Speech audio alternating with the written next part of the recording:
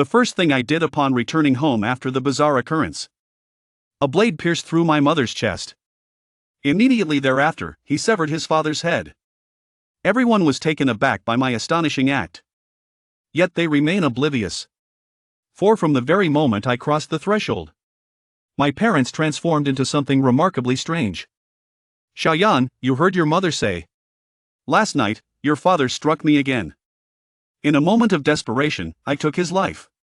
In the aftermath, I distinctly remember having reduced him to fragments, rushing into the sewer. However, this morning, your father unexpectedly reappeared. He must be enigmatic. He must be deceitful. Do not heed her nonsense. This woman is not your mother at all. This morning, I discovered your mother hanging in the wardrobe. I have just finished making a call to report to the authorities. I beheld her standing at the doorway, wielding a kitchen knife. Moreover, the wardrobe's contents have mysteriously vanished. I inadvertently found myself entangled in a thrilling game just moments ago. The task is to eliminate the deceivers, noting that the deceased cannot eliminate the murderer.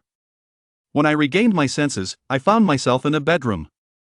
On the bedside table, there prominently lay a photograph of a family of 4. At that moment, the bedroom door swung open abruptly. A timid little boy cautiously peeked out from behind. Last night, I witnessed my father strangling my mother with a tie, and he concealed her body within the confines of the cabinet. He had concealed the household items within the cabinet. His complexion was remarkably pale, appearing utterly terrified. Having spoken, he grasped my sleeve and tugged me outside. Upon entering my parents' room, the little boy pointed towards the wardrobe. Mother's household is right inside. Upon hearing this, I approached the edge of the cabinet door.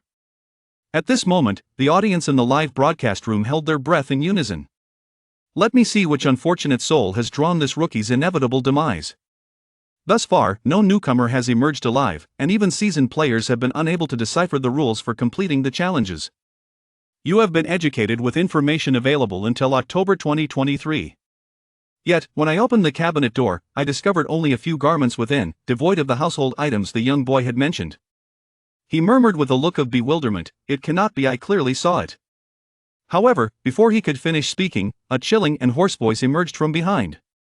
A hoarse voice, cold and cutting, emerged from behind. "What are you searching for?" To my astonishment, it was my mother who had arrived. The little boy was startled and took several steps back. The woman gestured to the young boy without uttering a word. "There is watermelon in the kitchen, do hurry and enjoy it."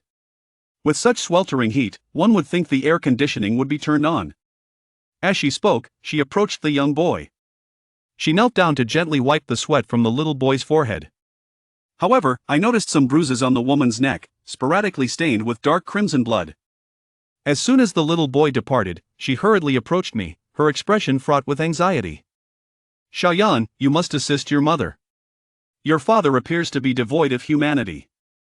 Last night, he resorted to physical violence against me once more. In a moment of desperation, I took his life. However, I am utterly apprehensive about reporting it to the authorities. He was mercilessly chopped into pieces and flushed down the drain. Yet this morning, he unexpectedly appeared unscathed, smiling at me. You are aware that he has never smiled at me in that manner, thus, he must be deceitful." I inquired coldly. "What would you have me do?" The eerie presence fears the weapon that could bring about its demise. A single strike with that weapon could shatter its very essence into oblivion. As he spoke, he handed me a fruit knife. "I want you to end him decisively. I yearn to witness his soul shatter before my very eyes. You will assist me, won't you?"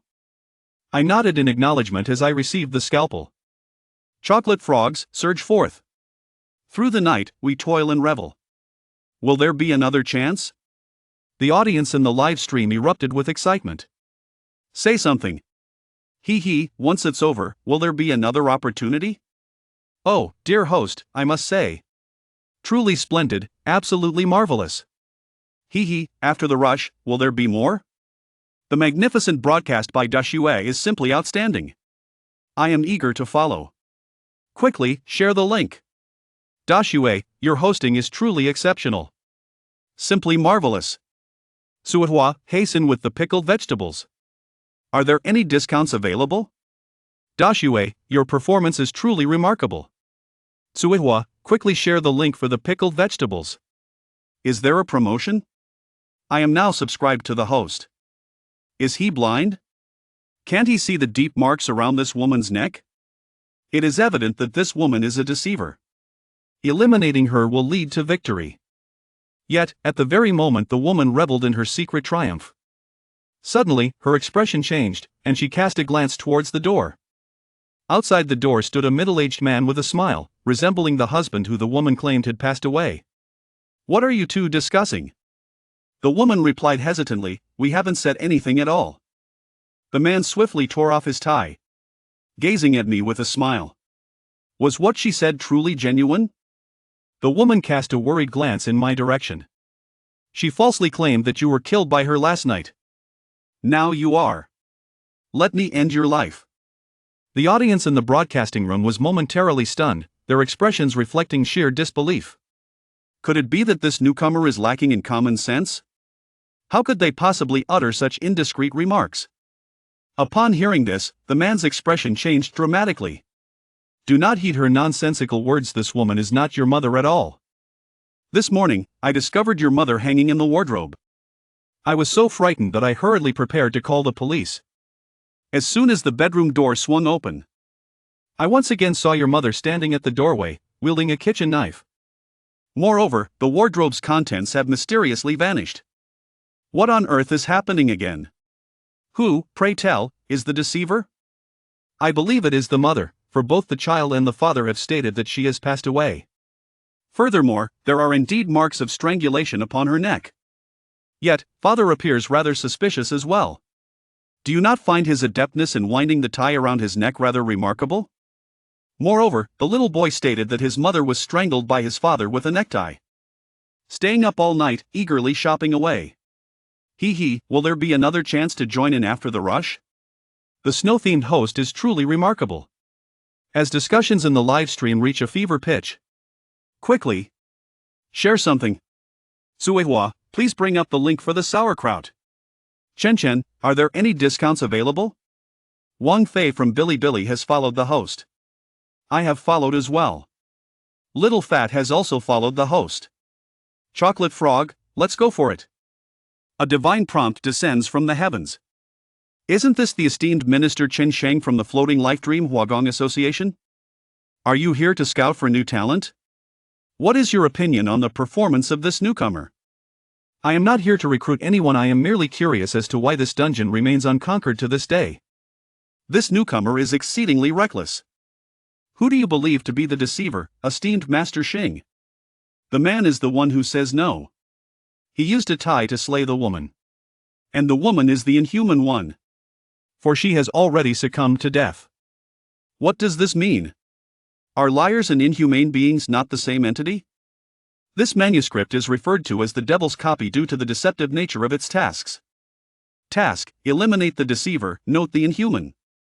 Most people tend to assume that a liar is devoid of humanity. However, in reality, there are two individuals. Only by eliminating both the liar and the inhuman can one successfully complete the level. Indeed, one cannot help but admire the prowess of the great Chen Sheng. Who could have ever anticipated such a turn of events? However, there were players who managed to eliminate both individuals yet still failed to complete the level. Perhaps the instruments of murder are inadequate. Let us continue to observe for now. In the horror game, I found myself utterly exasperated by the incessant bickering of the couple. A sudden fist struck the bedroom door. Perhaps you might as well engage in a direct confrontation. The two individuals were suddenly taken aback. At that moment, a voice echoed in my mind, heightening my sense of dread. I was taken aback to discover that the NPCs here could actually accumulate a sense of terror. I took out a fruit knife and thrust it into the man's hand. I hope that by the time I emerge from the kitchen, you will have reached a conclusion. Having spoken, she turned and gracefully entered the kitchen. Only a man stands there, bewildered, holding a knife. This scene left the audience in the live stream utterly astonished. Is this newcomer out of their mind? How dare they provoke NPCs into combat? Do they have a death wish? At this moment, the young boy is curled up in the corner of the kitchen, gazing in sheer terror at the chef's knife upon the cutting board. Upon seeing me, he immediately rushed towards me. How are your parents and elder brother? I gently caressed the smooth, rounded head of the little boy. Revealed a smile that hinted at a divergence of opinions. A peculiar smile emerged. They have all perished, now it is your turn.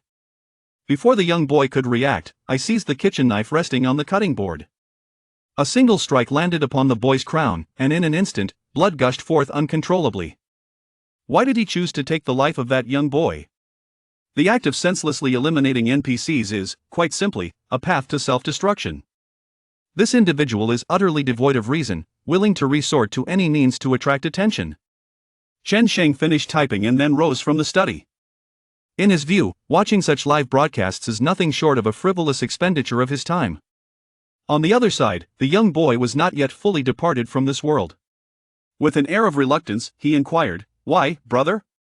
"Cease the pretense, you have long since departed from this world." Saying this, I swiftly yanked off the boy's scarf. The scar on his neck was exposed, clearly indicating that it had been severed long ago. Someone had meticulously stitched it back together with needle and thread. Having sustained such severe injuries, it is inconceivable that you could still be among the living. When did you come to this realization? The room is so sweltering, yet you still don a cotton-padded jacket and a scarf. How could this possibly be the behavior of a sane individual? The viewers in the live stream suddenly grasped the situation. It turns out that the young boy is the one devoid of humanity. I had foolishly believed him to be a good person all along. Indeed, the woman had previously wiped the sweat from the young boy and even instructed him to turn on the air conditioning. Thus, she had long been aware of the boy's demise. Perhaps the boy's neck was stitched by a woman. This newcomer possesses quite remarkable skills. Thus, shall eliminating the man lead to the completion of the quest? What is Fu Yan up to? Am I not mistaken? He is actually controlling the little trickster's intellect. I could only see myself gripping the young boy's neck, diligently digging in, phrase by phrase, with great fervor. With each vigorous scoop, a sense of fervor envelopes the task, as every excavation yields a chilling reward of 50 points. The audience collectively gasped in astonishment. Before long, I returned to the bedroom, cradling the young boy's brain in my hands. "Come and savor the delicacies I have meticulously prepared for you." The woman gazed upon the grotesque, bloodied form before her, a sense of foreboding creeping into her heart. I smiled as I handed her a pair of chopsticks. "How many pieces of brain sashimi would you like?" The man's pupils constricted suddenly, his face etched with profound terror. The woman shed 2 streams of crimson tears from her bloodshot eyes. "I shall take your life. I shall bring about your demise." I chuckled nonchalantly. "I have not triggered the conditions for death. You cannot extinguish my life." As I spoke, I suddenly drew forth the kitchen knife that was tucked at my waist. A single stroke severed the man's throat. He ceased to breathe in less than half a minute. The woman, poised to erupt, indeed halted her actions upon hearing my words. "You are aware of the conditions of death." This statement also echoes the sentiments of the audience in the live streaming room. He actually knows the conditions of death. I see that everyone now wears an expression of regret. What precisely are the conditions of death? Is there a master who can provide an answer? Is the esteemed Chen Sheng present?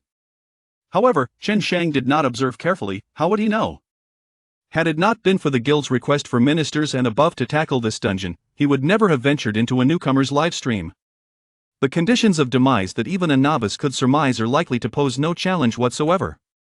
He casually mentioned that if the liars and non-humans are eliminated within the stipulated time, they shall not perish. The audience found themselves increasingly perplexed. How is the designated time to be determined? Throughout the entire narrative, there has been no indication related to time. The discussion in the broadcast room was fervent. The studio was fervently engaged in intense discussions. Many have extended invitations to Chen Sheng for clarification and insight, yet he has remained entirely unresponsive. In the concurrent copy, I spoke in a leisurely manner. The condition for demise is deceit. As long as the player utters a no, they shall meet their end. The woman wore an expression of incredulity. "It's impossible. How could you possibly know the conditions of death?" She had been in this replica for so long and had never encountered a player capable of deciphering the conditions of demise. All who entered became the sustenance for their family thrice. As long as one among the three remains alive, this copy shall persistently refresh without end. I chuckled dismissively. It's quite easy to guess. The task prompt is to eliminate the deceiver, with a note indicating the non-human. There exist two assumptions. The first is to eliminate those non-humans who utter falsehoods. The second is to eliminate the deceivers and the inhuman. Your son claims that a man has taken your life, while you assert that it was you who ended the man's existence. It is established that the deceased cannot eliminate their murderer. Therefore, one of you must be lying. The marks upon your neck are stained with a multitude of dark crimson blood. If a man were to strangle you with a tie, it would be impossible for it to bear any blood. Thus, you were not slain by a man, but rather by your son, who took your life with a scarf. Your son conceals the scar on his neck with a scarf. Thus, the scarf became stained with his blood, which subsequently brushed against your neck. Still adhering to the premise that the deceased cannot take the life of their murderer. Therefore, your son must have been slain by a man. In summary, the nature of the relationship among the three of you should be: your husband wielded a cleaver to take the life of your son. You have once again taken a kitchen knife to end the life of your husband. Your deceased son ultimately took your life with a scarf. Thus, all three of you are non-humans, while your son is simultaneously a liar. If the first hypothesis holds true, then the game should conclude at the moment I take your son's life. However, it does not. Thus, it can only be the second scenario, to eliminate the liar and the inhuman. Since the three of you are non-humans, the task can simply be stated as, eliminate the non-humans. Why must one go to the unnecessary length of adding the act of eliminating the liar? Unless the task of eliminating the liar is not mine, but rather yours. As long as I utter a falsehood, I shall be deemed a liar, and you may take my life. Thus, the means to conquer this narrative is: the player, without uttering a falsehood, shall employ the appropriate weapon to eliminate the three non-humans among you. The woman shook her head in disbelief. But how could you know that it was a cleaver that killed my husband? I distinctly handed you a paring knife. I laughed softly. You mentioned that the cunning would fear the instruments of their own destruction. Yet when I placed the fruit knife in your husband's hand, he exhibited not a trace of fear. In order to compel me to meet the conditions of demise, you have certainly provided me with ample provocations. Only by wielding the weapon that claimed their lives can one ensure their souls are utterly shattered with another strike. As long as I wield a fruit knife to take the life of your husband, I shall invoke the conditions of death. Because I promised you that I would help you eliminate him. If I fail to do so, it would be tantamount to deceiving you. Certainly, if I were to eliminate you first, it would also activate the conditions for demise. Because I was unable to let you witness his soul shatter before your very eyes. It is inconceivable that one could initially comprehend that deceit constitutes a fatal condition. There must undoubtedly be a trickery involved. Pray tell, what methods do you truly seek? This newcomer is truly remarkable. Who would have imagined that deceit could activate a condition of demise? The NPCM has been scheming from beginning to end, particularly during the segment when the man inquires about his conversation with the woman. A mere response of nothing causes immediate disappointment. No wonder this dungeon remains unconquered. Indeed, in such circumstances, individuals instinctively tend to opt for concealment. Some individuals, harboring a discontent towards Chen Shang, have seized the opportunity to disparage him in the comments section. Master Chen Shang, please offer your insights on this newcomer. I wonder if his face still aches at this moment. Some renowned figures, who engage in self-promotion, criticize others for lacking intelligence. Shouldn't they instead extend an apology? Chen Shang was infuriated by these comments, his anger reaching a boiling point. This newcomer merely stumbled upon good fortune, inadvertently guessing the conditions of death, and yet dares to be compared with himself. I merely failed to observe closely. Had I been in the instance, I would undoubtedly have completed it long ago. However, to uphold the esteemed reputation of the master, he cannot personally descend into the fray to confront a novice, and thus he is left with no choice but to remain silent. In the game, I retrieved the young boy's scarf from my bag and slowly approached the woman. The game has concluded. Player Fu Yan has successfully cleared the dungeon. All bosses have been vanquished. This dungeon will cease to respawn and will be permanently closed. As a flash of white light illuminated the surroundings, my figure materialized before a dilapidated, abandoned high-rise. Number 52, Fu Yan, in the decaying district of death, is still adorned with a rusted nameplate. Is this the accommodation arranged by the game world? It truly is a disarray. Suddenly, a voice emerged from behind Fu Shun. I turned my head and beheld a lad of about 16 or 17 years. I have just finished watching your live stream, and it was simply exhilarating. Jian Dao is truly remarkable. However, how could my idol possibly be here? Not all novice players who conclude their quests are transported to the novice hall in anticipation of guild recruitment, are they? A talent such as yours must surely be sought after by prestigious guilds in a frenzy. This Death District 13 is widely recognized as the impoverished enclave within the game. Upon hearing his words, a sense of doubt arose within me. What exactly do you mean by the guild and the community you just mentioned? Are you still unaware, Master Fu? The community serves as a sanctuary for players, offering them a respite from their gaming endeavors. Players remain in the community when not engaged in dungeons. Within the game, there exist thousands of communities. To facilitate the management of each community, their own guilds have been established. According to the development and construction of the community, the guild is categorized into 3 tiers: high, medium, and low. The 13th District of Death was once a prestigious high-ranking guild, renowned for its unparalleled prominence. Yet, for reasons unknown, the players of this community vanished overnight, leading to the downfall of the guild. Currently, those residing here are either ordinary individuals or defectors. Novices, muggles, or defectors. Have you noticed the ethereal mist lingering at the edge of the community? By day, this mist appears unremarkable, yet by night, it reveals an unsettling allure. I was immediately filled with enthusiasm. The youth continued to elucidate, stating that every community initially emerged from a barren expanse. Players are required to gradually build through the accumulation of points. The initial step in the construction process is to dispel the pervasive white mist within the community. Every night, it transforms into a dark mist that invades the entire community. Simultaneously release the elements shrouded in mist. I have witnessed a person who was slain by the ominous black mist. The individual was reduced to a mere semblance of humanity, their flesh and bones having vanished entirely, leaving behind only a fragile layer of skin, a sight most grotesque in its demise. Fortunately, in my community, the pervasive shadows of the celestial cycles cannot penetrate. I am utterly perplexed. What, pray tell, is this celestial phenomenon you refer to as the sun and moon cycle? Oh, esteemed one, are you truly unaware of this? Simply access the control panel, and there you shall find it within the points mall. Every community possesses a unique essence. Hang the official emblem above the community. During the day, it radiates a dazzling warmth, illuminating the entire community much like the sun itself. In the evening, a gentle white light emanates, warding off the encroaching darkness that seeks to invade the community. I have opened the points mall as the youth instructed. From home furnishings to skill cards, everything you desire is available. However, the prices are exceedingly high. The youth cast a curious glance at my points, his eyes widening in astonishment. In the same dungeon, an ordinary individual may achieve a maximum of 100 points upon completion. A single grand event astonishingly amassed 300 million. A celestial wheel that millions within the community could scarcely afford, he alone is capable of acquiring 3. When I turned my attention to the realm of architecture.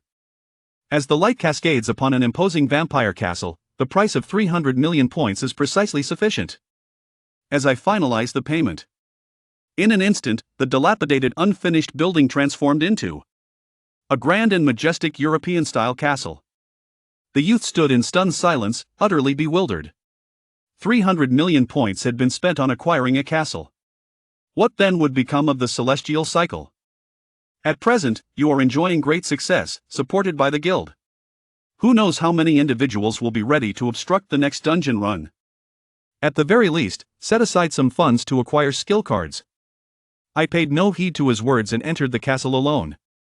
In a nearby thatched cottage on the other side, He Shuiwei gazed at her unconscious brother. Tears, as large as beans, fell to the ground in a continuous patter. Brother, awaken swiftly. The night has descended, and those creatures shall emerge once more. The night breeze sweeps through, carrying the scent of damp decay. A thick, black mist surged into the community. Wherever it passes, the vegetation withers, the walls become mottled, and all things fade into a hue of gray. He Shuiwei cautiously extracted a flashlight from his pocket, illuminating the outside with great care. Beneath the faint glow of light, she beheld countless withered and decayed hands reaching out from the black mist in a frenzied haste. They greedily grasp everything around them, devouring wildly. Everything that comes into contact with the desiccated hand is deteriorating at an alarming pace. As the ominous black mist loomed ever closer to the confines of the room, Hishuiwe suddenly recalled the words spoken by her brother just before he fell into unconsciousness. "If I have not awakened before darkness descends, you may venture to the ancient castle across the way. Pay me no mind. The players dwelling within are likely quite formidable." With this thought in mind, she hoisted her brother onto her back and dashed out. The swirling black mist behind me seemed to catch the scent of the living, surging violently in an instant. Rushing towards Hishuiwe, determined to drag her into the abyss of shadowy mist. She rushed to the entrance of my ancient castle, vigorously pounding on the grand door. "Please, I implore you, open the door. Oh, I beseech you, open the door. Help me, I entreat you, open the door. I beg of you, open the door." Seeing that there has been no response for quite some time, she once again began to feel her way along the base of the wall, searching for alternative entrances. Suddenly, I found myself falling into a pit beneath my feet. As she stumbled and struggled to rise, to my astonishment, I discovered a staircase ascending to my right. Where there are stairs, there must inevitably be a door. She ascended gracefully like a staircase. Indeed, I discovered that the wooden door numbered 7 was still unlatched. Immediately, I dragged my brother inside. Just as she was about to close the door, 2 or 3 withered hands reached in through the crack. They gripped her arm tightly. Strangely, her arm did not wither and decay like the other objects. Instead, it emanated a gentle, luminous glow. Hishuiwe, without a moment's hesitation, forcefully collided with the door. With a resounding thud, the wooden door slammed shut. However, just as she caught her breath, the sound of a door being pushed open echoed once more. It seems that someone has opened the large door on the other side of the room. The sound of footsteps drew ever closer. She anxiously closed her eyes, fervently praying that she would remain undetected. I am unsure whether the power of prayer has truly manifested, for the sound of footsteps has remarkably vanished. She cautiously opened her eyes. Suddenly, I beheld a visage of a ghostly green hue. In an instant, I fainted. Strangely, the Comic Society. I set down the flashlight, which shimmered with a halo before my face. Could it be that I am truly feeling dizzy? Am I truly that fearsome? Shijia Comic Society. I am undeniably quite handsome, after all. Strangely, the Comic Society was enveloped in a peculiar atmosphere. At that moment, a series of soft hums resonated through the air. The man beside Hishuiwe gradually opened his eyes. The moment he caught sight of me, he abruptly sat up, his eyes brimming with vigilance. I gazed intently as the man spoke. Breaking into a home to commit violence is certainly not a commendable habit. He gazed at his sister, who lay unconscious beside him, and swiftly comprehended the gravity of the situation.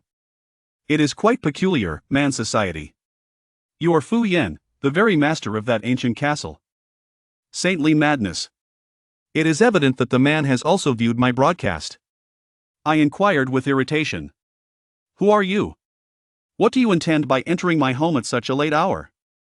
In the dead of night, what intentions do you harbor by entering my home?" The man shifted his body ever so slightly.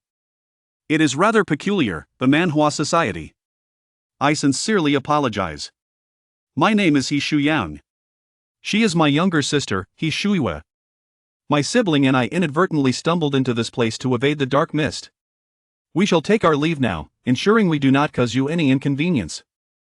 Unexpectedly, I launched a sudden attack. It is rather strange, this Comic Society. You come and go as you please. Yet one must wonder, do you treat this place as your own home? Fu Yen suddenly launched an attack, catching Hishuyang off guard. His sister was seized by Fu Yen. "Return my sister," Hishuyang exclaimed, drawing a dagger from his waist and lunging at Fu Yan's vital points. Fu Yen swiftly grasped his wrist, taunting him, "Such delicate flesh. Best enjoyed steamed and dipped in garlic sauce." In a flash, the two exchanged blows, each move executed with precision. Although Hishuyang possessed great strength, his body bore the repercussions of previous injuries, rendering him no match for Fu Yen. Before long, Fu Yen disarmed him and held him by the throat. "You certainly pack a punch," Fu Yen remarked, lifting Hishuyang effortlessly. The young man's face flushed with rage. Let my sister go, and I shall submit to your will. Alert! Players are prohibited from killing outside the instance. Alert! Players are prohibited from killing outside the instance. Alert! Players are prohibited from killing outside the instance. The metallic warning echoed repeatedly in Fu Yan's mind. All right, I understand, he replied, somewhat exasperated. It was merely a jest. Reluctantly, he released his grip, and He Shuyong fell to the ground. Despite Fu Yan's earlier restraint, He Shuyong had managed to last 3 exchanges, indicating he was no novice, though perhaps not quite seasoned either. Uncertain of the general skill level within this instance, Fu Yin probed, "Are you a defector?" He Shuyong coughed violently, clutching his throat. "That is none of your concern. I advise you to answer honestly," Fu Yin said, positioning himself behind He Shuyue's chair, his hands resting on its back. "Otherwise, I cannot guarantee her safety." "Yes, I am a defector. Don't harm her." He Shuyong glared at Fu Yin, his eyes seething with fury. Had his gaze the power to kill, Fu Yin would have perished 100 times over. "What grave transgression have you committed?" Fu Yan inquired, needing to ascertain the nature of He Shuyong's offense before deciding his fate. "Killing outside the instance," He Shuyong replied, still struggling for breath. "Players may engage in combat within the instance, but outside of it, such actions are strictly forbidden. This is an unbreakable rule of the game." "Ah, how intriguing," Fu Yin mused, admiring the ruthless nature of the young man. "And what about those who failed?" He continued. "Exemptions are made for those who are gasping for air." "How long have you been in the game?" Fu Yan asked. 3 months, He Shuyong responded. After a moment's pause, Fu Yin ascertained that He Shuyong had regained his composure before continuing. "Do you know how to efficiently clear instances multiple times in a short span?" His presence within the game was significant, though he was uncertain how long he could remain.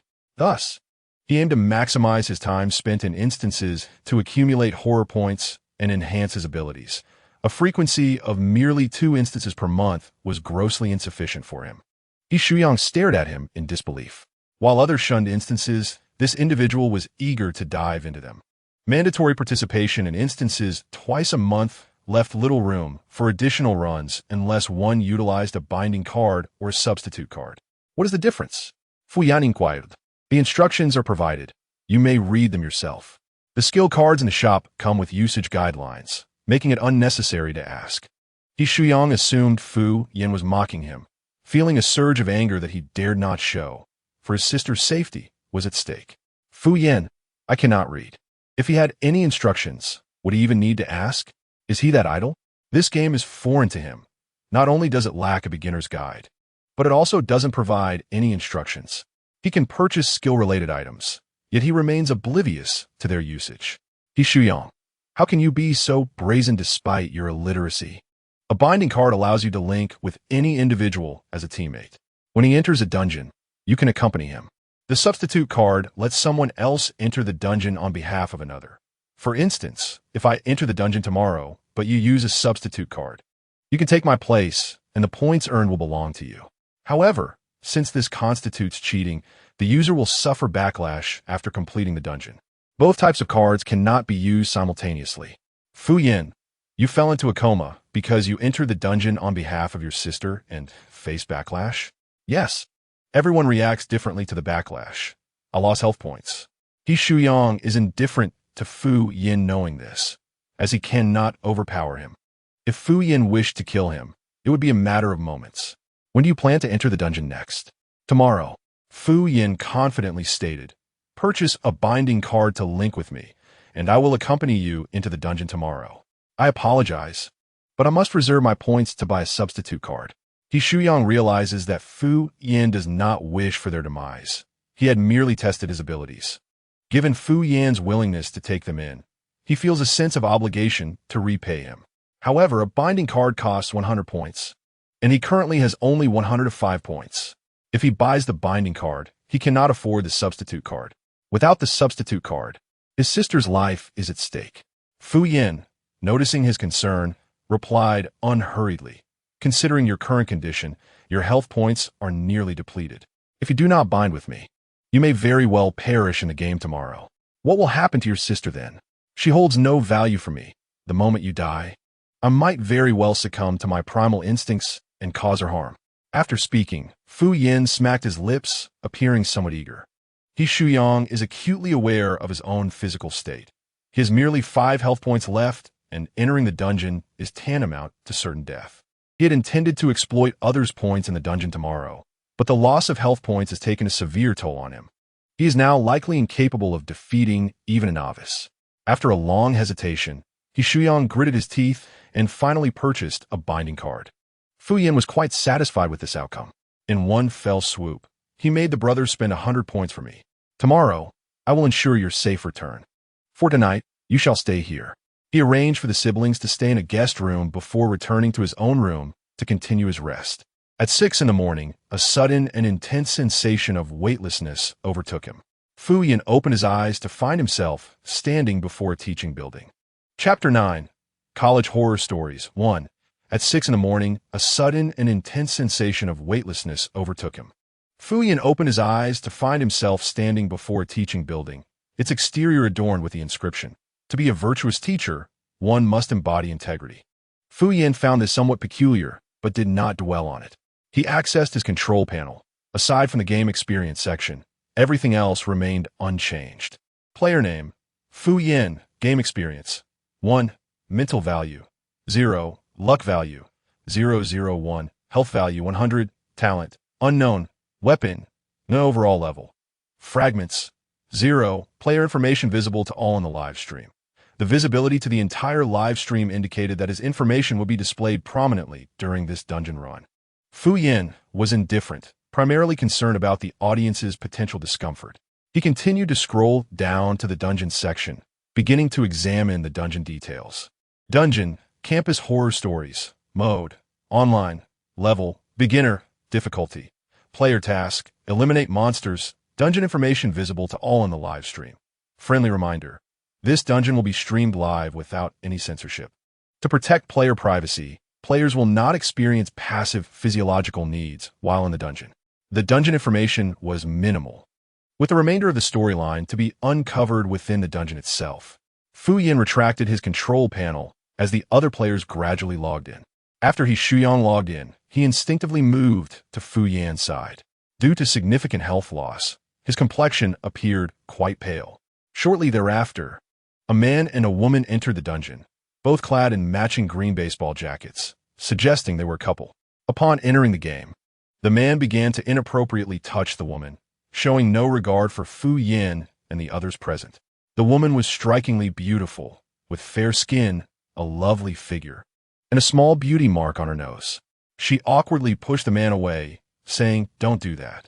However, to her dismay, the man became even more aggressive, pulling her into his embrace and groping her fervently.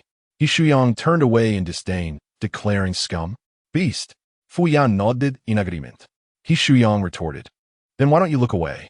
At that moment, the final 3 players logged in. The instant they appeared, Fu Yin distinctly sensed a tremor from the person beside him. It was not a quiver of fear, but rather a suppressed rage manifesting as a shudder. Fu Yin glanced at He Shuyang, who was glaring intensely at the 3 individuals. His eyes bloodshot. His hands, clenched at his sides, revealed prominent veins. The trio had also noticed He Shuyang, one man with dyed yellow hair, exuding a sleazy demeanor. Whistled and exclaimed, "Isn't that our big brother? Still alive, huh? How's the little sister? Miss us? Ha. We certainly miss her." After saying this, the yellow-haired man draped his arm around the shoulder of a bald companion, leeringly adding, "Xiao Chong, you joined the club too late. You missed out. This guy's sister is quite provocative. It's thrilling to have her. Haha. You vile creature. I swear I'll kill you." He Shuyang drew a dagger from his waist, frantically lunging at the yellow-haired man, only to be yanked back by Fu Yin. Fu Yin restrained his shoulder, urging him, "Don't act impulsively." He Shuyang gripped the dagger tightly, veins bulging on his forehead, his eyes locked onto the yellow-haired man. "You dare to kill me before we even enter the dungeon?" Upon witnessing He Shuyang subdued, the yellow-haired youth swaggered over, scrutinizing Fu Yin up and down. He playfully nudged Fu Yan's shoulder, exclaiming, "You lad, quite the character." Fu Yan nodded, presenting an innocuous smile. Tall and slender, with fair skin and striking features, Fu Yin resembled an utterly harmless pretty boy. The yellow-haired youth, unrestrained in his appetites, was drawn to Fu Yan's looks and immediately conceived a perverse idea. I must say, you have quite the charm. I've never had a plaything like you before. Why not stick with me? I'll ensure your survival. Before he could finish his sentence, Fu Yin delivered a swift kick, landing precisely in the middle of the youth's groin. The yellow-haired boy was propelled several meters back, crumpling to the ground, clutching his groin and wailing, "Ah, damn it!" Fu Yan lazuli approached, placing his foot on the youth's head, forcefully pushing it into the mud, and cheerfully inquired, "How's that? Enjoying yourself? Did I just see correctly?" Fu Shun has entered the instance again so swiftly. Fu Shen, iarikome. Who is this yellow-haired fool to provoke our Fu Shun? He must be eager to meet his maker. Wait, am I the only one who noticed Fu Shun's mental value is at 0? I saw it too. I thought my phone was malfunctioning. Heavens, with a mental value of 0, how is he not insane and still able to enter the instance? How is that possible? Do you really think Fu Shen is sane? To the one above, you've hit the nail on the head. I too believe Fu Shen's mental state aligns perfectly with that value. Hey, look at the bald man standing next to him. Is it the Vice Minister of Floating Life Dream, Master Chun Sheng? It does seem so. These 5 individuals are incredibly fortunate to be teaming up with 2 masters. This is a free ride. Fu Yin, a newcomer, thinks he could be compared to our Master Sheng. Let us not elevate newcomers unnecessarily. Let us hope this newcomer doesn't hinder our Master Sheng. In an instant, Fu Yin's live stream attracted over 5,000 viewers, among whom were his followers, but a greater number were fans of Chun Sheng. They fervently engaged in disputes within Fu Yin's chat. Yet none showed concern for the yellow-haired youth's plight. As the youth appeared on the verge of losing consciousness under Fu Yan's foot, Chun Sheng slowly stepped forward. He clapped his hands and approached Fu Yin, stating, "You must be Fu Yin? I've watched your streams. You performed admirably. What just transpired was merely a misunderstanding. Do not take it to heart. Fang Jun has a penchant for jesting." Fu Yin raised his gaze, inquiring, "And you are?" Chun Sheng raised his chin, replying, "I am Chun Sheng, the Vice Minister of the Floating Life Dream Guild." With a self-satisfied smile, he continued, asserting that Floating Life Dream was a prominent guild, coveted by countless players. He was confident Fu Yin had heard of it. As expected, Fu Yin nodded, feigning enlightenment. "Ah, I know now." Chun Sheng regarded Fu Yin with a devilish glint, anticipating Fu Yin to grovel in his favor. "So you are the Chun Sheng who fell into a cesspit, with your brain muddled. A pleasure to meet you." Chapter 10, College Horror Stories 2. Ha ha ha, I couldn't help it. Wow, wow, wow, wow. Fu Shun is so bold. I bet one instance that Fu Shun has definitely read the comments. To the one above, I'll take that bet. We, the Ascended, were merely attempting to mediate, yet this newcomer not only failed to appreciate our goodwill, but also dared to insult us. It seems his intellect has been compromised. Mediating indeed. Where was his sense of justice when the blonde instigated trouble? His intent was to intimidate Fu Yin, but he was swiftly outmaneuvered instead. Now, in a fit of embarrassment, he seeks to confront us. "Fu Yin, you fool, no need for your arrogance. You shall soon meet your demise at our hands. Who dares to clip the wings of the Ascended? I shall obliterate their paradise." Chun Sheng's deluded fans kindly exit the live stream. Curses and insults echoed. In the dungeon, Chun Sheng's expression was equally grim. He had yet to settle the score from his previous humiliation in the live stream. How dare this brat publicly undermine him? If he does not vanquish him in this instance, he would no longer be worthy of the surname Chun. Chun Sheng glowered at Fu Yin with malice. At that moment, one of the baseball couple stepped forward. "Hey, buddy," the Ascended merely spoke a few words of fairness. "Why resort to insults? It was but a jest. No need to escalate to violence." He had observed Chun Sheng's live streams and recognized his prowess. Eager to foster a rapport with Chun Sheng, he had no qualms about disparaging Fu Yin. "What is this?" Fu Yin tilted his head, a smirk upon his lips. "Do you wish to play with me as well?" The baseball enthusiast felt an involuntary chill and instinctively retreated 2 steps, positioning himself behind his partner. "Trash," Fu Yin remarked, casting a disdainful glance at Chun Sheng and his companions. "Players have gathered. The high school ghost story dungeon is about to commence." A mechanical voice announced as the main entrance of the teaching building slowly swung open. A woman donned in black formal attire and spectacles emerged, her expression devoid of emotion. "You must be the new instructors for Class 4 of senior year. Follow me." The 7 followed her inside, and as they crossed the threshold, the door slammed shut with a resounding thud. Shuyang walked beside Fu Yin, tugging at his sleeve. "Did you notice the system's notification sound has changed?" Fu Yan nodded. It had become more grating. Shuyang added, "Use your staff card to access the elevator." The group ascended to the 13th floor and entered the leftmost office. The room was sunlit, spacious, and bright, with sunlight streaming through the glass. The neat, clean walls bore the inscription "Dedication to Duty" in bold red ink. 7 desks were arranged harmoniously throughout the room, each adorned with a nameplate corresponding to their respective subjects. Fu Yin glanced around.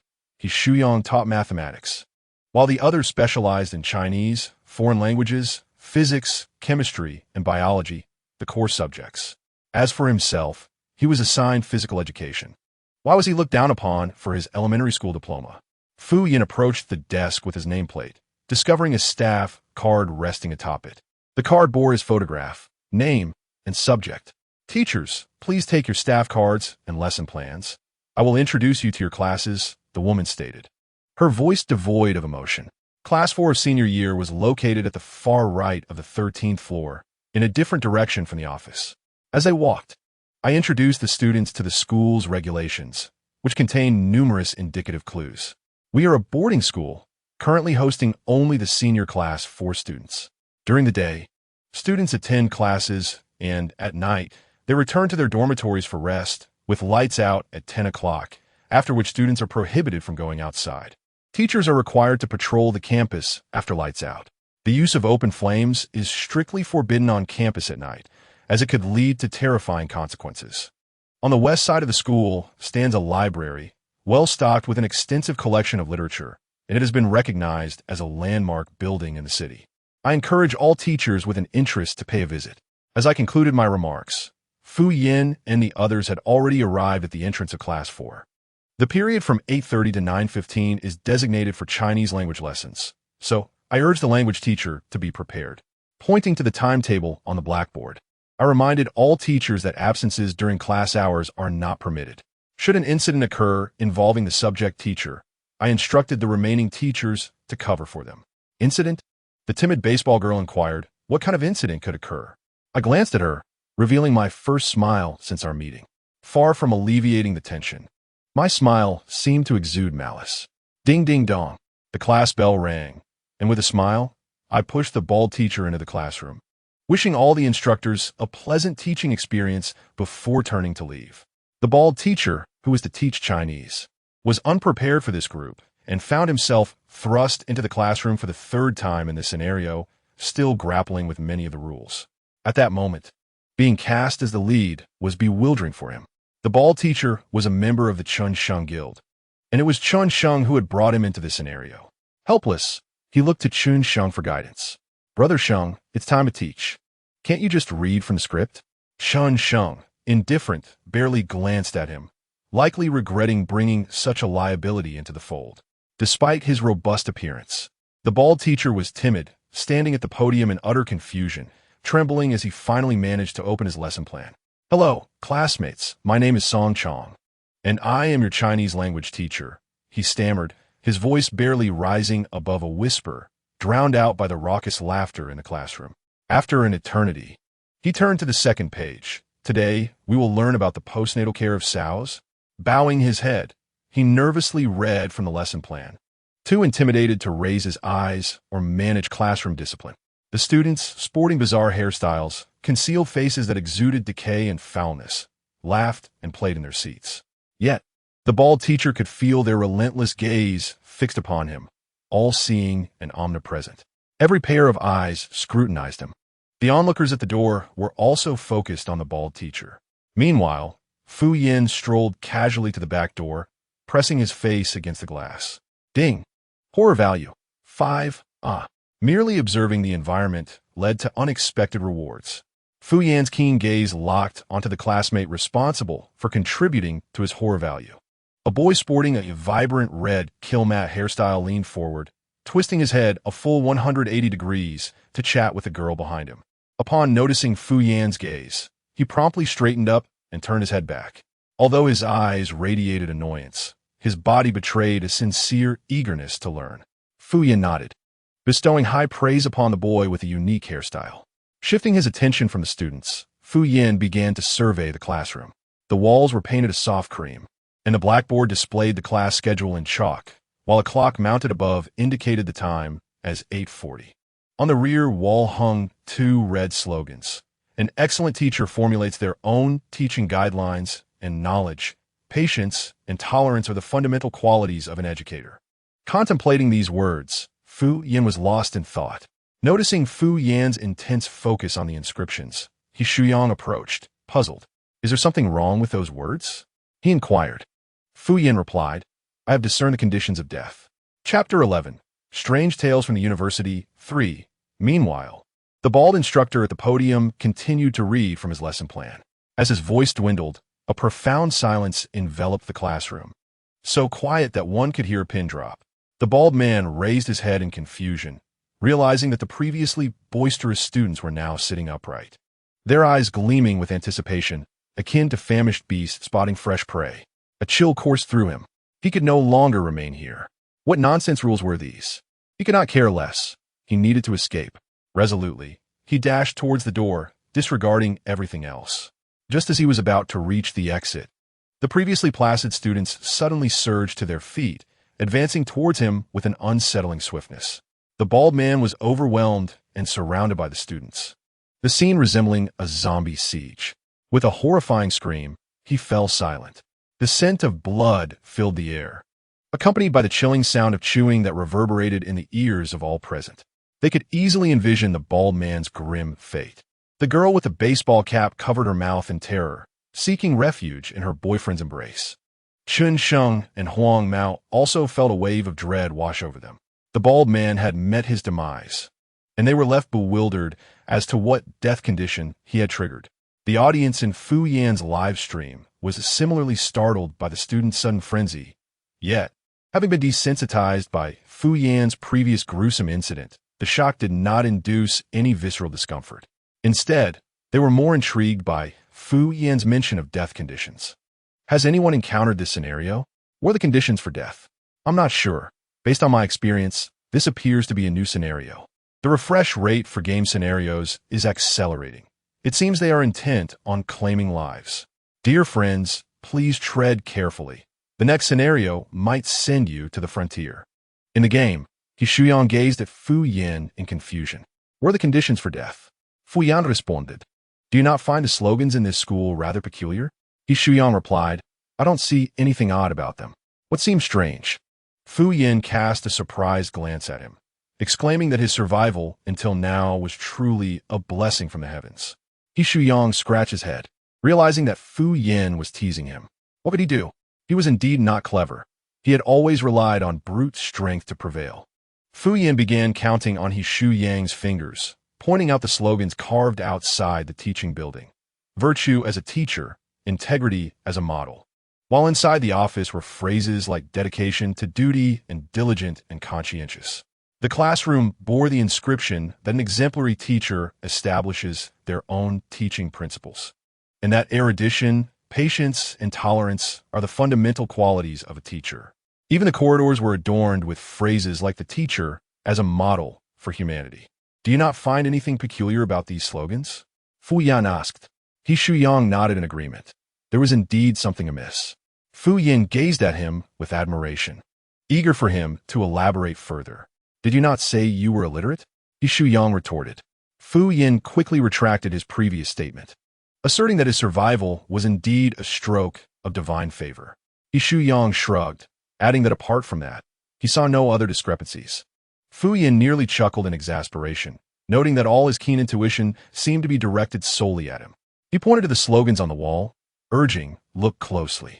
Have you not realized that these slogans serve to admonish teachers and regulate their conduct?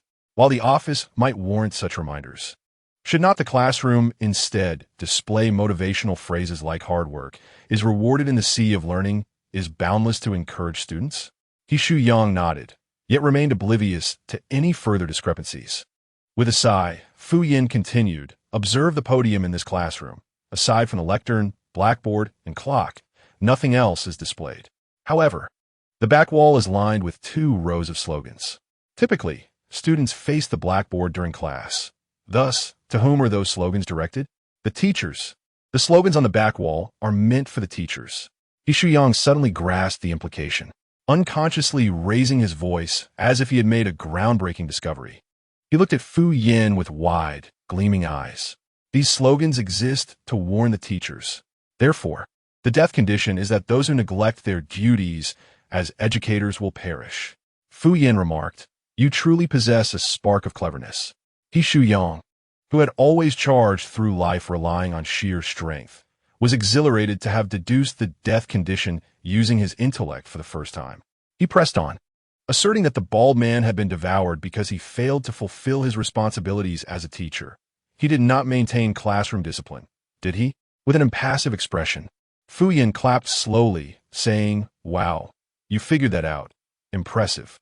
In the classroom, after a chorus of chewing sounds, the students dispersed, leaving behind a scene of utter disarray. The once mighty bald man had been reduced to nothing, not even a trace of blood remaining on the floor. The students, satiated, returned to their seats, continuing their playful antics while casting glances toward the doorway, anticipating the next morsel to enter. The thought echoed in the players' minds. If the subject teacher encounters misfortune, the remaining teachers must fill in. Chun Sheng, Huang Mao, and the baseball couple stood at the entrance, exchanging glances, each reluctant to step forward and claim their fate. They had overheard the dialogue between Fu Yin and He Shuyang. Though it sounded plausible, who could ascertain whether they were merely manipulating the game's rules?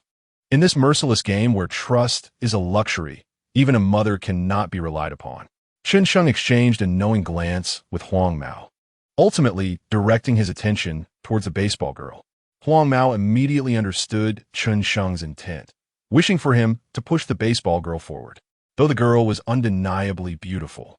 Sacrificing her in such a manner felt regrettable. However, survival took precedence in this dire situation. Huang Mao discreetly approached the baseball girl from behind. Just as he reached out to propel her into the classroom, the back door was suddenly kicked open with a resounding bang. Fu Yin sauntered into the classroom with his hands casually tucked into his pockets. The students, startled by the abrupt noise, turned to glare at Fu Yin with menacing looks. There was a brief moment of silence in the classroom. It was already 8:45, with half an hour remaining until the end of the first period. Amidst the students' unkind whispers, Fu Yin leisurely ascended to the podium. He picked up a teaching rod and tapped it against the blackboard, introducing himself. "I am Fu Yin, your physical education teacher. My teaching philosophy is simple. My rules are absolute." Chapter 12. Campus Ghost Stories 4. As Fu Yin concluded his introduction, an uneasy hush enveloped the class, which soon erupted into unabashed laughter. The students resumed their playful antics, tossing notes and engaging in flirtations, entirely disregarding Fu Yin's presence. He made no attempt to quell their ruckus, instead smiling as he descended from the podium, approaching a student with green-dyed hair. This student was fervently scribbling a note to the person seated behind him. Fu Yin glanced at the content of the note. "This pretty boy is so annoying. I'm going to eat him." Humph. Adorned with several skull emojis. The skulls were well drawn, yet the choice of words was quite lacking. No wonder, given that the language teacher had led them astray. With a theatrical flair, Fu Yin extracted the note from under the student's arm and read it aloud with exaggerated emotion, even emphasizing the interjections. The green-haired student, with a defiant neck thrust, retorted, "Humph. So what? Can I eat you, pretty boy?" Fu Yan responded. Disrupting class discipline and insulting a teacher warrants punishment. In the next instant, he seized the student by the collar, lifting him effortlessly. The student dangled in the air, kicking and flailing, his teeth bared, stained with remnants of past encounters. "Pretty boy, I'm going to eat you." Eat you. Rebellious and unrepentant, the student compounded his errors. Fu Yin, holding him by the collar, dragged him to the window. He opened it and, with a swift motion, shoved the student backward through the opening. Ding! Horror value 10. The green-haired student panicked. Though the fall wouldn't be fatal, it would certainly be painful. "You're committing murder." "You're violating teacher ethics." Despite his bold words, he felt a gnawing uncertainty within, unable to comprehend why this pretty boy had yet to trigger the conditions for death. "I have stated before, my rules are absolute," Fu Yin declared, and with that, he abruptly released his grip. Thud! The little green-haired student, with his large head down, plummeted from the 13th floor, his entire head embedding itself into his chest cavity, leaving behind a gruesome scene of blood and flesh. The live-stream camera, with remarkable intuition, focused intently on the little green-haired boy. "This is undoubtedly the work of Master Fu," one viewer commented. "Thank goodness I skipped breakfast," another added. Master Fu then leaned out of the window and called, "Hey, are you dead?" The little green-haired boy coughed a couple of times, pulled his head out, and declared he was not dead. "If you're not dead, come up here and stand as punishment," Master Fu ordered. The little green-haired boy suggested, "Perhaps we should just assume he is dead." The onlookers were taken aback by Master Fu's actions. Chun Sheng was the first to react. Realizing that they were indeed speaking the truth, the bald student had died due to a failure to fulfill his responsibilities as a teacher. However, observing Master Fu's actions, he wondered how the boundaries of those teacherly duties were defined. Could it be related to that educational policy? At that moment, the little green-haired boy had managed to climb back up. This time, he had learned his lesson and politely knocked on the door before entering. "Teacher," he said. Master Fu replied, "Have you thought about how to describe your teacher?" The boy felt a pang of resentment, but dared not show it. He was reluctant to climb the stairs again. Master Fu was exceptionally talented, dedicated to his profession, and exemplified the ideal teacher. Leaning on the podium, Master Fu looked at him with a hint of regret and said, "Jump." When the little green-haired boy climbed back up once more, he preemptively answered, "Teacher Fu is handsome and charming, loved by all, and adored by flowers." After his declaration, he swallowed hard, awaiting Master Fu's judgment. With a serious expression, Master Fu approached the boy, affectionately ruffled his hair, and smiled warmly. "If only you had been this obedient earlier. Go stand at the back as punishment." The little green-haired boy sighed in relief, feeling as though he had escaped a near-death experience. Yet, he was the real monster here. The classmates remained utterly silent, for no one wished to become the next victim of such an experience. "Green hair, you will never know how fortunate you are," one remarked. "Do you remember the last one who was patted on the head by Master Fu? The grass on his grave is now 2 meters tall," another chimed in. Master Fu is truly gentle in this round. In the instance where Master Fu stood at the podium, gazing at his students sitting upright, he felt a deep sense of satisfaction. "Since your Chinese teacher has been consumed, we will now proceed with physical education." Glancing at the clock, which showed only 15 minutes remaining, he suggested, "Let us play a simple game." The students collectively exhaled in relief. Master Fu casually pulled a tablecloth from beneath the podium and tossed it to the boy at the front desk. "We will play a game of passing the parcel. Whoever holds it when the music stops must jump from here." He gestured towards the window, presenting a dual experience. "What a fortune this is for you." The students were incredulous. Master Fu didn't allow time for their protests and struck the desk with his pointer. With the first strike, he paused. The boy with the tablecloth sat in stunned silence, still holding on to it, processing the abrupt turn of events. "Is that it? Let us extend our heartfelt congratulations to this young gentleman." However, the atmosphere is thick with apprehension. Who can say that the next one to take the plunge won't be themselves? With a mixture of trepidation and determination, the boy finally leaps amidst the complex gazes of his peers. Fu Yin, eager and concerned, calls out, "If you do not return within 3 minutes, you shall have to jump once more."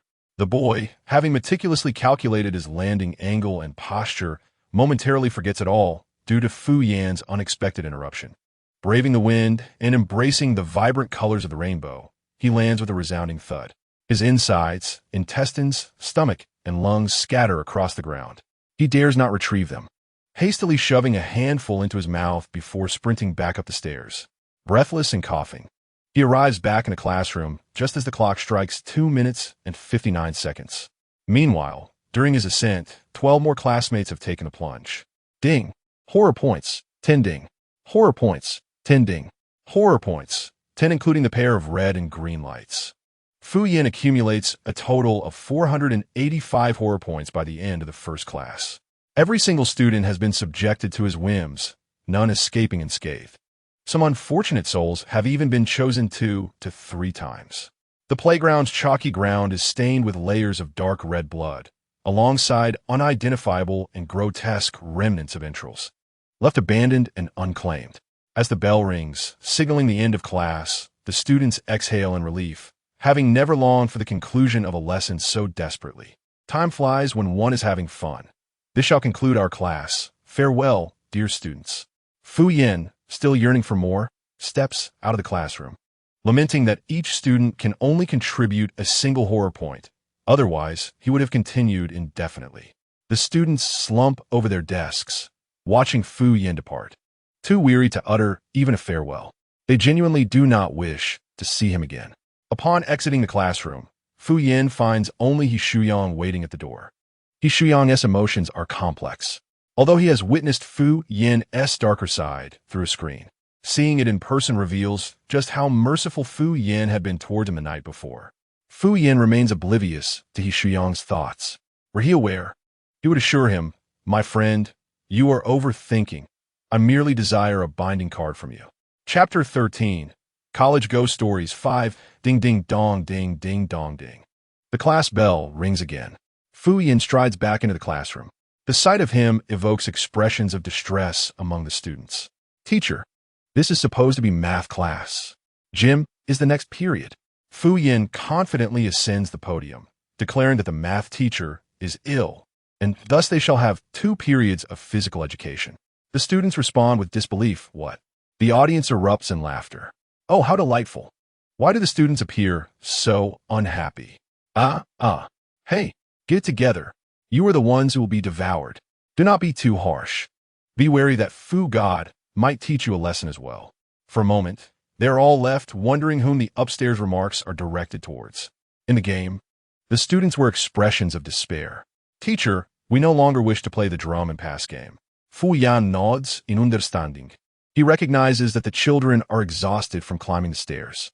"No worries, dear teacher. There are still various games to choose from, such as Smash the Head, Smash the Pocket, Drop the Handkerchief, and Eagle Catches Chicks."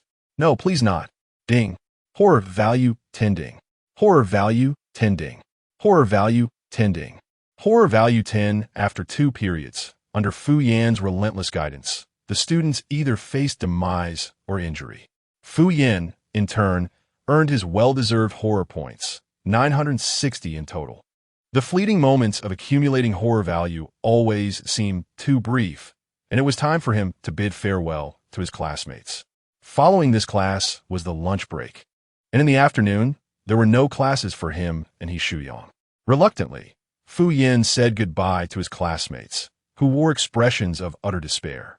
"Just go already. Please, we can't bear to see you any longer." After class, Fu Yin left the teaching building with He Shuyang, heading straight for the archives room. Within the confines of their scenario, they were free from physical needs, requiring neither food nor rest. He Shuyang inquired, "What are we doing in the archives?" Fu Yin replied, "Searching for clues." He began sifting through the student records of the past years from class 4 of the senior year, flipping through a stack of merely a dozen. He Shuyang joined him, scanning through the files. The appearances of the students from years past were vastly different from those of the present. After flipping through several pages, He Shuyang found none that seemed familiar. How are we supposed to find anything among so many? He turned to Fu Yin, only to see him swiftly skimming through the records, finishing 2 or 3 stacks in no time. "You can read 10 lines at once?" He Shuyang exclaimed. "Can't you?" Fu Yin replied, to which He Shuyang regretted asking. Grumbling internally, he resumed his search. Suddenly, Fu Yin clapped the file in his hands, having found something.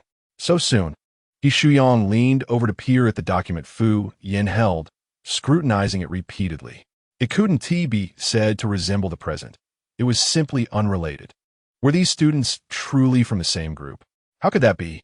The students in the photograph donned neat uniforms, the boys' hair not exceeding their brows, and the girls tucked their hair behind their ears, devoid of any bizarre colors, their faces radiating youthful smiles. Impossible, absolutely impossible. Fu Yin anticipated such a result. He pointed to a girl with a black birthmark on her half-visible face, asserting that no matter how appearances might alter, certain features remain unchanged. He Shuyang examined the girl in the records, identified as Gu Ling from Class 4. He racked his memory and recalled a girl who seemed to fit that description. Seated in the corner, perpetually lowering her head in silence, her face marred but with a hint of the black birthmark still discernible. Fu Yin continued to peruse the files and discovered that this group of students had enrolled in 211. Thus, when they advanced to their senior year, it would have been 213. This cohort had perished before they could graduate. Therefore, their time of death must have been between September 213 and June 214. Such collective student fatalities would surely have been reported in the newspapers. By locating the papers from that year, they could uncover the circumstances surrounding the demise of these students. Wait, the records indicated that there were 50 students in the class during their senior year, yet there had only been 49 in the classroom just now.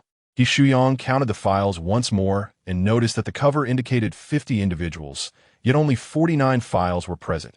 One student's file had been removed. Fu Yan nodded in acknowledgement. There were 49 students in the class, but only 48 had contributed to his thrill value. This was utterly outrageous. After perusing the students' files, Fu Yan led He Shuyang to the library. There, they encountered Chun Sheng and others, where the baseball players had joined Chun Sheng's group. They were also searching through newspapers.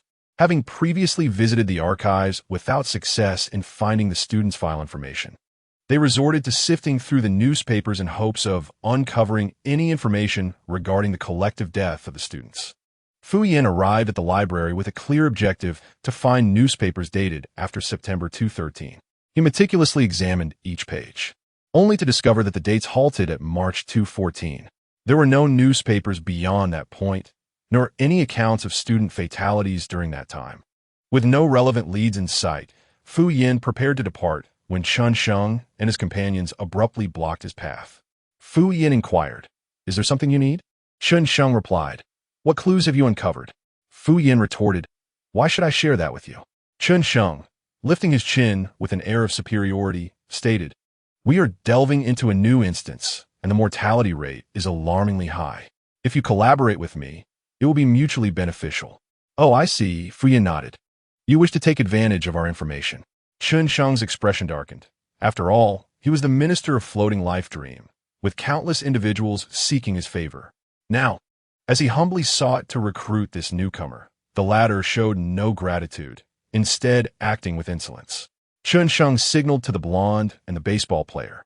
Since this newcomer was ungrateful, he saw no harm in teaching him a lesson about respect. The blonde, still shaken from the morning's events, approached with trepidation but dared not defy Chun Sheng's orders, especially since he had pleaded for Chun Sheng's assistance in navigating the instance. The blonde steeled himself, resigned to either death or a fate worse than death. Meanwhile, the baseball player felt emboldened by Chun Sheng's backing, dismissing any fear. Perhaps, once the instance concluded, he too could integrate into Floating Life Dream. Chun Sheng crossed his arms and took a step back, adopting a spectator's stance. Fu Yin questioned, "What is this? If you can't have it, you wish to destroy it?" Chun Sheng scoffed, "Seeing as you are new to the game and unaware of the rules, I have time to teach you what those rules entail." The baseball player slowly advanced towards Fu Yin, his imposing frame brimming with muscle. As he drew near, he flexed his bicep and declared, "Listen here, when Sheng asks you a question, it's a courtesy. Don't overstep your bounds. There's a line you shouldn't cross." The blonde trailed half a step behind the baseball player, remaining vigilant. He Shuyang brandished a dagger and positioned himself in front of Fu Yin. Although his face was pale, his gaze was resolute. Regardless of Fu Yan's past kindness towards him, he could not passively witness this group of scoundrels inflict harm. Yet Fu Yin remained ungrateful, brushing aside the gesture. He forcefully shoved He Shuyang aside and swiftly kicked the blonde, sending him flying several meters away. Subsequently, he swiftly seized the arm of the baseball player, delivering a downward strike to his elbow, resulting in a dislocation. All of this transpired in the blink of an eye. By the time Chun Sheng realized what had happened, Fu Yin was already standing before him. Chapter 14, Campus Oddities 6. After players complete the Novice Dungeon, they are rewarded with innate skills. Chun Sheng's talent is immense strength. The reason he refrained from intervening directly was twofold. He felt Fu Yin was unworthy, and he sought to gauge Fu Yan's abilities. Based on his observations, Fu Yan's talent appeared to be speed-based. Therefore, Chen Sheng had no reservations. While speed might serve well for escaping, it proved rather ineffective in combat. Judging from Fu Yan's skills, he could at most be classified as a somewhat stronger speed-type player, certainly not a match for him. Though engaging with a newcomer could tarnish his reputation, the lack of competence among those he had brought along left him no choice. Chen Sheng activated his innate skill, channeling his full strength into a powerful punch. He had employed various methods to enhance his talent. Although his overall level was average, his innate ability had reached the standard of a high-level player. This punch contained an immense force. If Fu Yin, as a level 1 novice, were to be struck, he would either suffer grievous injuries or, at worst, meet his demise. This Chen Sheng is ruthless, taking advantage of his strength to bully newcomers. No. My Fu God. Heavens, I can't bear to watch. Fu God, your end is so tragic. Let them scorn our Sheng God. They deserve it. After just one dungeon, they think they're invincible, calling him Fu God, worthy of that title. Is it possible that this God is not the God we think? Those lacking abilities still dare to act superior. They deserve to perish. This is the consequence of provoking our guild. To hell with you upstairs. How dare you? You're so proud. Your pitiful guild is notorious for bullying the weak. And here you are, shamelessly boasting. Haha, the one downstairs is getting agitated. What is wrong? Is Fu Yin your father? I am your father, you foolish simpleton. Unwilling to accept, then face the dungeon. You'll be begging for mercy. Cui Hao crouched in the restroom, rapidly tapping on his phone, engaging in a heated exchange.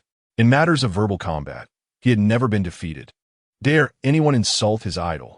As he continued to type, he fervently prayed, Dear God, please do not let Fu God perish. Even if he is left in a weakened state, allow him to survive the dungeon. I have bet 50 points on him clearing it, and should I lose, I will be left with nothing. God bless. Heaven bless. All deities, Amit Ba. Once he finished his prayer, he resumed his furious typing. Suddenly, a notification appeared on his phone. User reported Ching Farm's top player for excessive profanity. A warning is issued. Further offenses will result in a 48-hour mute. Kui Yao. Dam. Which fool reported me? You. Go to hell. Have you ever had a child? I curse you and your entire family. In the same moment, within the instance, Chen Sheng unleashed a powerful punch aimed directly at Fu Yan's face. Fu Yan remained steadfast, mirroring the action with a punch of his own. The two fists collided with a resounding thud. Just as everyone anticipated that Fu Yan would be sent reeling by Chen Sheng's strike, an astonishing scene unfolded. It was Chen Sheng who was propelled backwards, crashing to the ground with a thud. His arm was rendered a grotesque sight.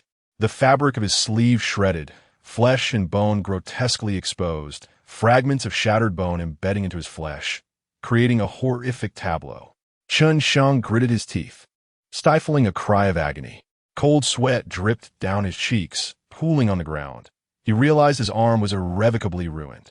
Fu Yan, with his arms crossed, assumed a posture reminiscent of Chen Sheng's earlier amusement, declaring, Teach me the rules. My rules are the rules. Goodness, a novice of such low rank can withstand a lethal blow from seasoned player. What kind of fantastical realm is this? Is the system's rank evaluation malfunctioning? Wow, Fu God is so dashing. My idol has exploded. Such melodramatic lines spoken by Fu God sound so cool. To the one above, please remove your fan filter. For Fu God, I'm going wild. For Fu God, I'm going crazy. For Fu God, I'm smashing into walls. Please delete that. Let me shout. For Fu God, I'm going wild. For Fu God, I'm going crazy. For Fu God, I'm smashing into walls. Is Fu God also endowed with strength? But he is also remarkably swift. Could it be that he possesses both strength and speed as dual talents? I don't know. In any case, the player information panel in the live stream states that Fu Yan's talent remains unknown. How is he still a hidden entity? This is exceedingly strange. Perhaps it seems peculiar in others, yet when it pertains to Fu Yan, everything aligns perfectly, considering he is a person with zero mental energy, yet still vibrantly alive. Fu Yan approached, casting a glance at the woman crouched beside the baseball player, attending to his injuries, and formulated a protective teaching strategy, fulfilling his obligations as an instructor, ensuring they would not be devoured. After speaking, Fu Yin departed with He Shuyang. He was not merely a benevolent soul. He simply wished to avoid the afternoon's investigation being interrupted, thus having to return to discipline. Oh no, educate his students. The flow of time within the instance differed from that in the community. While it was still daylight in the community, darkness had already descended in their realm. After lights out, students were prohibited from leaving their dormitories. Meanwhile, players were tasked with patrolling the campus. Although referred to as a patrol, no specific locations were designated for their inspection. Fu Yin and He Shuyang once again made their way to the library. He Shuyang inquired, "Haven't we been here during the day?" There was nothing to be found. "Some things prefer to emerge at night," Fu Yin replied cryptically. Lowering his voice, He Shuyang asked, "What kind of things?" "Adventures," Fu Yin quipped with a playful grin. "Is there no one who can rein him in?" Navigating through rows of bookshelves, Fu Yin and He Shuyang arrived at the newspaper section. He Shuyang remarked, "Didn't we sift through this during the day?" Fu Yin did not respond directly, instead asking, "How is your recovery progressing?" "Not too bad," came the reply. Although he was left with merely 5 hit points, the backlash effect had been dispelled, and overall, his combat prowess remained commendable. Fu Yin nodded in acknowledgement, expressing relief. With that, he produced a candle and a lighter from his belongings. He Shuyang gazed at him in terror, his lips parting to utter a warning. Yet before he could articulate his concern, Fu Yin swiftly ignited the candle. The next moment, an eerie scratching sound echoed through the quiet library, reminiscent of nails scraping against the walls. This noise was particularly pronounced in the stillness of the library. He Shuyang discerned a multitude of slender, dark shadows lurking in the gloom, their predatory gazes fixed upon them. "Brother, what are you doing?" He Shuyang's voice trembled. Having warned against open flames, Fu Yin audaciously toyed with fire. Had he known of Fu Yan's reckless nature, he would have never consented to enter the instance with him. As the shadows encroached, He Shuyang unsheathed a dagger, positioning it defensively before him. "What shall we do now?" Fu Yan's handsome features flickered in the candlelight, casting an ominous glow. "It's not a matter of what we shall do, but rather what you shall do." "Huh?" Seizing the moment of He Shuyang's bewilderment, Fu Yin abruptly shoved him forward. Damn it." Chapter 15, Campus Horror Stories 7. He Shuyang, taken completely off guard by the shove, nearly collided with a monstrous figure. This creature boasted elongated limbs, its body a charred black, towering at twice the height of a normal human, with blood-red eyes and a gaping maw that stretched to the base of its ears, lined with rows of serrated white teeth. "What on earth is that?" He Shuyang raised his dagger to shield his chest, narrowly intercepting the creature's claw aimed at him, only to turn and face another. The claws of these monsters were long and sharply honed, inflicting bloody wounds upon contact.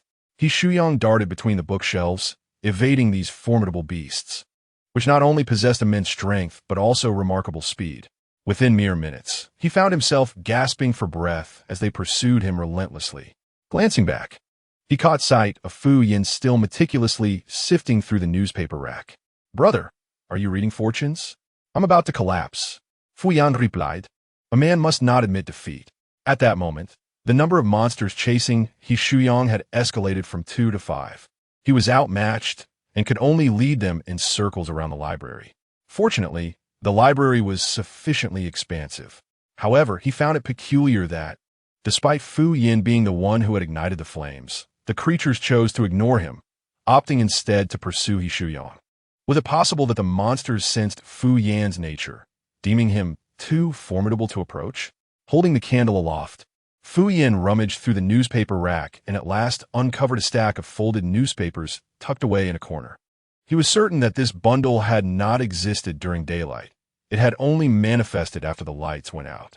Extracting a newspaper, he glanced at the date printed upon it, April 4th, 214.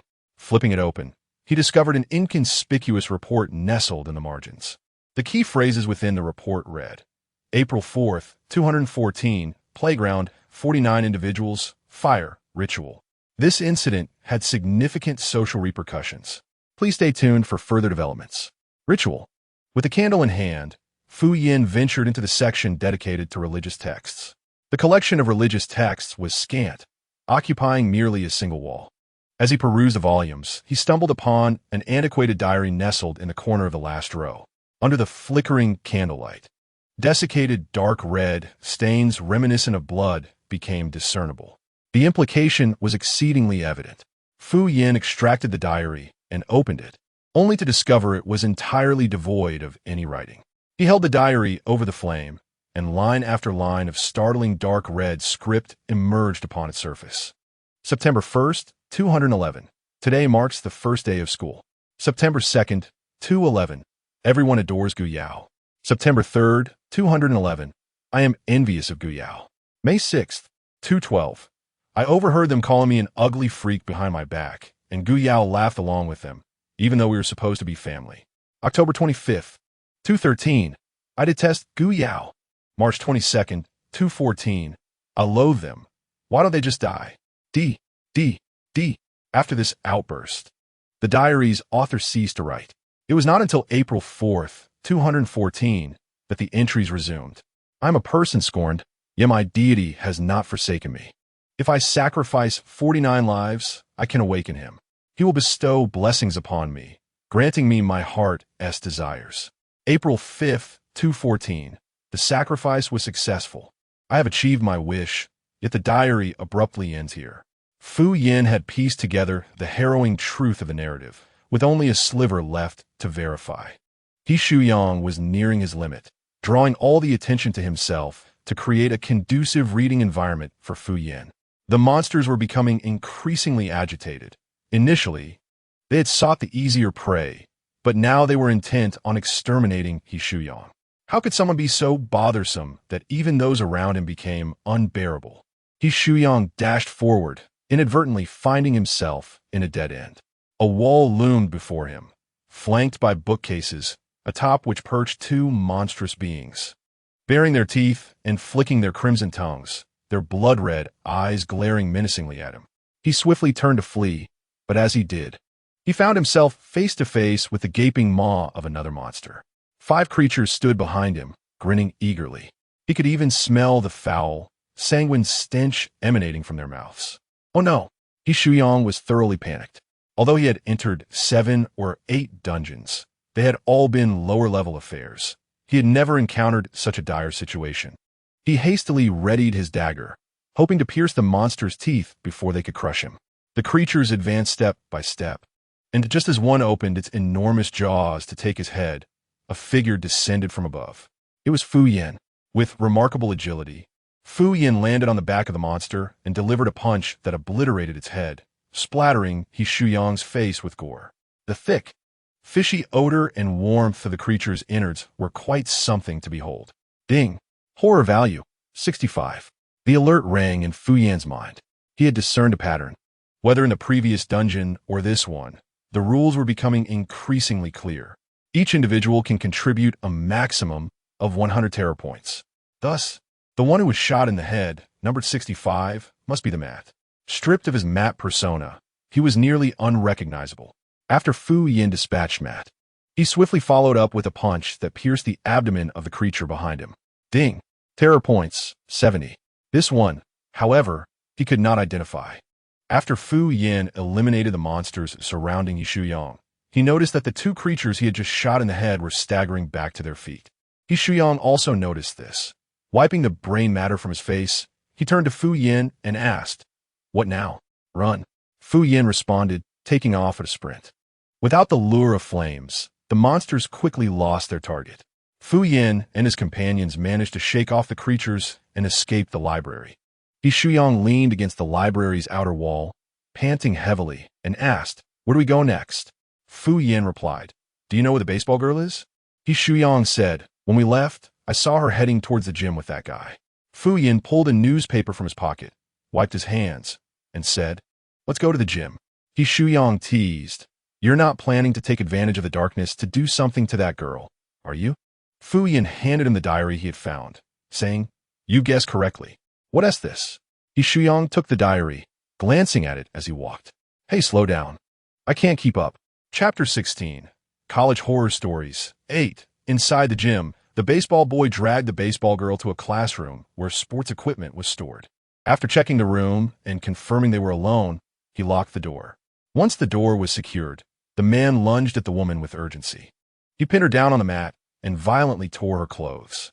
He was known for his risky live streams, attracting attention. This woman had been with him for over 2 months. While her face was average, her physique was exceptional, ensuring she was frequently featured. However, today, she seemed particularly uncooperative. Yet, this only heightened his excitement. With a malicious intent, he struck her face with a slap, barking, "Behave yourself, you worthless tramp." His strength was considerable, causing her head to twist at an awkward angle. They usually engaged in such play, and he felt no sense of wrongdoing. But the next moment, his eyes widened in terror. A creature with dark skin and elongated limbs emerged from the woman's very flesh, its gaping maw agape. The man barely had time to scream before the monster bit off his head. When Fu Yin and the others arrived, they found only a headless corpse left in the room.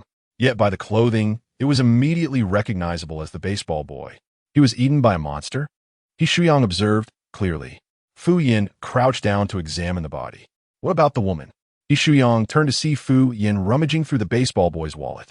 What are you doing? Fu Yin replied, just checking for anything of value to take. He Shuyang exclaimed. He truly doesn't know what to believe about Fu Yin's words. Come look at this, Fu Yin called He Shuyang over, handing him a photograph. The image depicted a couple wearing matching baseball jackets. The man in the photograph is a baseball player, yet the woman does not resemble the baseball girl they envisioned. The baseball girl in the picture possesses an alluring figure, but her appearance pales in comparison to the one they had imagined. He Shuyang inquires, how can there be 2 baseball girls? Which one is the true representation? Fu Yin replies, people can deceive, but objects cannot. He Shuyang retorts, are you implying that the baseball girl in the photograph is the authentic one? Does that mean the man is oblivious to the fact that his partner has been swapped? Fu Yin suggests perhaps the baseball girl he perceives is different from the one we see. Do you recall the incident outside the school when I stepped on Huang Mao? He Shuyang nods, not only recalling it, but feeling a sense of satisfaction. Had he not been outside the scenario, he would have relished the chance to have Fu Yin crush him. Fu Yin states, I stepped with all my might. Yet I did not hear the alert indicating that killing was prohibited. He Shuyang queries, are you suggesting that we had already entered the scenario at that time? Fu Yan nods. He Shuyang exclaims, no wonder I thought the game's alert sound had changed. It was all the doing of this scenario. But why would it do such a thing? To conceal the identity of the baseball girl. So, who is the baseball girl we see? Did I show you my diary? Yes. He Shuyang suddenly realizes the baseball girl is Gu Yao. Fu Yin, speechless, corrects him. It is Gu Ling. He Shuyang, puzzled, responds, how can that be? Doesn't T Gu Ling have a birthmark on her face? Fu Yin counters, who do you think wrote that diary? Gu Ling? He Shuyang replies, uncertainly. Fu Yin flips through the diary, pointing out that it was indeed written by Gu Ling. At 11, she envied Gu Yao. At 13, she despised her. And at 14, she declared her wish had come true. What could be the wish of someone who both admires and detests Gu Yao? He Shuyang concludes, to become Gu Yao. Correct. 1 point for you. He Shuyang suddenly recalls how Fu Yin had been fixated on the baseball girl upon entering the scenario. Did he already know she was not human? He Shuyang asks, did you know from the start that the baseball girl was not human, which is why you kept staring at her? Fu Yan responds, this fellow may not be astute in other matters, but he guesses accurately when it comes to his own affairs. Acknowledgement is impossible. I would rather die than admit it. No, I simply found her appearance appealing. You rogue. He Shuyang shoots Fu in a sidelong glance and then asks, so are we going to find Gu Ling now? Fu Yin replies, no, we are going to engage in something thrilling. He Shuyang exclaims, isn't this night already sufficiently exhilarating? As Fu Yin emerged from the chemistry lab, pushing a cart laden with alcohol and flammable materials, He Shuyang felt a sense of despair wash over him. A single candle would hardly suffice for this lunatic. Was he intending to set the scenario ablaze? Fu Yin rolled the cart to the dilapidated basketball court. A long neglected area surrounded by rusted fences, littered with fallen leaves and dry grass. It was an ideal location. Tonight's main course, monster skewers. Fu Yin piled the flammable materials together creating a makeshift bonfire. As the flames ignited, sparks flew. He handed the remaining alcohol to He Shuyang and said, "Dinner is in your hands now, Chef He." He Shuyang nodded with resignation. Having reached this point, there is no choice but to plunge into madness. Soon, a horde of monsters surged forth, drawn by the flickering flames. Approximately a dozen of them roared as they charged at Fu Yin. Unwavering, Fu Yin met them head-on, delivering a punch to each one. The monsters flailed their limbs as their brains, intestines, and entrails exploded in a vivid display of gore. Ding. Horror value 70 ding. Horror value 70 ding. Horror value 70 ding. Horror value 70 with each monster he dispatched. Fu Yin tossed their remains into the basketball court. He Shuyang took on a role of igniter, roasting the remnants. Initially, he felt a tinge of trepidation, but as he continued, he became numb to the brutality. With each swing of his blade, he mirrored Fu Yan's frenzied temperament. Meanwhile, Fu Yin stood before the flames, barehanded and drenched in blood, resembling a demonic figure from the depths of hell. Who claimed that Fu Shan was less ferocious this time? The splatter of brain matter nearly hit my face. Limbs flying everywhere is hardly better than extracting brain matter, is it? What was Fu Shan's profession before this? Was the pressure really that immense? Could he have been a programmer? Impossible. Programmers don't have this much hair. Upon delivering a final punch that felled the last monster, Fu Yin amassed a total of 2,870 horror points. Including the few he had vanquished in the library, he had eradicated 49 monsters, garnering 3,355 horror points in total. Everyone, save for Gu Yao, who was using Gu Ling's body, contributed 100 horror points each. This was indeed a gratifying side quest, with the majority dealt with. Only one remained. Fu Yin raised his torch and called out to the dark expanse of the playground. "Gu Ling, will you come to me? Or shall I come and fetch you?" He Shuyang interjected. "Do you think she can't hear you? Should I fetch a megaphone for you?" Fu Yan replied confidently. "She can hear me." As if on cue, a woman approached from the distant playground, clad in a baseball jacket, her features striking, with a beauty mark on her nose. She smiled at Fu Yin and asked, "How did you know it was me?" From a moment he laid eyes on her, Fu Yin recognized her, which prompted him to strike the blonde-haired monster to confirm his entry into the quest. However, he had no intention of sharing this with her. Fu Yin replied, "I'm clever, you see." Gu Ling nodded, acknowledging his intelligence. "I understand you wish to escape the quest, but in truth, you need not kill me to do so." Intrigued, Fu Yan responded, "Oh?" Gu Ling approached him, shedding her jacket to reveal her alluring figure. "If you allow that foolish boy to perish on my behalf, I will be yours. I can accompany you out of this quest, together forever." Her gaze was filled with irresistible allure. Fu Yin inquired, "Is that so?" Gu Ling leaned against his shoulder, bashfully nodding. "Very well." With that, Fu Yin pulled her shirt up, inhaled deeply, and delivered a punch to her abdomen. Ugh! Gu Ling's coy expression froze in place. In the next instant, she was propelled backward, crashing into He Shuyang's fire pit. "Why?" Fu Yin chuckled. "Huh?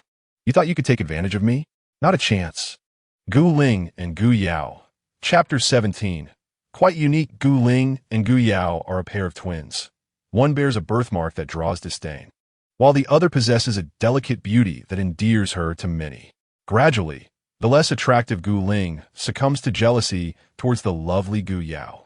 Through a book, she learns of a ritual capable of summoning a malevolent deity. By offering the lives of 49 souls, the deity would grant her a single wish. Her desire is to become Gu Yao. Upon successfully completing the sacrifice, she transforms into Gu Yao, yet not in a human form. Instead, she becomes a creature confined to the guise of Gu Yao, trapped unless a living soul acts as her substitute, destined to remain eternally in limbo, neither human nor ghostly. Flames lick at the surroundings as a pale light begins to emerge on the horizon.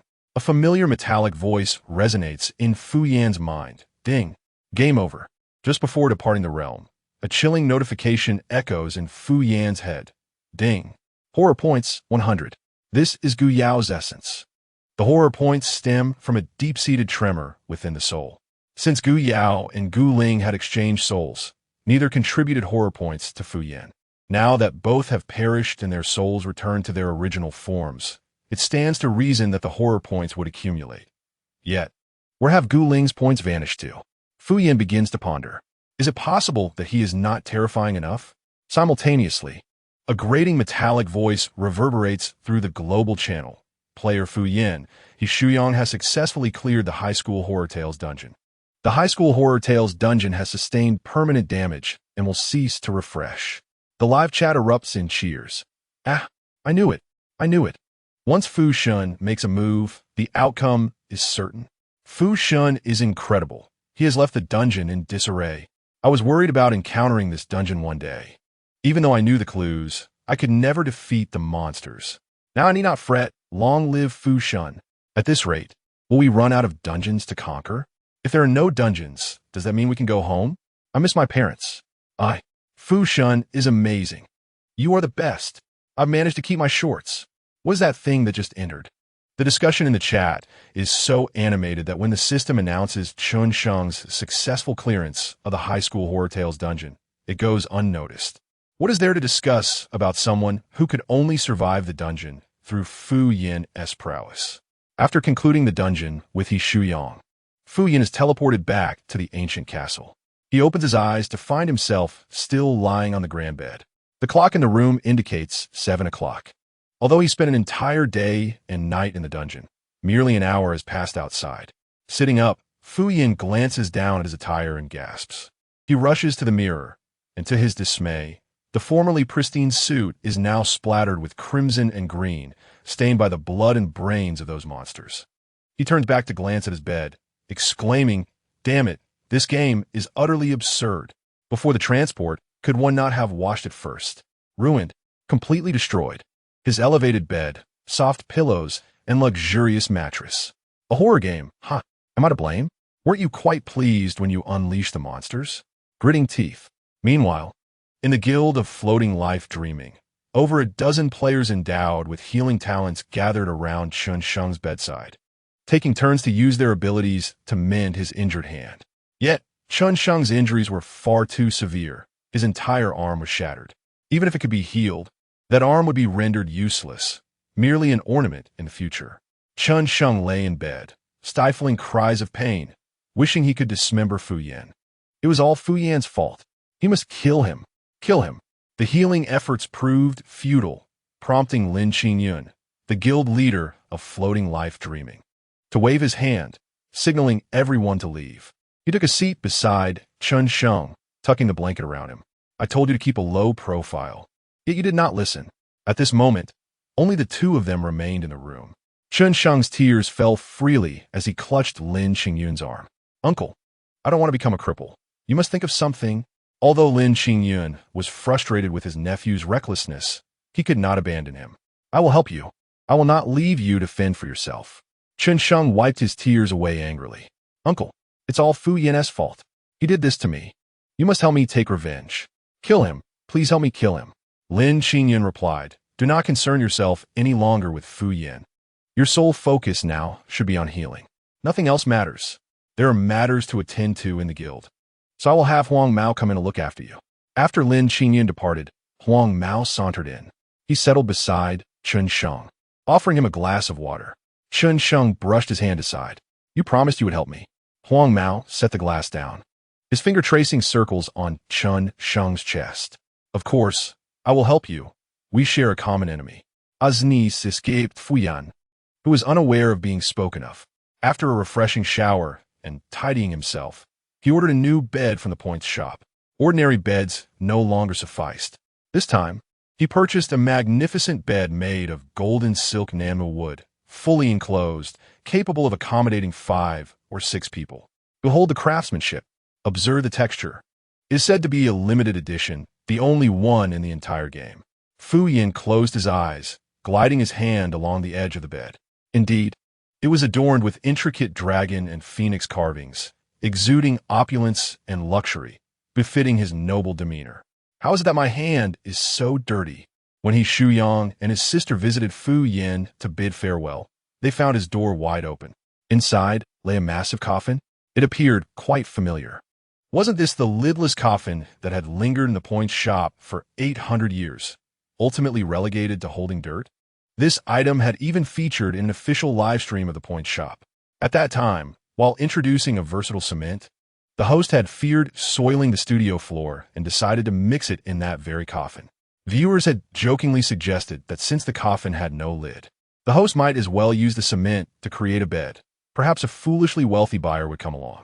To my astonishment, a prophetic utterance came true. Although I did not end up as a charred corpse, I still encountered an unfortunate buyer who admired my work. Having experienced the events of last night, nothing that Fu Yin does surprises He Shu Yang anymore. It is not merely a coffin. Even if he were to purchase a spaceship, He Shu Yang would think, that is indeed something Fu Yin is capable of. No, he mustn't allow Fu Yin to entertain such notions. Shaking his head to dispel the thoughts swirling in his mind, He Shu Yang knocked on Fu Yan's door. Hearing the knock, Fu Yin emerged from the coffin, a dusty rag in hand. It appeared he had been cleaning the coffin. You've come. Please, make yourself comfortable, Fu Yin exclaimed, jumping out and brushing off the dust. What do you think of my new bed? He Shu Yang replied. It is indeed quite unique. That's exactly what I wanted, Fu Yin responded, pleased. So what brings you here? He Shu Yang replied, we are here to bid farewell. Thank you for your hospitality and for your assistance in the instance. If you ever need help, do not hesitate to call. I would traverse mountains and seas of fire for you. Fu Yin waved his hand dismissively. No need to be so formal. Just as He Shu Yang was about to insist, Fu Yin casually stated, in fact, I do need your help right now. Realizing that Fu Yan's dismissal of formality was self-referential, He Shu Yang nodded. All right, what do you need? Fu Yin handed the rag to He Shu Yang, earnestly requesting, please help me clean the bed.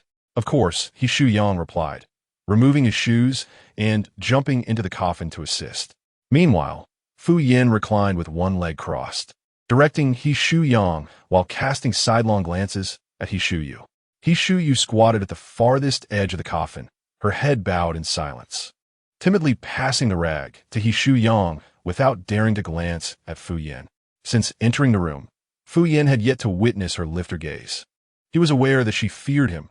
From the conversations he overheard among Huang Mao and the others, he learned that she had endured distressing experiences in the past. This likely contributed to her insecurity and fear of unfamiliar men. However, how did this relate to her inability to enter the instance? Disinclined to indulge in speculation, Fu Yin decided to inquire directly. He Shu Yang, why can't your sister enter the instance? He Shu Yang paused his task and instructed He Shu Yu Xiao Yu. Go outside and fetch some water for your brother. Once she departed, He Shu Yang remained silent for a moment before speaking. Every player possesses their own unique talent. My talent is strength, while Xiao Yu's talent is empathy. Empathy? Fu Yin rested his chin on his hands. He Shu Yang nodded, seemingly recalling a troubling memory. His expression grew serious as he continued. Initially, we had no understanding of what empathy entailed. It wasn't until Xiao Yu entered the instance for the second time that I grew concerned for her safety and wished to accompany her. However, I cannot afford a bindy card. At that moment, representatives from Floating Life Dream came to recruit me, and I sold myself and Xiao Yu into Floating Life Dream for 30 points, one of the most regrettable decisions of my life. As He Shu Yang spoke, he fell into a deep state of remorse. Fu Yin interrupted him at an opportune moment, saying, words are one thing, but do not neglect the task at hand. He Shu Yang wiped his face, feeling a twinge of guilt that was somewhat alleviated. The last instance in the dungeon involved a woman who had been brutally murdered, her eyes gouged out and tongue ripped out, leading to a torturous demise. Her resentment was profound. As soon as Xiao Yu entered the dungeon, she was affected. I shall never forget that scene.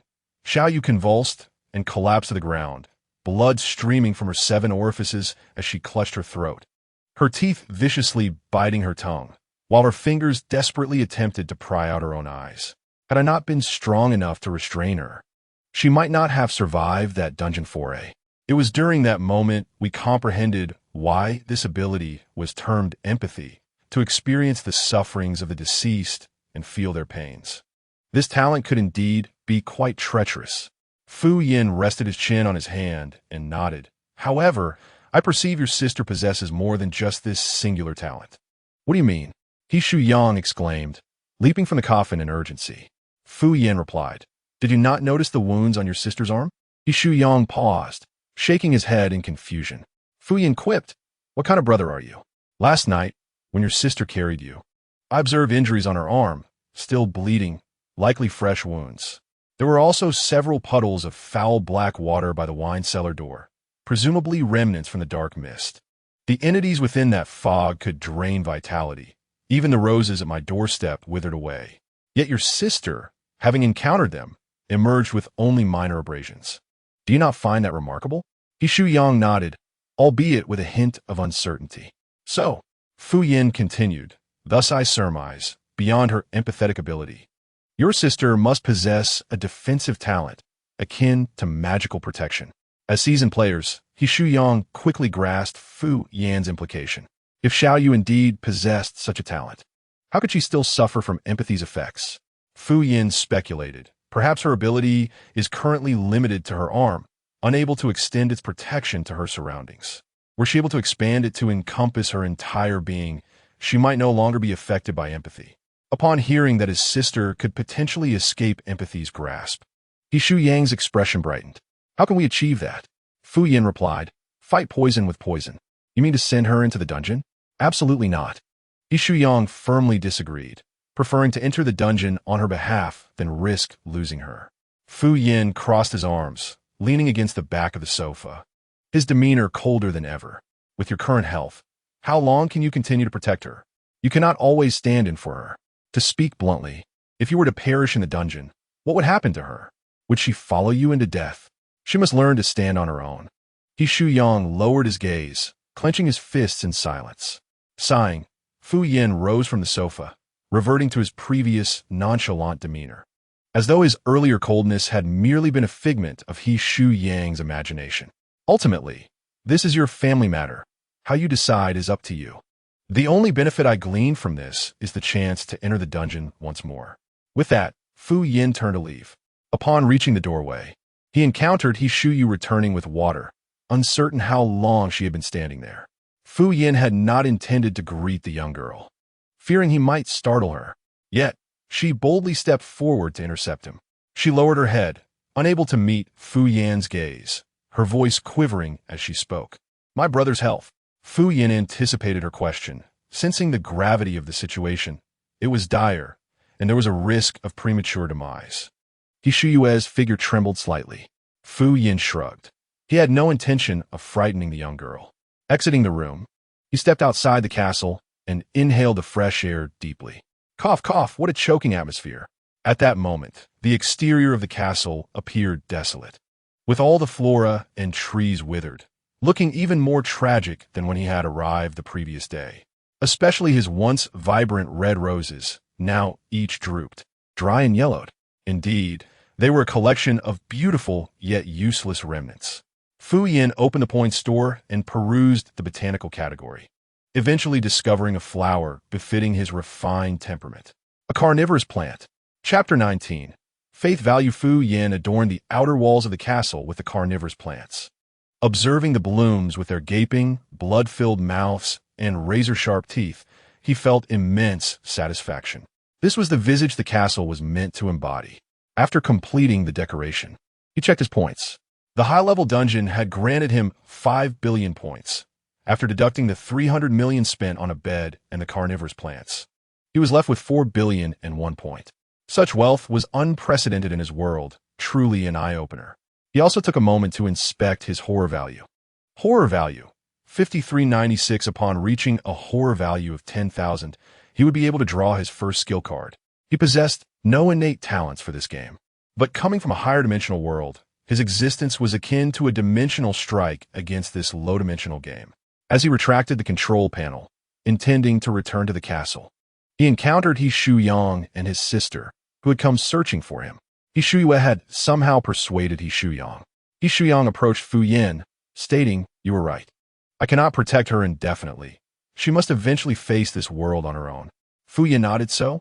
He Shuyang continued, "Thus, I seek your assistance for her." Fu Yin retorted, "On what grounds?" He felt that merely providing them with this line of thought was already a great kindness. Did they expect him to shoulder their burdens as well? Absolutely not. He Shuyang understood that they were not related to Fu Yin by blood, and he had no obligation to help them. Yet, he found himself devoid of alternative solutions. He was utterly unfamiliar with this so-called talent and had no idea how to proceed. After all, he was merely a newcomer to the game, having entered only 3 months prior. He Shuyang added, "The dungeon just rewarded me with 1,000 points. I am willing to give them all to you." Fu Yin pointed to his grand castle. "Do you truly believe I lack such trivialities?" He Shuyang's cheeks flushed. Apart from that, he had nothing of value. After pondering for a moment, he bit his lip and earnestly declared, "If you can help Shu Yue, I will sell myself to you." Cough, cough. Fu Yin nearly choked on his words. Hey, you scoundrel, I saved you, and now you repay kindness with this twisted proposition." He Shuyang recognized the ambiguity in his words. "I did not mean it that way. I meant I would dedicate myself to you." He Shuyang, blushing, gazed resolutely at Fu Yin. Just as Fu Yin was about to decline, a notification chimed in his mind. Ding. Faith value 1. Faith value. Fu Yin momentarily diverted his attention to inspect the terror value panel, discovering a new progress bar beneath the terror value that read, Faith value 1. What on earth? Fu Yin focused his thoughts to examine the description of the faith value. Those who contribute faith values to you shall become your followers. Loyal followers can spread fear on your behalf, assisting you in garnering additional terror values. Fu Yin's eyes brightened instantaneously. If it pertains to terror values, he was no longer weary. The notion of spreading fear implied scaring others, meaning that the terror values generated through his followers' intimidation would also belong to him. The more terrifying his followers became, the more terror values he would accumulate. This was far quicker than grinding through dungeons alone. Noticing Fu Yan's prolonged silence, He Shuyang assumed he disagreed. In that moment of hesitation, He Shuyue suddenly lifted her head. This was her first time meeting Fu Yan's gaze directly. Although her heart was uneasy and her voice trembled, her eyes held steady. "Mr. Fu, I too am willing to serve you. I am aware that I lack the ability and may seem like a burden to you, but I will strive to grow. Please grant me an opportunity." Ding. Faith value 1. In that brief moment, Fu Yan's faith value increased once more. Since it had come to him, he might as well accept it graciously. After all, he was inherently kind-hearted. Not just a burden, but two. Fu Yin extended 2 fingers and waved them in front of the siblings before striding into the castle. He Shuyang looked puzzled. What does he mean? He Shuyue responded, "Mr. Fu has agreed." Really? Really? He Shuyang exclaimed joyfully. "Thank you, Mr. Fu," she shouted excitedly from behind him. Fu Yin waved his hand without turning back, indicating that calling him sir would suffice. He Shuyue mentioned that the next dungeon would be in 5 days. Fu Yin and He Shuyang each purchased a binding card to link themselves to her.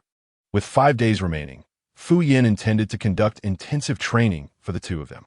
Given their current levels, entering the dungeon alone would not only fail to earn him terror values, but could also lead to their demise.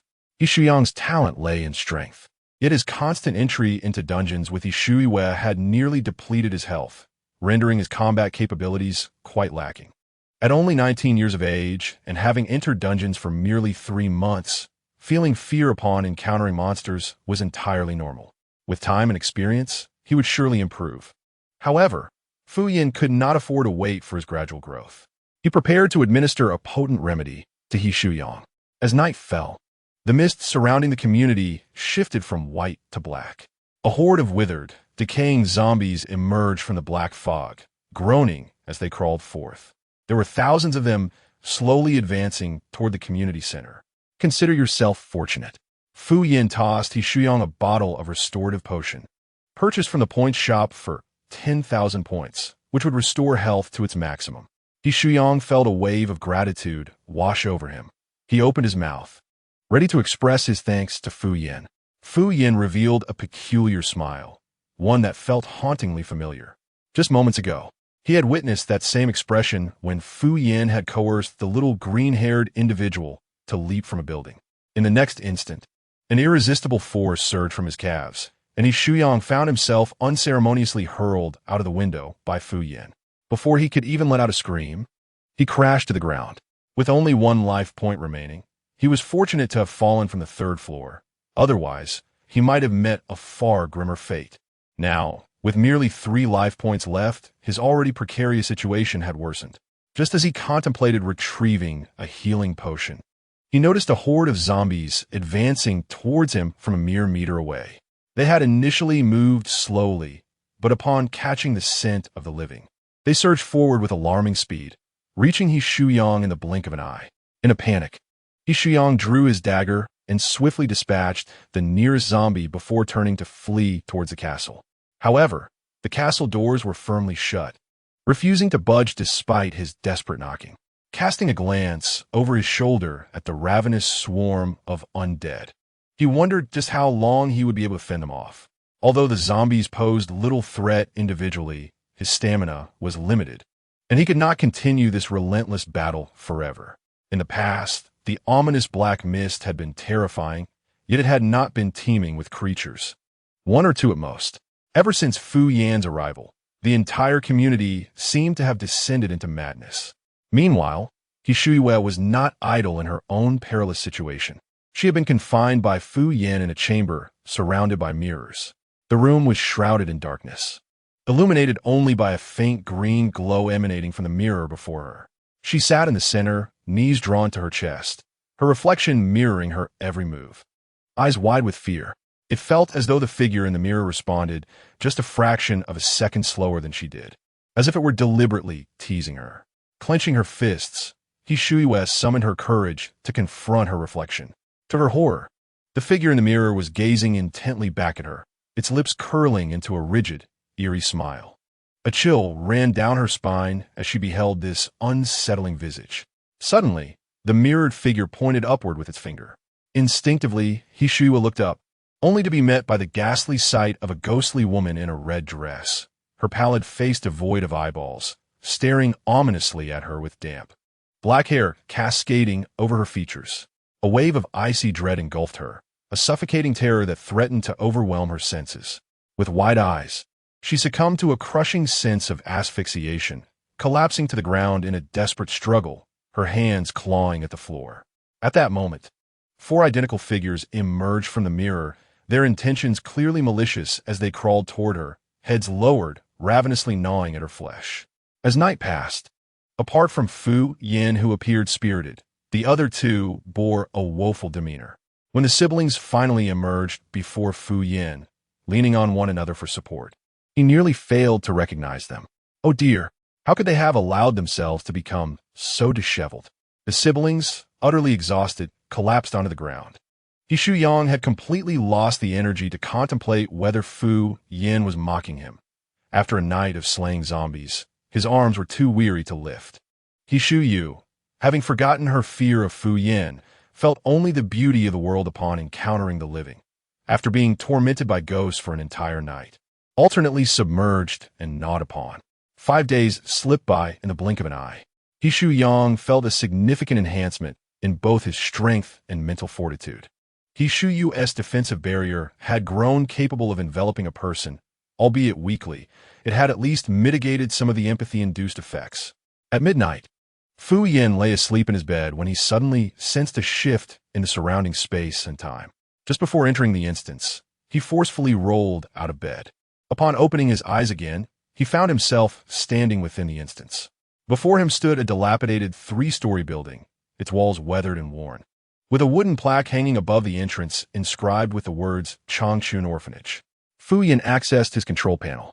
Player name, Fu Yan. Game experience, 2. Mental value, 0. Luck value, 001. Health value, 100. Talent, unknown.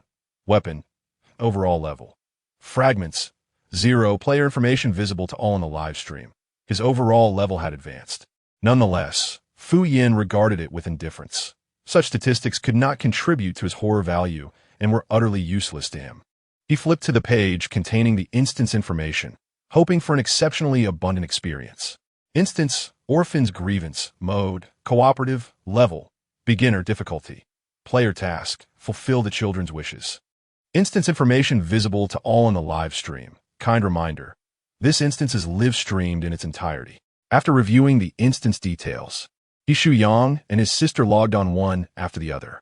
Just moments prior, He Shuyang had been outside a castle, battling monsters. only to be transported into the instance in the blink of an eye.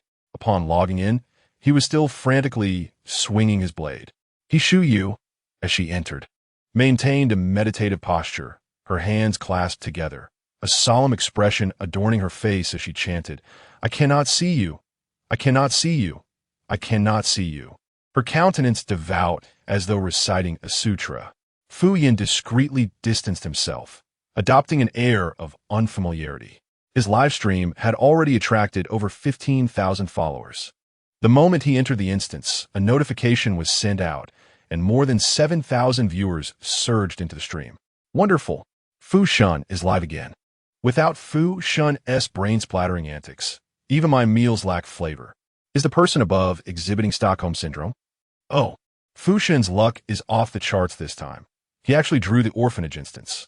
This is merely a straightforward advancement scenario, where the total number of casualties barely amounts to a mere fraction.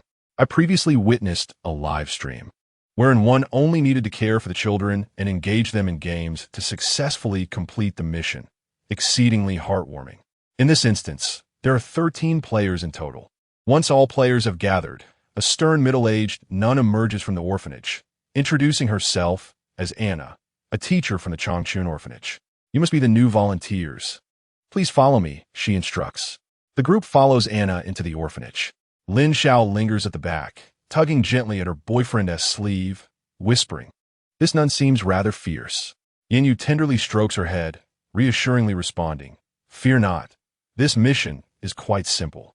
Lin Xiao nods, affirmatively declaring, "With you by my side, I am unafraid." Anna leads everyone up to the 3rd floor and into a room across the hall. The spacious room accommodates over 20 bunk beds. "This shall be your dormitory. I implore all volunteers to adhere strictly to the dormitory regulations," Anna states, gesturing toward a set of rules affixed to the wall. "You have 15 minutes to organize your living space. We shall reconvene in the hall afterward." With that, Anna departs. Once she leaves, the players huddle together to scrutinize the rules. Though this scenario is relatively easy, certain regulations must still be observed. The Changchun orphanage regulations are as follows. 1. Do not enter or exit the dormitory after lights out. 2. Please check beneath your beds before sleeping. 3. Under no circumstances should you ascend to the 4th floor. However, this building only has 3 floors. Where might this 4th floor be? One player mutters, sending an inexplicable shiver down the spines of the others. 15 minutes later, the players gather in the orphanage's hall, where Anna awaits them. She then escorts them to a classroom on the 1st floor. Inside, a nun leads the children in prayer, their small hands clasped together in earnest devotion. Anna addresses the players standing at the doorway. "Your task is to supervise these children, ensuring they do not exhibit any peculiar behaviors." What constitutes a peculiar behavior? In the classroom, as the children pray, a little girl suddenly halts her actions. Tilting her head towards the door, her gaze fixated on Lin Xiao.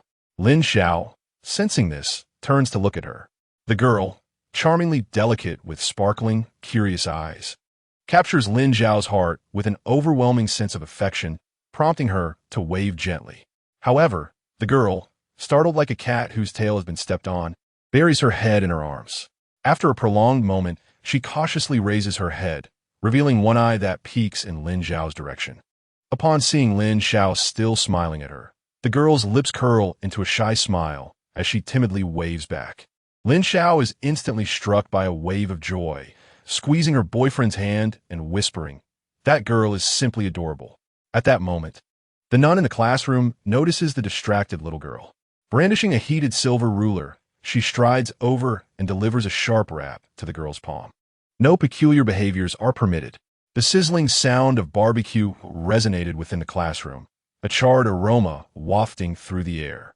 The girl bore a dark, gruesome wound on her palm. She masked her expression as tears brimmed in her eyes. Pain seized her, yet her face betrayed no emotion. For reasons unknown, Lin Xiao felt a swell of grievance rise within her. She stepped forward, intent on confronting the nun, only to be pulled back by her boyfriend.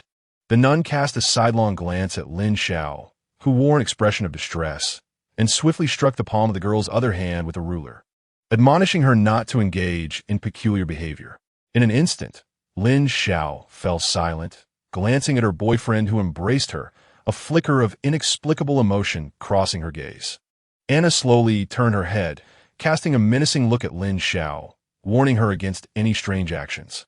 She emphasized the need to report any such occurrences to the teacher immediately, her voice firm, her jaw clenched, and veins protruding on her forehead, rendering her appearance quite fearsome. The players were taken aback. The promised warmth of the scenario felt utterly absent. After Anna departed, the players gathered at the door, murmuring amongst themselves, pondering what constituted peculiar behavior and what the children's wishes might entail. Previously, I had encountered this quest, and it was speculated that the children's desires revolved around care and companionship. But did a simple wave count as strange behavior? It seemed plausible. The little girl had merely waved and had been brutally punished. If her first punishment stemmed from waving, what then warranted her second punishment when she had not waved again? Yen, what are your thoughts? Jiang Yuan, the highest-ranking player among them, boasted a comprehensive level. To lend weight to his words, he had introduced his level at the outset and organized self-introductions among the group. Although this was a seemingly easy quest, his instincts indicated that it was anything but ordinary. Even more extraordinary was Fu Yan, who stood nonchalantly behind all the players, yawning. Jiang Yuan had watched Fu Yan's live streams and recognized him as a promising newcomer. Yet, his instincts hinted that Fu Yan was remarkably formidable. Jiang Yuan maneuvered through the crowd, fixing his gaze on Fu Yan, hoping for a unique perspective from him. In an instant, all eyes turned toward Fu Yan. Aware of their scrutiny, Fu Yan lazily glanced at Lin Xiao, then cleared his throat, adopting a melodramatic tone as he addressed the group. I have no idea. The crowd responded with exasperation. A rugged player with a scruffy beard sneered. If you don't know, then just admit it. Stop pretending. The bearded player was oblivious to Fu Yan's online presence and merely found amusement in the delicate nature of the unfamiliar face before him. Upon hearing this, Fu Yan turned his head with a serious demeanor, directing his gaze at the bearded player. You've got something stuck on your teeth. The bearded player instinctively raised his tongue to check, only to realize that Fu Yan was mocking him. Enraged, the bearded player fumed. Fu Yan smiled and gave him a thumbs up. It's impressive that you've made it this far with such a lack of sense. You. The bearded man clenched his fists and glared at Fu Yan. He Shuyang instinctively stepped in front of Fu Yan. Observing from the sidelines, He Shuyang felt a peculiar sensation. You have guts. Just wait. The bearded man, realizing he was outnumbered, left with a menacing remark. Fu Yan shrugged indifferently. After the bearded man departed, Fu Yan approached the window, peering through the glass at the girl inside the room, who had just received 2 strikes from a ruler. The little girl's first punishment came when she shyly greeted Lin Xiao. During the second instance, she displayed no reaction or expression whatsoever. Strangely, even the nun's response was peculiar. Although she struck the girl, her gaze was fixed on Lin Xiao. Fu Yan recalled Lin Xiao's expression at that moment. She appeared exceedingly aggrieved. After all, she was not the one being punished. What right did she have to feel wronged? Unless that feeling of grievance did not belong to her. If that emotion was not hers, Fu Yan's gaze returned to the little girl. If that emotion did not originate from Lin Xiao, it must have come from the little girl. Perhaps the nun had recognized this and thus struck the girl again. After the second strike, Lin Xiao's expression of grievance vanished in an instant, coinciding with the nun putting away the ruler. Given the stark contrast in Lin Xiao's emotions, Fu Yan had reason to suspect that the little girl possessed the ability to influence others' feelings. Lin Xiao was merely her first target.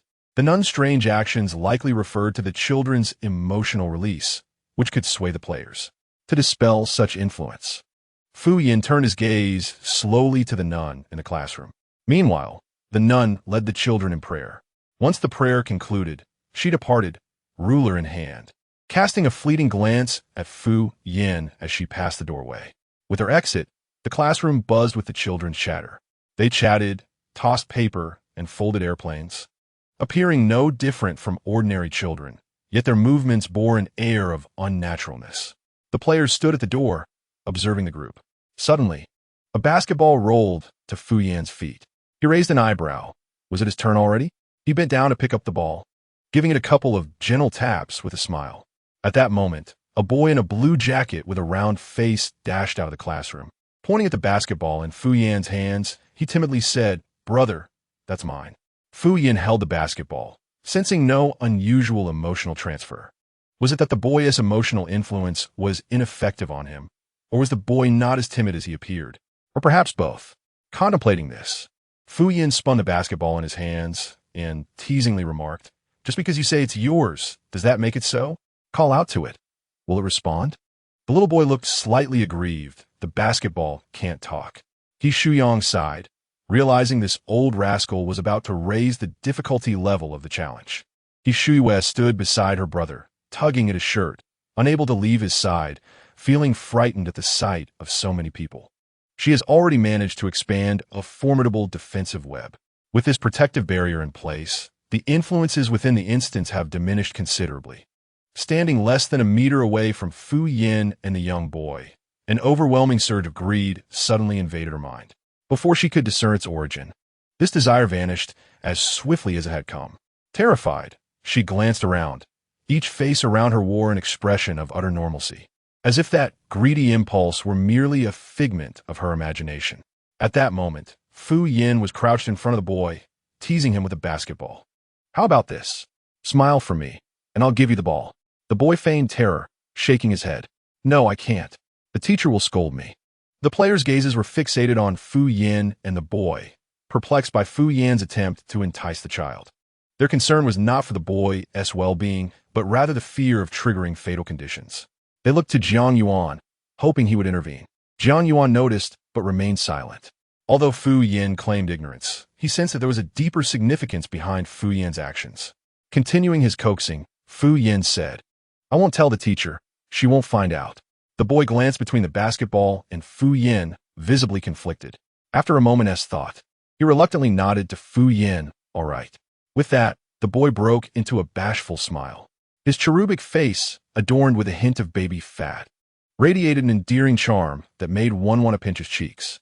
The players, who had previously felt indifferent towards the boy, suddenly found themselves enchanted by his adorable grin. Fu Yin turned to observe the mesmerized crowd behind him. In the next instant, he stood up, raised his hand, and exclaimed, "Teacher, someone is smiling here." The boy, the players, the audience. Chapter 22, Orphan's Grievance 3. This is something Fu Shun could pull off. Requesting the psychological trauma area of the young boy. "Young boy, though I am not human, you are indeed a dog. Accidentally entered a beginner's live stream. What is this newcomer doing? Truly, anyone can be called a deity nowadays. Sigh. How many times must I explain? This deity is not the same as that deity. Forget it. I'm off to enjoy my brain stew." What does that mean? Why is the person upstairs being so cryptic? You probably had too much brain stew. Let me enlighten the new viewers. Our Fu Shin's deity is not the same deity as a great deity, but rather a deity of neurosis. Sister Teacher arrived swiftly, almost immediately after Fu Yin raised his hand, silent as a ghost. She surveyed the expressions of the crowd before commanding the boy to extend his palm with a burning ruler in hand. With a crack, the ruler struck the boy's palm, instantly splitting the skin and releasing a pungent odor. No strange actions allowed. The boy instantly retracted his emotions, casting a look of accusation towards Fu Yin. Fu Yan, quick to respond, raised his hand again. "Teacher," he glared at me. The boy, "Damn it, be a decent person." The consequence of reporting on others is that during lunch, Fu Yin and his two companions found themselves isolated. Not only were they ostracized by the children of the orphanage, but even the other players collectively shunned them. This particular instance was unlike any previous one. Players were required to address their physiological needs within the scenario, including eating and relieving themselves. Fortunately, the orphanage provided sustenance, but it remained uncertain whether the live stream would censor the players' restroom needs. Regardless, Fu Yin was unperturbed by the prospect. After satisfying their hunger and thirst, Fu Yin and his companions observed the players bustling about, feeding the children with an eagerness reminiscent of devoted parents. He Shuyang inquired, "Aren't we supposed to help care for the children?" Fu Yin replied, "What a heartwarming scene. It would be best if you refrained from disrupting it." He Shuyang retorted, "You are the one causing the disruption." Truth be told, He Shuyang had little inclination to attend to the children. His motivation stemmed from a morning inquiry by a player regarding the children's wishes. who expressed a desire for adult companionship. Though he was not keen on caring for the kids, he was eager to fulfill the task. However, upon noticing Fu Yan's reluctance, he chose not to pursue the matter further. Fu Yan led the two away from the cafeteria to a shaded area of the playground, where they arranged 3 lounge chairs to take a nap. During this time, Hishuyu recounted the unexpected feeling of greed that had washed over her that morning. Hishu sat upright, attentive, influenced by her empathic talent. His sister had always been keenly perceptive of emotions. Fu Yan chuckled nonchalantly, teasing that perhaps someone was coveting him. Hishuyu remarked, while Hishu simply said, "As long as you are happy." In the afternoon, the children continued their prayers, seemingly devoid of any other activities, save for the incessant prayers. It was not until 4 o'clock that the children concluded their day of supplication and emerged from their classroom, gathering in the playground. Suddenly, the intercom crackled to life, broadcasting a cheerful child's voice announcing that it was time for hide and seek. At the sound of the announcement, the previously expressionless faces of the children transformed into radiant smiles. The players, too, could not help but smile in response. Meanwhile, the nun stood by, seemingly indifferent to the children releasing their emotions. Fu Yan approached one of the nuns and noticed her vacant gaze fixed ahead. He waved his hand before her eyes, but she remained unresponsive. As the children began urging the players to hide quickly, their innate joy was set free, and they laughed with pure delight. The players, infectious in their merriment, joined in the joyous atmosphere as the game of hide-and-seek commenced. The children crouched on the playground, counting with their eyes closed. The game spanned a vast area, permitting players to conceal themselves anywhere within the orphanage. Fu Yan and his companions remained in the shade, choosing not to hide, primarily because Fu Yan refused to do so. As the children counted from 1 to 100, they opened their eyes and began their search for the players. Over a dozen children passed right by Fu Yan and his companions, yet none cast a glance in their direction. It was as if the children were unable to see them, or perhaps they simply chose not to acknowledge their presence. After a little more than 10 minutes, the intercom crackled to life once more.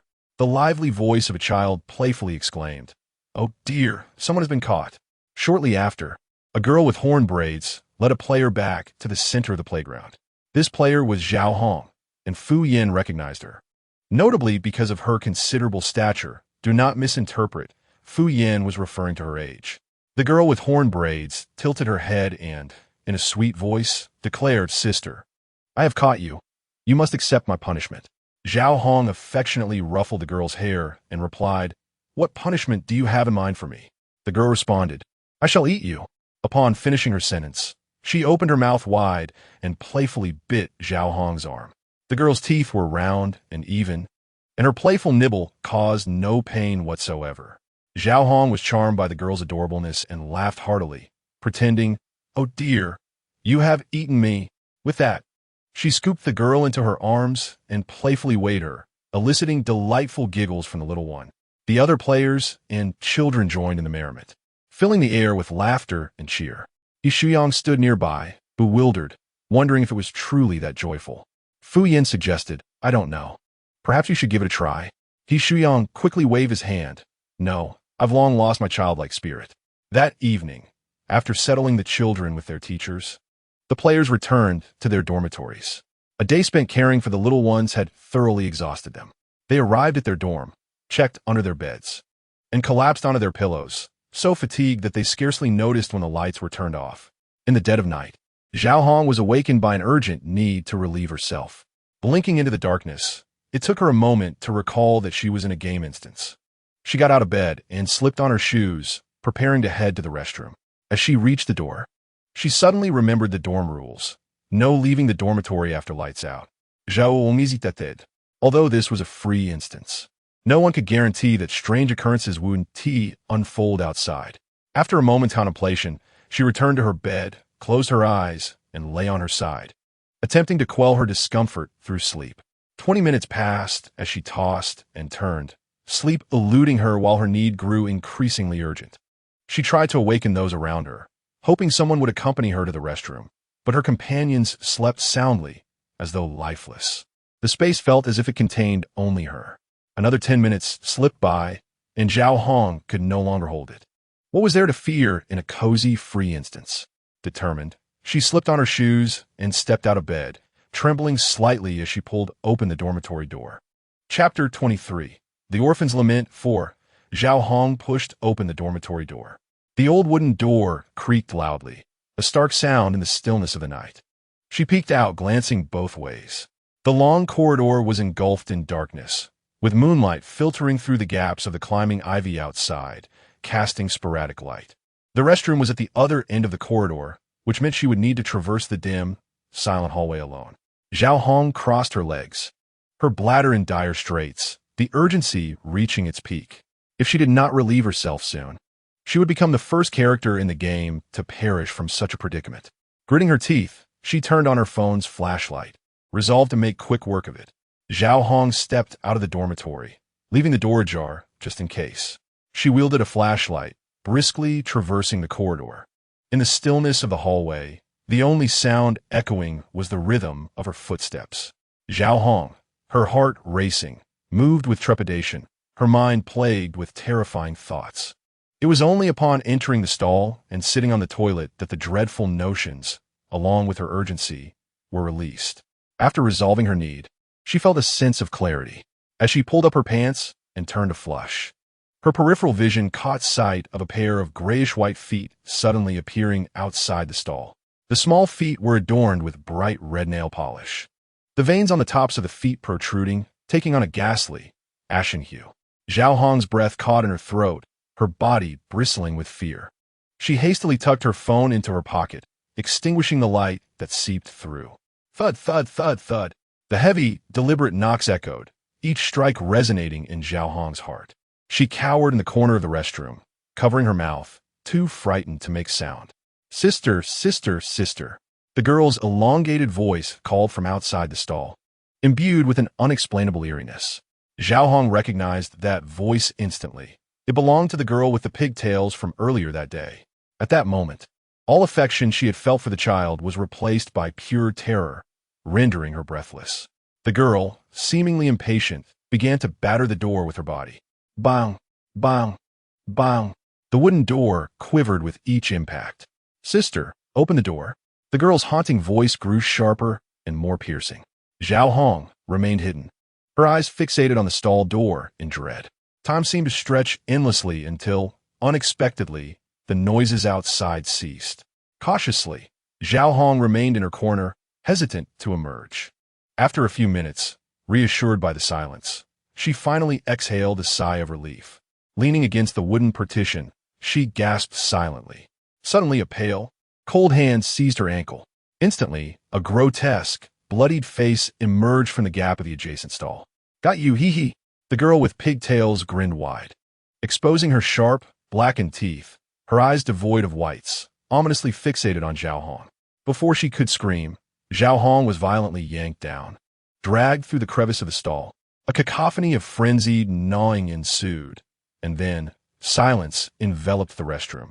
The girl with pigtails licked the blood from her lips, clutching a dripping human skin, and vanished around the corner of the third-floor staircase. To protect the player's privacy, the live stream remained fixed on the entrance of the women's restroom. Is a live stream not worth watching? Is there anything our esteemed audience cannot see? Does it really take this long to use the restroom? When the broadcast resumed, Zhao Hong had already returned to her dormitory. She approached her bed, lifted the covers, and climbed into sleep. In the darkness, Fu Yin suddenly opened his eyes. The following morning, as the children attended their early class, the players finished their morning routines and gathered for breakfast in the dining hall. Perhaps due to fatigue from the previous night, everyone except Fu Yin appeared lethargic.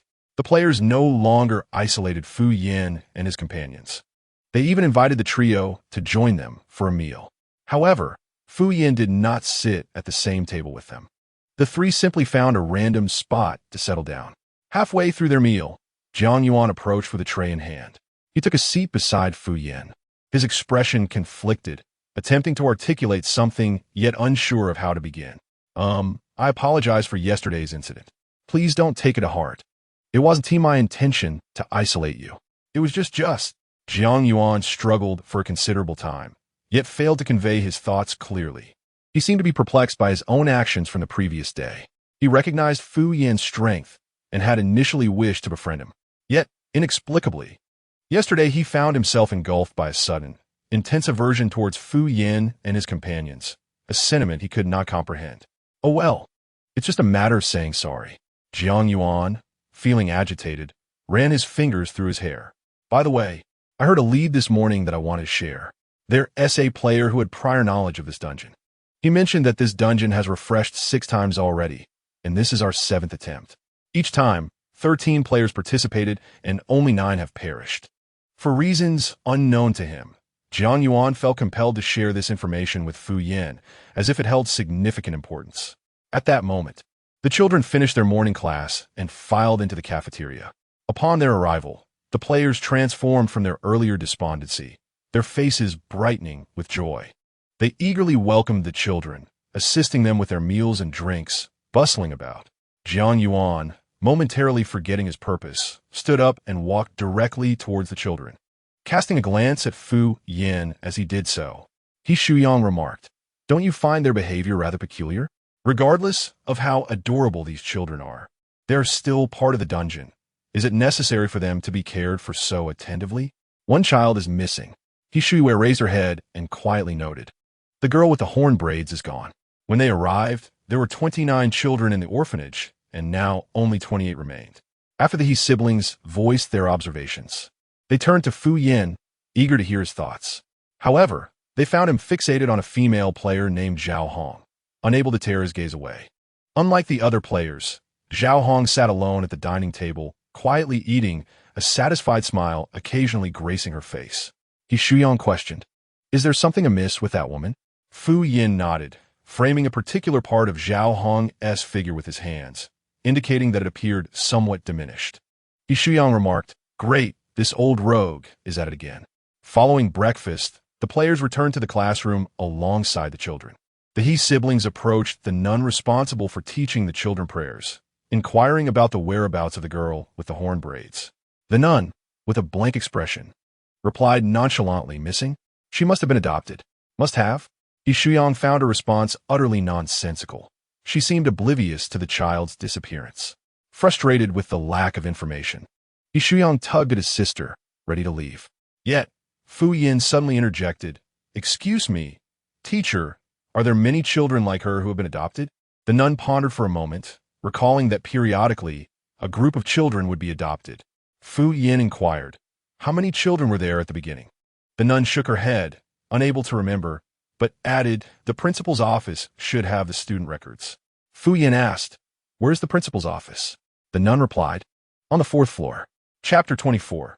The Orphan's Grievance. 5. This building only has 3 stories. Where could a 4th floor possibly exist? He Shuyang questioned several nuns in succession, but they all seemed unaware of the office's location. After lunch, the children completed their daily prayers. The clear, youthful voices echoed once more from the broadcast, signaling the time for hide-and-seek with the players. This time, the first to be discovered was the boy with the scruffy beard, found by the little boy who played basketball. The small boy, clutching a basketball in one hand and holding the scruffy boy's hand with the other, guided him to the center of the playground, repeating the words spoken by the girl with the braids the day before. The scruffy boy was soon laughing heartily at the antics of the little boy. The players joined in the exuberance with the children. Their exuberant runs in the setting sun were a testament to their fleeting youth. As night fell, the players retired early to bed.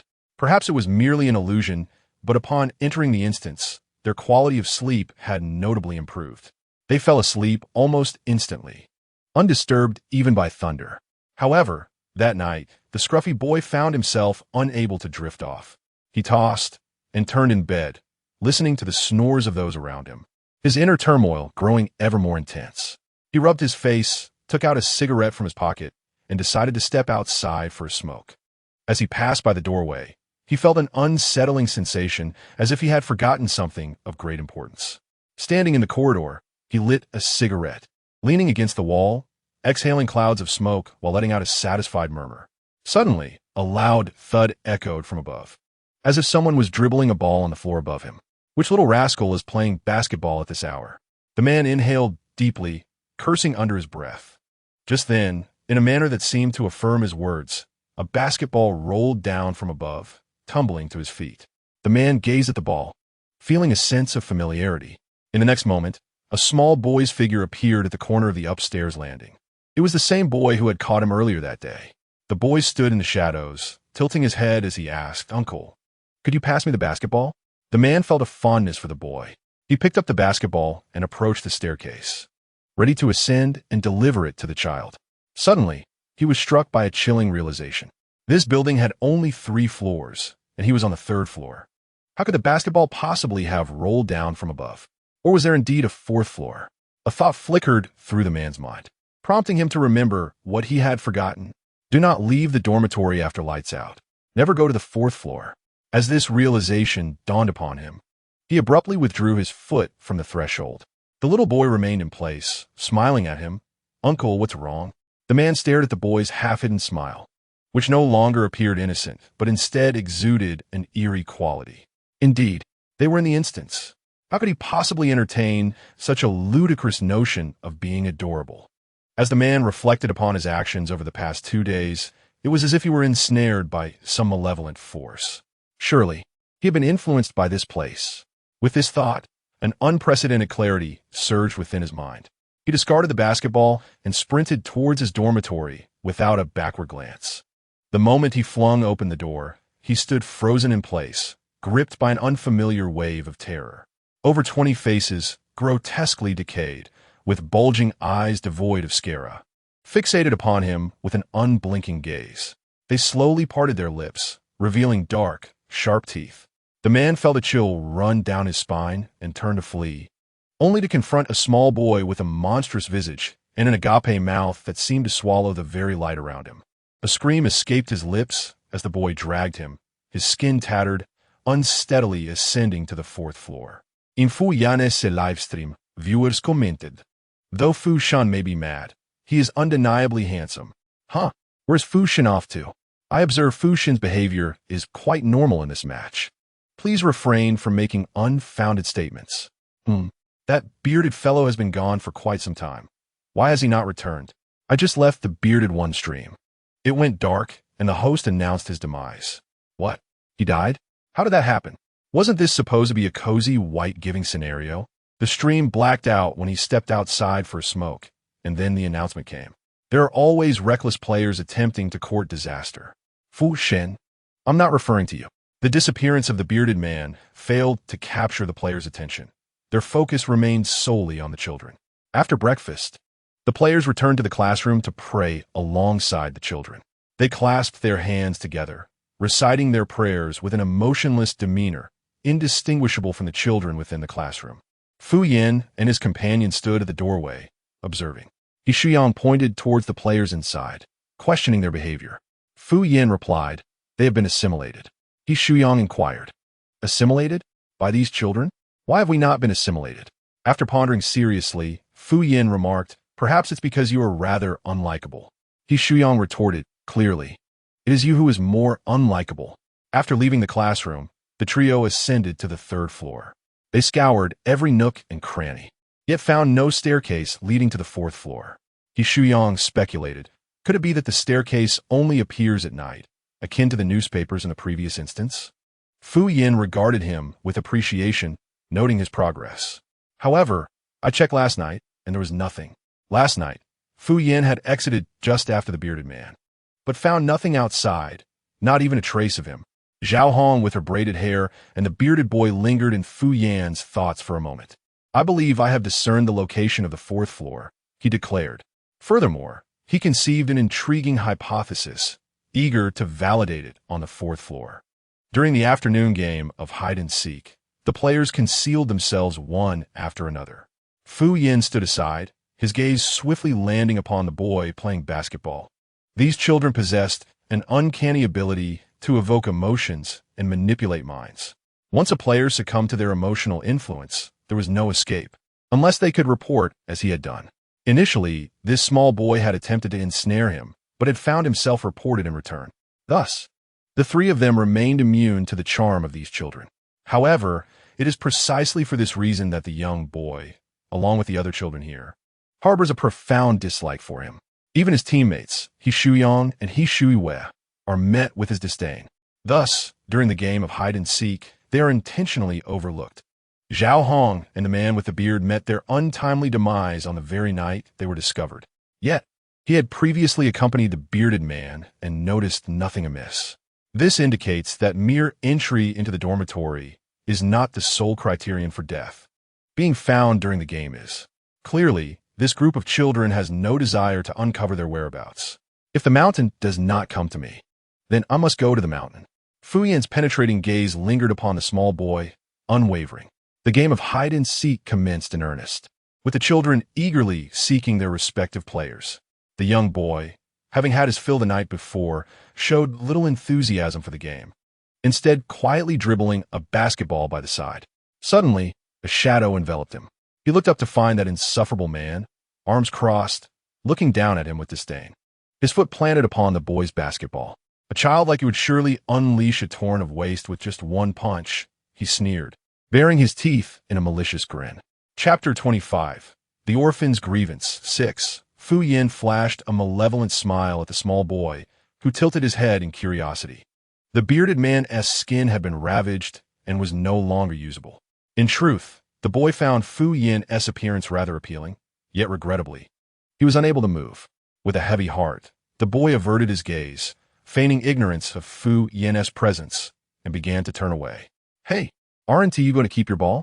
Fu Yan's voice called out from behind him. Immediately following was the sound of a pop, emanating from beneath Fu Yan's foot. The boy turned back in disbelief to find his basketball shattered at Fu Yan's feet. The item he had hidden within the ball had also been crushed underfoot. Dark crimson brain matter splattered across the ground, and the fragmented skull faintly revealed its features. It was the bearded man. The revelation that the boy had concealed the bearded man's head within his basketball was shocking. Did this mean that the boy had killed the bearded man? This realization sent shivers down the spines of the viewers in the live stream. Is this truly a heartwarming tale? If this little boy is capable of murder, what are the other children? Could they also be killers? Haven't the players who interact daily with these children sense something amiss? Do you not find the players' actions increasingly reminiscent of these children? Strangely, why is the live stream concealing the truth behind the players' deaths? I watched the bearded man's live stream. The screen went black when he was gone. The discussion in the live stream erupted into a cacophony of voices. Within the scenario, the small boy glared at Fu Yan with a face full of resentment. My apologies, Fu Yan said mockingly. I seem to have ruined your treat. And you, young one, how could you both eat and take? Though he feigned contrition, his expression conveyed a brazen defiance, as if to say, what can you do about it? The boy's forehead throbbed with anger, and with a fierce snarl, he lunged at Fu Yan. I will devour you. Unlike the playful banter of the previous day, the boy was now utterly serious. He flashed a set of rounded white teeth, howling as he lunged towards Fu Yan.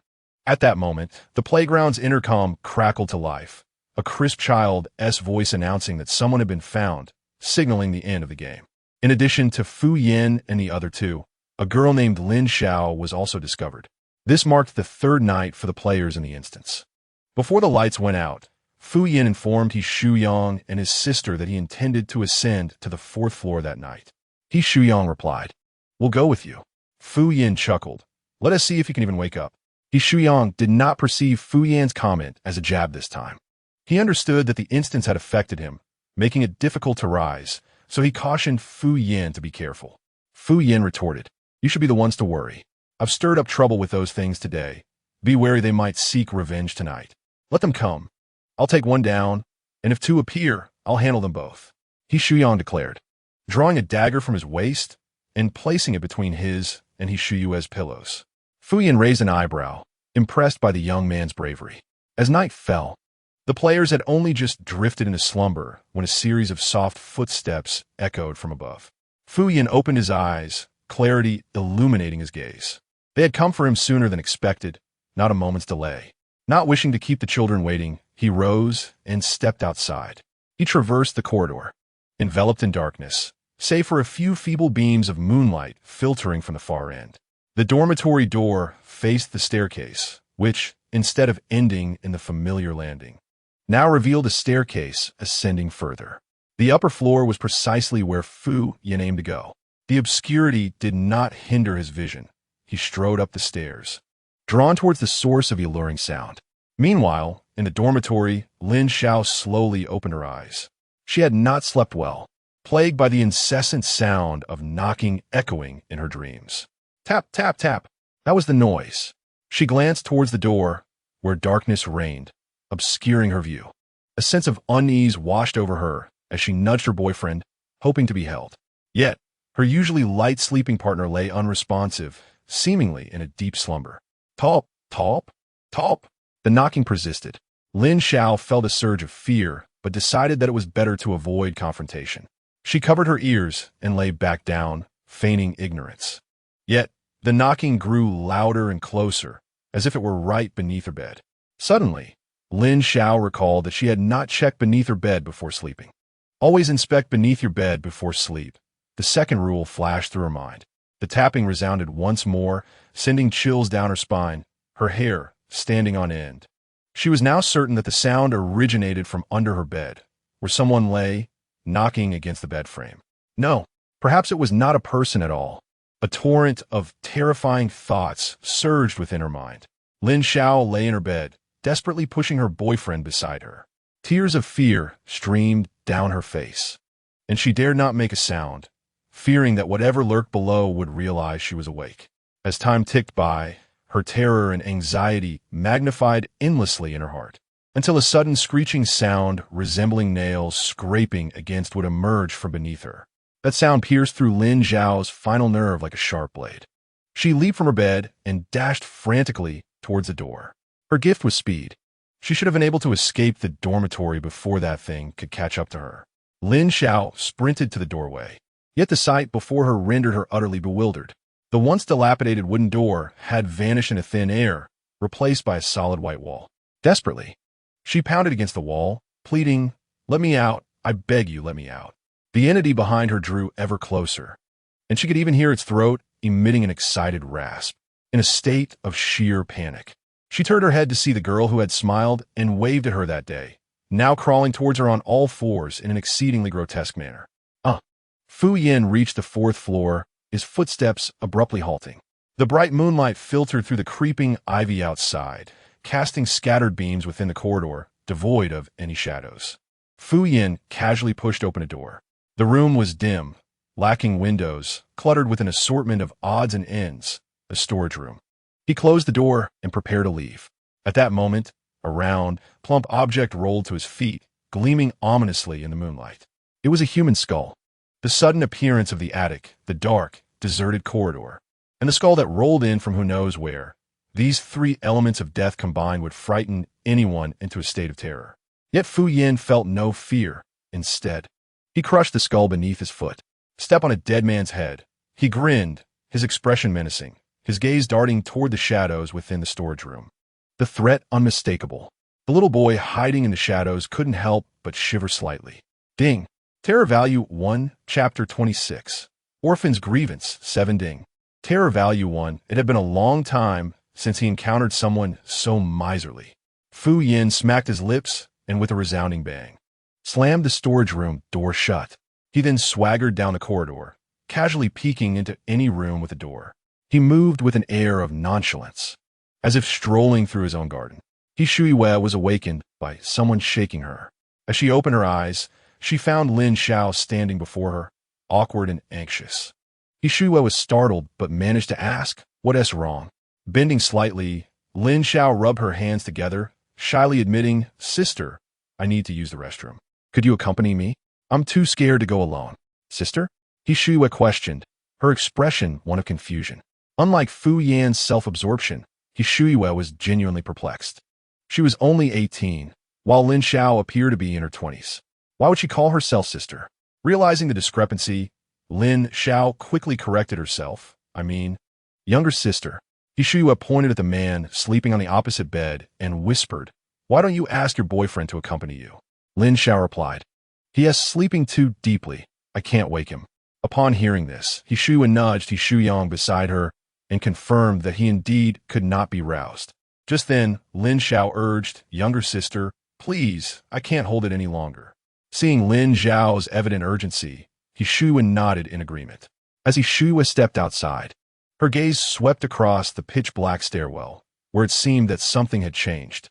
She and Lin Xiao traversed the dim corridor and arrived at the restroom door. Lin Xiao entered to relieve herself, while he Shuiwe waited patiently at the entrance. After Lin Xiao finished, the two made their way back. During their return, Lin Xiao initiated a conversation, inquiring, "Is that Fu Yin your boyfriend? He seems particularly attentive to you." He Shuiwe felt a flush of warmth at Lin Xiao's words. Pondering for a moment before shyly replying, "No, he is my uncle." Lin Xiao exclaimed, "Oh, really? He seems quite young." Upon reaching the dormitory door, Lin Xiao stepped aside, gesturing for He Shuiwe to enter first. Just as He Shuiwe grasped the doorknob, the first dormitory rule flashed swiftly through her mind: no entering or exiting the dormitory after lights out. Why is it phrased as entering and exiting and not exiting and entering? The realization dawned on her. The first rule was indeed such: after lights out, once you exit the dormitory, you should not return. Fu Yin had mentioned that exiting and entering was not the sole condition for peril. It was being found during hide-and-seek that posed the true danger. They had previously evaded detection by the children, thus their comings and goings had been unscathed. However, today they had been discovered. Therefore, at the moment she stepped outside, she was no longer in the same space as before, and the dormitory she would re-enter was not the same one as before. It could very well be the stronghold of those entities. With this thought, He Shuiwe abruptly withdrew her hand from the doorknob. "What's wrong?" Lin Xiao inquired, her eyes glinting with feigned curiosity as she leaned closer. As Lin Xiao approached, He Shuiwe swiftly drew a dagger from her sleeve and slashed it across Lin Xiao's face. The skin split open. Lin Xiao's flesh was laid bare from her brow to her ear, revealing a gruesome visage concealed beneath. "Ah, my skin, my skin!" Lin Xiao shrieked, not lamenting her face, but rather her skin. He Shuiwe paid her no mind and turned to flee up the 4th floor. The dagger had been stealthily concealed in her sleeve when she had called for Yishuyang. Fu Yin had preemptively warned them. Thus, when that woman had referred to her as sister, she realized she had been targeted. Only those with a subconscious belief of being a child would instinctively call others sister. She could not awaken He Shuyang, and remaining inside was futile. To avoid inadvertently harming He Shuyang, she decided to confront the woman alone. Upon exiting, she spotted the staircase leading to the 4th floor. Fu Yin was on the 4th floor, and should anything go awry, she could escape there immediately. At that moment, He Shuiwe had reached the stairwell. Just as she contemplated ascending, she suddenly recalled the uncertainty of the situation above. If she rashly ascended, what if it brought trouble to Fu Yin? After all, it was merely a female ghost. She had endured the presence of spirits for so many days. What was there to fear? She could now expand her defensive barrier. Illusions conjured by the ghost could not harm her. As for any assaults, she could simply evade them and, if necessary, retreat to the upper floor. With this thought, He Shuiwe retracted her foot from the steps, raising the dagger in her hand, and suddenly turned around. The female specter, Lin Xiao, had already pursued her closely. Caught off guard by He Shuiwe's swift action, a sharp sound echoed as a new wound appeared on her chest. Enraged, Lin Xiao bared her teeth and lunged at He Shuiwe.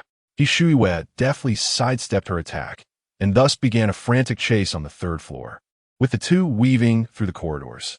Meanwhile, Fu Yin had located the principal's office. It was a profoundly dilapidated room, with cobwebs adorning the furniture and a thick layer of dust settled within. Moonlight streamed through the window, casting a hazy glow on the aged furnishings.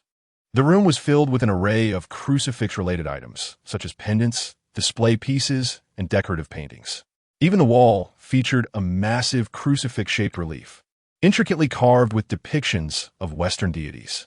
The craftsmanship was exquisite, with the figures rendered in lifelike detail.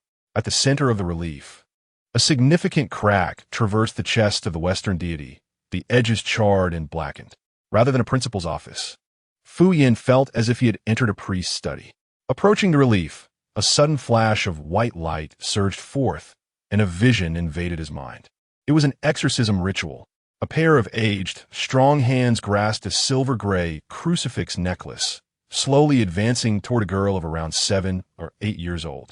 Fu Yin recognized her as the girl who had waved at Lin Xiao on the first day in class. In that moment, he found himself experiencing the perspective of the exorcist, witnessing the unfolding scene. The aged hands pressed the crucifix against the girl's head. She thrashed violently, emitting a series of guttural growls.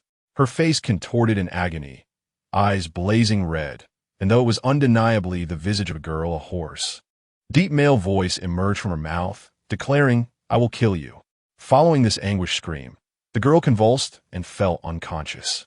The exorcist wiped the sweat from his brow. Gasping for air, Fu Yan sensed that the exorcist's body was on the verge of collapse, unable to endure another exorcism. The exorcist lifted the girl's eyelids to ensure she was not gravely harmed, then turned toward the window with the crucifix cradled in his hands, fervently praying to the radiant moonlight. "Oh, great God, I am your most loyal disciple. Please grant me your strength to eradicate the evils of this world. I am willing to devote all that I am to you. I beseech you to save these wretched children, just as you have saved me." Before the exorcist's prayer could conclude, a sharp claw suddenly pierced his heart from behind.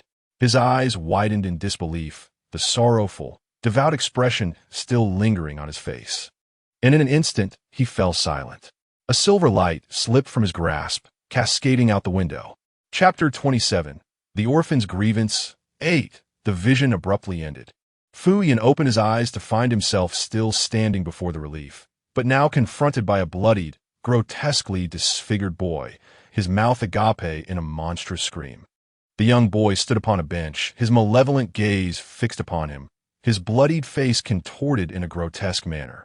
A droplet of saliva slipped from the corner of his gaping mouth, narrowly missing the shoes of Fu Yan. Disgusted, Fu Yan took a half-step back. The boy had followed Fu Yan inside, and upon witnessing him staring vacantly at the wall, he believed his moment had arrived, intending to launch an attack. He procured a stool and positioned himself before Fu Yan. Just as he prepared to strike, Fu Yan's eyes suddenly flared open.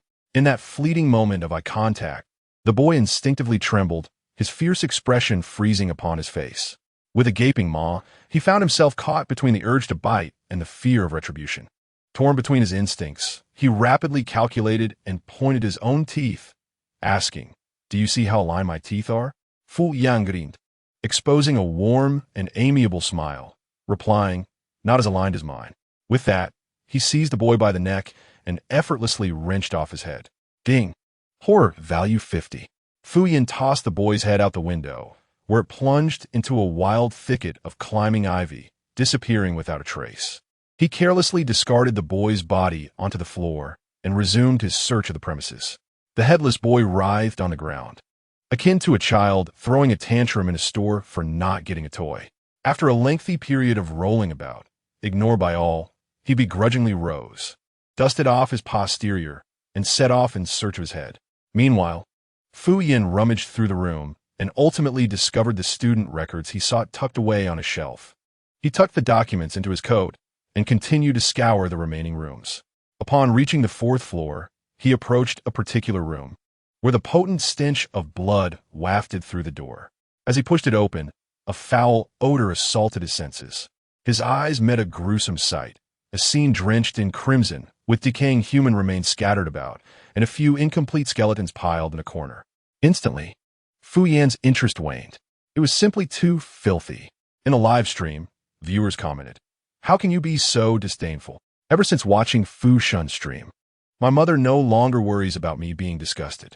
Fu Shun, I can find others disgusting, but I refuse to be disgusted by anyone else. Fu Yan examined the remaining rooms, but found nothing of significance. With less than half an hour until dawn, he secured the documents and sauntered downstairs. As he rounded the corner on the 3rd floor, a shocking scene unfolded before him. In the corridor, He Shuiwe, her hair disheveled, was pinning a woman down. A sharp knife relentlessly pierced the woman's heart. The woman struggled beneath He Shuiwe, but lingered on the brink of death. Fu Yan could scarcely fathom that just days prior, the frail girl now seemed to be overpowering a female ghost. The spectacle was simply too exhilarating. Ding! Horror value 05. Ding! Horror value 05. Ding! Horror value 05. Ding! Horror value 05. The notifications of horror value continued to chime, accumulating a total of 10 points, all thanks to Hishiyue's efforts. Truly, she was a diligent child, quietly achieving great things. Fu Yin approached the two women, cleared his throat, and addressed the ghost pinned beneath. Do you require assistance, madam? Upon hearing footsteps, Hishiyue instinctively lunged with her knife. When she looked up, she was relieved to see it was Fu Yin. The tension that had gripped her nerves instantly dissipated. Thank goodness it was Fu Yin. Had another individual appeared, she would have been utterly overwhelmed. With the relaxing of her nerves, her arms, too, lost their strength. After stabbing for half the night, her hands were already fatigued. The ghost within Lin Xiao was remarkably resilient. Had she not persistently plunged the dagger into the ghost's heart, it was doubtful she would have endured until dawn. The ghost's actions were constrained by Lin Xiao's form, which was why Hishiyue was able to suppress the ghost and continue stabbing. As dawn broke, the ghost realized with Fu Yan's arrival, her chance of escape was extinguished. Seizing the moment when Hishiyue released her grip, she swiftly shed Lin Xiao's skin and fled through the window. Fu Yan returned to the dormitory with Hishiyue. By now, daylight flooded the space. As everyone emerged to freshen up, the sight of the limp skin slumped in the hallway triggered horrified screams. Yin trembled as he approached his girlfriend, clutching Lin Xiao's skin while emitting a pained wail. Amidst the confusion of recent days, he now felt a piercing clarity. After breakfast, Fu Yin recounted his observations from the previous night's allusion to the Hishiyue siblings. Hedgehog? Hishiyue asked, puzzled. There are no hedgehogs in the orphanage. Hishiyue replied, There are. I saw one last night when I ventured out in that space with 4 floors. Fu Yin nodded, retrieving a student dossier from his pocket. The three sat together, poring over the documents, which revealed that the orphanage originally housed 99 children. However, when they arrived, only 29 remained. Hishiyue asked, So, 70 children were adopted? Where did the adopted children go? Fu Yin clarified, Not 70, but 69. Do you remember Jiang Yuan's words? He mentioned that before us. This game had reset 6 times, with 13 players each time, but only 9 had perished. This means a total of 78 individuals had entered the instance, yet 69 survived. Hishiyue was struck by Fu Yan's revelation. Are you implying that the 69 who left alive are no longer human, but rather the vanished children from this instance? How could that be possible? His face was etched with disbelief. This was an instance. How could anyone leave it? Fu Yan glanced at Hishiyue, whose worldview had been shaken, and remarked coolly, When the heart grows too large, the instance cannot contain it, and one inevitably yearns to wander outside.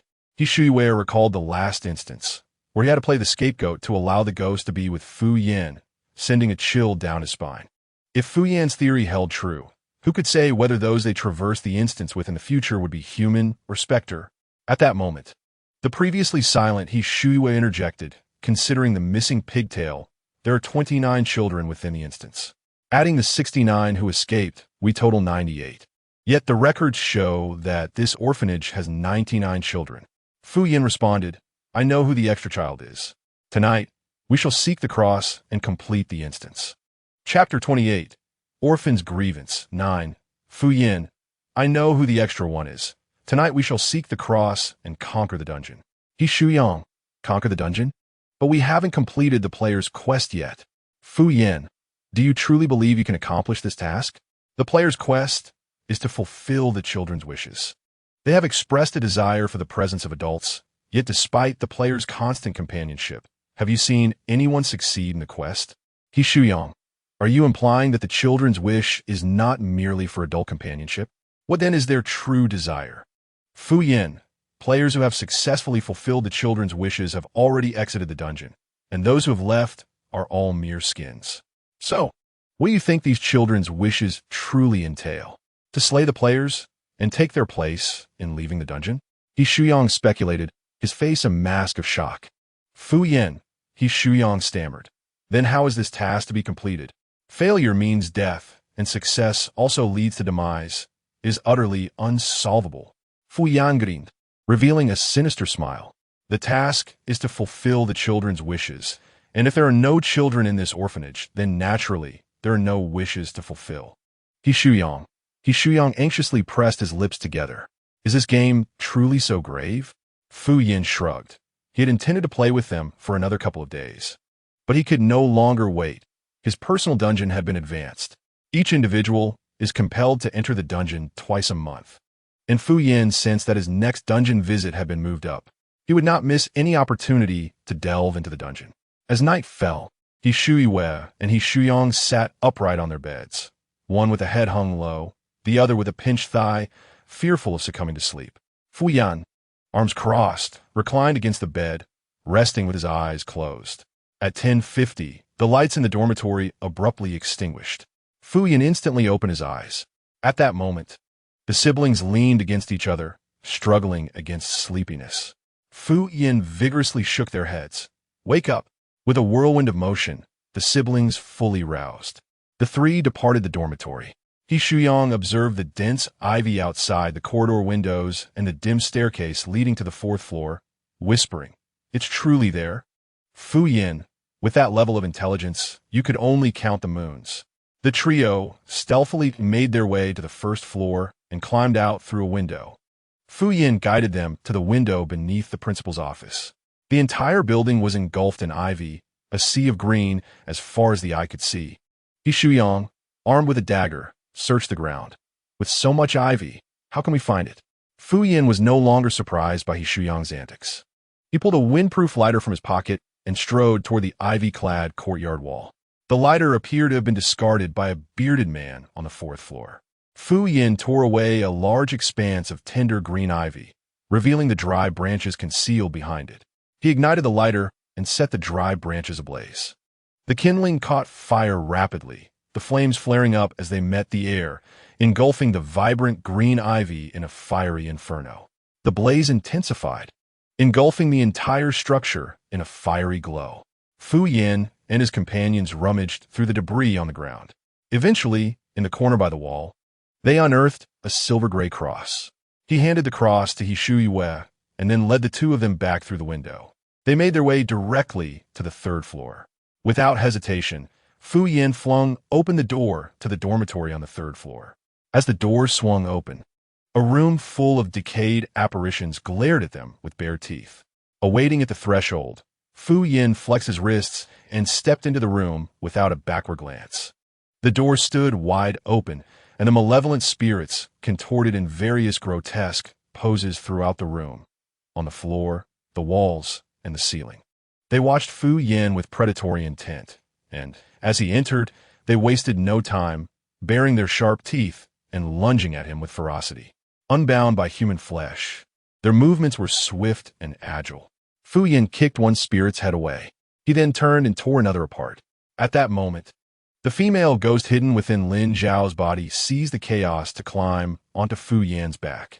With her sharp teeth bared, she aimed for his neck, ready to bite. However, the anticipated scene of severed flesh and flowing blood did not unfold.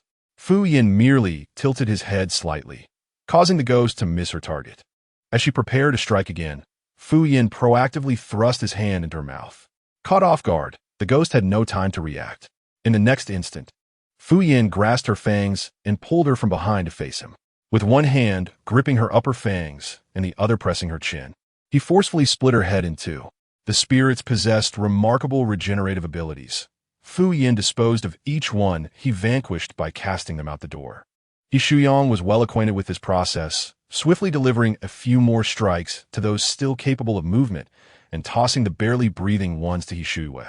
Armed with the cross, He Shu Yue pressed it against the bloodied limbs of the spirits, the sizzling sound of searing flesh echoing in the air. Countless severed arms and legs were reduced to dust under her hands. Ding. Horror value 49 ding. Horror value 90 ding. Horror value 100 ding. Horror value 100. After dispatching the host of malevolent spirits, Fu Yin garnered over 2,000 points of horror value. What shall we do now? He Shuyang inquired. Let us seek the one who remains, Fu Yin replied. He led the two of them to the fourth floor. Outside, flames soared high. Yet the fourth floor was enveloped in an eerie calm. The wall lights cast a soft, yellow glow, illuminating an empty corridor. Standing in the center of the hallway, Fu Yin called out to the desolate space. Are you not coming out? I've already laid waste to your lair, sister. Creak. A door opened. A tall, slender figure emerged. It was the nun who had taught the children to pray earlier that day. Why is it her? He Shuyang murmured in astonishment. The nun approached, her hands clasped, asking the quintessential question all villains pose. How did you discover me? Unlike her melodious voice during prayers, her tone was now deep and hoarse, unmistakably a man's voice. Fu Yin recognized this voice from the illusion. It belonged to the malevolent spirit inhabiting the young girl. Since you have sincerely inquired, I shall graciously divulge the truth. Fu Yin has never hesitated to showcase his intelligence. After all, individuals of his caliber are exceedingly rare. The moment you mentioned that the dean's office was located on the 4th floor, you inadvertently revealed your hand. We consulted all the nuns, yet none possessed knowledge of the dean's office's whereabouts. The nuns emerged only after the dean's demise, hence their ignorance regarding the office's location. Only the malevolent spirit responsible for the dean's death would be privy to its secrets. Upon entering the instance, the three of us remained impervious to any children's manipulation. You deliberately cast the hint of the dean's office to lead us astray. However, little did you anticipate that the clue you provided would become your most glaring flaw. Your actions were driven solely by your lust for my flesh. The malevolent spirit momentarily stiffened, then replied with a grin. Indeed, I find your form quite appealing. You wretched creature, Fu Yin retorted before turning back to flaunt to He Shuyang and his sister. I told you, someone covets my form. The spirit continued. I had intended to keep your vessel, but your demeanor is insufferable. Thus, you shall all perish together. With that, the spirit extended its arms, murmuring incantations that Fu Yin could not comprehend. Was the spirit cursing him? Just as Fu Yin prepared to confront this impolite entity, flames erupted around the spirit. Fu Yin remarked, no need to self-immolate when you cannot argue. I shall incinerate you to ashes with the fires of hell. The flames enveloped the spirit. The crucifix, please. Without a glance back, Fu Yin reached for the crucifix from Yishuwe. She retrieved it from her pocket, just as a shadow darted from behind. It seized the crucifix and charged toward the malevolent spirit. The newcomer was none other than Yinyu, Lin Zhao's boyfriend. Clutching the crucifix and enduring the excruciating flames, he plunged it into the spirit's body, exclaiming, "Begone, die!" Chapter 29. The Orphan's Grievance. 10. The spirit roared, tossing Yinyu aside. A mere insect dares to harm me. The flames surrounding the spirit intensified as it chanted ancient spells.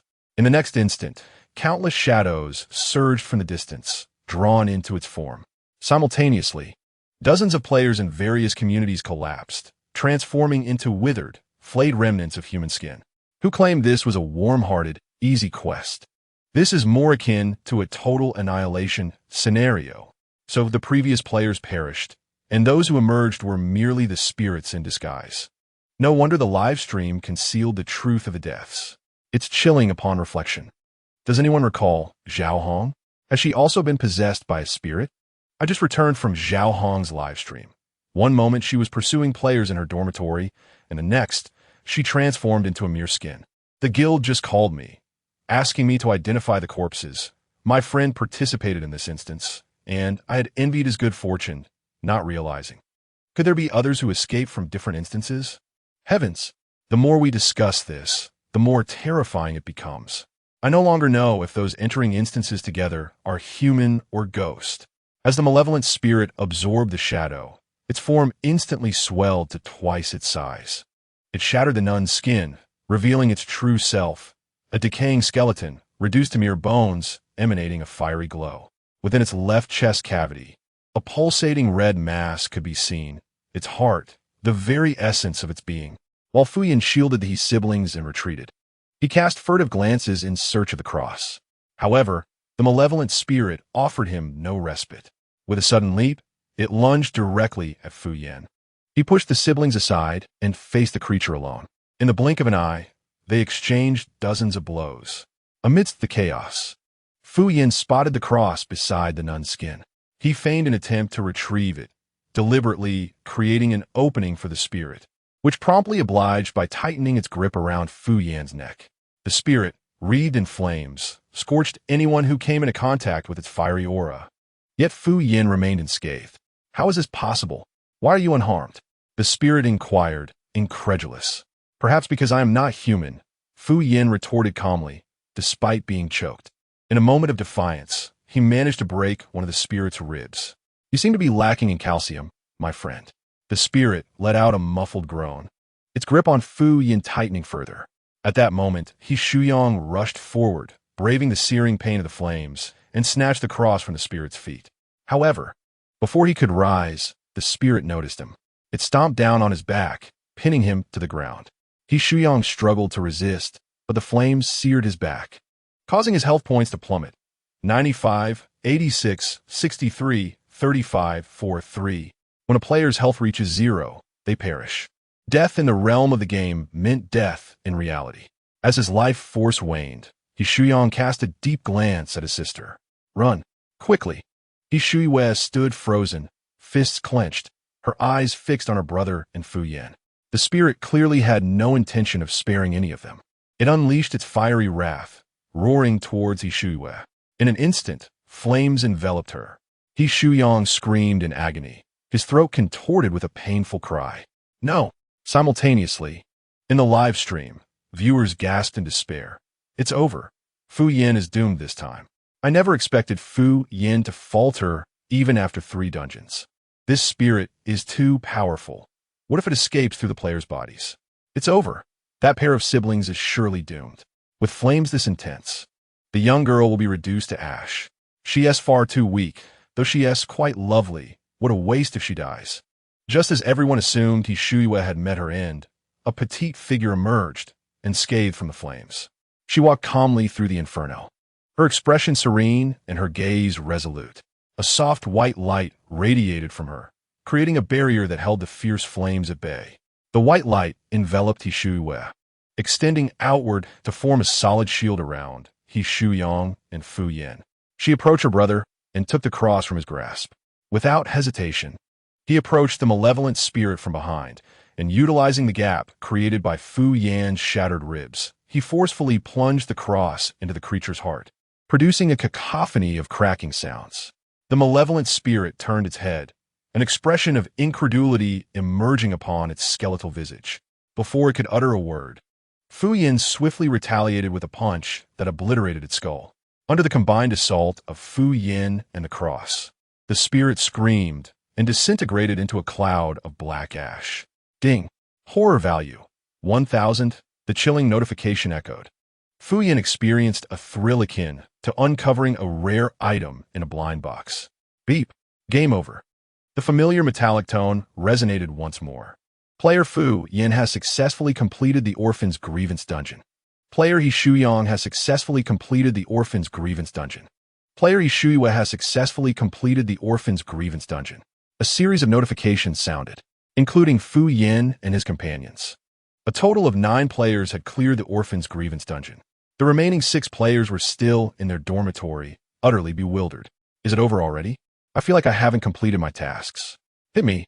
I suspect I might be hallucinating. Simultaneously, the world channel erupted once more with a grating metallic sound. Beep. Players Fu Yin and He Shuyue have defeated the dungeon's infernal spirit. Beep. Players Fu Yin, He Shuyang, and He Shuyue have vanquished all malevolent spirits in the dungeon. The Orphan's Grievance Dungeon has been defeated. It will cease to refresh and be permanently closed. The live stream erupted in joyous celebration. Oh my goodness. I'm so moved I could cry. I thought Fu Shan was done for this time. Thank heaven, thank the earth, and thank Fu Shan for saving us. What incredible talent does that girl He Shuyue possess? She's astounding. Who was it that called her useless earlier? Indeed, those who can team up with Fu Shan are exceptional. If Fu Shan hadn't uncovered the dungeon's secrets, who knows how many more would have perished. Thankfully, those spirits hidden beneath human skins were all eradicated. Otherwise, who knows when we might have been stabbed by a spirit during a dungeon run. I wonder if there are monsters that have escaped from other dungeons. This game is becoming increasingly intense. Woe is me. No one survived. With the dungeon concluded, Fu Yin and his companions were transported back to the community. As He Shuyang opened his eyes, he was met with the sight of a monstrous creature with crimson eyes, baring its teeth. Instinctively, he swung a punch, instantly smashing the monster's head. As dawn broke, the black mist receded, and upon closer inspection, he realized he was still standing outside the castle, battling monsters. Emerging from the dungeon, Hishuiwe found herself transported back to a room filled with mirrors. Compared to her previous frantic escapes, she swiftly dispatched the female ghost this time. As the ghost lay pinned to the ground by her dagger, its bloodied eyes reflected a profound bewilderment. When Fu Yin opened his eyes, he felt an overwhelming sensation of weightlessness, as if he were plummeting. Suddenly, a flash of white light engulfed him, and he was drawn back into the dungeon. Chapter 30, Nanchuan Asylum 1. Nanchuan Asylum. Doctor, what do you feel is abnormal about yourself? Fu Yin, I often feel out of place in a world that is not sufficiently twisted. The doctor scrutinized Fu Yin with a discerning gaze. His gaze lingered momentarily upon the dark red-hued suit jacket, a remnant of historical afflictions, ultimately leading to a conclusion. Clarity of cognition, no ailments detected. Next, Fu Yan nodded, offering a gentle and courteous smile to the physician. The very next moment, a heart-wrenching scream reverberated through the office, a cry that pierced the heavens and shattered the soul. The players outside were so taken aback that they clung together in confusion. Was it truly this intense right from the outset? 5 minutes later, a strikingly handsome young man with a commanding presence emerged from the office. He thoughtfully closed the door behind him and smiled at the players gathered at the entrance. Politely inquiring, "Could you please direct me to the nurse's station?" One of the players instinctively pointed backward. Fu Yin responded with a grateful, "Thank you." As he departed, the players erupted into a flurry of discussion. Was that person just now really? Could it be? Until they entered the office and beheld the grim scene before them. Indeed, it was unmistakably Fu Yin. Fu Yin approached the nurse's station, presenting his diagnosis. Delusions, manic episodes, schizophrenia, emotional disturbances. The nurse, upon reviewing the case, had a slight twitch at the corner of her mouth. You certainly have a diverse array of conditions. Fu Yin nodded with a smile. The nurse perceived a hint of malevolence behind his grin. 3 parts deranged, 4 parts cruel, and 5 parts merciless. She swallowed hard, grasping her tray, and promptly escorted Fu Yin to his ward. Fu Yin was assigned to a double room, already occupied by another resident. The space was adorned with numerous personal items, indicating that this individual had been there for some time. As Fu Yin entered, the occupant sprang to his feet, eyes ablaze with disbelief. "Bro, what are you doing here? What a coincidence to run into you while traversing a dungeon. I knew we were fated to meet." Fu Yin recognized the individual before him. It was his novice guide. What a stroke of luck. Once the nurse departed, Chui Hao, ever the socialite, sidled up to Fu Yin. "Brother, what illness did they assign you?" Fu Yin produced his diagnosis. Delusions, manic episodes, schizophrenia, emotional disturbances. Chui Hao, upon reading it, silently raised his thumb in admiration. "You're truly something else. Your ailments surpass theirs." Chui Hao then revealed his own diagnosis. "They said I have a cross-dressing disorder. For heaven's sake, I can't even feign a delicate hand gesture." As he spoke, he mockingly raised his pinky while clutching his diagnosis. Fu Yin inquired, "By the way, what is your task?" Chui Hao replied, "Mine is to receive treatment until cured, but I'm perfectly healthy." He ended his statement with a playful huff. Fu Yin suppressed the irritation bubbling within him and turned his head to ask, "Is everyone's task different?" Cui Yao responded, "Brother, it's obvious you don't watch live streams. In this dungeon, each player's task is unique. There was even one player whose task was to assist the doctor in finding a urinal. It was utterly hilarious." Fu Yin had entered the dungeon and found himself in the doctor's office, without having had the chance to review the dungeon details. He opened his control panel.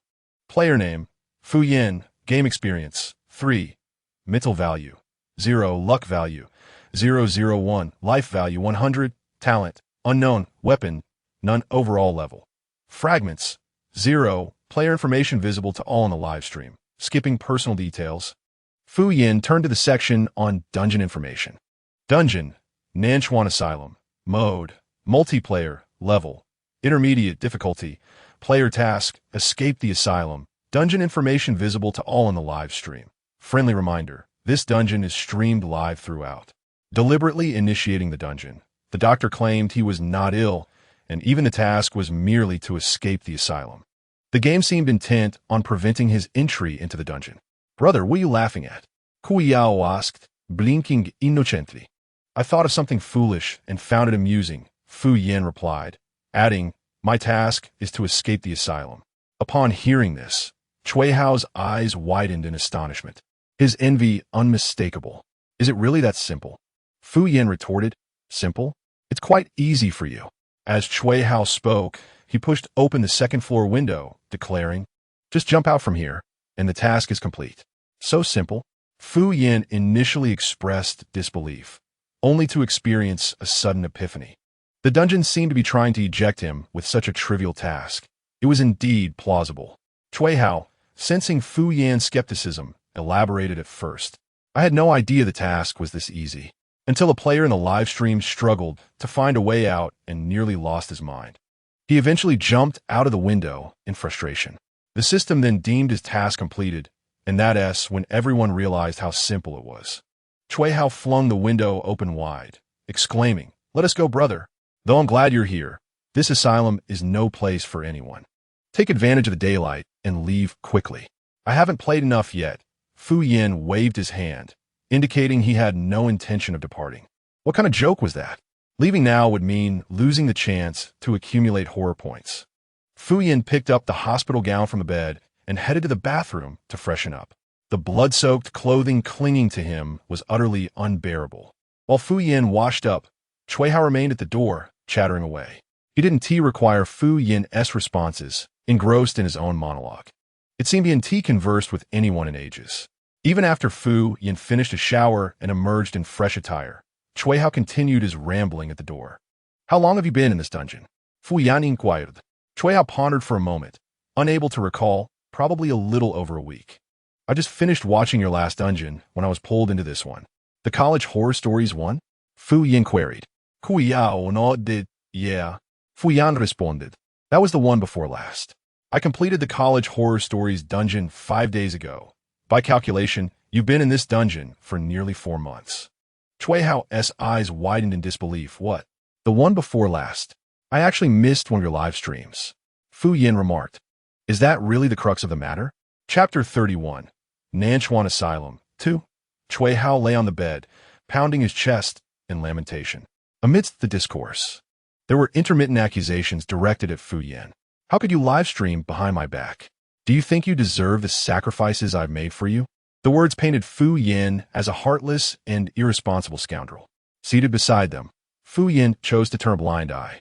At that moment, a rapid ringing echoed, accompanied by the sound of hurried footsteps outside. Shortly thereafter, a nurse entered, balancing a tray that held 2 syringes and several pills.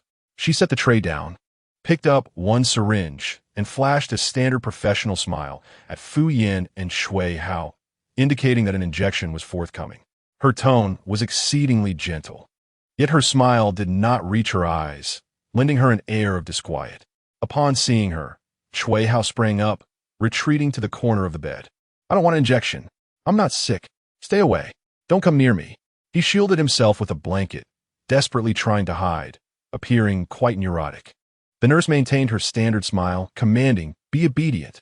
It's time for your shot. I want tea. I'm not sick. Chui Hao protested vehemently, kicking and thrashing, refusing to comply. Suddenly, the nurse seized his foot and forcibly dragged him closer. She then leapt onto the bed, pinning him down, capturing his flailing hands and pressing them to his forehead. Kneeling on his knees, she held his legs down with unyielding force. A young man of over 6 feet was subdued by a frail nurse, rendered utterly powerless. He struggled like a fish on a cutting board, but his resistance proved futile. A hint of ferocity crept onto the nurse's previously smiling face. Why won't you obey? Let go. Let go of me. Chui Hao shook his head, dodging the needle in the nurse's hand. This scene piqued Fu Yan's curiosity, truly the allure of domination. As the needle pierced his neck, the nurse gradually pushed the medication from the syringe, and Chui Hao slowly quieted down. Once the injection was complete, the nurse released Chui Hao and leaped off him. At that moment, he appeared dazed, his expression blank. Is that it? Fu Yan murmured, seemingly unsatisfied. The nurse then turned her attention towards him, smiling as she said, Your turn.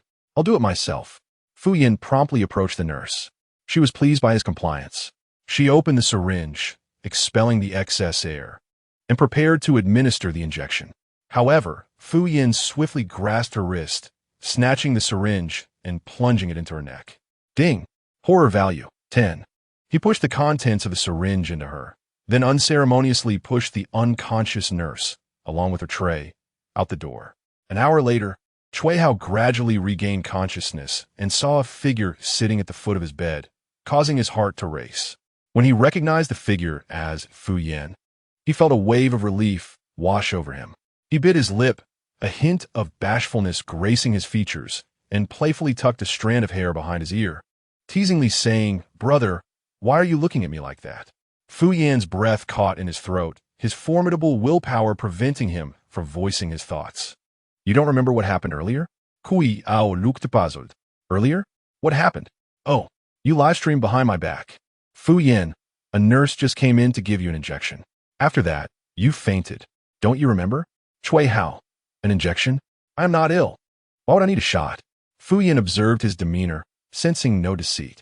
Considering Cui Hao's behavior before and after the injection, it was evident that the shot would induce a state of confusion, drawing him closer to the label on the diagnosis. The thought that Cui Hao's label was transvestism made Fu Yin regret having used him as a test subject for the medication. A tall young man, over 6 feet, constantly calling out to himself what a headache that was. Fu Yin pinched the bridge of his nose, instinctively dismissing the flirtatious glances from Cui Hao, and inquired, "What do you typically do in this asylum?" Cui Hao, with a look of realization that his brother was indeed concerned, cheerfully replied, "Oh, it's nothing much. I usually enjoy doing crafts, reading books, and keeping up with current events." Fu Yin crossed his arms, insisting, "Speak plainly." Cui Hao, tearing newspapers, reading adult literature, eavesdropping. Fu Yin, aren't there doctors or nurses to attend to you or organize activities? Cui Hao shook his head. "No. Here, apart from the patients, you won't see a single living soul. I met a doctor and a nurse only on the day I arrived. Besides, I'm not ill, so why would they check on me?" Listening to Cui Hao, Fu Yan pondered.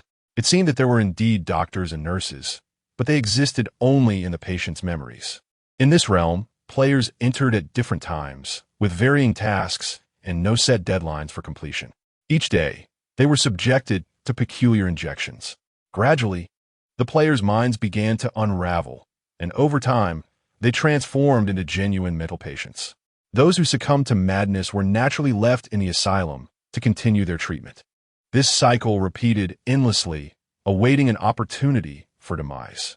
The ultimate aim of this scenario was to nurture the players within its confines, ultimately leading to their demise. Fu Yin decided to venture out for a brief exploration of the surroundings. As he opened the door, he heard Cui Hao's mournful voice calling after him, "Brother, where are you going?" Without looking back, Fu Yin replied, "I need to relieve myself." Cui Hao, "Don't think I'm unaware. You're off to find that little vixen. Let me tell you, once you leave my room today, you won't be able to return tomorrow, humph." His plaintive tone nearly shattered Fu Yan's eardrums. With a decisive slam, he shut the door and slipped away without hesitation. Seeing Fu Yan's resolute departure, Cui Hao theatrically rolled onto the bed and then sprang up, chasing after him. "Wait for me." As Fu Yin wandered through the building, he encountered not a single doctor. Even the nurse who had administered their injections was nowhere to be found. Instead, he encountered numerous patients. Some appeared emaciated and vacant. Some babbled incoherently to the air, while others struck the walls with fists and feet. There was no oversight or management. They were entirely free range. Fu Yin glanced at them, recognizing that they were all living beings, yet their time was evidently short. They must have been players who had entered earlier. The more he observed, the more he felt that this place resembled a slaughterhouse, with the residents akin to livestock, awaiting their inevitable slaughter. Cui Hao trailed behind Fu Yan, unable to suppress his jealousy as he observed Fu Yin fixated on others. "What are you looking at, brother? They're merely a bunch of lunatics. How could they possibly capture your attention?" Fu Yin glanced at him in surprise. "Do you think you are normal?" Cui Hao, wearing an expression of utmost certainty, replied with pride, "It rained yesterday, and that bunch of lunatics all ran outside to bathe, but I stayed back." Fu Yin inquired, "Why didn't you go?" Cui Hao responded, "I was waiting for the water to warm up." Chapter 32. Nanchuan Asylum. 3. The asylum had 5 floors, inhabited entirely by the mentally ill. The morning office now lay deserted, and the nurses at the station were nowhere to be seen. Fuyin wandered about, finding no clues. However, the buttons in the elevator caught his attention. The asylum comprised 5 floors, yet there were 10 stair buttons. The first 5 were standard floor buttons, while the latter 5 bore no labels and could only be accessed with a card. It seemed this asylum concealed hidden spaces.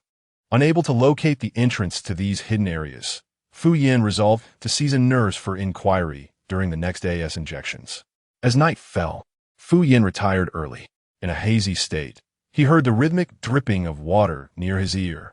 Suddenly, he opened his eyes to see, illuminated by moonlight, Chui Hao standing at his bedside, brandishing a dinner knife, wrapped in a blanket, his face pale, and his dark pupils gleaming with eager light as if he had spotted a sumptuous feast.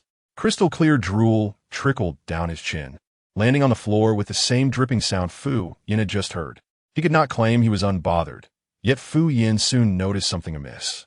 Chui Hao's height was incorrect, standing at 181 meters. He was typically 7 to 8 centimeters shorter than Fu Yin. Yet the figure before him now towered over 2 meters. Did one need a stool to commit murder? How absurd. Fu Yin sat up and under Chui Hao's bewildered gaze. He abruptly yanked away the blanket.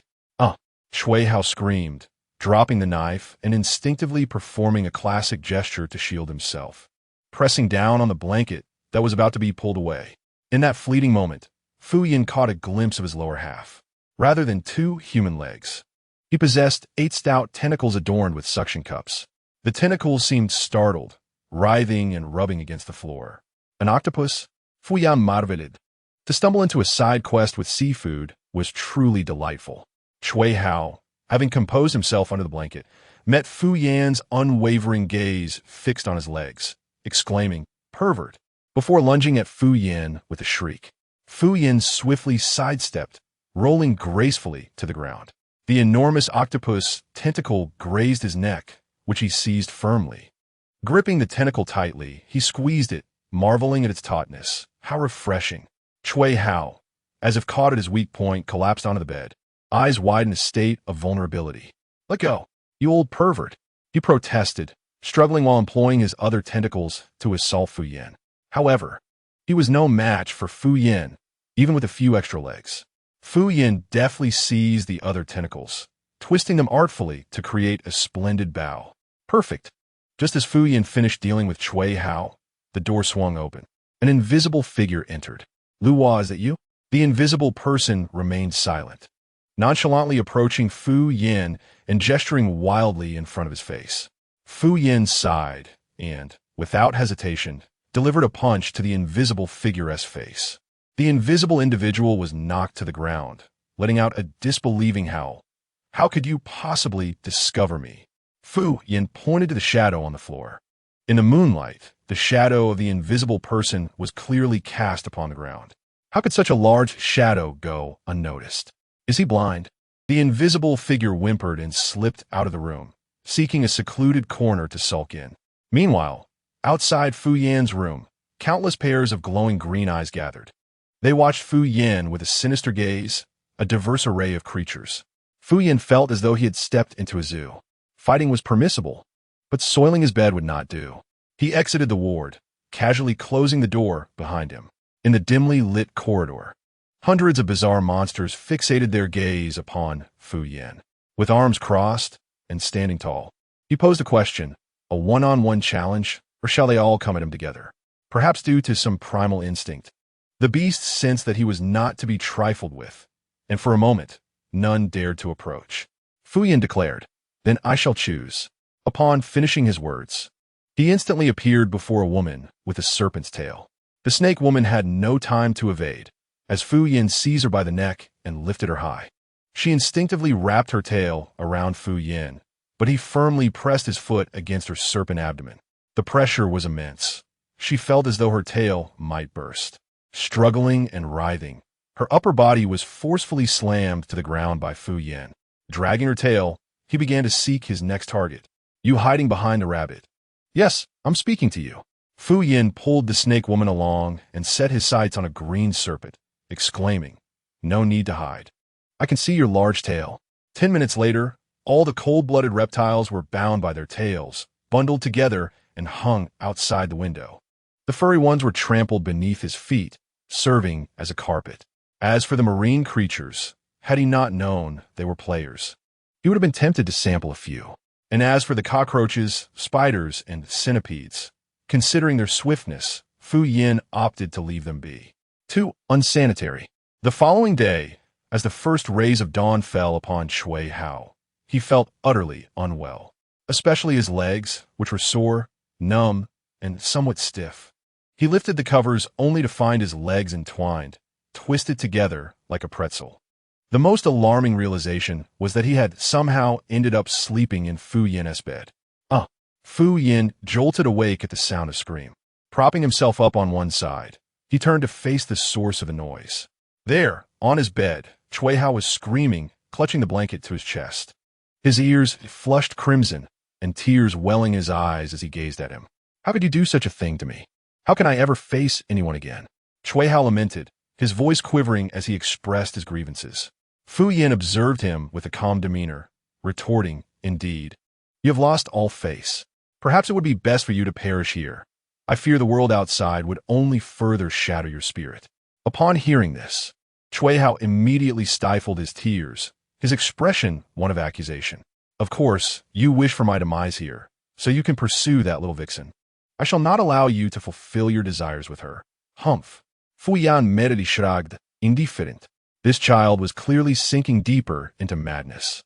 At this moment, the players outside began to regain consciousness, some having undergone complete mutations while others, like Chui Hao, exhibited partial transformations. The degree of mutation among players was directly correlated with their remaining health points. The more health points one retained, the fewer the mutated features. Fu Yin had refrained from inflicting severe damage the previous night, ensuring their health points remained unaffected. After a chaotic upheaval, the asylum returned to its usual tranquility. Chapter 33. The South River Asylum. For Fu Yin had not been overly harsh the previous night, merely delivering a few kicks that rendered their appearances unrecognizable, even to their own mothers. During lunch, he deliberately sat beside Chui Hao, right next to the green snake from yesterday. The green snake had been lamenting the tasteless cafeteria food, but upon seeing Fu Yin approach, it instinctively recoiled, dropping its chopsticks to the floor. It was uncertain why, but its body conveyed a sense of dread towards this individual. Fu Yin settled beside it, offering a friendly smile. He had noticed the striking resemblance in height and appearance between himself and this individual, prompting him to deliver those extra kicks the night before. After a night of reflection, the green snake now appeared remarkably rejuvenated, resembling a pig with a snake's tail or a snake with a pig's head. Fu Yin, with great consideration, handed the green snake a mask, inquiring, "Are you also a player?" The green snake, not yet fully transformed, was still capable of communication. It hesitated before nodding. Player? It had been a long time since it had heard that term, nearly forgetting that it was not originally from this place. Fu Yin continued, "What is your task?" The green snake awkwardly opened its control panel, fumbling for what felt like an eternity before locating its quest. Help the doctor find the urinal? Uft. Chui Hao could not contain himself, spraying soy milk into the green snake's bowl. Fu Yin shot him a disapproving glare. Kui Ao Baoted, pointing at the soy milk in the bowl in a feeble defense. It lacks flavor. The green snake, however, remained unperturbed, staring blankly at the control panel, seemingly puzzled by its existence. Fu Yin recalled hearing about the green snake's quest from Chui Hao the previous day, indicating that the green snake had entered the dungeon before Chui Hao. Help the doctor find a urinal? There was not even a doctor present here. So from where could a urinal possibly come? This was evidently an impossible task, much like Chui Hao's healing. The purpose of these tasks was evidently to keep the players trapped within the dungeon. After lunch, the patients were allowed to move freely. The cafeteria was still bustling with several patients. Fu Yin and Chui Hao remained vigilantly by the green snake side. Suddenly, an urgent bell rang out, echoing the same urgency as the previous day. All the patients instinctively dropped what they were holding and rushed frantically toward their wards. Green Snake, too, ceased to be dazed. As if receiving some unseen command, abruptly stood up and turned to dash into the ward. Fu Yin exchanged a knowing glance with Chui Hao. Reluctantly, Kui Ao Rose, pressing a hand on Green Snake's back as he guided him toward their own room. Fu Yin donned a mask and stood up, turning to sprint toward Green Snake's ward. Amidst the chaos, all patients returned to their respective rooms, save for Fu Yin and Green Snake.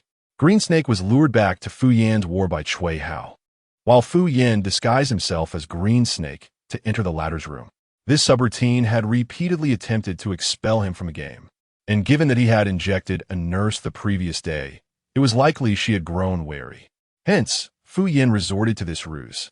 In the midst of the turmoil, everyone bowed their heads and rushed back to their wards, oblivious to anyone mistakenly entering the wrong room. Green Snake's ward was directly behind Fu Yan's, meaning the nurse would first enter Fu Yan's room before proceeding to Green Snake's. Green Snake resided in a single room, devoid of a roommate. Fu Yin stood at the doorway, listening intently to the sounds outside. He remained ever ready, prepared to rush out and subdue the nurse should anything go awry. The clattering sound of the cart grew increasingly nearer. The nurse, pushing the cart, arrived at the entrance of Fu Yin and Chui Hao's room. She hesitated momentarily at the door, but ultimately refrained from entering, likely haunted by yesterday's incident. She bypassed Fu Yan's room, continuing onward until she reached Green Snake's ward. She pushed the door open, her pale face adorned with a professional, albeit feigned, smile. It was time for the injection. At that moment, Fu Yin had already burrowed beneath the covers, leaving only his head exposed. The nurse, smiling, approached and abruptly yanked the covers aside. Beneath the blanket, Fu Yin lay with his hands behind his head, a radiant smile gracing his face. Unlike the nurse's artificial grin, Fu Yan's smile was genuinely bright. The nurse, realizing she had been deceived, turned and sprinted toward the door. Before she could take a single step, Fu Yin leapt from the bed, executing a swift strike aimed at the back of her neck. Perhaps this nurse had a higher tolerance for pain, as Fu Yan's blow failed to render her unconscious. He sighed, lamenting the necessity of such violence. With a resigned air, he seized the nurse by the neck and swiftly dispatched her. Ding. Horror, value 90.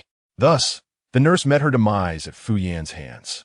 Strangely, there was little blood within her. Her skin appeared pale and rigid, the severed neck a grayish white with a wrinkled surface. Fu Yan's sneezed curiously, detecting no scent whatsoever. He took the nurse's identification badge and hoisted her beneath the bed. Wearing a mask, he pushed the cart directly to the elevator. During this time, he contemplated whether to don the nurse's uniform.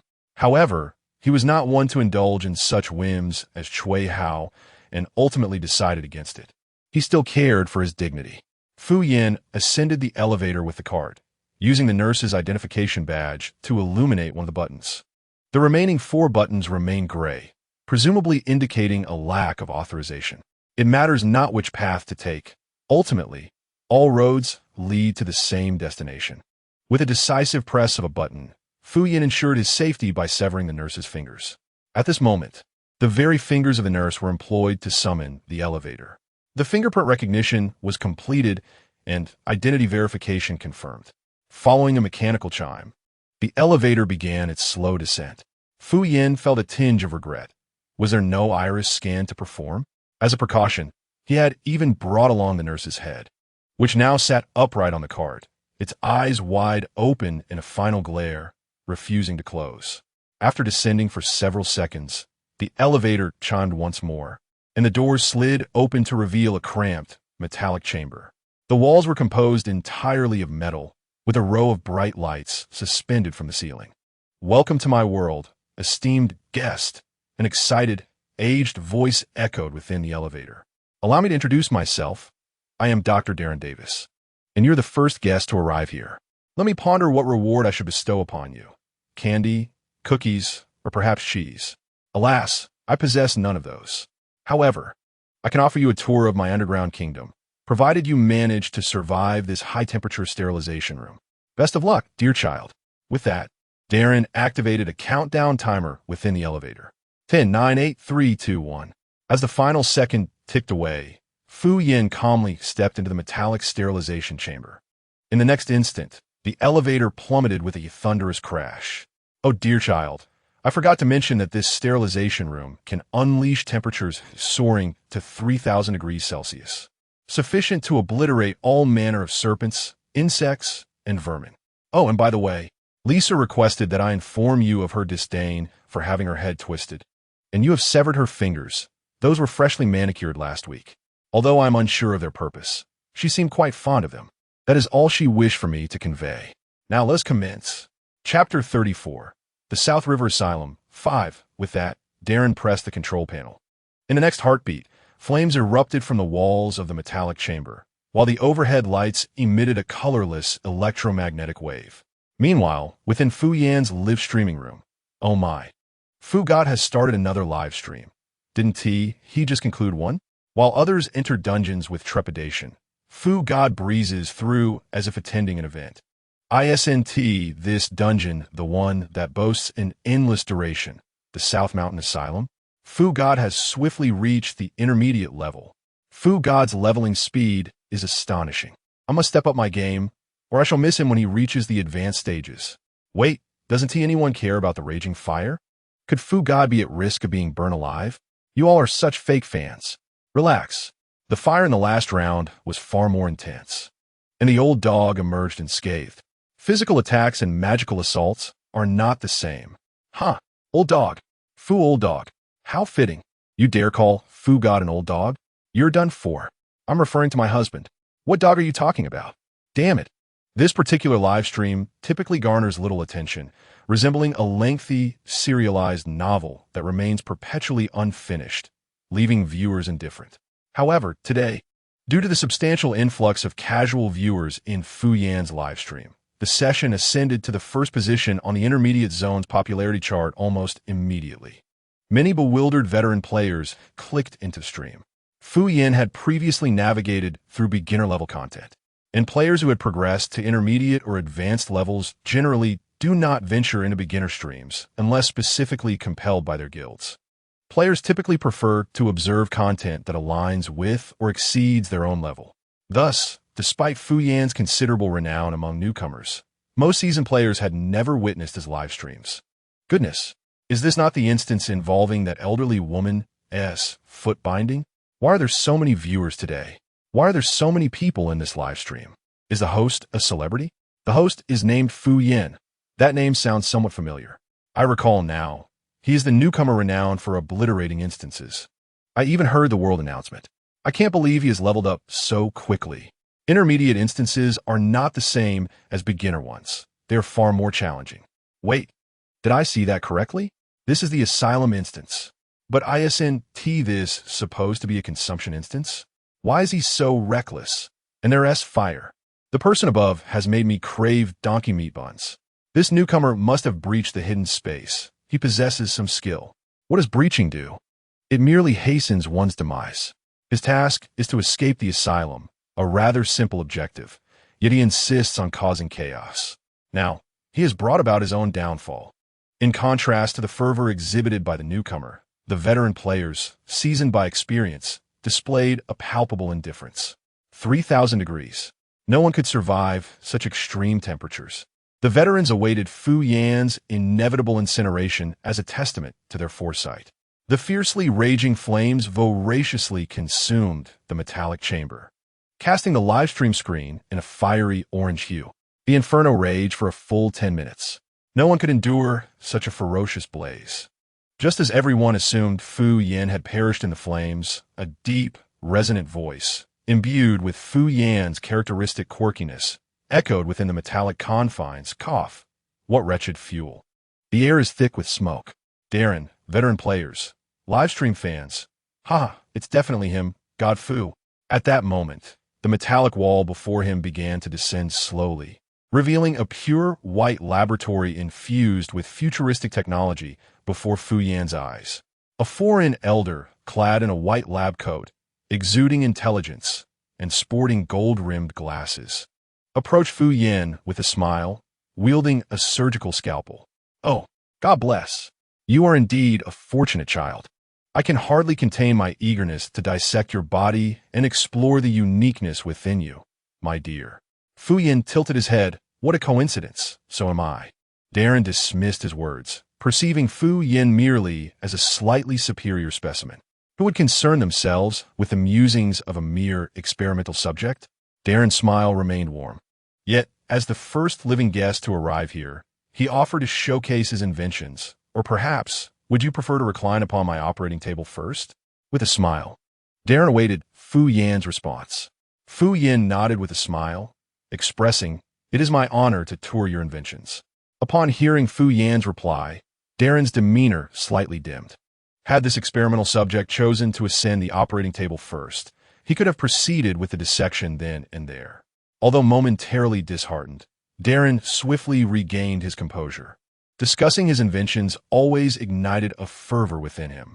He led Fu Yin down a lengthy corridor flanked by towering glass walls formed by 2 rows of fish tanks.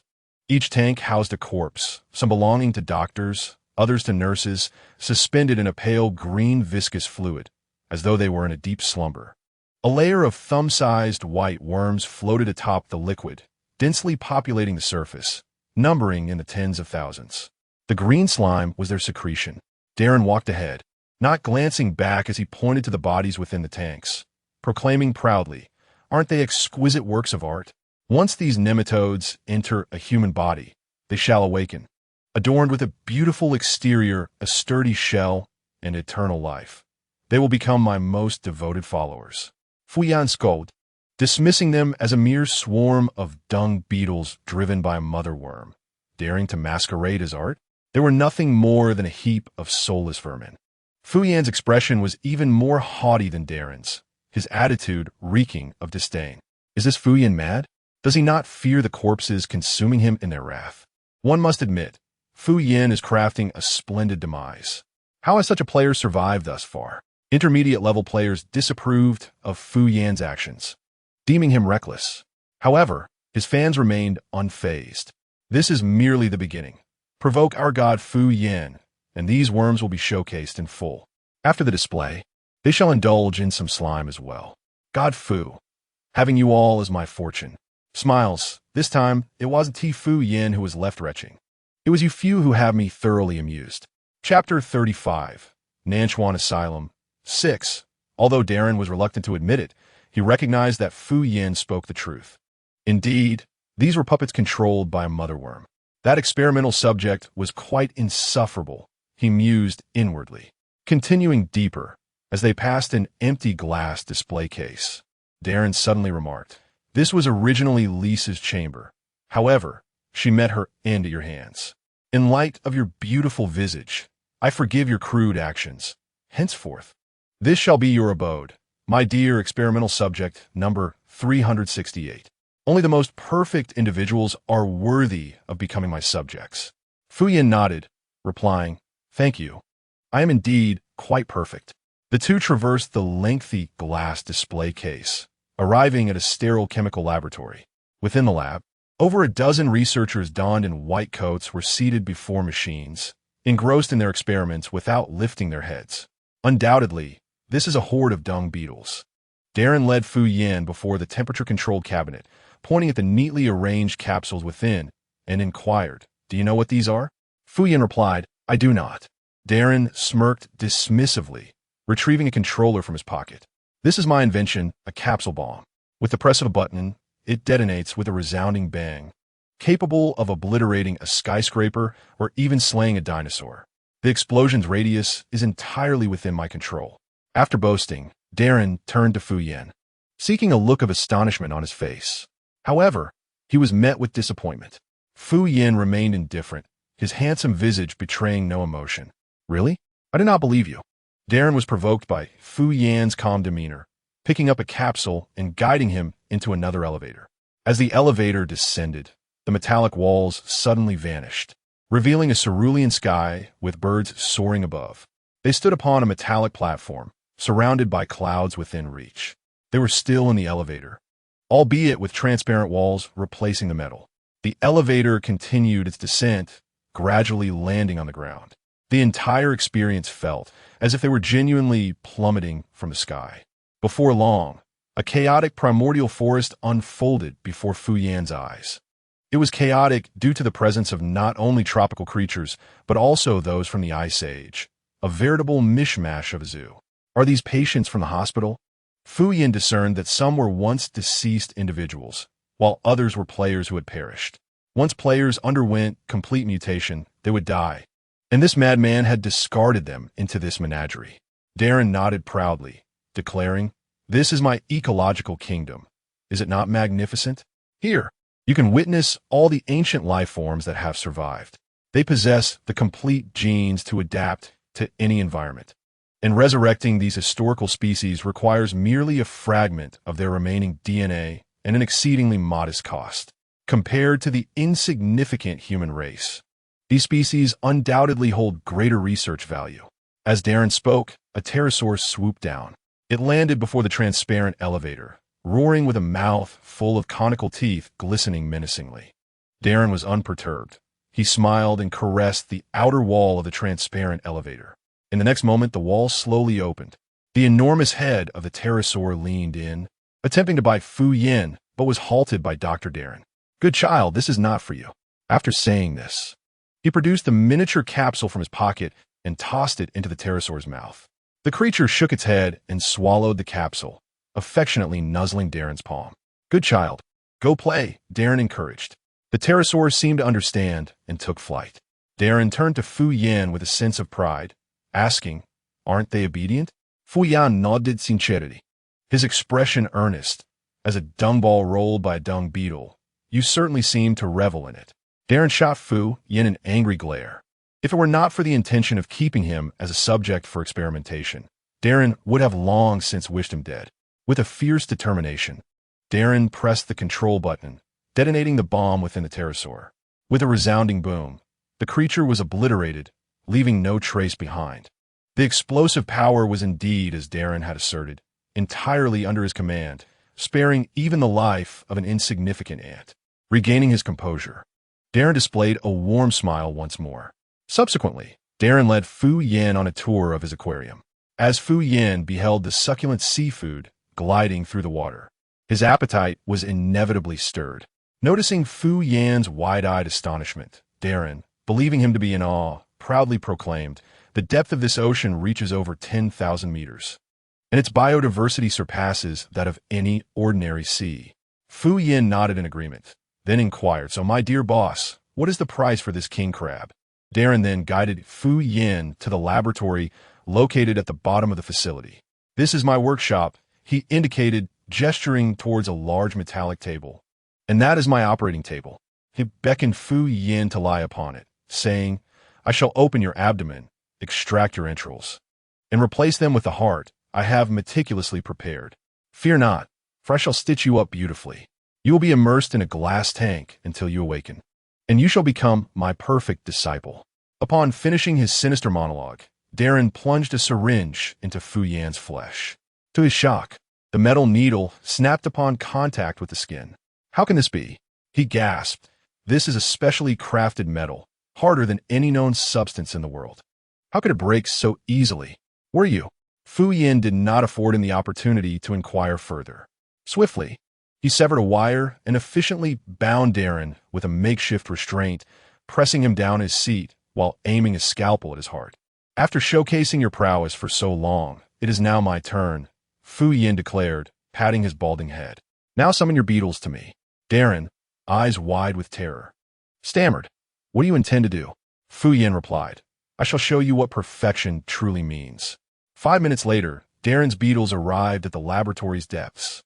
Their skin was pale, their bodies stiff, and some were even coated in a greenish slime. Fu Yin instructed the slimy ones to retrieve some seafood from the ocean while he selected a stunning foreign nurse with golden waves cascading down her figure. "Come here. I require your assistance, dear nurse," he said, disregarding her protests as he forcefully bound her to the operating table. Chapter 36. The South River Asylum, 7. The nurse lay on the cold operating table, fear etched across her face as she gazed at Fu Yin. "What are you going to do?" Fu Yin smiled as he donned protective goggles, taking scissors to slice open the nurse's dress, revealing her pale, rigid waist. After so many episodes, this beast is finally revealing his ferocious, true nature. The audience watched the unfolding scene with bated breath. A mixture of tension and anticipation hanging in the air. Veteran players, however, were utterly baffled by Fu Yan's actions. He's already subdued Darren. Why not just finish him off? What's the point of all this nonsense? Just seeking attention? Is this guy running some kind of erotic live stream? No wonder he's got so many fans. Disgusting. Hey, you can insult Fu Shan all you want, but don't you dare insult us fans. Please don't associate Fu Shan's actions with his fanbase. Thank you. Inside the dungeon, Fu Yan tore away the cloth wrapped around the nurse's waist, the cold scalpel gliding slowly across her abdomen. The nurse shuddered. Though she couldn't feel temperature, an inexplicable chill crept up her spine. Fu Yan gazed down at her, his lips curling into a tender smile. Just a minor procedure. No anesthesia. Bear with it. His beauty was striking, his smile like winter sunlight, his deep eyes brimming with warmth, enough to drown anyone who met his gaze. The nurse's expression gradually grew dazed, until the icy blade sliced through her skin, blood seeping from the wound. She thrashed wildly on the operating table. Let me go. Let me go. Stay still.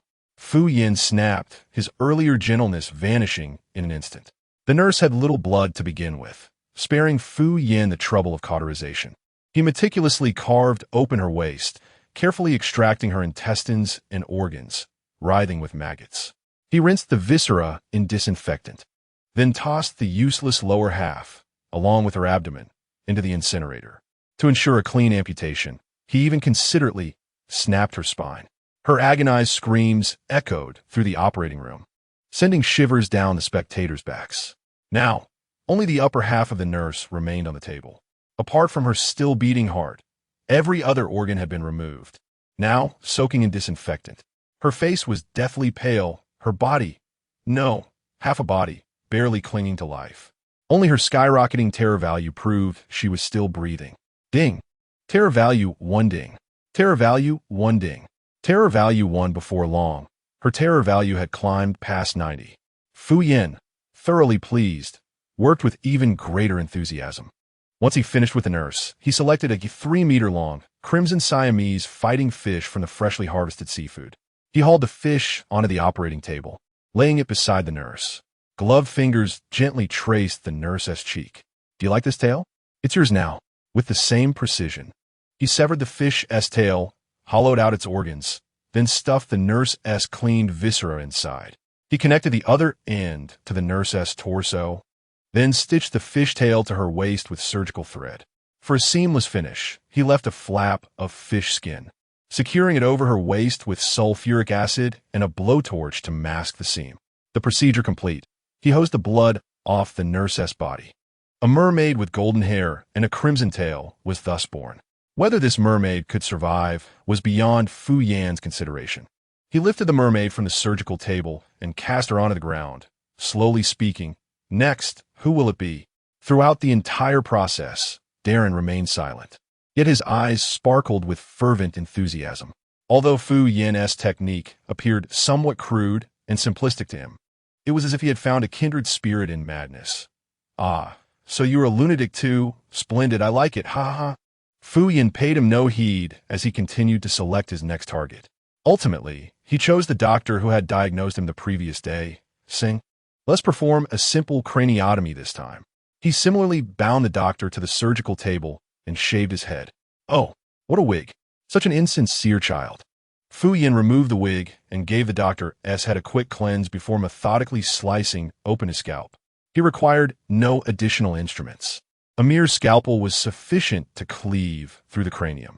Once the top of the skull was removed, the dark red brain matter lay exposed before the onlookers. What is Fu Yan doing? Ugh, is he doing this just to disgust everyone? Yuck. This man is truly mad. He should not be allowed to leave this instance. He is genuinely unwell. The veteran players regarded Fu Yan as if he were a lunatic. Meanwhile, the fans exclaimed, "Wow, Fu Shan has struck again. What nostalgic moment. Isn't it? My grandson told me. Grandma, Fu Shan is live-streaming brain surgery."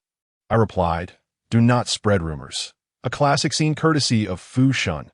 Let us capture this moment." Fu Yan hollowed out the doctor's brain, replacing it with the intact brain of a wild boar. After suturing the scalp back in place, he replaced the wig, demonstrating a commendable consideration for his patient's image. The following noon, Fu Yin completed the surgery on the last dung beetle. At this moment, he had amassed over 30,000 points of horror value within this instance. The dung beetles he had operated on were now lively and animated, albeit utterly fearful of him. Fu Yin stretched his limbs. It was time to send everyone off to their final rest. He cleared his throat and issued the first and final command to this group of transformed dung beetles: consume Dr. Darren. At that moment, Darren had calmed from his ecstatic frenzy, staring incredulously at Fu Yin. Did you say? Fu Yin smiled at him and replied, "This absurd dream must come to an end." With those words, he strode out of the operating room, casually pocketing Darren's controller on his way out. Fu Yin entered the elevator in the laboratory and pressed the button for the first floor of the asylum. The elevator ascended slowly, and a chilling notification echoed in his mind. Ding! Horror value 500. It was from that crazed old man. Fu Yin produced the controller for the capsule bombs and pressed the button for an out-of-bounds explosion. During each operation, he had planted a capsule bomb inside every test subject. The explosions erupted in quick succession, even affecting the asylum itself. Flames spread rapidly, engulfing the building. The players within the asylum were startled by the sudden outbreak of fire. After Darren's demise, the players, freed from the control of the motherworm, regained their clarity of mind. In a state of panic, they screamed and fled upstairs. On the way, Fu Yin managed to gather a few disoriented individuals to accompany him. At that moment, the flames had already spread to the fourth floor, threatening to engulf them at any moment. The players in the instance were as restless as ants in a hot pot, while seasoned players in the live stream unleashed a torrent of criticism towards Fu Yin. Goodness, is this Fu Yin out of his mind? He's still inside the instance. If he wants to die, that's one thing, but dragging everyone down with him is another. Damn it, my wife is still in there. Woe is me. When I saw him take down enemies, I thought he was formidable, but it turns out he's just insane. This Fu Yin definitely exhibits antisocial personality traits. Chapter 37, Nanchuan Asylum. 8. Outside the instance, veteran players mercilessly berated Fu Yin. Inside, he led a group of players to the rooftop of the asylum. What should they do now? How could fire break out so suddenly? I do not wish to perish. The flames were rapidly nearing the rooftop, and the players huddled together in a state of utter chaos. At this moment, Chui Hao also regained his senses and approached Fu Yin, asking, "Brother Fu, what do we do now?" The players, akin to ants in a steamer, were utterly helpless in the face of the crisis. They yearned desperately for a leader to guide them. Thus, when Chui Hao posed his question, all eyes turned expectantly towards Fu Yin, hoping he would provide a solution. With the gaze of the crowd upon him, Fu Yin calmly walked to the edge of the rooftop, gazing at the inferno below, and stated with tranquility, "Jump down." His voice, though soft, resonated in the ears of every player present. What a jest! With such a conflagration below, jumping down would surely lead to death, whether from the fall or the fire itself. My task is not yet complete. Even if I jump, I cannot exit the instance. The players erupted into a cacophony of discussion when suddenly a harsh voice interjected. "Fu Yin, right? Before I entered the instance, I happened to catch your live stream. Your task is to escape the asylum, and the prescribed method is indeed to jump off the building. You could exit the instance by doing so, while we would undoubtedly perish." Ding Hu, who had entered the instance 2 hours after Fu Yin, had just seen his live stream. After speaking, he turned to address the other players. "You might not know, but the fire started from the basement, where there is a secret laboratory. Before I entered the instance, I saw Fu Yin in the basement with those undergoing surgery. I suspect this fire was set by him. He is in cahoots with them, perhaps having made some unspeakable deal with the intent to take our lives." Ding Hu pointed an accusing finger at Fu Yin. The players cast doubtful glances toward Fu Yin. "Is what he says true? Did you indeed set the fire? Why would you believe anything others say? Don't you have minds of your own? My brother is still inside the instance. What would he gain from starting a fire?" Chui Hao retorted, gesturing towards several individuals whom Fu Yin had rescued earlier. "It was indeed my brother who rescued you just now. If he harbored ill intentions towards you, Wouldn't it have been simpler to leave you downstairs to perish in the flames? Why go through the trouble of bringing you up? Have you no conscience? The players were momentarily taken aback by Chui Hao's sharp tongue. Those saved by Fu Yin also lowered their heads in shame. At that moment, Fu Yin, who had remained silent until now, suddenly spoke. His tone was calm and composed. I set the fire. Chui Hao exclaimed, "You see, I told you it wasn't my brother." Wait, what did you say? You set the fire? Kui Yao looked at the Fu Yan in disbelief. Could it be that his idol had lost his mind? Why would he start a fire? Even if he did, why would he admit it? You truly did it. How could you be so cruel? If you didn't wish to save us, why would you set the place ablaze to kill us? We have no enmity with you. So what compels you to act this way? Are you in league with those monsters? Since we cannot escape the instance, neither shall you. Today we will ensure your demise here, and none shall survive. At this moment, Chui Hao was equally perplexed. Was it possible that his idol had truly been possessed by those creatures? The players vehemently condemned Fu Yan, demanding an explanation, lest they perish together. Fu Yan's gaze swept across the faces of the crowd.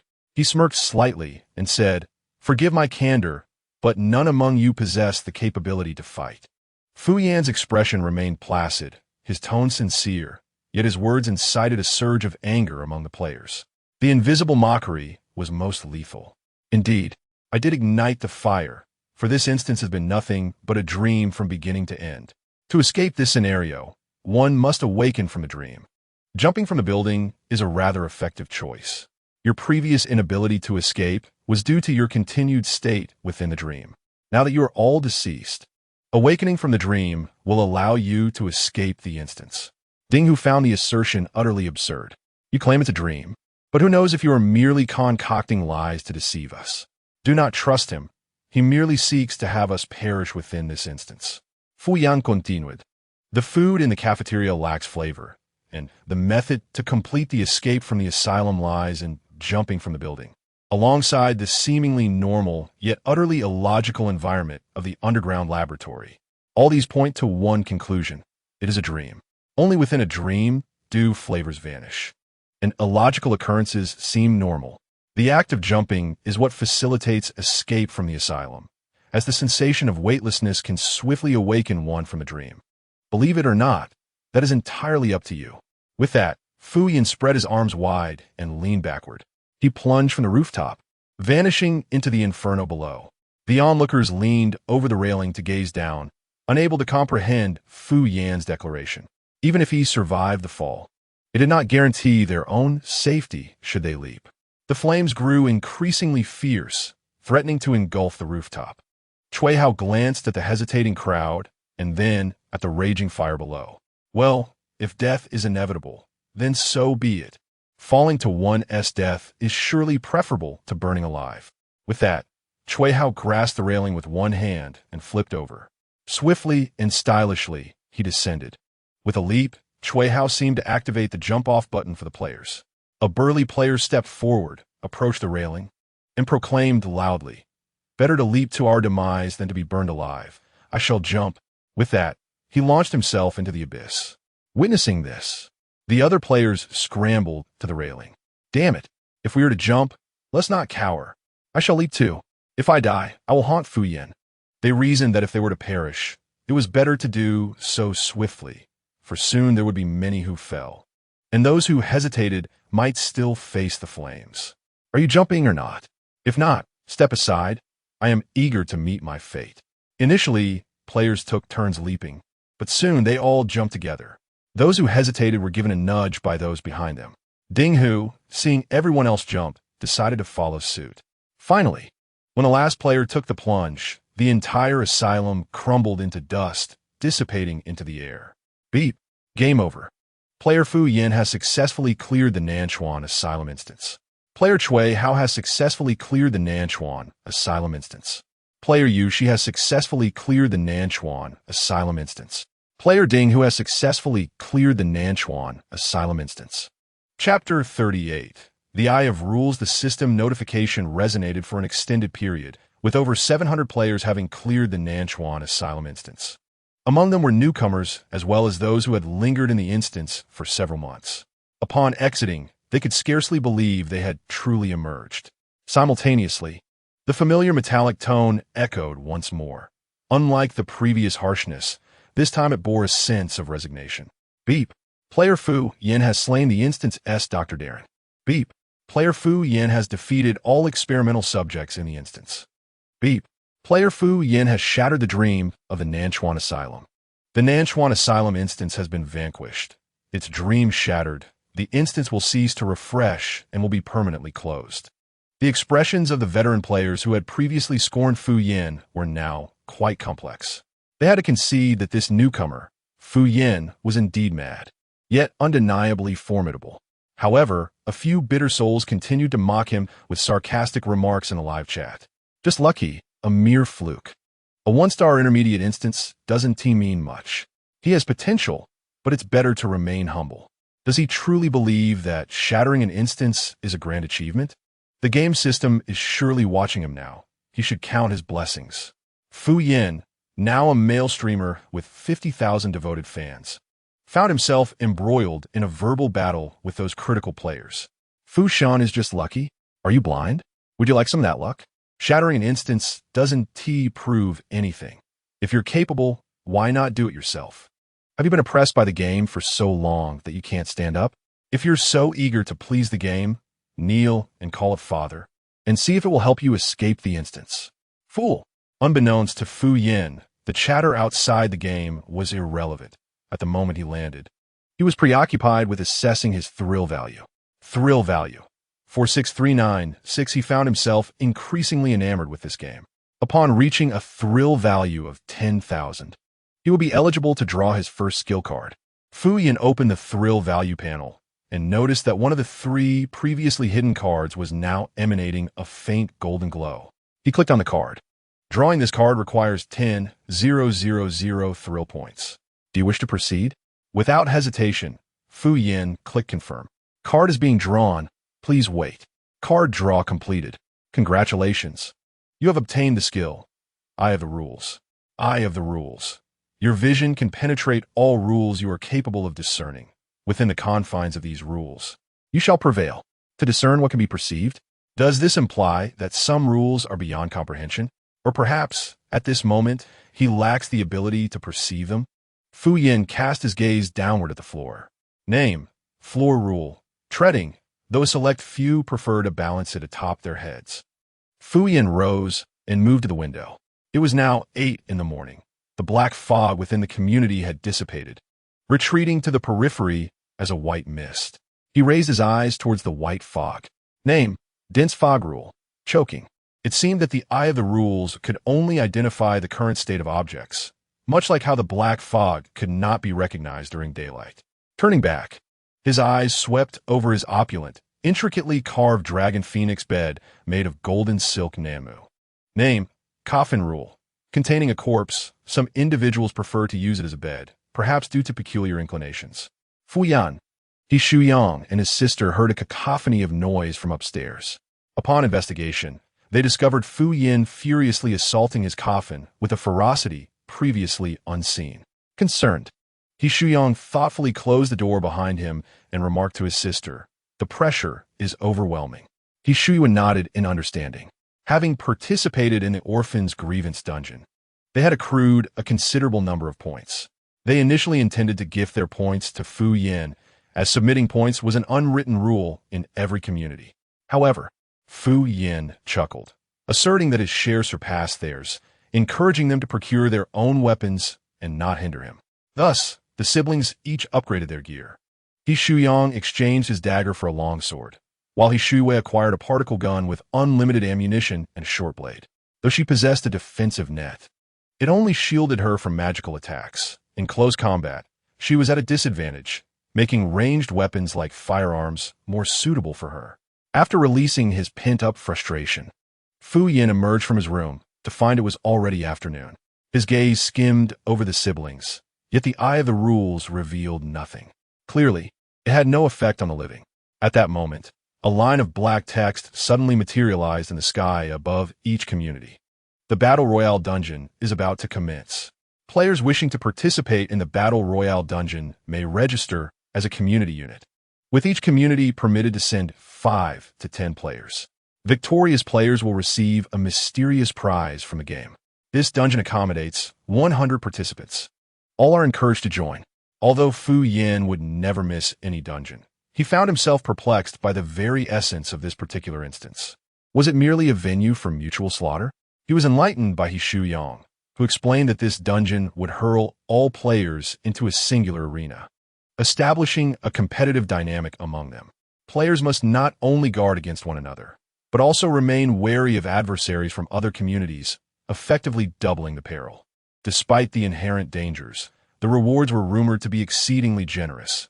It was said that a previous player had acquired 81 fragments within, subsequently exiting the game altogether. Are the rewards identical each time? Fu Yan inquired. Not necessarily, Shu Yang replied. It resembles a game of chance, until the very end. No one can ascertain what the rewards may be.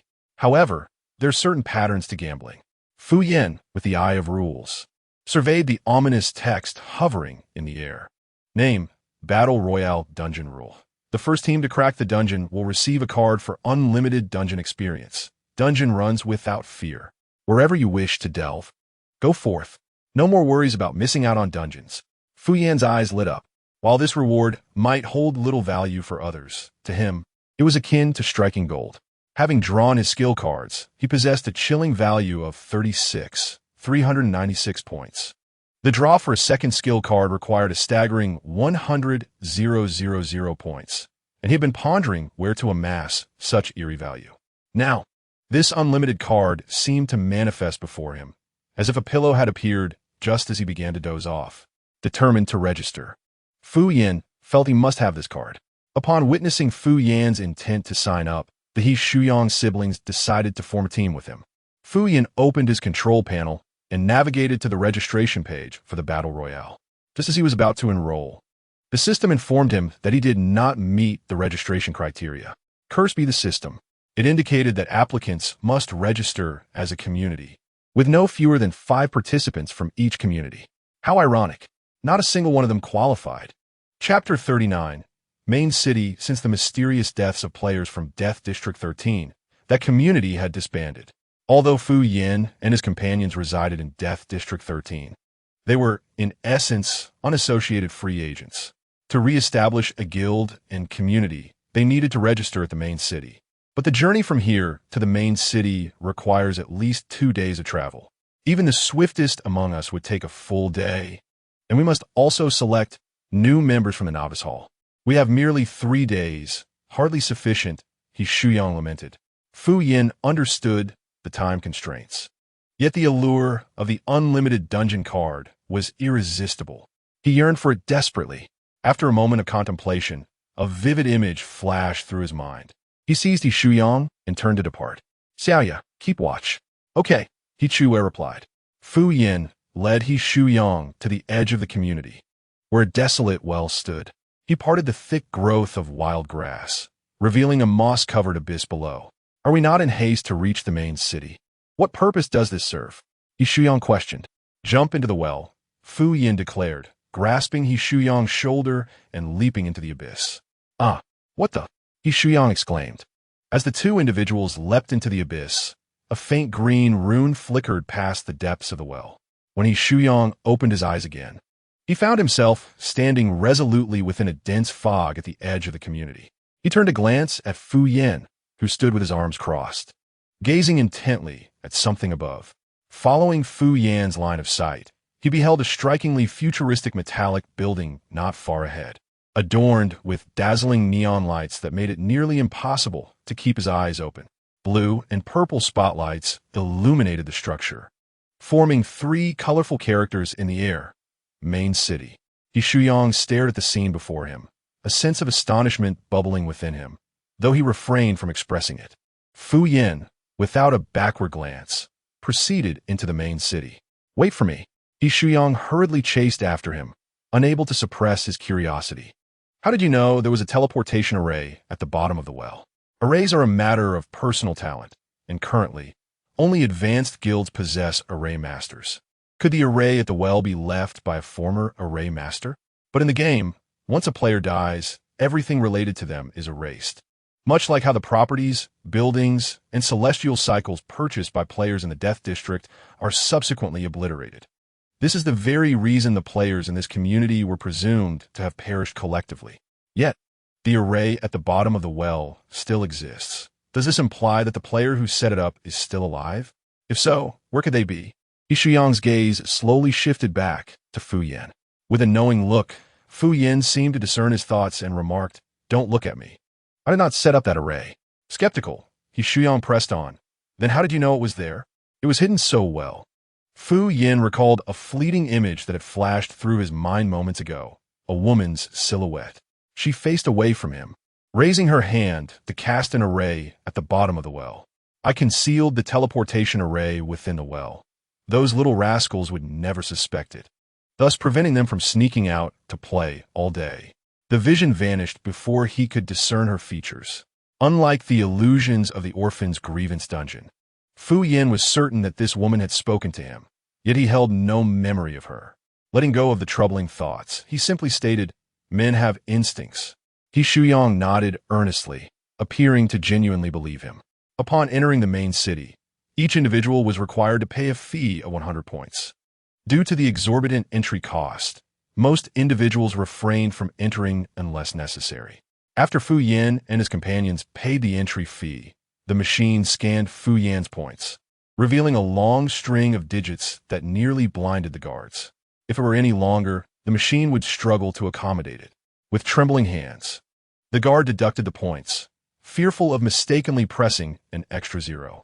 In a state of heightened anxiety, Fu Yan mischievously teased him, "Be careful not to deduct too many. I'm watching you. If you do, I'll have your head." Ping. Horror value, 5. Fu Yan's eyes lit up as he began to contemplate the possibility of wreaking havoc in the main city. Noticing Fu Yan slipping back into his peculiar thoughts, Shuyang hurriedly urged him onward into the city.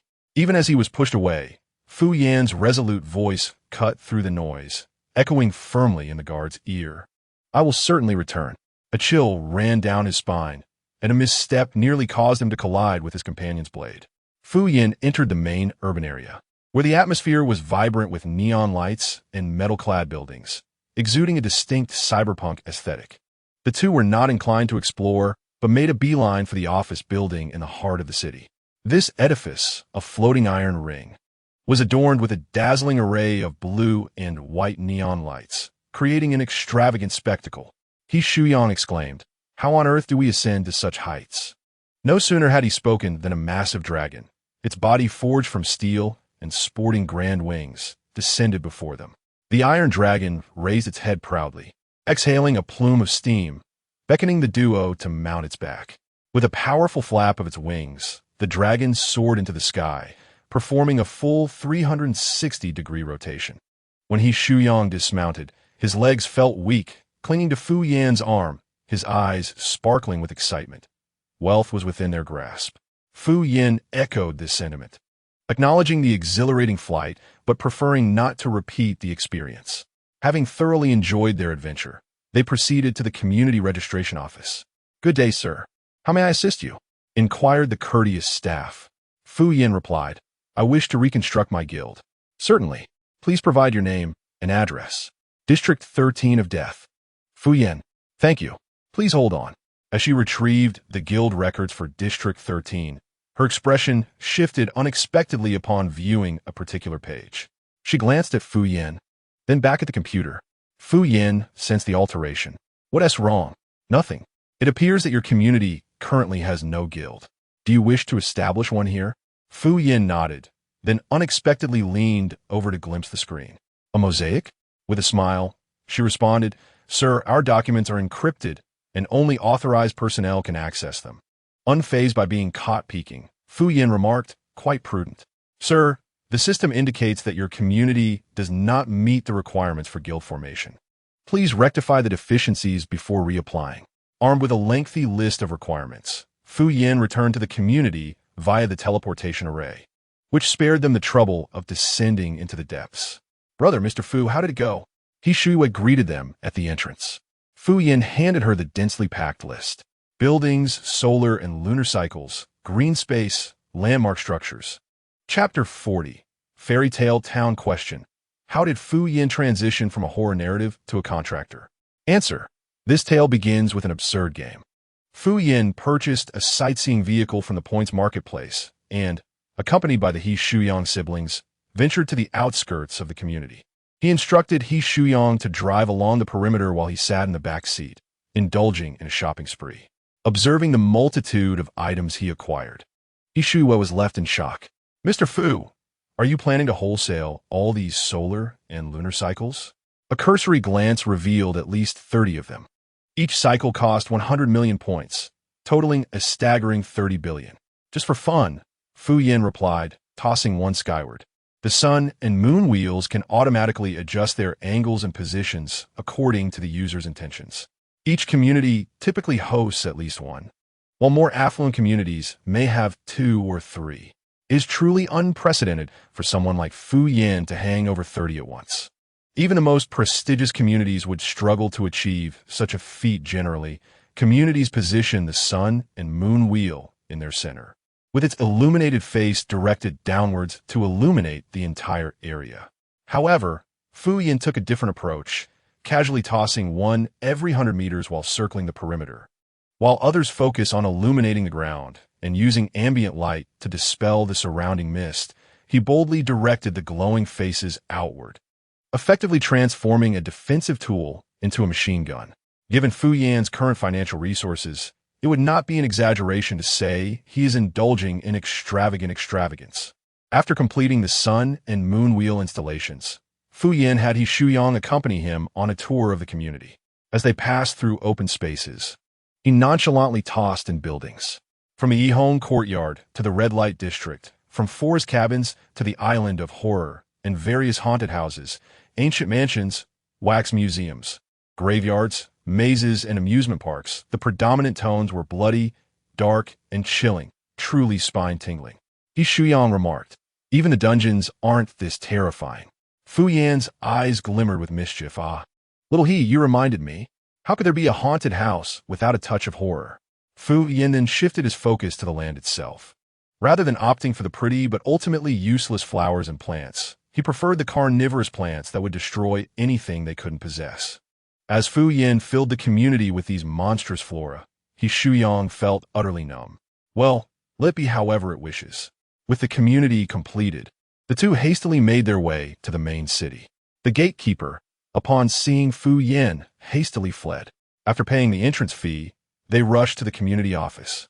The young lady greeted them with a smile. Sir, your community meets the requirements for guild establishment. Would you like to continue with the name Death District 13? Fu Yin disdainfully shook his head. No, that name is ominous.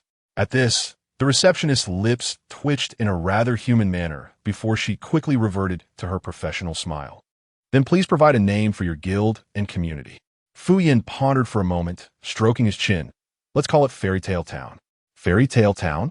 The receptionist looked at the system's return community real-time image, her expression stiffening slightly. Where's the fairy tale in this? It sends chills down my spine. It was truly a shame that the dungeon did not seek her for scenic design. Noticing her fingers hesitating over the keyboard, Fu Yin kindly inquired, "What's wrong?" With a slight tremor, she asked, "May I inquire if your fairy tale is inspired by Hans Christian Andersen or the Brothers Grimm?" Fu Yin considered and replied, "It should be classified as a horror fairy tale."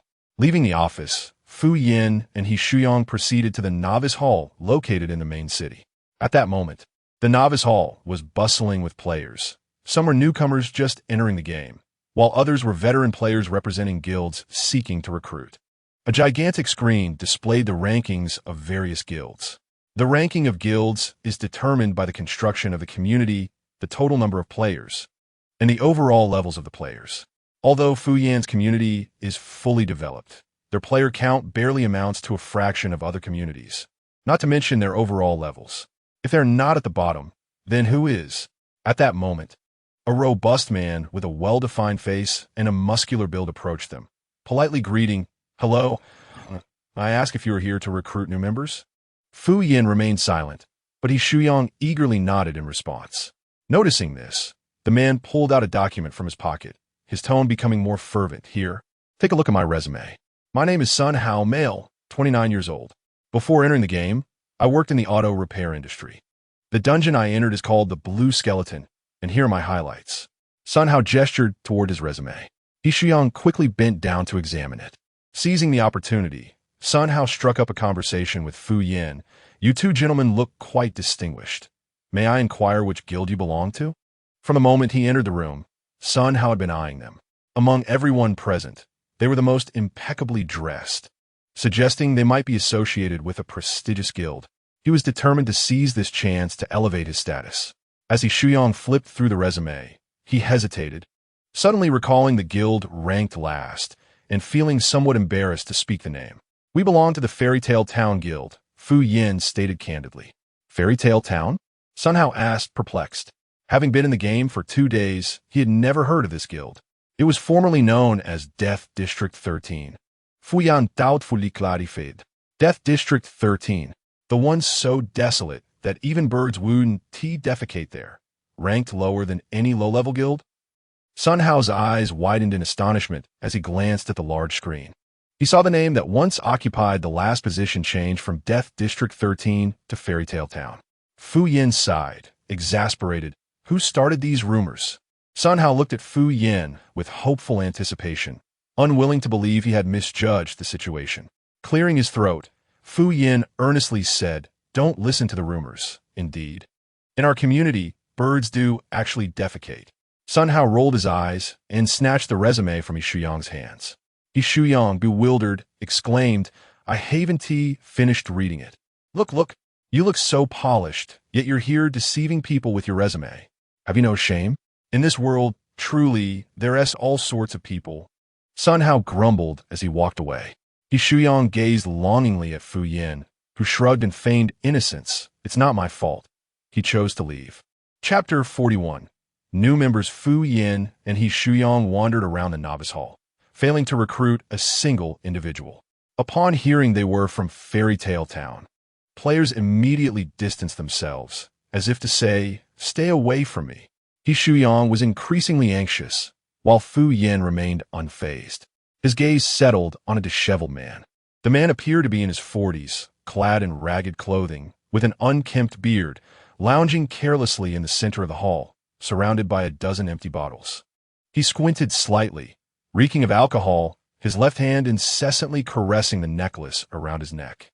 A player, irritated by his obstruction, approached and delivered a kick. The man was knocked to the ground but was not angered. Instead, he smiled and inquired, Do you have any wine?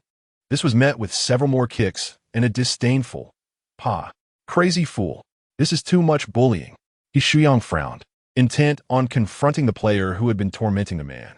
However, Fu Yin swiftly pulled him back, asserting, No need for your sympathy. He can fight better than you. Shuyang looked at Fu Yin with a bewildered expression, unable to comprehend the assertion. Fu Yin continued, Count the number of bottles on the ground. Shuyang counted diligently. There were 16. Fu Yin explained, This type of wine costs 5 points each. He has consumed 16, which means he gained at least 80 points upon his first entry into the dungeon. Can you achieve that? Shuyang recalled his own initial experience in the dungeon, where he and Xiaoye combined only garnered 70 points. He shook his head decisively, but he could not fathom how this man resembled a martial arts master. Could it be that someone had given him the wine? Fu Yin pointed out, Look at his right hand. The thumb, index finger, the base of the thumb, and the palm are all covered with thick calluses. Do you know what that signifies? Shuyang's cheeks flushed as he uncertainly replied, Does it mean he has a 5-fingered lady? Damn it, I have a 5-fingered mountain. You must be asking for a slap. Fu Yin raised his hand as if to strike Shuyang. Startled, Shuyang ducked and covered his head, muttering softly, I was just following your line of thought. Who knew you would suddenly become serious today? What are you mumbling about? Shuyang quickly shook his head, fearing Fu Yin might take offense and retaliate. Fu Yin, not wishing to dwell on the matter, resumed his previous topic. The calluses on those areas indicated that this individual must have long been engaged in wielding knives, guns, or similar implements, and his skills were undoubtedly formidable. After finishing his observations, Fu Yin approached the man. He sat cross-legged opposite him, meeting his gaze directly, and plainly asked, Friend, would you be interested in joining our guild? The man, without lifting his head, continued to fidget with his necklace, occasionally chuckling to himself. He Shuyang looked at Fu Yin in confusion, questioning his intentions. Fu Yin replied, "What else could it mean? He simply doesn't think highly of you." He Shuyang asked, "What should we do then?" Fu Yin placed a hand on He Shuyang's shoulder and stood up, concluding, "A forced relationship bears no sweetness." Leaving the man's territory, Fu Yin strode toward a corner of the hall. There, curled up, was a bloodied and tattered youth. The boy faced away from the hall, burying his head in his knees, resembling a ball, hiding in the corner as if in deep contemplation. Even the slightest movement behind him would cause him to flinch. Fu Yin had immediately taken a liking to him. Such timid children were always his favorites. He chuckled softly. Approaching the boy from behind, the youth predictably shivered. Ding! Horror value 1. Fu Yin instantly beamed a warm smile, crouching behind the boy and gently patting his back. The boy trembled, his knees pressed tightly against the corner of the wall, shifting his body inward as if wishing to shrink even smaller. "Please, don't come any closer," Fu Yin reassured him. "Do not be afraid. We're not villains. I am Fu Yin, a member of the Fairy Tale Town Guild. I see remarkable potential in you, a rare talent for martial arts, and I wish to invite you to join our guild to contribute to the preservation of world peace." Fu Yin spoke with fervor, yet the boy buried his head deeper, adamantly refusing. "Since you fail to recognize the situation, do not blame me for being ruthless." Fu Yin forcefully turned the boy's head, compelling him to meet his gaze, and feigned a fierce demeanor, stating, "You must go. There is no option to decline." Ding! Horror value 5. The boy looked at Fu Yin, his delicate face filled with terror, beads of sweat trickling down his cheeks, his eyes glistening with tears as he stammered, "If I must go, could you please stop staring at me?" After uttering these words, he slowly turned his head toward the wall, refusing to look at Fu Yin, preoccupied with the ceiling and floor instead. Fu Yin mused, "In my entire life, this is the first time I have encountered someone so socially anxious." The situation began to take an amusing turn. He Shuyang, observing from the sidelines, thought the boy was rather feeble, practically on the verge of tears after a mere exchange of words. He did not understand why Fu Yin had singled him out. "What is it that you see in him?" he inquired. Fu Yin stroked his chin, replying, "He piqued my interest." He Shuyang asked, "So your criteria for selection is mere interest?" Fu Yin replied, "One picks the softest persimmons to squeeze." He Shuyang countered, "But he is far too weak. How could he possibly survive in a battle royale?" His concern was not disdain for the boy, but genuine fear for his life in such perilous circumstances. Fu Yin shot him a disdainful glance. "Do you think you are so strong?" He Shuyang pondered this and conceded, "Touch. At half a gene, who am I to judge someone who is 8 tails?" Their conversation unfolded without the boy's awareness, yet he remained unconcerned as long as they did not engage with him. He even shifted slightly to the side, kindly making room for them. Fu Yin instructed, "You take him and leave first." He Shuyang replied, "And what about you?" Fu Yin responded, "I will incapacitate that vagrant and carry him away." "What?" He Shuyang exclaimed, aghast. "Are you really going to knock someone out in the novice hall? What kind of banditry is this?" He looked at Fu Yin as if he were insane. "Did you not say that forcing a situation yields no sweetness?" "I'll dip it in sauce," Fu Yin quipped before seizing the boy in the corner and tossing him toward He Shuyang. Just as he prepared to confront the vagrant, the latter approached them first, blocking their path. Reeking of alcohol, the vagrant nervously eyed Fu Yin. He Shuyang held onto the boy with one hand while subtly reaching for his knife with the other. After a tense moment, the vagrant finally spoke. "Are you Fu Yin?" "Yes."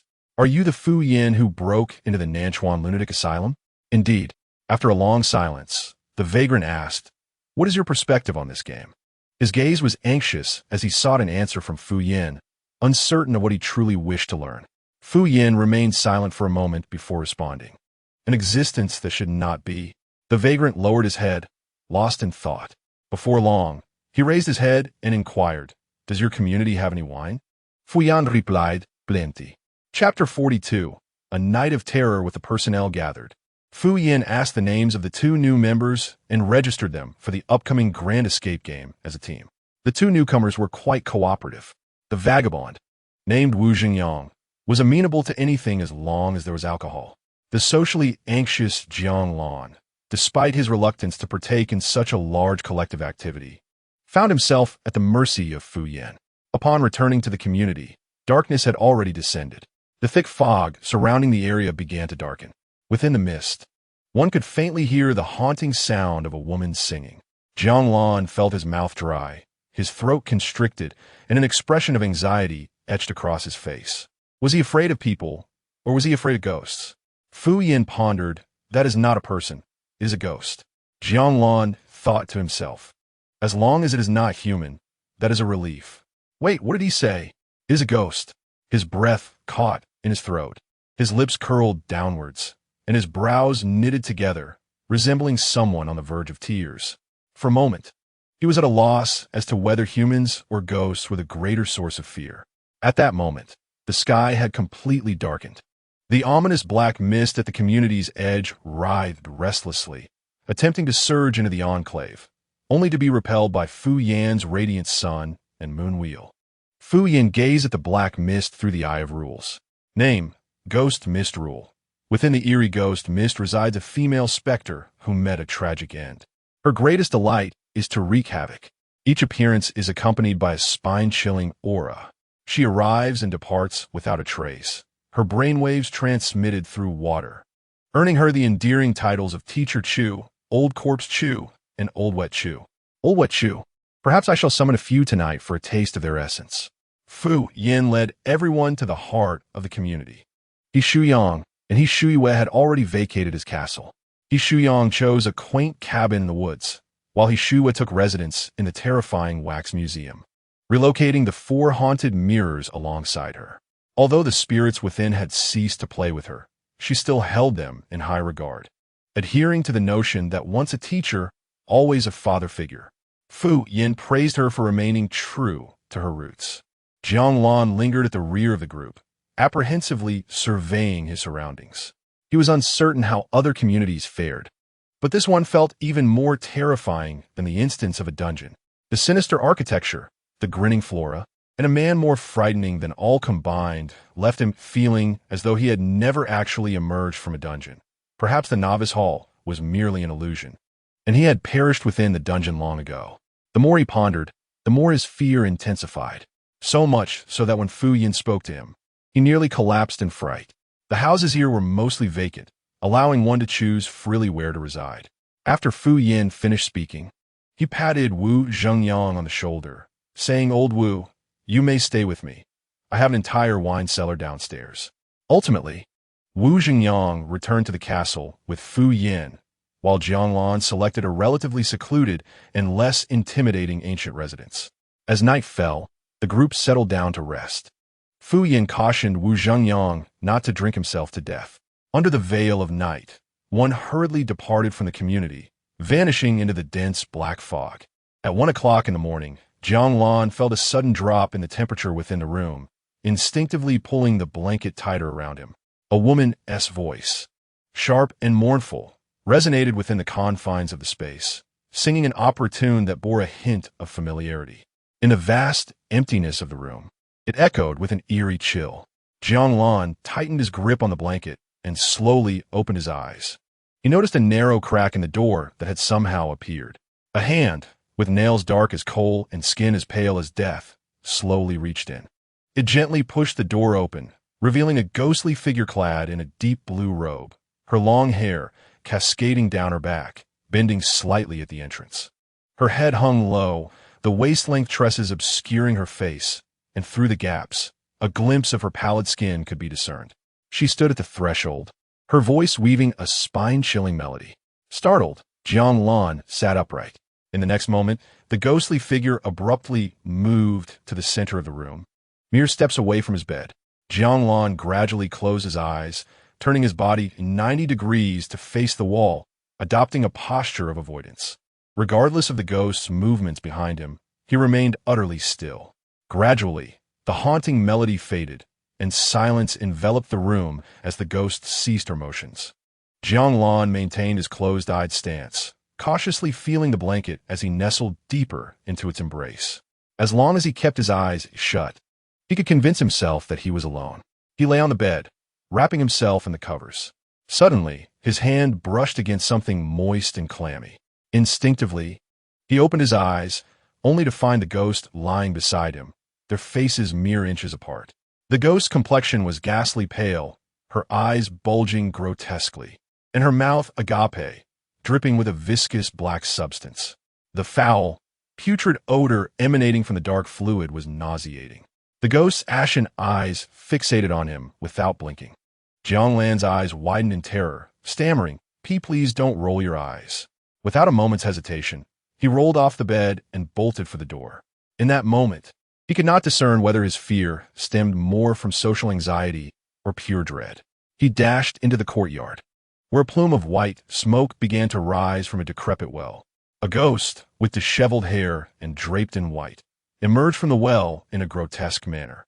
In the blink of an eye, she stood before Jianglan, gripping his throat, emitting a raspy, chilling sound. The ghost possessed immense strength, lifting Jianglan effortlessly. With a swift twist, she snapped his neck. With a sickening crack, Jianglan's cervical vertebrae shattered, rendering him silent. The ghost discarded his lifeless body and strode directly back into the dwelling. In the next instant, Jianglan's eyes flew open. Seizing the opportunity while the two ghosts were preoccupied with each other, he scrambled out of the ancient house.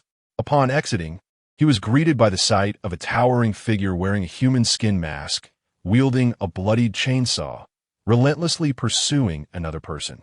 The pursued individual was none other than He Shuyang, whom he had encountered earlier that day. Recognizing Jianglan, He Shuyang seized his hand without hesitation, and together they fled. The maniac with the chainsaw continued his relentless pursuit, and the two ultimately found refuge in He Shuyue's wax museum. Upon entering, one could see He Shuyue pinning a wax figure to the ground, shattering a vase upon the adversary's cranium.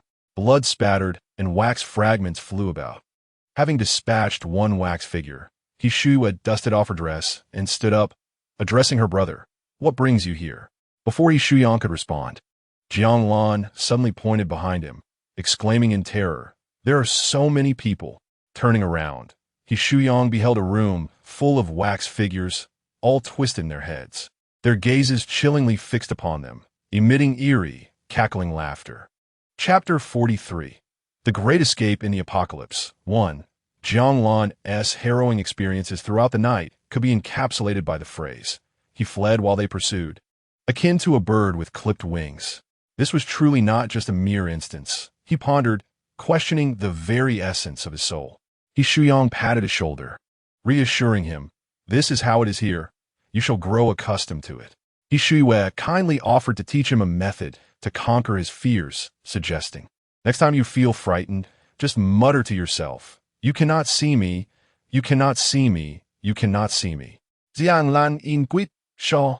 The ghost won't see me then," He Shuyue replied. "In that way, you may deceive yourself." The following morning, as the black mist dissipated, a thin layer of white fog lingered, sporadically drifting throughout the community.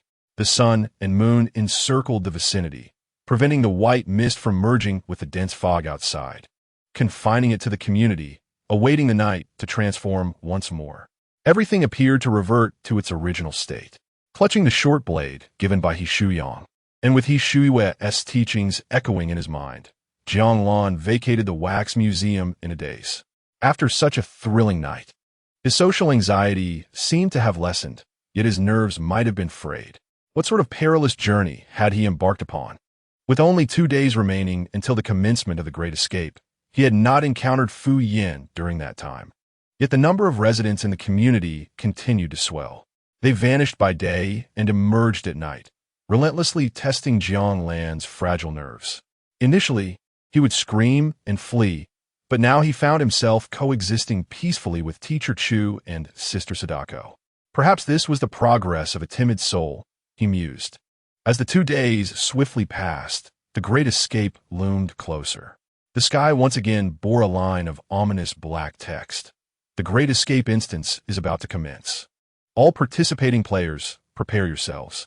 Countdown to the Great Escape instance. 10 seconds. Countdown to the Great Escape instance. 9 seconds. Countdown to the Great Escape instance. 8 seconds. The second hand moved relentlessly until the final second had elapsed. All players were engulfed in darkness, officially entering the Great Escape instance. When Fu Yin opened his eyes, he found himself in the midst of a city characterized by crumbling walls and remnants of decay. The sky was a dismal gray, obscuring the sun. The city exuded a sense of lifelessness, with the air thick with the stench of rot.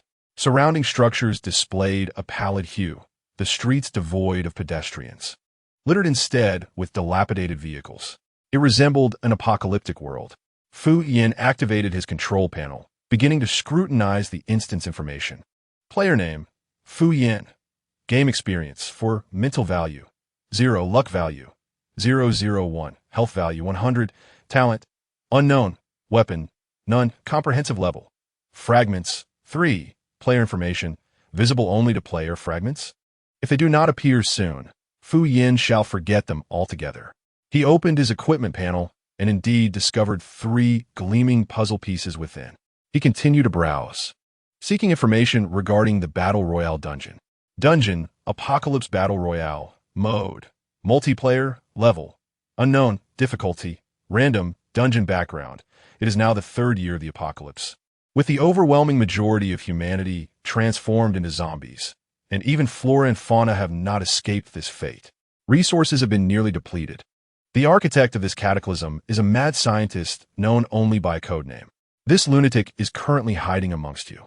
His objective is the extinction of the human race. Meanwhile, a scientist named Su Hongnan is journeying from the city research lab to the World S Soul Survivor base, armed with a newly discovered antiserum. A battle between good and evil has commenced. Player tasks. Dungeon settings. 1. A player's talents can be infinitely magnified in this dungeon. 2. Anyone bitten or scratched by a zombie will become one. 3. The dungeon concludes when either side completes their tasks. 4. Upon conclusion, scores will be tallied, and the player team with the highest score will receive a mysterious prize from the game. 5. Scoring points. 1 point for each zombie killed. 5 points for killing a player, which also nullifies all of their points. Dungeon information is visible to all in the live stream, but players cannot see each other. Friendly reminder, this dungeon is live-streamed in its entirety. After reviewing the dungeon information, a metallic prompt resonated in everyone's minds. Please draw your respective identity cards. Player tasks will be updated after drawing the identity cards. As the prompt concluded, a black striped card materialized in the minds of the players. Upon clicking to draw, the card flipped over, revealing their identity information and personal tasks. Fu Yin pressed the draw button, foreseeing the nature of this game. As expected, identity information. Player task, exterminate humanity. Completion grants 1,000 points. Friendly reminder, players who fail their tasks will be eternally trapped in the dungeon. Fu Yin opened the control panel and discovered that the player task section had been updated. Additionally, his equipment panel now contained a vial of potion. Name, virus solution. 1 drop. Rules. A crucial tool in the human extermination plan, a single diluted drop of this virus solution is sufficient to annihilate an entire city's population. Beneath the dungeon information, a positioning map had also appeared, indicating his current location. Simultaneously, 2 strings of numbers emerged in Fu Yan's mind. Number of players 100, survivors 5362. Whether is a mere illusion or not, Fu Yan perceives something peculiar about this game. It feels akin to nurturing a venomous creature. On one hand, it seeks to empower him, yet on the other, it harbors an inherent fear of his potential retaliation, almost wishing for his demise. For instance, at this very moment, not only is everyone aware of his mission, but he has also been placed within a circle of divine retribution. Fu Yan and his companions currently find themselves at the province's edge, on the periphery of the map. To reach the city, they must traverse an entire map's distance. By the time they arrive at the city, the instance will likely have concluded. All identity cards have been drawn. The Apocalypse Battle Royale officially commences. As the familiar metallic voice resonates, the Battle Royale instance is set into motion. Members of Fu Yan's team emerge from the ruins, gathering around him. He Shuyang inquired, "Brother Fu, what should we do now?" All eyes turn to Fu Yan, who undoubtedly serves as their pillar of support.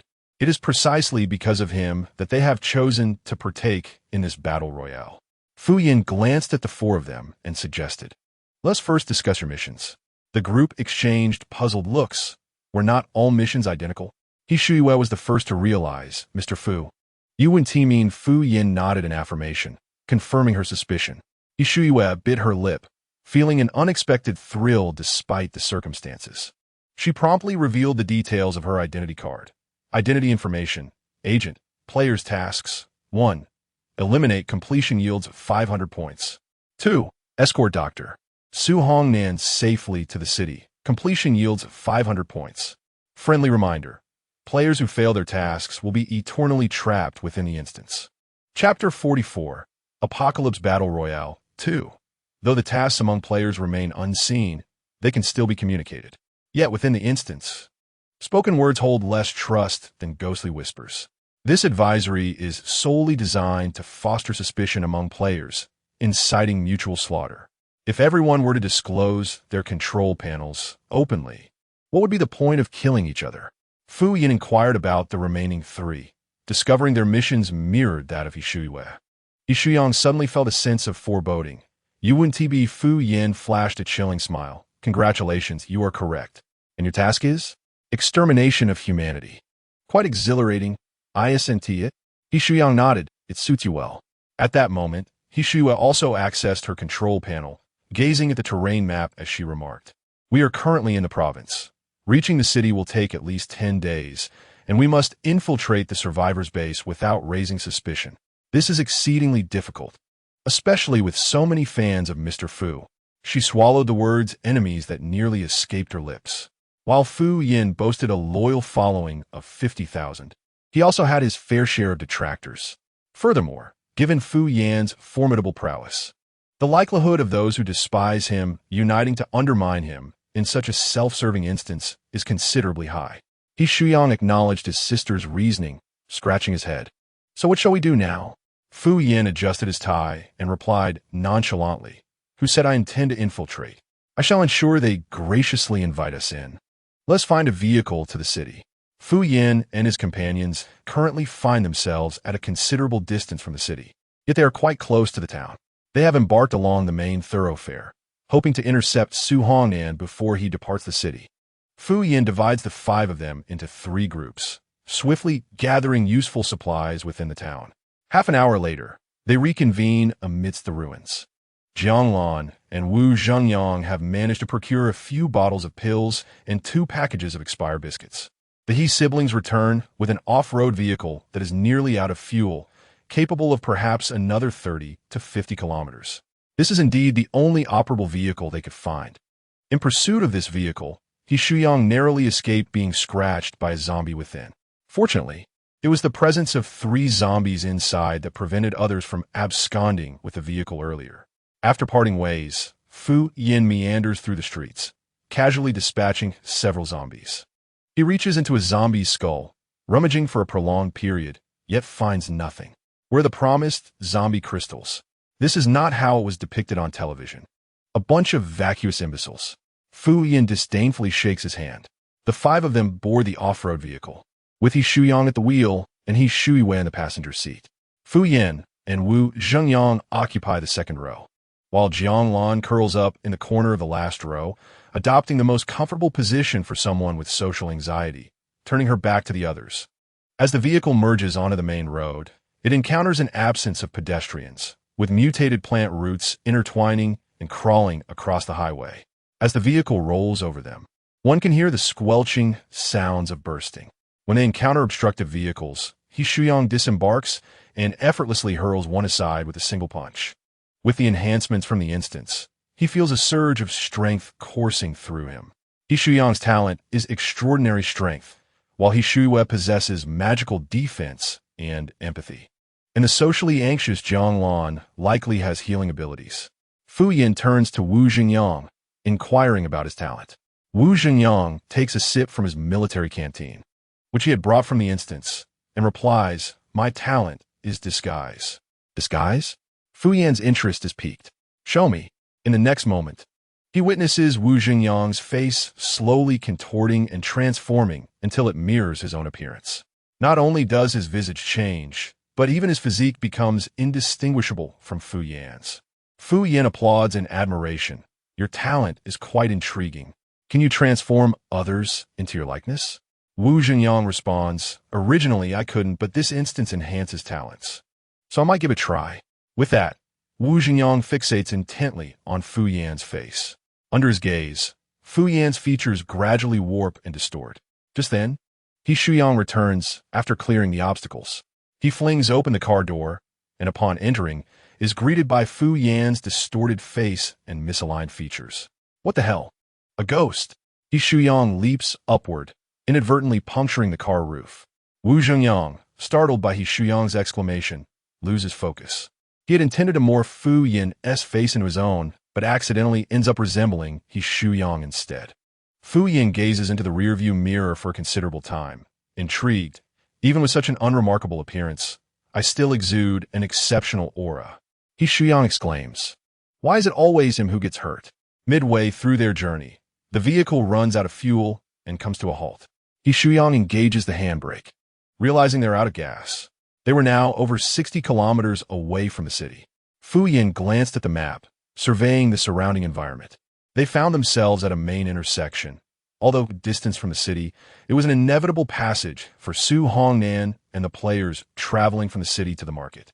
The area was sparsely populated with lush vegetation, making it an ideal location for a zero-cost purchase scheme. Fu Yan instructed He Shuyang to advance the vehicle another 100 meters and then waited alone in the car for their arrival, while the others were strategically concealed in the underbrush. Time slipped by, and just as He Shuyang was on the verge of dozing off, a white sedan smoothly emerged from the city South Side Road onto the main thoroughfare. Wu Zhenyang was the first to catch the sound. He nudged the nearby lads awake, urging them to be alert. He Shuyang remarked, Wu Gu, your actions make us resemble bandits. Wu Zhenyang replied with conviction, nonsense. Lao Fu calls this a zero-cost purchase. As the only member of the organization not yet indoctrinated, He Shuyang felt he was making a considerable effort. Inside the sedan, the driver turned the steering wheel and spotted the off-road vehicle ahead. Dr. Su, there's a car up ahead. Perhaps it's our contact. The military had promised to dispatch agents to meet them, yet a sense of foreboding gnawed at Su Hongnan's mind.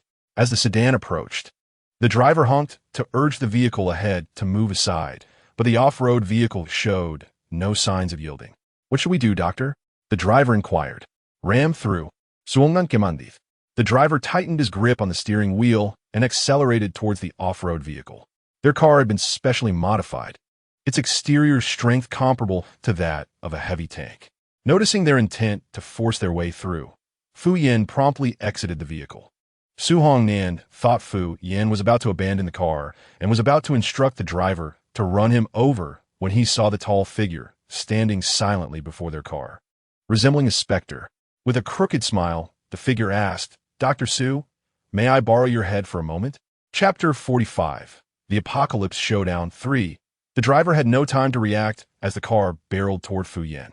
Realizing the danger, Su Hongnan seized the steering wheel in an attempt to swerve, but the excessive speed shifted the vehicle's balance. The sedan flipped less than a meter away from Fu Yan. It was said that the quality of the modified car was exceptional.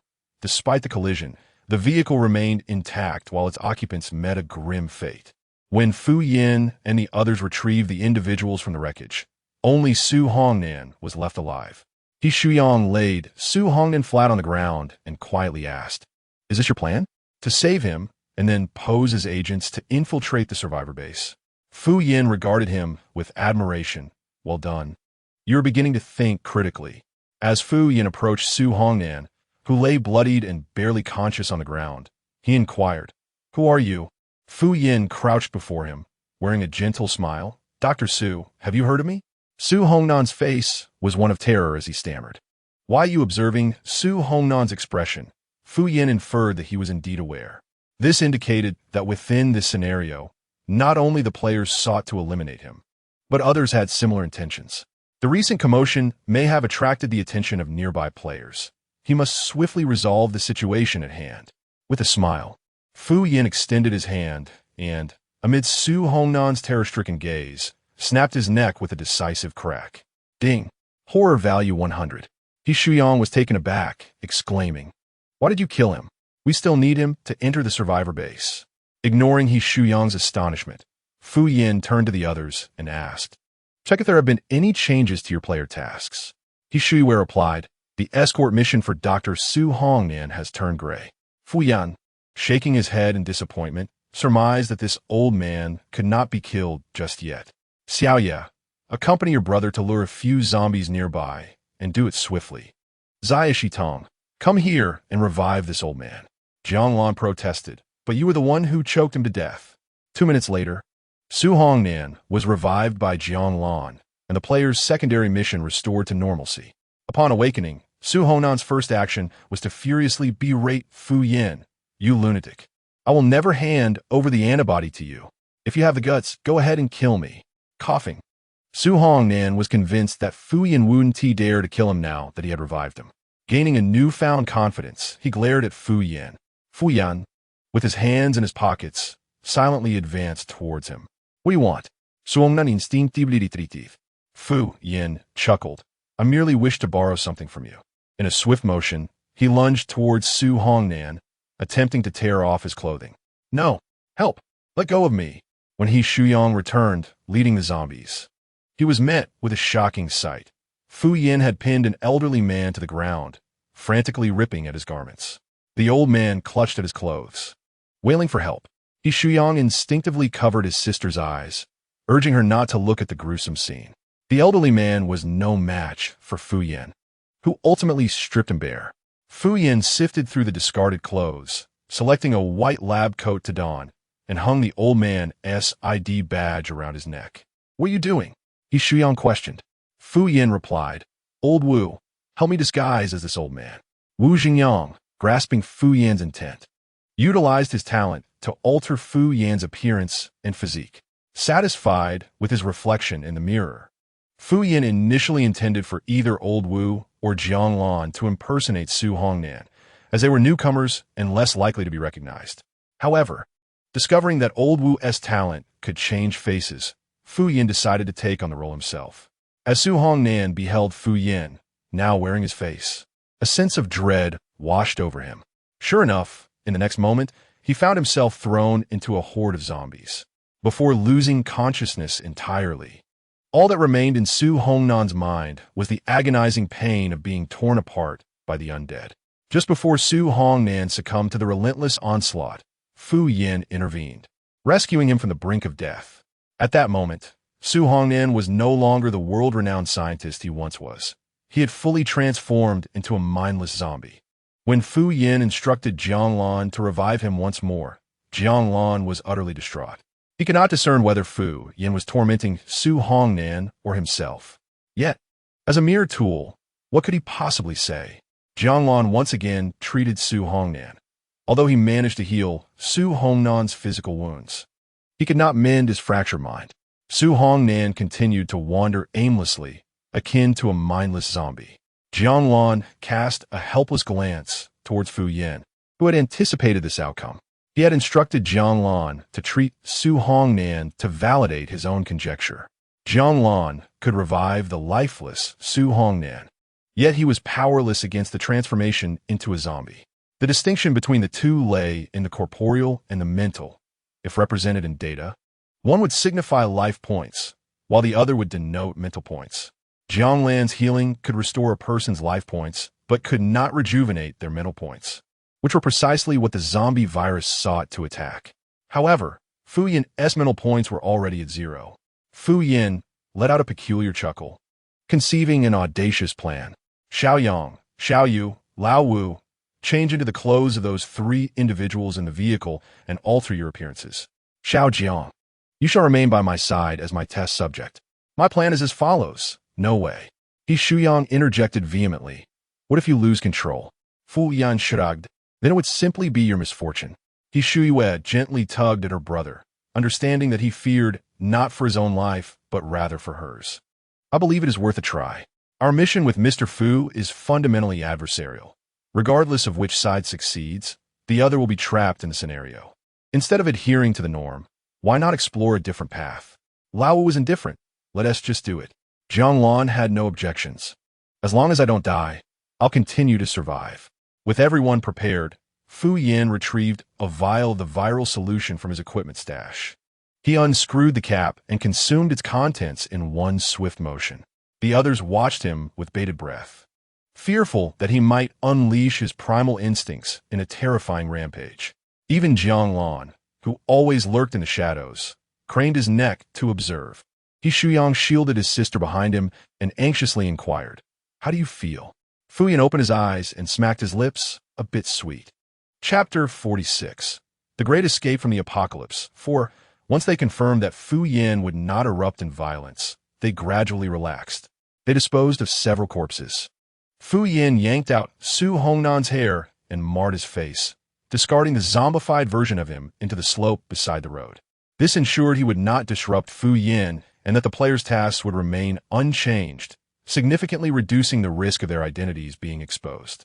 Fu Yin also pushed the off-road vehicle into the ravine, while they continued their journey in Su Hongnan's small car. "Wait." He Shuyang was about to start the car when Fu Yin suddenly raised his hand to halt them. "What's wrong?" He Shuyang asked. Fu Yin was uncertain. He exited the vehicle and approached the rear. A powerful instinct urged him to open the trunk. The moment he lifted the lid, a foul stench assaulted his senses. The scene within the trunk sent a thrill coursing through Fu Yin. 3 infants, their bodies mottled with bruises and their eyes encircled in darkness, surrounded a young boy in his 20s whose limbs were securely bound. Blood had pooled in the trunk, and despite being gnawed upon for an unknown duration, the boy still drew breath. Upon noticing the trunk had been opened, the 3 infants erupted into a cacophony of growls directed at Fu Yin. Baring their teeth, they prepared to leap forth and sever Fu Yan's throat, but upon catching a whiff of a familiar scent emanating from him, they returned to their grotesque feast on the boy. He Shuyang, having waited for some time without seeing Fu Yin, followed after him. Upon witnessing the horrific scene within the trunk, he could not help but curse, directing his ire at Su Hongnan's mother. "What the hell? This lunatic is truly deranged, using a living person to feed zombies and stuffing him into a trunk. How utterly depraved." The trunk was also equipped with soundproofing. Had Fu Yin not discovered it in time, they might not have realized the danger until the zombies were upon them. Sensing the presence of a living being, the 3 infants immediately became animated.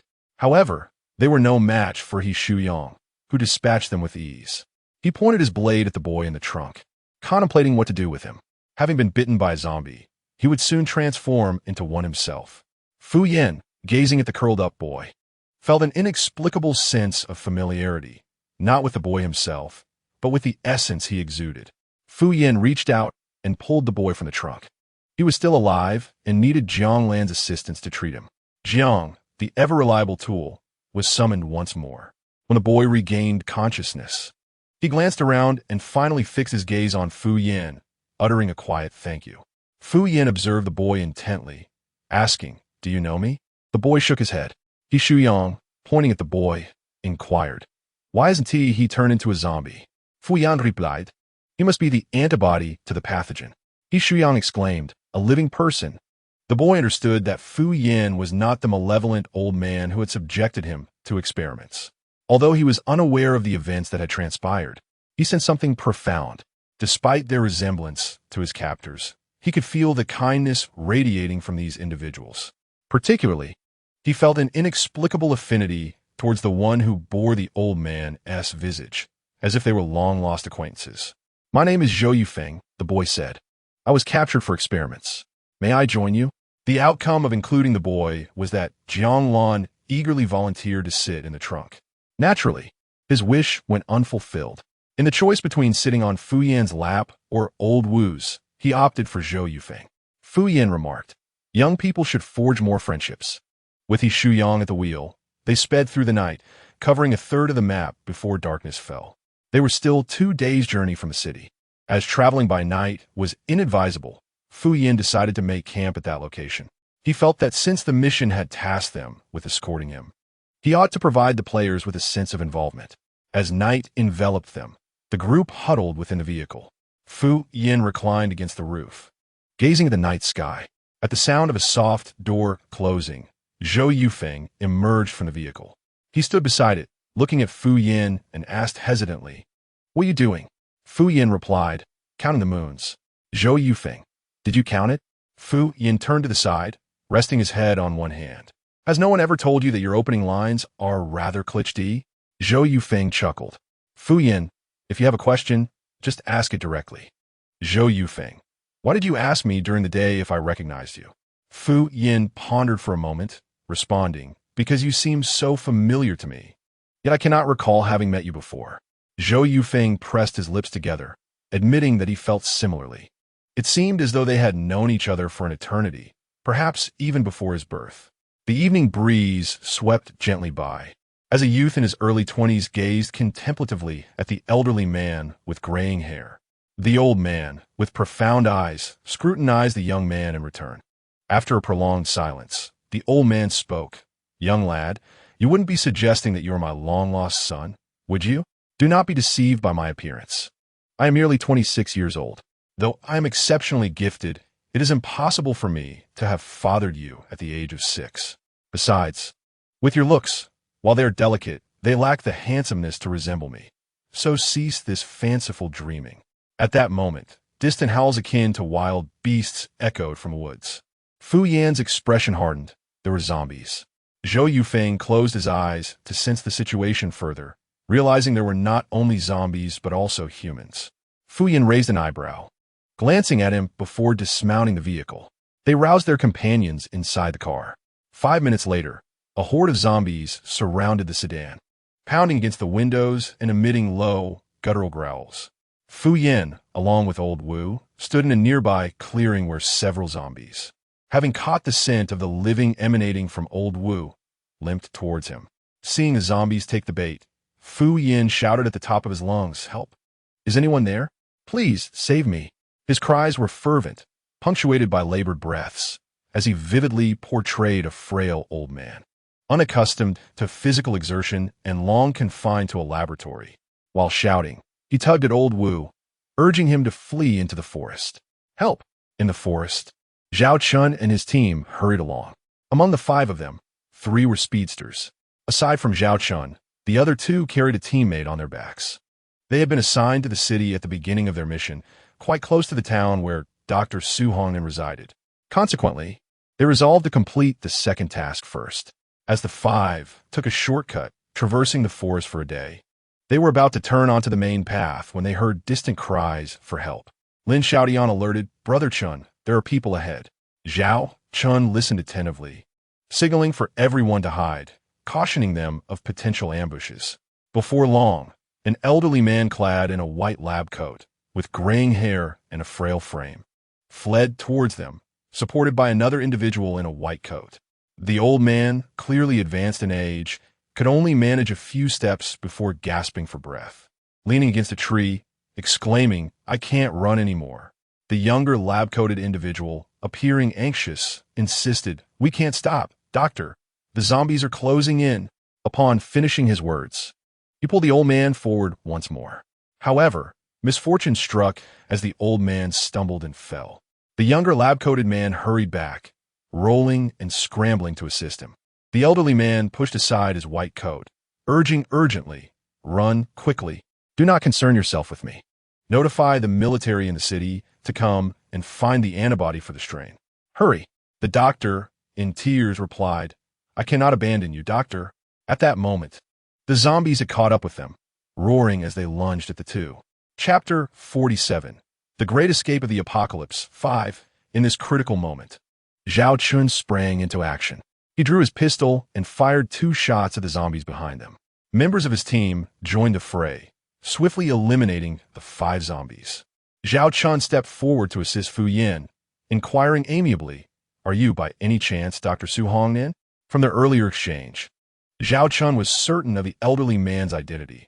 Otherwise, he would not have intervened to save him. Fu Yan grasped Zhao Chun's hand and gradually stood up, appearing flustered. "Thank you, young man. If it weren't for you and your companions, I would have."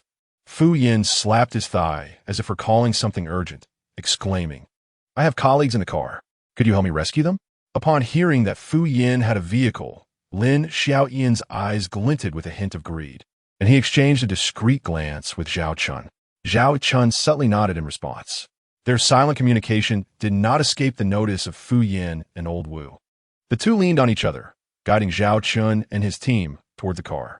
Along the way, Zhao Chun and his companions probed into their situation, and Fu Yin, like a taskmaster, diligently provided them with answers. His responses ranged from vague to nonsensical, leaving them in a haze yet somehow coherent. Zhao Chun found himself momentarily bewildered by his elaborate explanations. "Do you know?" Zhao Chun casually inquired. "Do not mention that madman." Fu Yin bit his lip, his tone harsh. If it weren't for him, the world would not have descended into this chaos. He is a disgrace to the scientific community, a scoundrel, a vile insect. His indignation grew, as if he wished to tear the man apart. Zhao Chun exchanged a knowing glance with his teammates. They understood the world's turmoil. Zhao Chun pressed, "Do you know where he is?" Fu Yin scoffed. Embodying the arrogance of scientists, he is hiding in some gutter, waiting for divine judgment. Wu Zhengyang, listening intently, buried his head lower, suppressing a smile that threatened to surface. The group of 7 soon approached the vicinity of the car, where zombies were still gathered, howling and refusing to disperse. Zhou Yufeng sensed their approach and patted He Shuyang's shoulder, announcing they've arrived. He Shuyang activated his facial muscles in the rearview mirror. Feigning a panicked expression, He Shuyue curled up in her seat, covering her face and whimpering.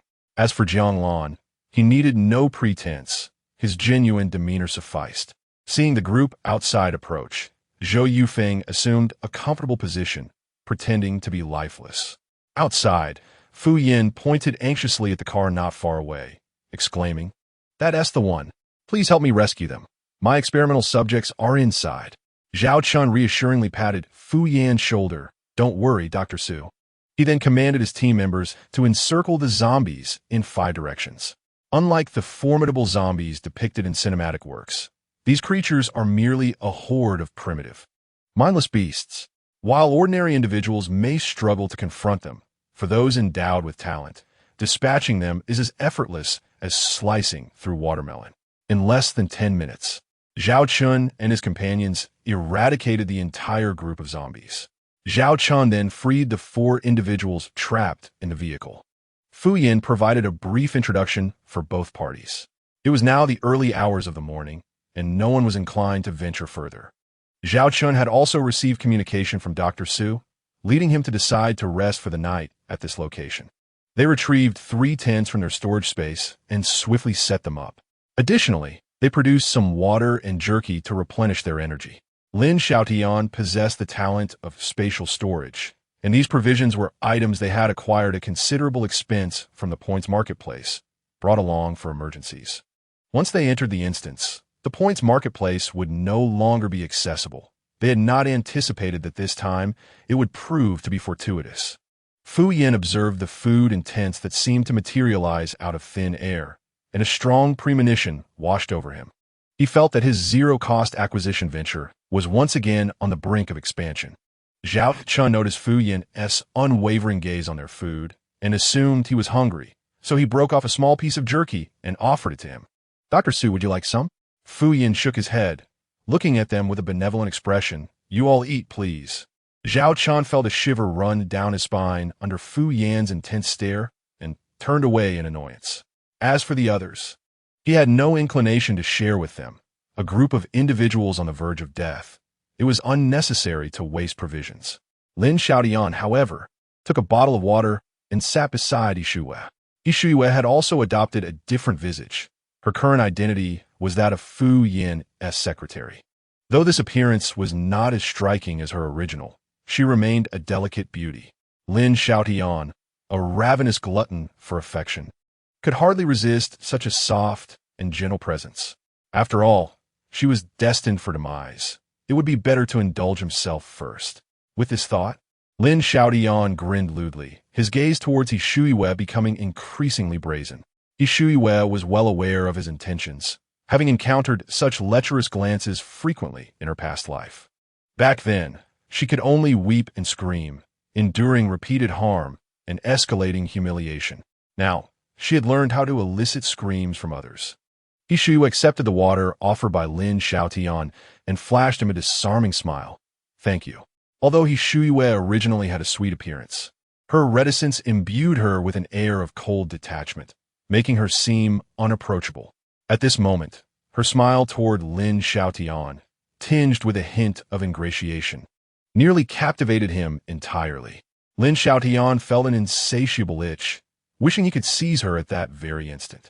Meanwhile, the fans in Lin Xiaotian's livestream were growing increasingly eager. How come I've never encountered someone so perfect? What a gem! Soon to be ravaged by Lin Xiaotian.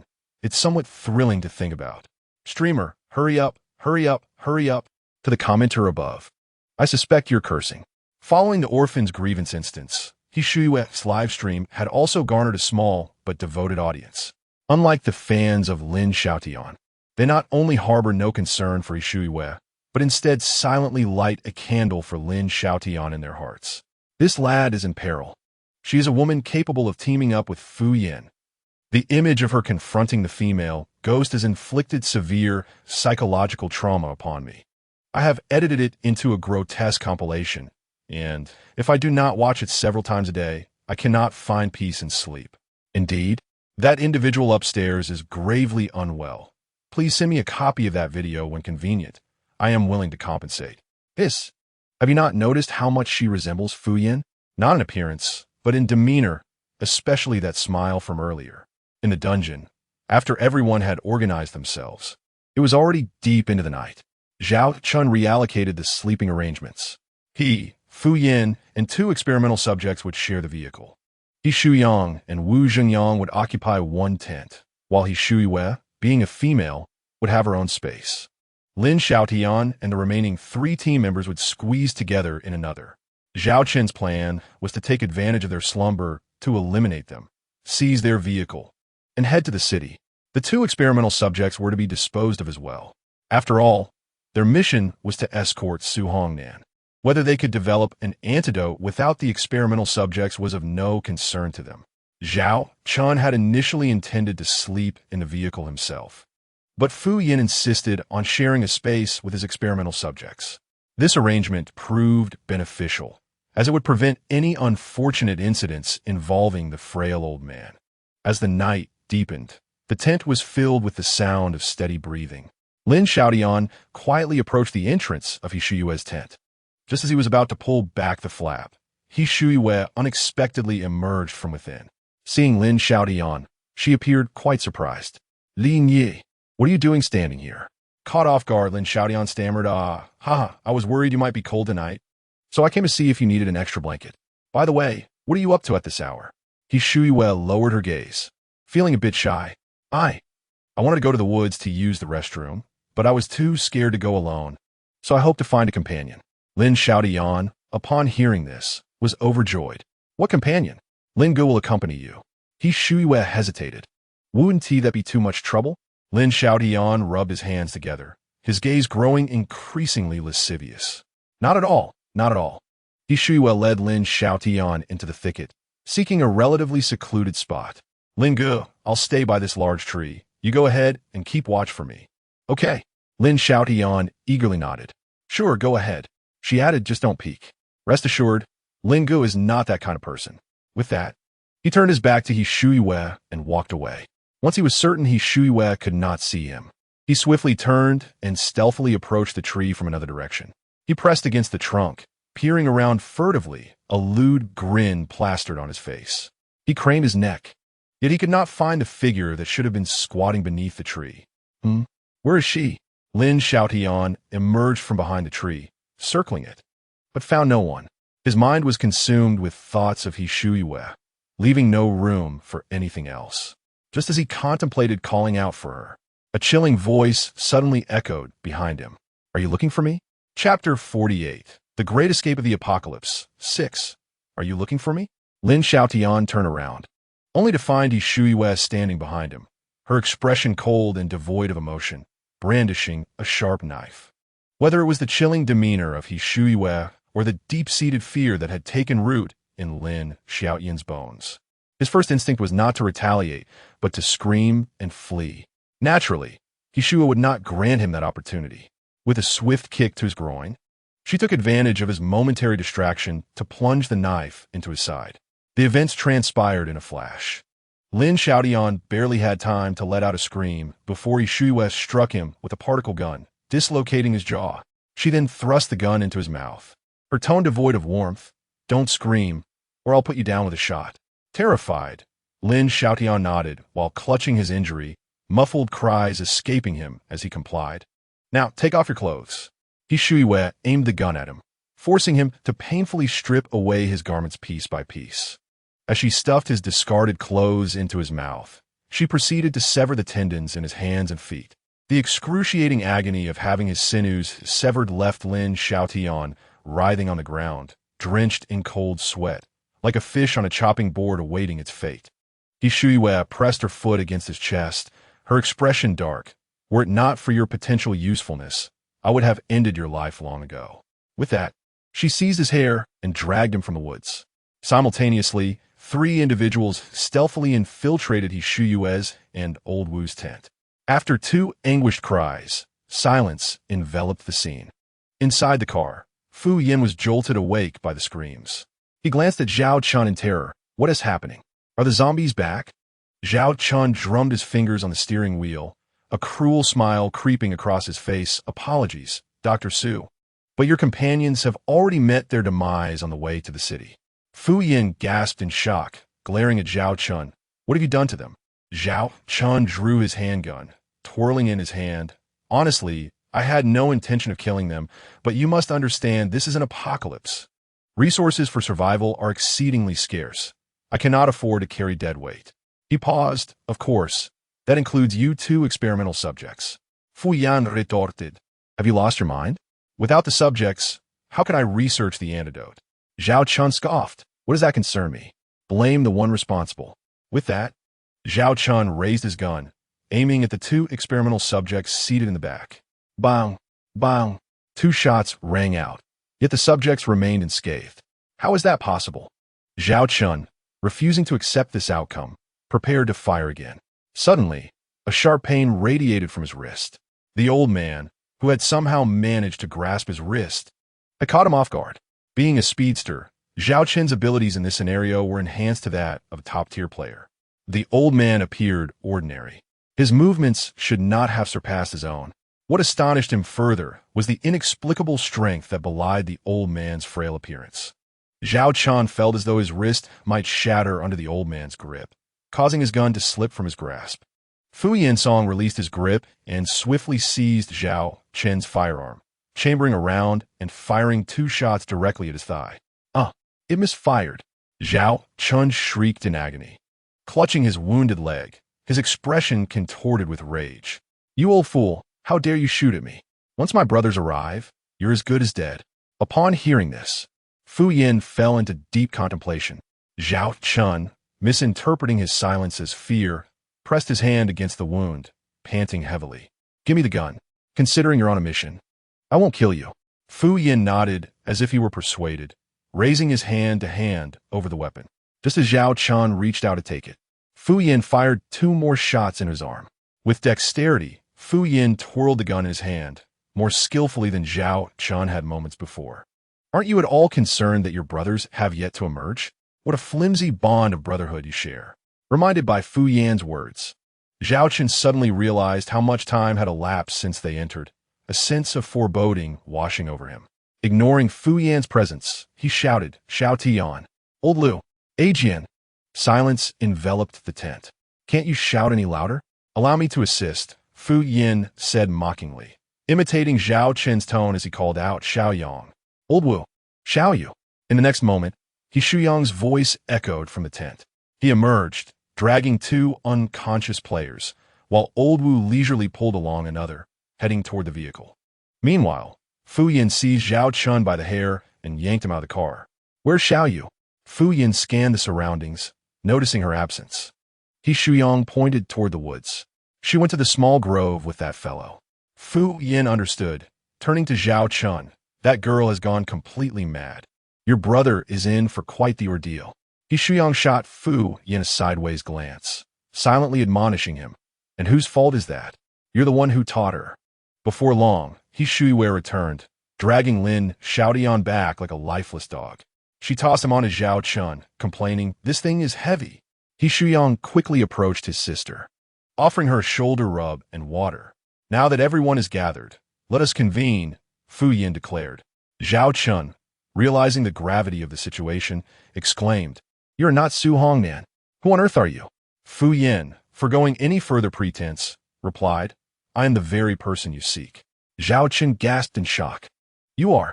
He glared at the identification badge bearing Dr. Su Hongnan's name hanging from Fu Yan's chest, indignantly demanding, "What have you done to Su Hongnan?" Fu Yin smirked. "So concerned about him, are we? Fear not. You shall soon find yourself in a similar predicament. But first, we must conduct a little experiment." Terror gripped Zhao Chun as he looked at Fu Yin. "What do you intend to do?"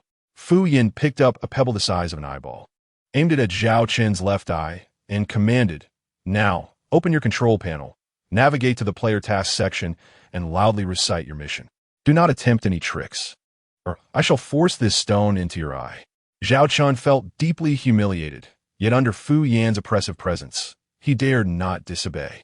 Player task 1, eliminate. After Zhao Chun finished speaking, he glanced at Fu Yin and noticed that Fu Yan's expression remained unchanged, not displaying any fury over the task at hand. He continued, "Task 2. Safeguard Dr. Su Hongnan's safe arrival in the city."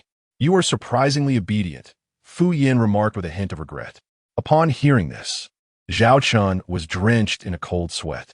This individual was clearly aware of the player's mission and was deliberately testing him. Thankfully, he had refrained from harboring any ill intentions earlier. Otherwise, he would have been in dire straits. Fixating on the stone mere inches away, sweat trickled down his back. Just as he was relieved to have passed the test, Fu Yin suddenly clawed at him with fingers outstretched as a sinister and beguiling voice whispered in his ear, "Tell me, what is your current task?" Chapter 49, The Apocalypse Survival Game, 7. Blood surged from Zhao Chen's mouth as he stared at the control panel. Disbelief etched across his features. "Hiss, protect." Before he could finish, his body convulsed violently. His eyes rolled back. His skin began to turn a shade of ashen gray. An incoherent hissing sounds escaped his throat. Veins bulged from his neck, transforming him into a mindless zombie. Perhaps it was the alteration of the player's mission, or perhaps it was Fu Yan's influence that caused this mutation.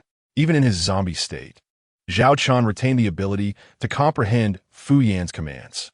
When Fu Yan instructed him not to attack He Shuyang and the others, he complied obediently and walked away. The innate abilities of the transformed Zhao Chun remained intact, allowing him to teleport 100 meters away, vanishing into the woods. Fu Yin conducted the same experiment on Zhao Chen's companions. After their transformation into zombies, their missions also shifted from eliminating to protecting. Upon observing the dungeon settings, Fu Yin had contemplated the possibility of altering player missions. The dungeon's premise was that once any player's mission was accomplished, the dungeon would conclude. Fu Yan's role within the dungeon positioned him in opposition to all players. If he succeeded in his task, his team members would perish within the confines of the dungeon. He essentially embodied the antagonist of this scenario, requiring players to vanquish him to prevail. However, what if he transformed all players into zombies? He had noted that the zombies here did not attack their own kind. If he and the players all became zombies, they would form a single faction. Would the player's mission consequently change with their allegiance?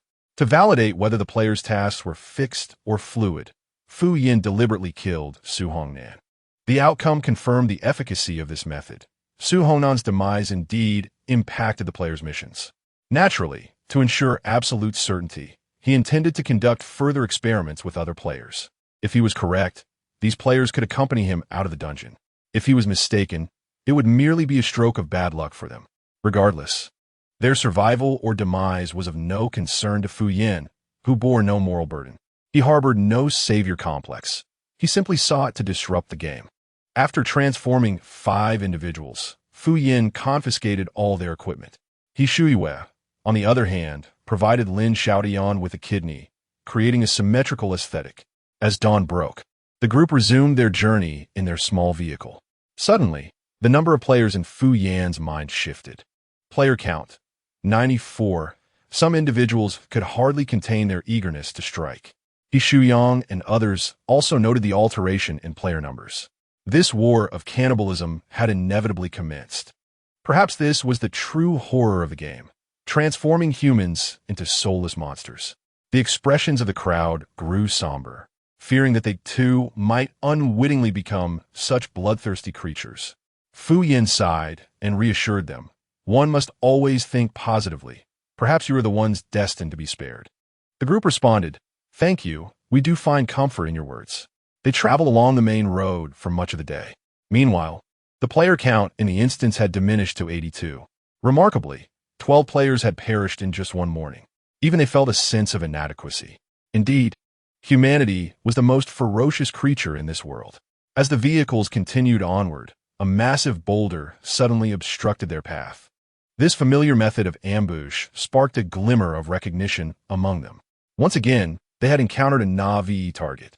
Fu Yin instructed Zhou Yufeng and Jiang Lan to remain with the vehicle while the others disembarked, feigning an effort to push the boulder aside. Suddenly, a deep male voice echoed from behind them. "Don't move. Raise your hands." Feigning alarm, Fu Yin and the others turned to see 4 men brandishing rifles. Their garments stained with dark crimson blood, clearly players. Fu Yin theatrically exclaimed, "Who are you?" The leader of the group aimed his gun at them and inquired, "And who are you?" Fu Yin replied, "I am Su Hongnan, a scientist. These are my assistants. We are on our way to the city to save humanity." The 4 men exchanged glances. "You are Su Hongnan?" Fu Yin nodded earnestly. The man commanded, "Toss your identification badge over here," displaying considerable suspicion. Fu Yin removed the badge and threw it to them. The man compared the photograph with the elderly figure before him and, upon confirming their identity, lowered his weapon. He called out to his comrades hidden behind the boulder. Cui Hao de Zhuang moved the stone aside. At the mention of Cui Hao, Fu Yan's eyebrows arched in recognition. The boulder was shifted, revealing 2 individuals concealed behind it, one stout and one slender. The stout one, referred to as de Zhuang, was lifting the boulder to hurl it into the opposite lane, while the tall, lean figure was none other than Cui Hao, who had previously ventured into the instance with Fu Yin. At that moment, Fu Yin, wearing Su Hongnan's visage, went unrecognized by Cui Hao. Cui Hao greeted the leading man with a smile, "Brother Sunday." The man named Brother Sun nodded and instructed Cui Hao, "This old man claims to be Su Hongnan. You should interrogate him." Cui Hao replied, "All right." He and de Zhuang led Fu Yin and his companions aside, while the others rummaged through their vehicle, forcing Zhou Yufeng and Jiang Lan out as well. The 4 men meticulously searched the car inside and out. Upon discovering the contents of the trunk, expressions of skepticism appeared on their faces. They seized Jiang Lan and Zhou Yufeng, dragging them over for questioning. "Speak. What is the meaning of this? How did you come to possess these items?" Meanwhile, Cui Hao also began to interrogate Fu Yin. "You are Su Hongnan?" "Yes." Cui Hao furrowed his brow and glanced at him, then inquired, "What are you doing in the city?" "Researching a cure for the zombie virus." Cui Aos frown deepened. They were merely a day and a half journey from the city. "You managed to arrive here unscathed? Did you not encounter any zombies on the way?" "We did." Fu Yan sighed, feigning distress. "Not only did we encounter zombies, but we also faced one of their accomplices who attempted to kill me and seize the experimental subject. Fortunately, several agents protected us, allowing us to escape with our lives. However, that beast was exceedingly ruthless, and the agents stood no chance against them. They all perished, leaving only a timid child whom we took under our wing." Fu Yin gestured towards Jiang Lan, who was surrounded by men and appeared on the verge of humiliation. Cui Hao, upon hearing this, believed not a single word. His gift was discernment. He could detect the truth within spoken words. Yet, he found himself unable to discern any truth from the old man's claims. Thus, this old man must be a player. Chapter 50. The Apocalypse Survival Game. 8. Cui Hao discreetly moved closer to de Zhuang, preparing to call for help. However, Fu Yin grasped his hand firmly. "My dear friend, our meeting in this desolate place is truly a fated encounter. If we do not swear brotherhood, it would be a disservice to the heavens for granting you such a boon." Cui Hao's eyes widened in disbelief. You are Fu." Fu Yin squeezed his hand, subtly nodding. At the same time, Zhou Yufeng was also undergoing interrogation. The leader, Brother Sun aimed a gun at Zhou Yufeng, demanding, "Where did these tents and provisions come from? How did you acquire these items? These items are sold in the points shop, since they are not players. How could they possess such things?" The others also trained their weapons on Fu Yin in the distance. Zhou Yufeng remained vigilant, observing the situation involving Fu Yin.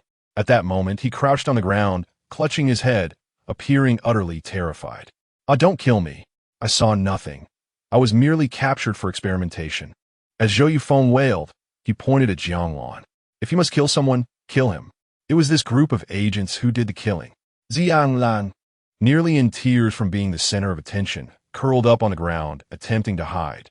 Brother Sun kicked Jianglan, then seized Zhou Yufeng by the collar, lifting him and pressing the gun against his chin. "Who did they kill? What did you witness?" Zhou Yufeng, with a mournful expression, stammered. "It seemed to be some squad. They intended to kill that old man. Then a group claiming to be agents engaged them in battle, and after that, I couldn't see anything more." Brother Sun's expression hardened. "You encountered them?" Zhou Yufeng timidly nodded. "What did he look like?" Zhou Yufeng shook his head. It was too far away to see clearly, but he was tall and slender. This description echoed Fu Yan's earlier reply to Cui Hao. Before long, Cui Hao returned with Fu Yan and his group. "Brother Sun," I inquired, "and there is no issue." As Brother Sun and Cui Hao compared the responses for both sides, they found them to be nearly identical, thus lowering their guard. He instructed Fu Yan and Zhou Yufeng to take their military jeep, while assigning another team member to join Fu Yan in their sedan. The group of 12 set off towards the city in grand procession. At this point, only 75 players remained, and after subtracting the 5 who had mutated due to Fu Yan's influence, there were still 70 normal players left in this instance.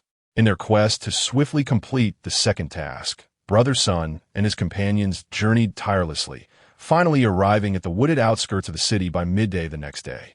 Everyone was already exceedingly fatigued, prompting Brother Sun to order a brief rest. He also sent 2 team members ahead to scout the path. It was crucial to remain vigilant at such a moment, as other players could be lurking nearby, ready to strike. Fu Yan found it curious that while they had encountered several waves of zombies in the province, here in the city, not a single zombie could be seen. Had someone cleaned them out? Just as he pondered this, the scouts returned, reporting that everything ahead was normal and that they would reach the base in another 2 hours. Brother Sun nodded in acknowledgement, and they set off once more.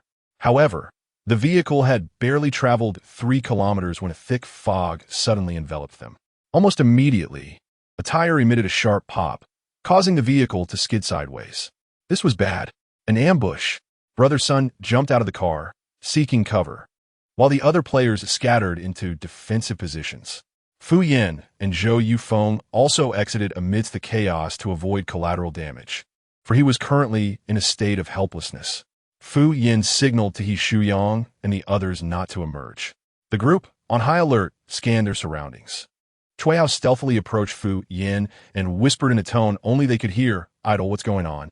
Fu Yan mimicked his demeanor and quietly replied, "Your leader has offended someone, it seems."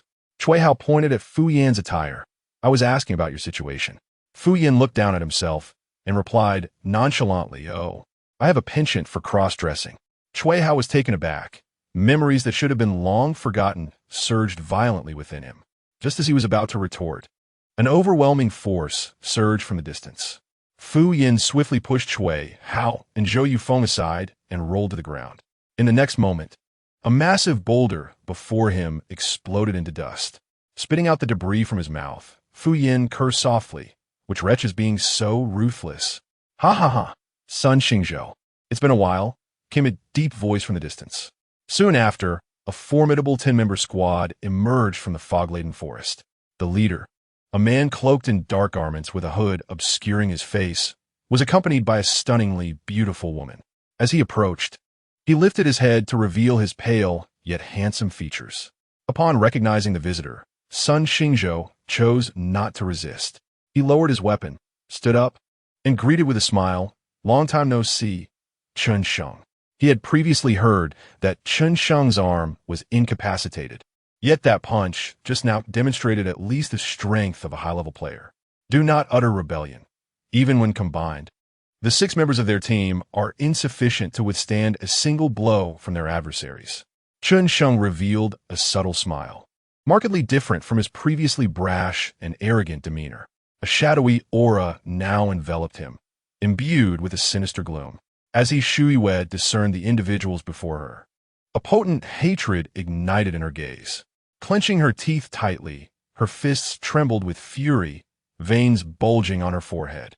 Her eyes fixated on the group furthest to the right. It was them, just them. Were it not for the last remnants of her rationality holding her back, she would have lunged forward to rend them to pieces. Yishuyang's eyes were also tinged with crimson, yet he still managed to grasp his sister's hand in a comforting manner.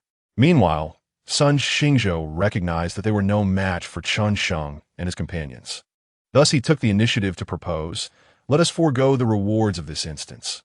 I can deliver Su Hongnan to you, as if we had never been here." Chun Sheng lowered his head and chuckled softly. "What need have I for that decrepit old man?" Sun Xingzhou furrowed his brow. "Then what do you desire?" "I seek the power wielder from your team," Chun Sheng replied. Sun Xingzhou glanced at the robust figure beside him and inquired, "What do you mean? Will you give him to me or not?" Upon uttering this, Chun Sheng gradually raised his right arm, concealed within his cloak. The moment Sun Xingzhou beheld Chun Sheng's arm, a look of dread washed over his face. What was this? The once shattered limb had vanished, replaced by a gaunt, elongated appendage, entirely charred and adorned with razor-like claws. Chapter 51. The Apocalypse Bloodbath. 9. Chun Sheng raised his hand, summoning Sun Xingzhou towards him. Before he could react, Chun Sheng's monstrous hand had already seized his throat. "If you refuse, I shall take what I desire by force." Chun Sheng slowly clenched his fingers, reveling in the moment. He could easily crush Sun Xingzhou, yet he relished the sensation of his prey struggling within his grasp. The experience of another's life ebbing away beneath his control was an exquisite delight. Sun Xingzhou writhed desperately in Chun Sheng's grip, his face turning a shade of purplish hue, veins protruding on his forehead, teetering on the brink of asphyxiation. Unable to bear the sight, Cui Hao drew his sword, intent on rushing to his aid, only to be yanked back by Fu Yan. "Are you seeking death? If I must die, I cannot simply stand by while they slay my comrade." Cui Hao retorted, his face aflame with indignation. "Besides, you are here, are you not? Can you truly bear to watch me perish?" For the sake of these brothers who had fought alongside him, Cui Hao cast aside his dignity, resorting to a display of desperation. Fu Yin regarded him with an expression of amusement. "You are indeed peculiar. Do not speak nonsense. I am merely a weak, pitiful, and helpless individual." With that, Fu Yin placed a hand over his heart, feigning frailty against the nearby tree. Cui Hao exclaimed, "To defeat magic with magic? Because I have disgusted you, you wish to return the favor doubly?" The vengeance of an idol is not to be taken lightly. As Fu Yin restrained Cui Hao from intervening, Sun Xingzhou was on the verge of unconsciousness, desperately pounding on Chun Sheng's hand and muttering incoherently, Give to me." Hearing this, Chun Sheng let out a derisive laugh and casually tossed Sun Xingzhou aside. Chun Sheng executed a mere flick of his wrist. Yet Sun Xingzhou was propelled several meters away, only halting upon colliding with a sturdy tree trunk before collapsing to the ground. Sun Xingzhou lay prostrate, coughing up a mouthful of blood, and it took him a while to rise to his feet. Cui Hao and several other team members rushed over to assist him. De Zhuang positioned himself protectively in front of Sun Xingzhou, glaring furiously at Chun Sheng, a villain, although De Zhuang bore the appearance of an adult. His mental faculties were akin to those of a child of 7 or 8. Having overheard the earlier exchange between Chun Sheng and the others, Cui Hao understood that Chun Sheng's target was De Zhuang. He tugged De Zhuang back slightly, eyeing Chun Sheng with caution. Chun Sheng, however, remained unfazed, fixated on De Zhuang as he advanced step by step towards the group. Hu Yao interposed himself before the Swang, issuing a stern warning. "You should not even entertain the thought." Chun Sheng tilted his head, flashing a malevolent grin at Sun Xingzhou, remarking on the disobedience of his team member. Sun Xingzhou, struggling to maintain his composure, grasped Cui Hao's arm, signaling him to prioritize the greater good. Subsequently, he forcefully pushed De Zhuang forward. De Zhuang looked at Sun Xingzhou with a puzzled expression, unable to comprehend why he was being offered to a villain. Sun Xingzhou forced a smile that was more painful than a frown, reassuring De Zhuang that he need not fear, for his brother was not a bad person. He merely wished to play with him. Upon hearing this, De Zhuang's face lit up with joy, and he eagerly linked his arm with Chen Sheng's, exclaiming, "Brother, let us play." Cui Hao lunged forward to intervene, but was restrained by Sun Xingzhou and the other 3 team members. He gazed incredulously at the quartet, exclaiming, "De Zhuang is our teammate." Sun Xingzhou lowered his head in guilt, acknowledging, "I know," but Cui Hao's anger interrupted him. "You owe him your life. Just yesterday, he called you brother, and today you push him towards death. What choice do I have? This is the only way for everyone to survive. I do not wish for De Zhuang to perish. But can you contend with him?" Sun Xingzhou's agitation grew as he spoke. His intentions were to protect everyone. Yet they failed to comprehend his sacrifice and instead leveled accusations at him. Did they think it was easy for him to bear such a burden? Sun Xingzhou's words gradually calmed Cui Hao. He freed himself from the grasp of his teammates, coldly stating, "You are right. I cannot defeat them." Observing that he had absorbed this, Sun Xingzhou was about to offer a comforting pat on the shoulder when Cui Hao continued, "Yet, there are certain matters that I must pursue, even if it means striking against rock with an egg." With that declaration, Cui Hao drew his knife and, with a speed nearly imperceptible to the naked eye, lunged at Chen Sheng. Just as he was about to make contact, a shadow darted forward. The shadow, wielding a knife, intercepted Cui Hao's blade. The clash of steel resounded with a sharp ring. Cui Hao's hands trembled from the impact, and his opponent fared no better. Both were speedsters, exchanging blows in a whirlwind of strikes within mere seconds, having already exchanged over 100 blows. The onlookers were left bewildered. Yet only Fu Yin discerned the intricacies of their movements. Although Chen Sheng's subordinates struck with ferocity, their speed paled in comparison to Cui Hao's, and their techniques lacked the same agility, revealing their disadvantage. Seizing the moment, Cui Hao aimed a decisive blow at his opponent's wrist.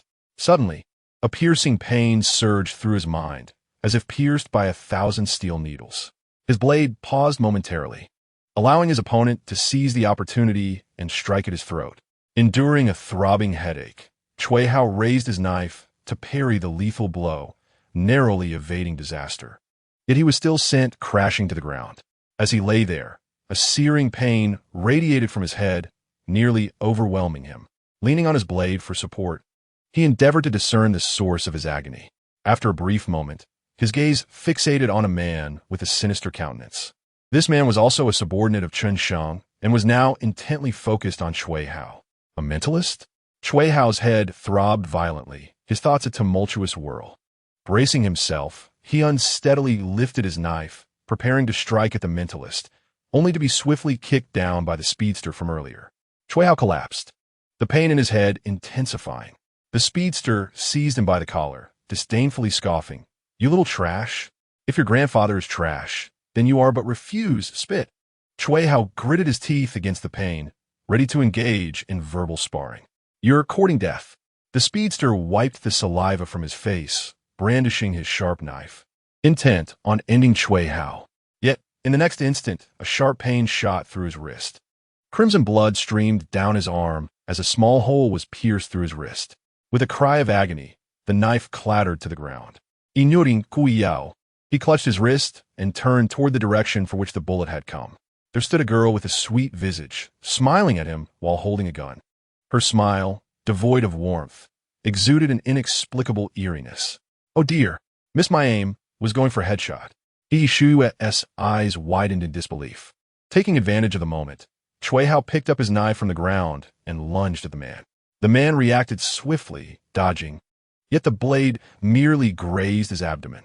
Realizing the precariousness of his situation, he prepared to teleport, but 2 gunshots rang out, shattering his ankle. He Shui admired Wu Zhengyang, giving him a thumbs up before advancing toward the incapacitated speedster. Chapter 52. The Great Escape in the Apocalypse. 10. Cui Hao beheld a girl with long hair approaching them. She was strikingly beautiful, a gentle smile gracing her face. The sunlight illuminated her from behind, casting a soft glow around her. The atmosphere seemed to sweeten with her presence. Cui Hao stared dazedly at He Shuye, oblivious to the fact that his headache had subsided. He Shuye steadily approached, causing the speedster to retreat in terror. He turned to his companions, shouting in anger, "Why are you just standing there? Come help me." To be taken down by a woman. How humiliating. Though his companions mocked him, they would not abandon him. As two men on the right attempted to advance, Old Wu's gunfire repelled them, each shot landing merely a centimeter from their toes. Cui Hao positioned himself protectively in front of He Shuye. Ignoring those around her, He Shuye knelt beside the speedster. She drew a dagger from her waist, aiming it at his heart, yet her face wore an innocuous smile. The man sought to resist, but He Shuye's foot pressed down on his arm. "Would you like to hear the sound of a dagger piercing a heart?" He Shuye gently inquired. The man, consumed by terror, perceived the woman before him as a lunatic. With a swift motion, the dagger pierced his heart, warm blood splattering across He Shuye's face.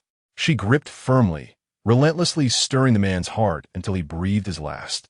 This transpired in mere moments. By the time his companions arrived, the man had already succumbed to death, his body warm yet lifeless. However, they showed little concern for the demise of the speedster. Rather, their interest shifted to He Shuye.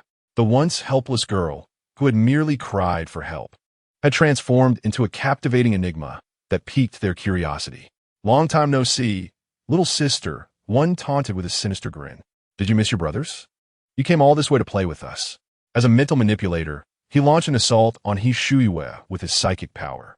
"Indeed, I have come to have some fun with you," she responded, unfazed as she approached him amidst the psychic onslaught.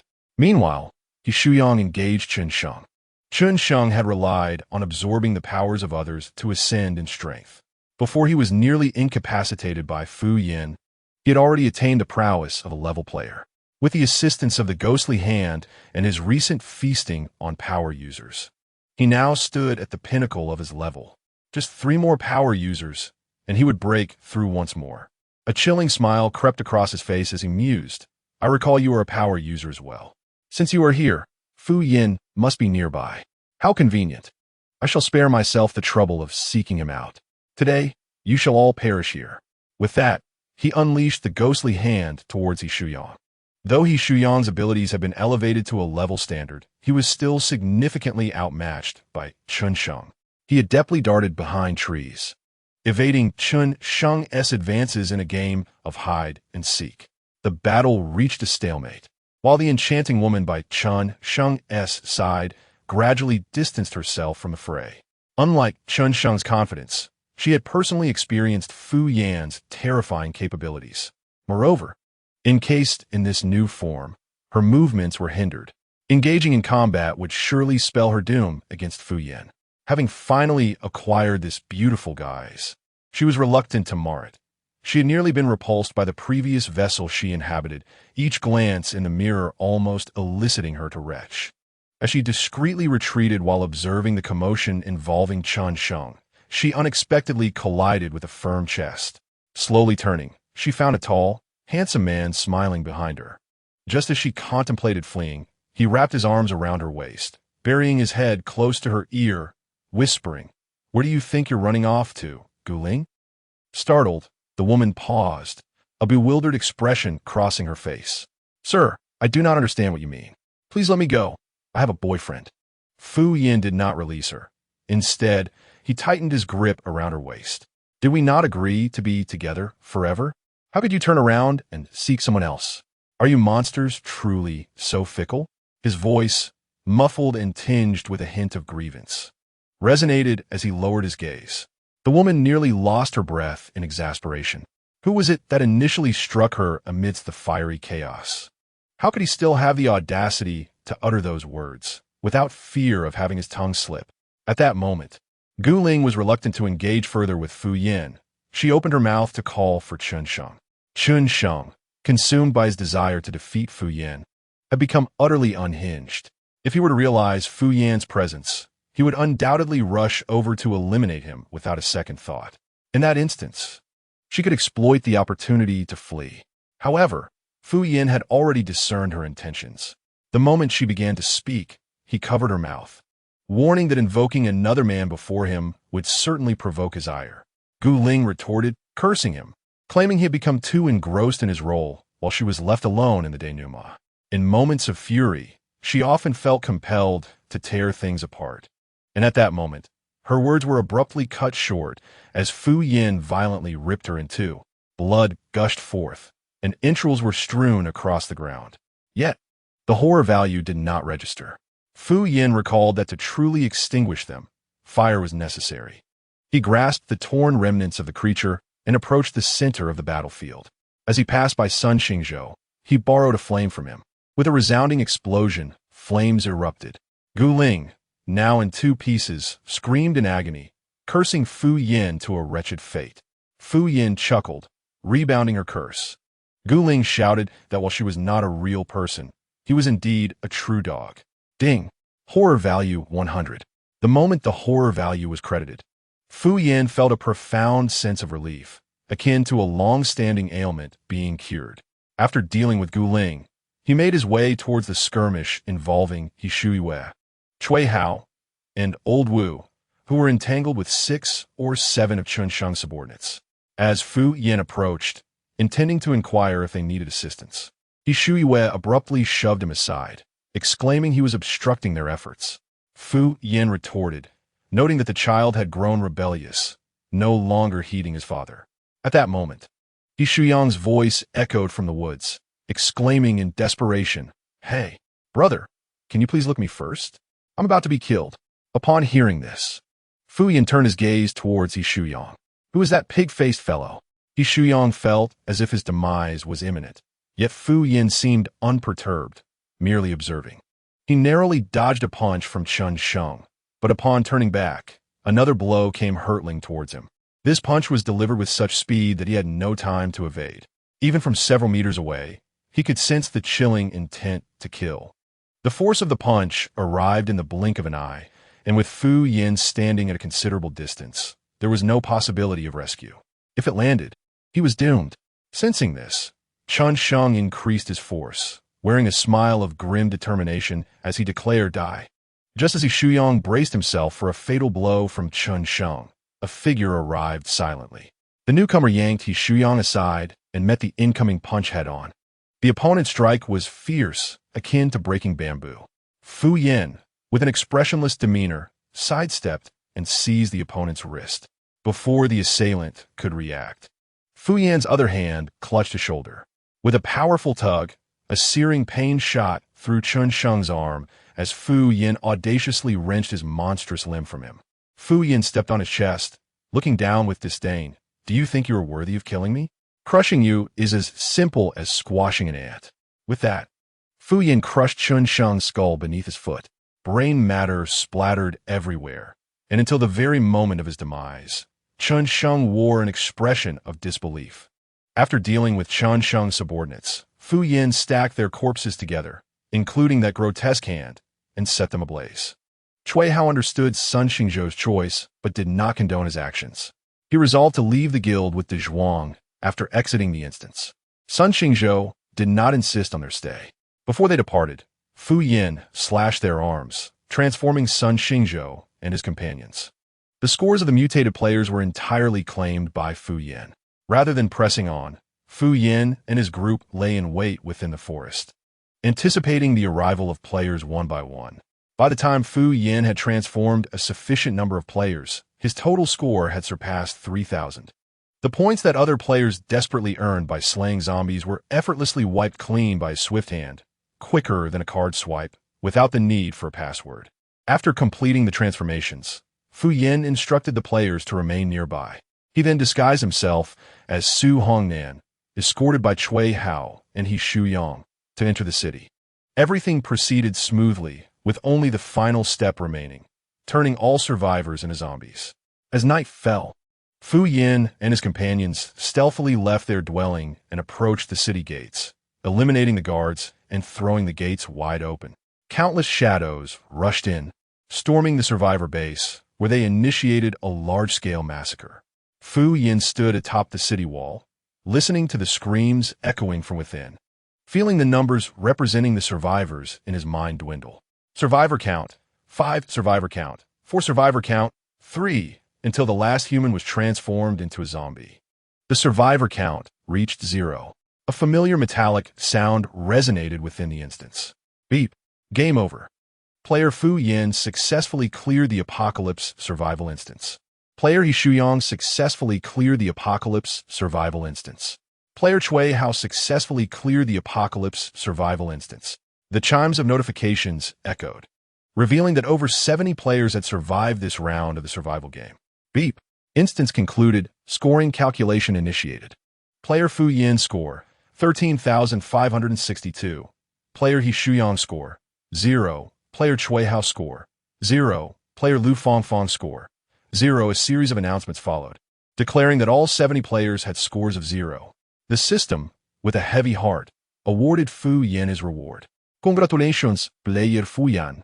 You have received the Apocalypse Survival Instance Reward. 1 unlimited instance experience card. The audience in the live stream expressed relief upon witnessing this reward. Thank goodness I didn't participate in this ridiculous survival game. 2 times a month is already frustrating enough. Only a madman would want to do it more often. Fu Yin has certainly met his match. The instance must have been designed to target him deliberately. My sympathies to the players who participated in the survival game. They attempted to cheat, but ended up worse off. Regarding these bewildering remarks, the horror game merely wishes to express, you know nothing of Fu Yan's terror. As the dungeon concluded, Fu Yin was transported back to the ancient castle. Upon landing, he promptly opened his inventory to examine his spoils. A card with a black background and gilded lettering lay quietly within his gear. Name: Infinite Dungeon Experience Card Rules. The cardholder may enter the dungeon an unlimited number of times. This card may also be used on those nearby. After reviewing the dungeon card, Fu Yin noticed another item in his inventory, a shimmering blue egg. Name: Rules. Cannot be deciphered. You may attempt to hatch it. Perhaps it will yield a fine offspring. Fu Yin exclaimed. What on earth? He had no intention of becoming a carefree father. He then checked his terror points, adding the 10,000 points earned from this round.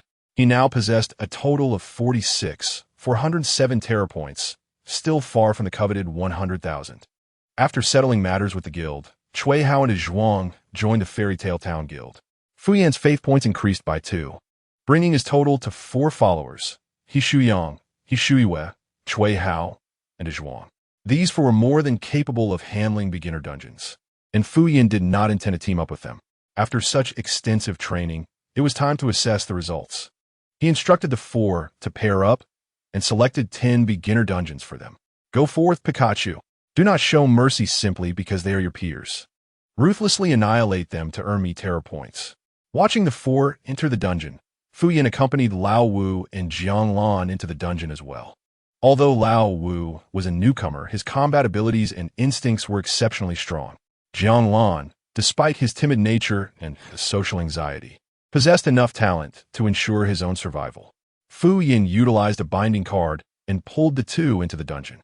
Player name: Fu Yin. Game experience: 5. Mental points: 0. Luck points: 001. Health points: 100. Talent: unknown.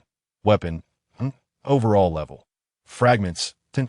Player information: visible only to the player. The 7 fragments were obtained from Chun Sheng's pocket. Fu Yin quickly flipped to the dungeon information. Dungeon: Castle of Horror. Mode: multiplayer. Level: intermediate. Difficulty: player task: awaiting refresh. Dungeon information: visible to all in the live stream. Friendly reminder: this dungeon is live streamed throughout. Fu Yin now found himself standing in a fog-laden forest with no sight of other players. Even Jiang Lan and Lao Wu were nowhere to be found. Lao Wu, Jiang Lan. Fu Yin called out, but received no response. Suddenly, a series of rhythmic footsteps echoed from ahead. Fu Yin took a couple of steps toward the sound, which mirrored his movements. He paused, and the footsteps halted, as if urging him to proceed. Such a primitive form of temptation was indeed rare. Fu Yin continued forward, following the sound.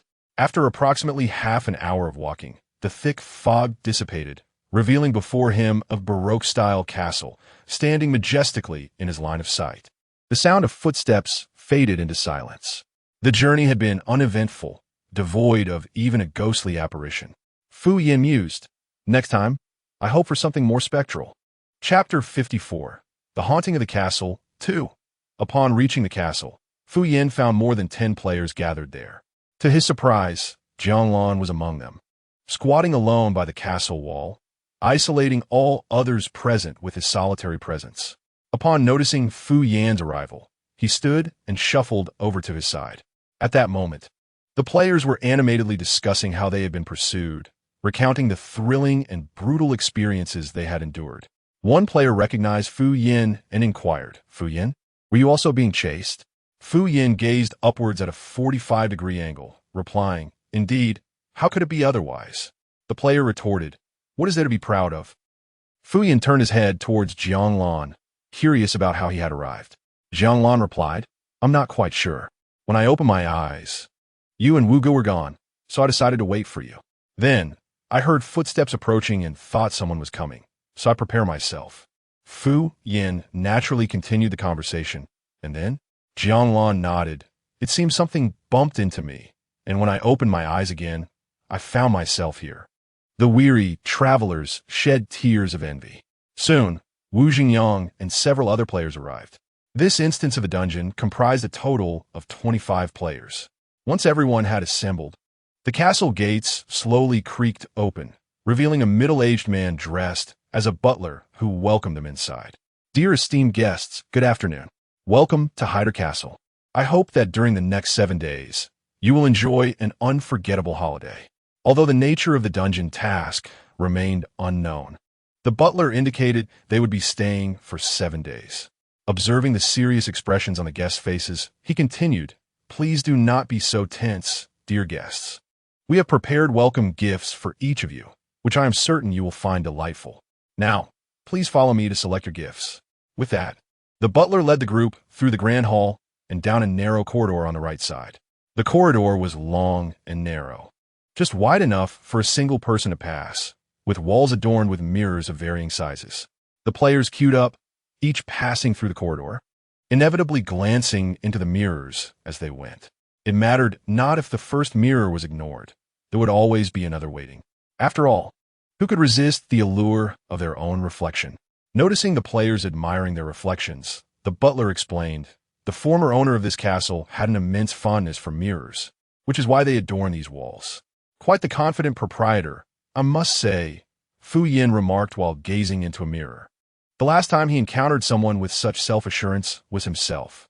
As they traversed the corridor lined with mirrors, they reached a wooden door at the end, embellished with a beautifully intricate circular lock that bore the marks of time.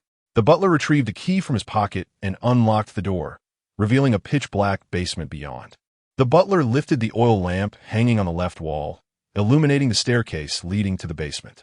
"Guests, please be mindful of your steps." The basement was shrouded in darkness, so thick that one could not see their own hand, save for the dim flicker of the butler's lamp.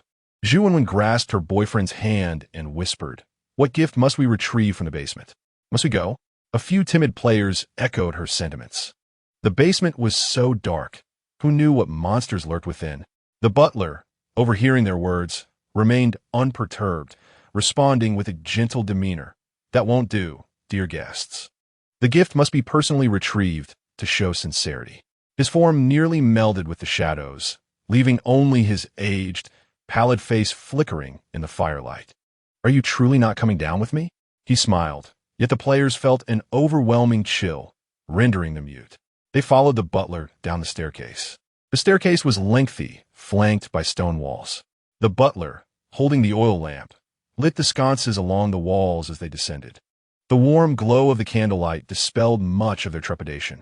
The descent was straight and seemed to extend for at least 10 stories. As they proceeded, the staircase narrowed, the stone walls looming over them like great mountains, instilling a sense of suffocation in the players who dared not look up, fearing they might be crushed. "How much longer?" a player murmured. "It won't be long, my dear guests," replied the butler. After traversing the narrowest section of stairs, they finally arrived at the bottom of the basement. "Goodness, a ghost. Ah, where is it? Who's grabbing my shoulder?" "I am the 83rd descendant of the Heavenly Master. By the command of the Supreme Lord, spirits and demons, begone. Do not touch me." A player's scream triggered a cascade of panic among the others. Each player unleashed their own skills in a flurry of activity, only to discover that before them stood merely a mirror. Experts, please contain your abilities, urged Fu Yan. Directly opposite the staircase entrance stood a full-length mirror, and the leading player was startled to see someone who looked exactly like him. My apologies for startling you, the butler said, before continuing forward with the lamp. They soon arrived at a row of wooden racks. He pulled away the black cloth draped over them, revealing a line of peculiar ragdolls. Some were eyeless, others smeared with blood, and some were mere skeletal frames.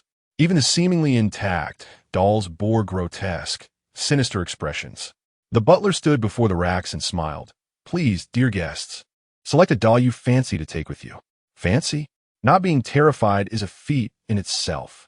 Who would want to take such things? The players retorted.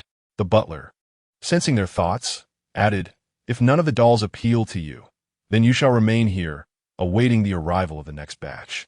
This is the essence of being compelled to choose. Since one must inevitably select, it is only prudent to opt for the one that appears less daunting. With such collective sentiment, a fervent competition ensued. By the time it was Fu Yan and his companion's turn, only 3 frightful dolls remained on the shelf, one resembling a grotesque figure, another a floral motif, and the last an unsettling skeleton. Without hesitation, Fu Yan claimed the skeletal doll, for he harbored an irrational fear of the macabre, yet lived a rather pleasant life. After selecting the dolls, the steward guided everyone back to the castle's grand hall, where he instructed the maid to assign rooms to the guests. Oh, dear guests, he added, I must remind you that the dolls thrive on human companionship. Should you abandon them, they shall be quite displeased, so please keep your dolls close at all times. Chapter 55. A frightening encounter in the castle. 3. The 25 players were escorted by the maid to their respective bedrooms.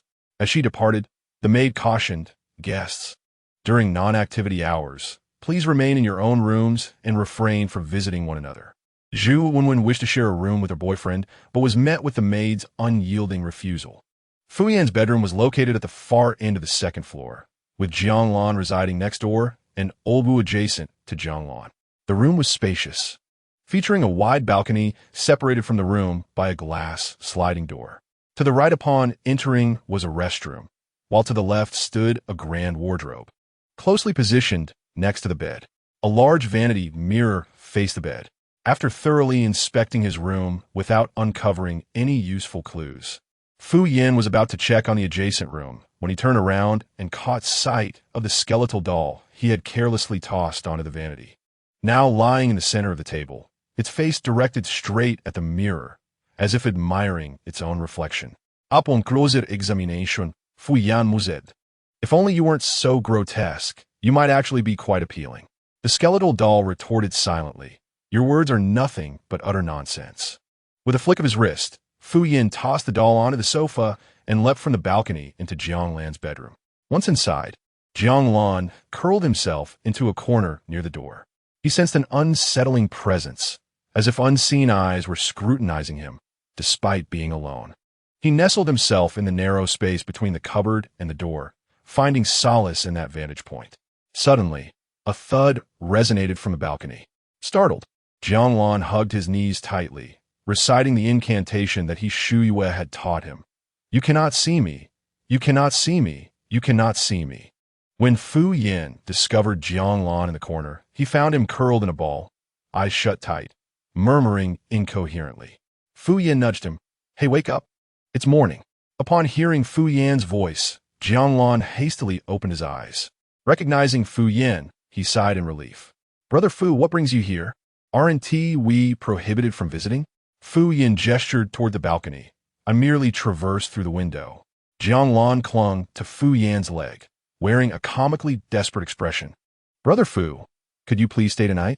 Fu Yan withdrew his hand, clutching his collar with a sense of restraint, stating, I am a respectable person. Not so. Jiang Lan whispered conspiratorially into Fu Yan's ear, her tone tinged with nervousness. There is someone in this room. Fu Yan glanced at Jiang Lan, then at himself, and it became evident. I'm not referring to the two of us, Jiang Lan continued, But before she could finish her thought, a thud resonated from the window. Startled, Jianglan quickly curled back into the corner, murmuring softly, it's coming, that thing is coming. Before long, Old Wu stealthily pushed open the balcony door and entered. Fu Yan, Jianglan called. Moments later, the three were seated on the sofa. Jianglan, still hugging her knees, at least managed to offer them a direct view of her face. Have you discovered any clues? Fu Yan directed his inquiry primarily towards Old Wu. Jianglan could only provide them with a venue. In response, Old Wu produced a crumpled note from his pocket, upon which were scribbled in blood the ominous words, "Do not look in the mirror." The note appeared recent, the bloodstains having dried to a dark crimson hue. Fu Yan and Old Wu scoured Jianglan's room once more, but found no similar note. Just then, a series of soft footsteps echoed outside the door, reminiscent of the sounds Fu Yan had heard in the forest. Shortly thereafter, the heavy sound of someone ascending the stairs could be heard. Fu Yan nudged Old Wu, urging him to move. The two hastily retreated. As they passed the mirror in Jianglan's room, Fu Yan sensed something was amiss. In the next moment, Jianglan's door swung open, and a maid entered. Jianglan let out a shriek, clutching her chest. "There is no need for that," the maid remarked, noticing the absence of other occupants in the room, before turning to leave, casting a glare at Jianglan as she exited. "If you have the audacity to glare at me, why not direct that ire towards them?" Jianglan Zito. Upon returning to the room, Fu Yan discovered that the doll, which should have remained on the sofa, now lay at the threshold of the bedroom, appearing somewhat disheveled. With a sardonic laugh, Fu Yan muttered to the air, "Do you know how traitors were dealt with in ancient times? We would gouge out their eyes, extract their tongues, sever their limbs, and even if that thing perished, we would exhume its corpse, grinding its bones to dust." As he spoke, Fu Yan picked up the doll, feigning surprise. "Oh dear, where have you been? Your soles are so filthy." The skeletal doll internally protested. How on earth does a skeleton possess soles? A sense of foreboding began to creep over the doll. In the next instant, a sickening crunch echoed as Fu Yan twisted its ankle. The doll, now bereft of its feet, bit down hard on its lips to stifle any sound, forgetting, of course, that it had no lips to speak of. "Oh dear," it whimpered silently. "Why are you trembling? Does it hurt?" Fu Yan inquired. The doll, too fearful to respond, remained silent, enduring the pain in a state of feigned death. To it, Fu Yan resembled nothing less than a monstrous child from the neighboring house, prone to violent outbursts. During dinner, the players gathered collectively in the dining hall. Other players had also received the blood-soaked note. Although the handwriting varied, each message uniformly conveyed the same warning: do not look in the mirror. However, we have all looked into mirrors during the day without any issues. Indeed, with so many mirrors in the castle, it would be impossible not to catch a glimpse of oneself while passing by. Who can discern the truth behind this note? Whose hand left it here? Could it possibly belong to the previous group of players? The players began to engage in animated discussions regarding the note. The player who claimed to be the 83rd generation disciple of the Heavenly Master Tao happened to sit beside Fu Yan and quietly inquired, "Fu Shun, hello? I have watched your live streams, and I find you remarkably impressive." Fu Yan politely nodded in acknowledgement, thanking him. "What is your perspective on this note?" Zhang Wang seized the opportunity to ask. Surprisingly, Fu Yan had some insightful thoughts regarding the note. Observing Zhang Wang's earnest demeanor, Fu Yan generously stated, "If the note was indeed left by the previous group of players, it can only signify one thing." Zhang Wang leaned closer, his eyes widening as he eagerly asked, "What is that?" Fu Yan replied, "The maid did not clean properly. You may file a complaint against her." Zhang Wang, taken aback for a moment, then raised his thumb in admiration, exclaiming, "Astute observation." Fu Yan gazed quizzically at those around him. Had the sincerity in Zhang Wang's expression not been so apparent, he might have suspected mockery. Zhang Wang continued, "So, Fu Shun, you imply that this note surely was not left by the previous players. It might be a trap set by the dungeon, or perhaps a hidden clue. If it is indeed a trap, it suggests that we ought not to look into mirrors. However, we have all gazed into mirrors during the day, so what significance does this note hold? Thus, it must be a clue, one that triggers the conditions for death." Zhang Wang articulated his thoughts with precision, concluding with, Fu Shun is truly remarkable. You derived such an important clue from a mere note. Fu Yan retorted, I have said nothing. All of this is your interpretation. Don't place the blame on me. Chapter 56. The Terrifying Castle 4. After dinner, the players returned to their respective rooms to rest. Lu Yinyin, having finished her shower, prepared for bed, although it was suggested to keep the doll close at all times. Who would dare place such an object by their pillow? Turning over in the night could prove fatal. After some contemplation, Lu Yinyin decided to place the doll upon her vanity. Perhaps it was due to the note, but she felt an unsettling aura emanating from the mirror, though she could not quite articulate why. Recalling the note's warning against looking into mirrors, Lu Yinyin hesitated, then took a cloth and draped it over the mirror. Regardless of the note's authenticity, the mirror facing her bed was indeed quite frightening. Once she had tidied up, Lu Yinyin lay down and soon fell asleep. In the middle of the night, she felt a liquid drop upon her face, accompanied by a foul odor. The next instant, a sensation of suffocation gripped her neck. Instinctively, she opened her eyes to behold a doll with a ghastly expression and hollow eye sockets, perched upon her, its hands tightening around her throat. Blood, foul and oozing from the doll's vacant eyes, dripped onto her face. With a terrified scream, she clawed at the doll's arms, desperately trying to pry it off her. However, the doll possessed immense strength, its hands tightly constricting Lu Yinyin's neck, a peculiar curve gracing its lips, and a progressively sinister expression etching itself upon its face. The air in her lungs gradually dissipated, and Lu Yinyin felt as though she could scarcely breathe. Gasping, she suddenly screamed and sat upright.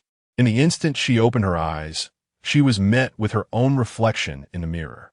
To her astonishment, she discovered her own hands were gripping her neck with a vice-like grip. Lu Yinyin abruptly released her hold, inhaling deeply as fresh air filled her lungs. It was merely a dream. Just as she began to relax, a chilling realization struck her. Prior to sleeping, she had meticulously covered the mirror with a cloth. There was no way it could have fallen. A shiver ran down her spine as she slowly raised her gaze toward the mirror. The reflection still bore her own face. It was adorned with a grotesque smile at that moment. What sent shivers down her spine further was the doll, which should have remained on the dressing table, now slowly rising beside her. Its pallid visage appeared simultaneously in the mirror, its hollow eye sockets fixating upon her with unwavering intensity. In terror, Lu Yinyin turned her head to the side, yet her mirrored self remained motionless, that eerie smile still lingering at the corners of her mouth. The following day, during breakfast, the absence of Lu Yinyin was noted with concern. Fearing for her safety, the others instructed a maid to use a key to open Lu Yinyin's door.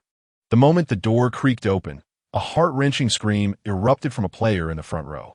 There lay Lu Yinyin, her face contorted, bloodied, and her eyeballs inexplicably missing. Lifeless in her bedroom, the players attempted to enter, but the maid barred their way. As Fu Yin passed by Lu Yinyin's door, he caught a fleeting glimpse of the doll perched on the dressing table. Remarkably, the doll, which had appeared hollow-eyed the night before, now possessed a pair of glistening, expressive eyes. There was no need to ponder whose they were. Not only Fu Yin noticed this, but Lu Yinyin's friend, Li Yuan, also observed it with terror. Fixating on the doll seated at the dressing table, she recalled vividly that it was she who had initially chosen this doll, only to have Lu Yinyin express her desire for it, resulting in a trade. Li Yuan's gaze was locked onto the doll. Suddenly, as if confronted by a horrifying vision, she screamed frantically. In a frenzy, she pulled out her own doll and hurled it into Lu Yinyin's room. It's the one. This doll killed her. It even stole her eyes. It's the devil. Now it's my turn. I'm next, and none of you can escape. Ha ha ha. No, I must get out. Let me out. Let me out. Li Yuan oscillated between tears and laughter, eventually dashing into the woods beyond the castle, disappearing in the blink of an eye. That morning was steeped in an atmosphere of oppression for everyone, except for Fu Yin. He continued with his meals and drinks, wandering leisurely through the castle as if it were his own home. Lu Yinyin's corpse remained unaddressed, locked away within her room. Old Wu felt a pang of regret and inquired of Jiang Lan, Lanner, aren't you skilled in healing? Can you revive that woman? Jiang Lan, determined to save himself, attempted to pry open the lock. Without the support of a duplicate, he could only ensure his own survival, shaking his head in regret over such an irreversible demise. Old Wu sighed, a trace of indignation lacing his tone, cursing the perilous game they found themselves in.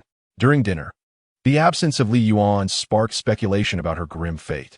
Earlier that day, players had ventured into the woods in search of her, yet to no avail. At that moment, the butler approached with a dining cart, distributing food to the guests before presenting an exquisite platter. A sense of foreboding washed over everyone upon seeing it. With a smile, the butler lifted the lid of the platter, revealing Li Yuan's severed head, pale and bloodied, her eyes wide open in a ghastly expression of unrest. Simultaneously, the player's mission updated. Quest: Castle of Horrors. Player objective: survive for 7 days, 17. As the players reviewed their new task, the butler spoke, surveying the room with a calm demeanor.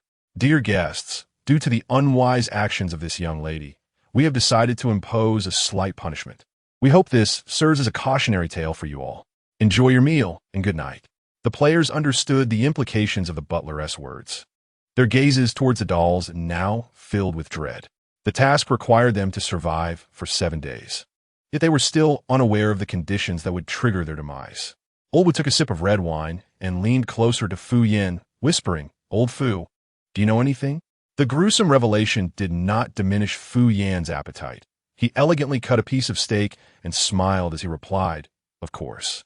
Chapter 57. Castle of Horrors 5. Fu Yin continued to dine gracefully, unperturbed by the grim event. He spoke without lowering his voice, drawing the curious attention of nearby players. Wiping his mouth with a napkin, he stated, even if I divulged it, it would be of no use. For I believe the majority of us have triggered the death condition, myself included. The players, taken aback, expressed disbelief. Impossible. I did nothing upon entering the castle. Indeed, how could so many of us have simultaneously triggered the death condition? Don't frighten us. If we all triggered it, wouldn't we be dead by now? How could we still be alive? Silence. Let Fu Shan finish speaking. Zhang Wang interjected loudly, restoring order. Please continue, Fu Shan. Despite some skepticism towards Fu Yin, the room fell silent. Clearing his throat, Fu Yin elaborated. The death condition is to gaze into a mirror alongside a doll. Upon hearing this, he observed the players' expressions shift from contemplation to panic, ultimately settling into disbelief. Zhang Wang, equally baffled, implored, Fu Shan, please elaborate. Fu Yin, just as you previously analyzed, that bloodstained note may serve as a clue left for us. If we assume the note is indeed a clue, its implication is a warning against looking into mirrors. However, this note only appeared after everyone had finished looking into the mirror, which indicates one clear fact prior to the note's appearance. We were indeed able to look into the mirrors. Zhang Wang speculated.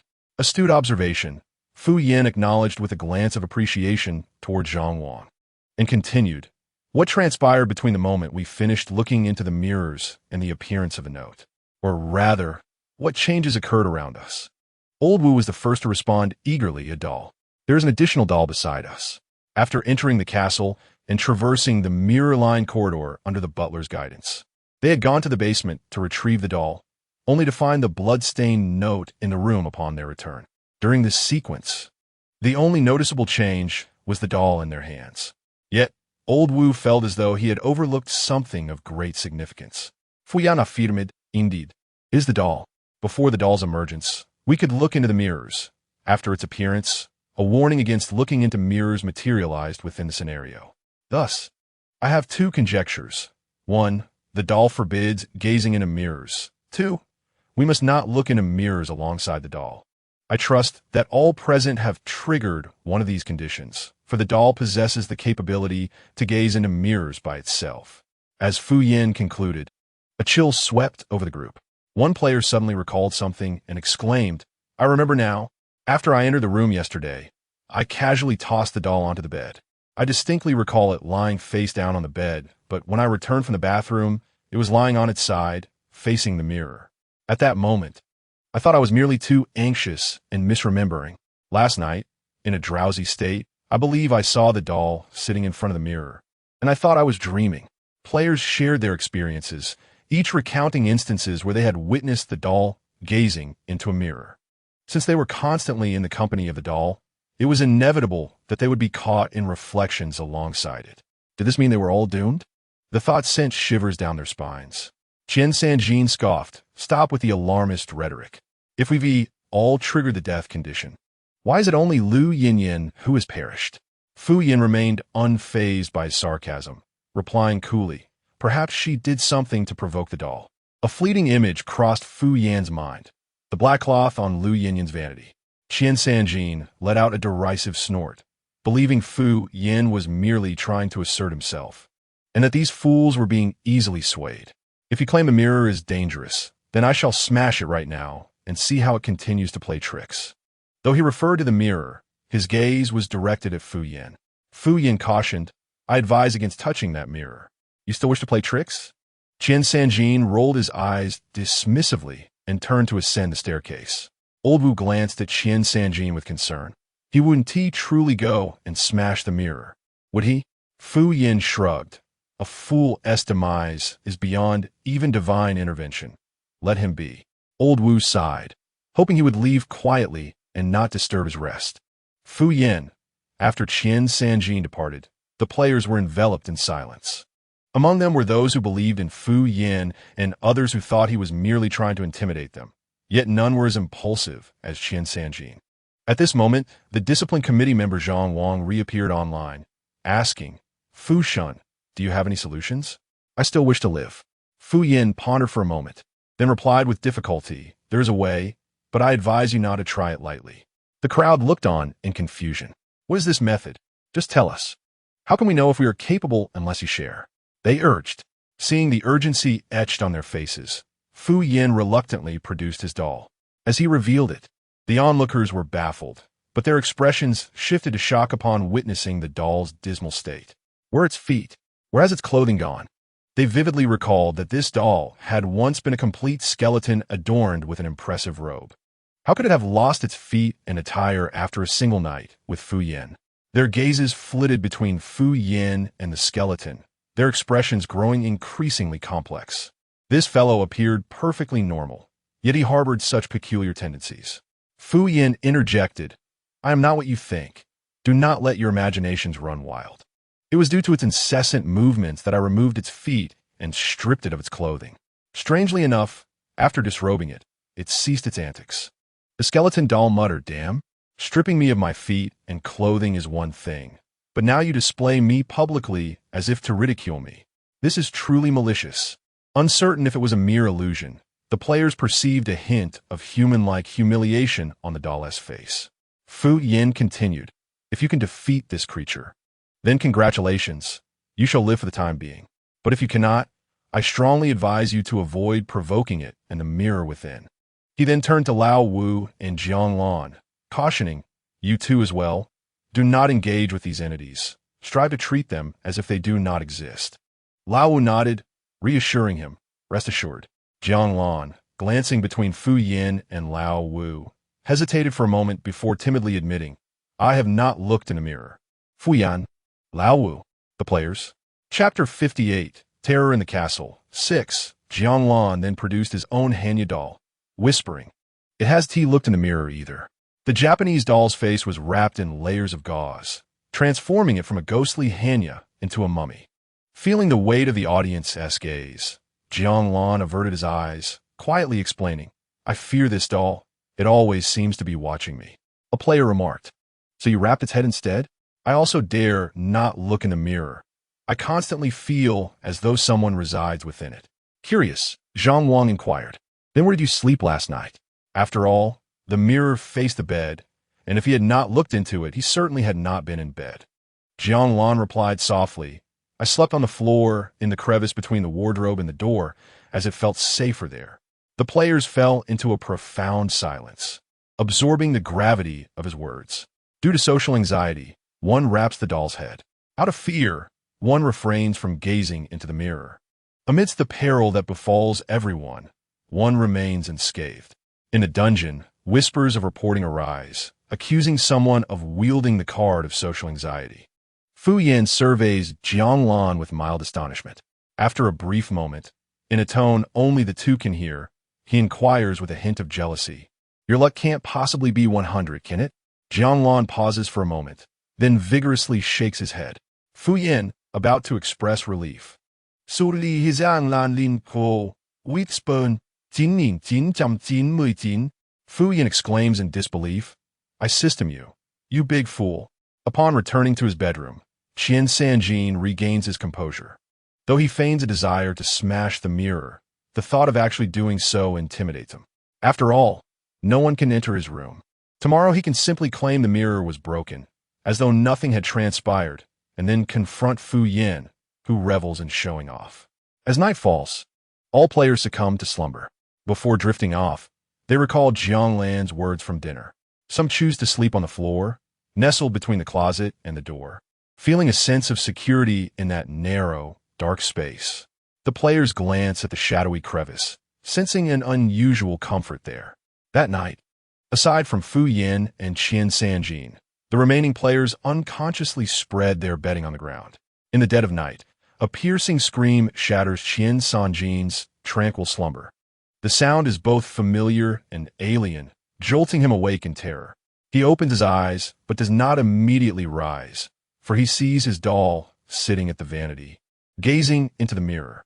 It appears delightfully animated, its eyes darting about, mouth moving rhythmically yet producing no sound. In the stillness of the night, the sight of a doll perched before a mirror sends shivers down Qian Sanjin's spine. However, those who endure to the intermediate level are seasoned players. He forces himself to remain calm and slowly retrieves the knife pressed beneath him. The doll at the mirror seems to notice his awakening, slowly turning its head. The neck emits a creaking sound, akin to a rusty hinge. It rotates a full 180 degrees, now facing Qian Sanjin, its eyes spinning wildly, mouth gradually opening. To his horror, the wooden doll has no tongue. Realizing the gravity of the situation, Qian Sanjin discards pretense and lunges forth, wielding his knife at the doll. Instead of striking the doll, the blade plunges into the mirror, shattering it into countless fragments. Yet, to his astonishment, the reflection within emits a chilling scream. The figure in the mirror glares ominously, its face contorting grotesquely as features begin to disintegrate, leaving behind a gaping maw of despair. Instinctively, Qian Sanjin attempts to flee, only to be seized by the figure from within the mirror, gripping his throat tightly. Almost immediately, a wooden doll emerges before him. The doll clasps his mouth and slowly inserts its hand inside. A heart-wrenching scream reverberates through the room. Astonishingly, that familiar yet foreign sound is his own. The following day, the players discover Qian Sanjin's lifeless body. He perished before the mirror, his face embedded with shards of glass, eyes wide open, and mouth agape, devoid of a tongue. The players instinctively turned their gaze towards the doll. There it stood, the wooden effigy, with its mouth also wide open, a bloodied tongue lodged within its throat, its eyes glinting with triumph.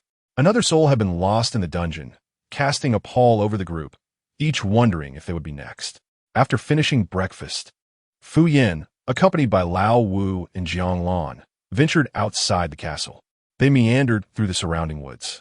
Lao Wu, do you perceive any changes in this forest since your last visit?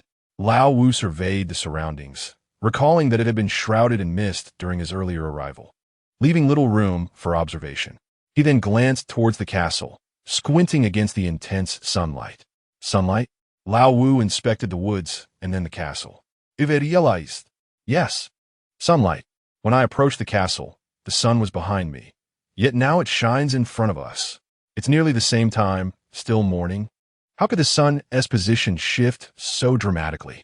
Fu Yin pondered, noting that he hadn't seen the sun during his own arrival. Why was there such a disparity in perception and experience within the same woods?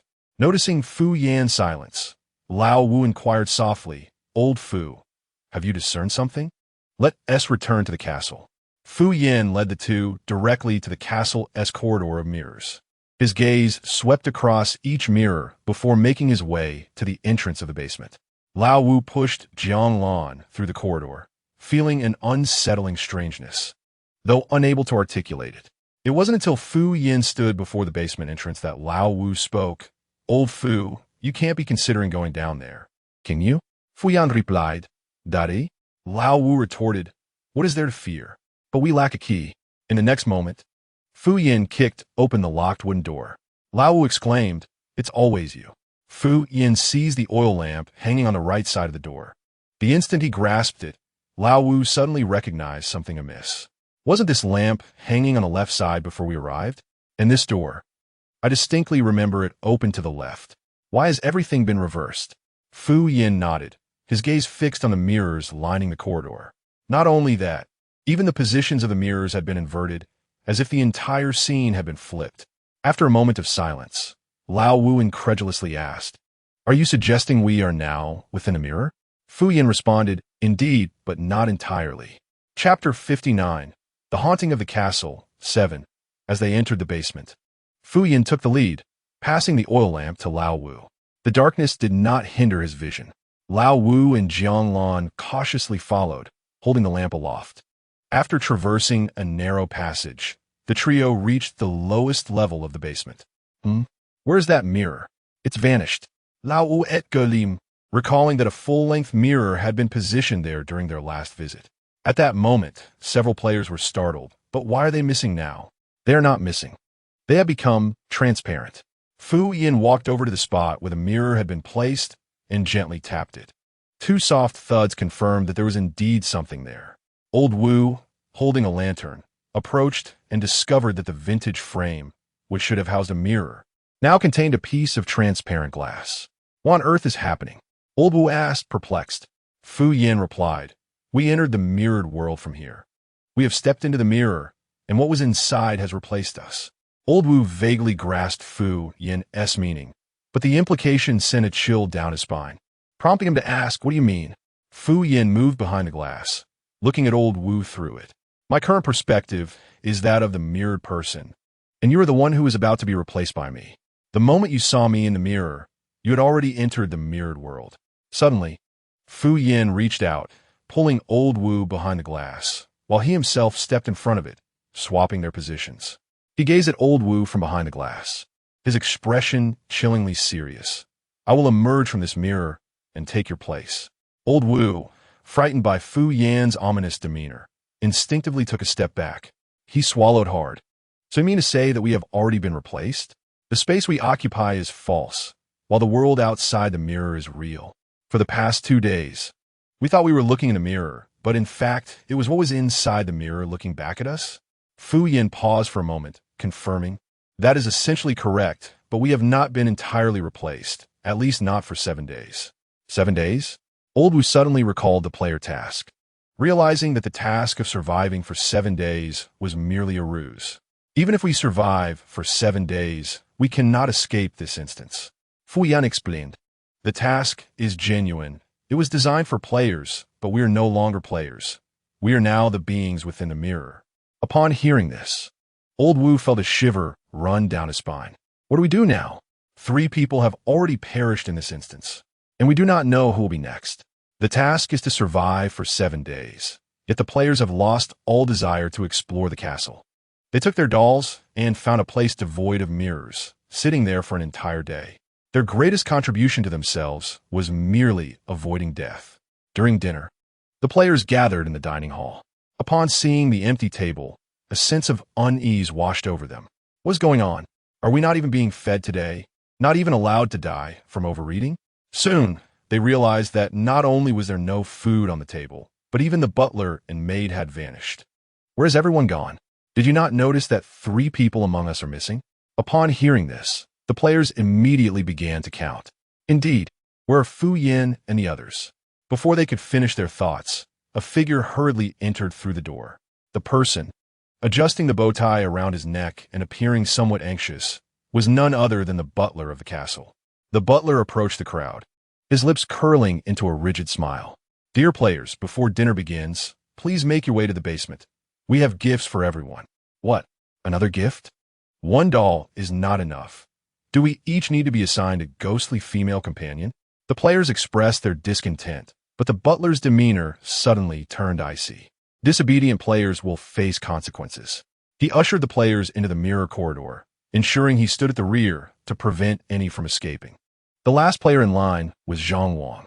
Seizing the moment while others were distracted, he stealthily approached the butler and whispered, "You are not the butler."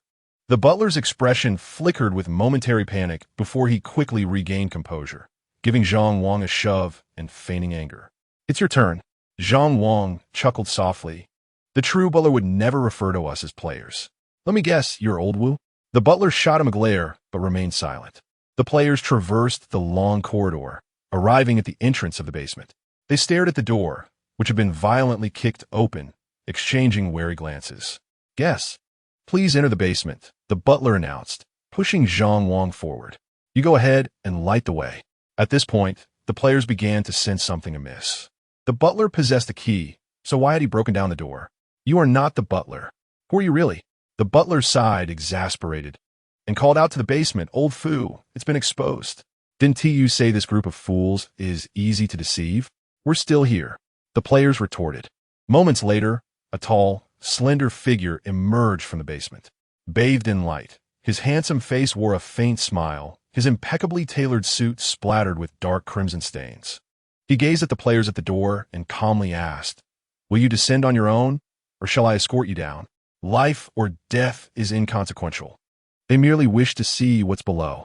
In a chaotic flurry, the players tumbled down the stairs like dumplings, scrambling and rolling.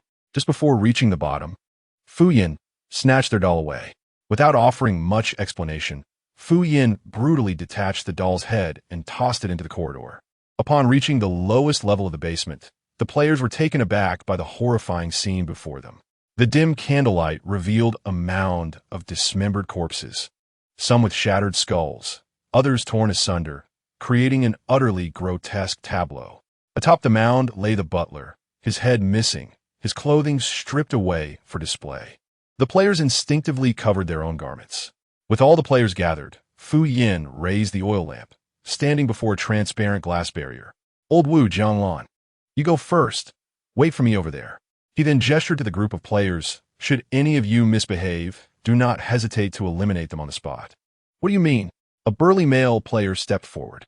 "First you trick us into coming here, then you order us around, and now you want to kill us? Who do you think you are?" Before the man could finish, Fu Yin delivered a swift punch to his mouth. The robust man emitted a muffled groan, blood gushing from his mouth as his face swelled visibly in front of one's eyes. He opened his mouth to cry out in pain, only to expel a mouthful of large teeth. Does anyone have any questions? Chapter 60. The Haunting of the Castle. 8. Does anyone have any questions?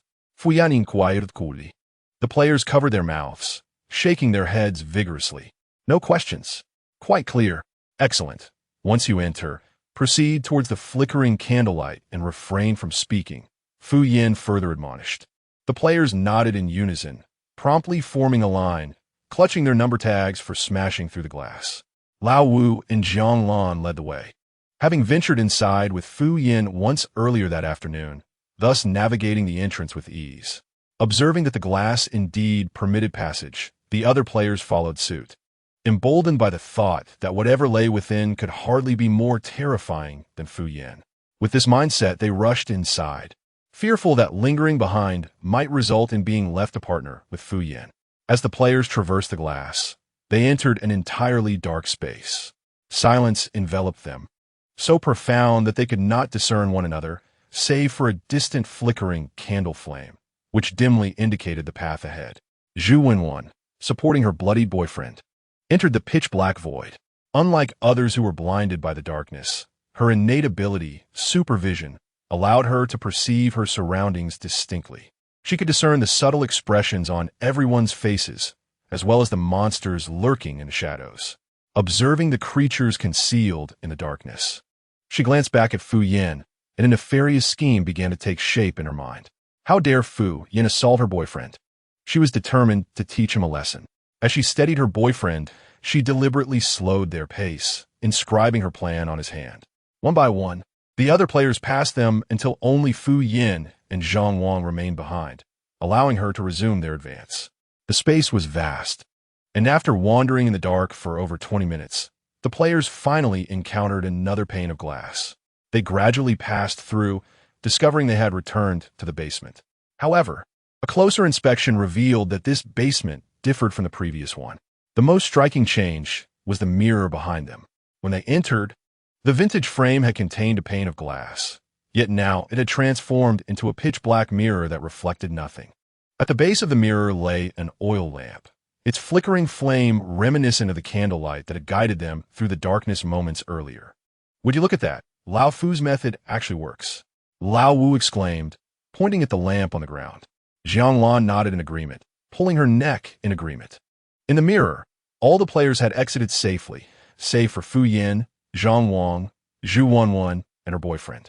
As the four approached the mirrored glass, Zhu Wenwen and her boyfriend suddenly accelerated their pace, shouting, "Aw! Help! Help!" Their voices erupted uncontrollably, soaring to heights that could awaken the monsters. Their target was Fu Yin. As for Zhang Wang, he could only blame his ill fortune for choosing to accompany him. As the exit drew near, Zhu Wenwen and her companion exerted every ounce of strength to escape. They tumbled out of the mirror almost simultaneously. In that fleeting moment, Zhu Wenwen beheld a pitch-black expanse where countless monstrous eyes glimmered with a blood-red hue. Upon a quick estimation, she feared there were at least 100, enough to rend Fu Yin and his companions into shreds. After their emergence, Zhu Wenwen was unceremoniously hurled to the ground by inertia, while her boyfriend, rather than assisting her, rushed to extinguish the candles scattered on the floor. Instantly, darkness enveloped both sides of the mirror. The players stood in bewilderment. Lao Wu pushed through the crowd, instinctively seizing Zhu Wenwen's boyfriend, demanding, "What on earth do you mean by this?" The man, with missing teeth thanks to Fu Yin, spoke through a gap in his lips, leaving the others perplexed.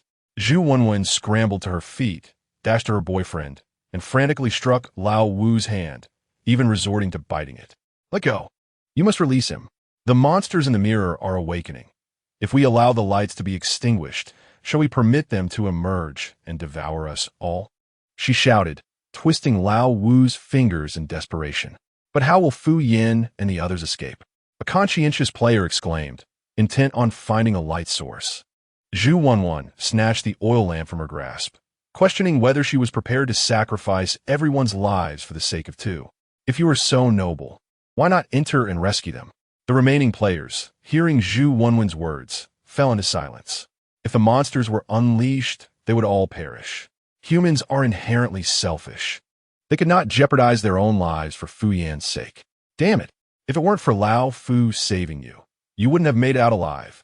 Lao Wu kicked the man away and in a swift motion delivered a resounding slap to Zhu Wenwen, spitting, "Ungrateful wretch." Jiang Lan, navigating around the crowd, approached, angrily berating the pair. Shameless. Not satisfied, she mimicked Lao Wu, spitting at them several times. Then, Jiang Lan grasped Lao Wu's arm, marking her first instance of addressing someone directly without coercion, even though the darkness rendered visibility impossible. "Wu Ge, I will enter to rescue Fu Ge. Rest assured, I shall do everything in my power to bring him back.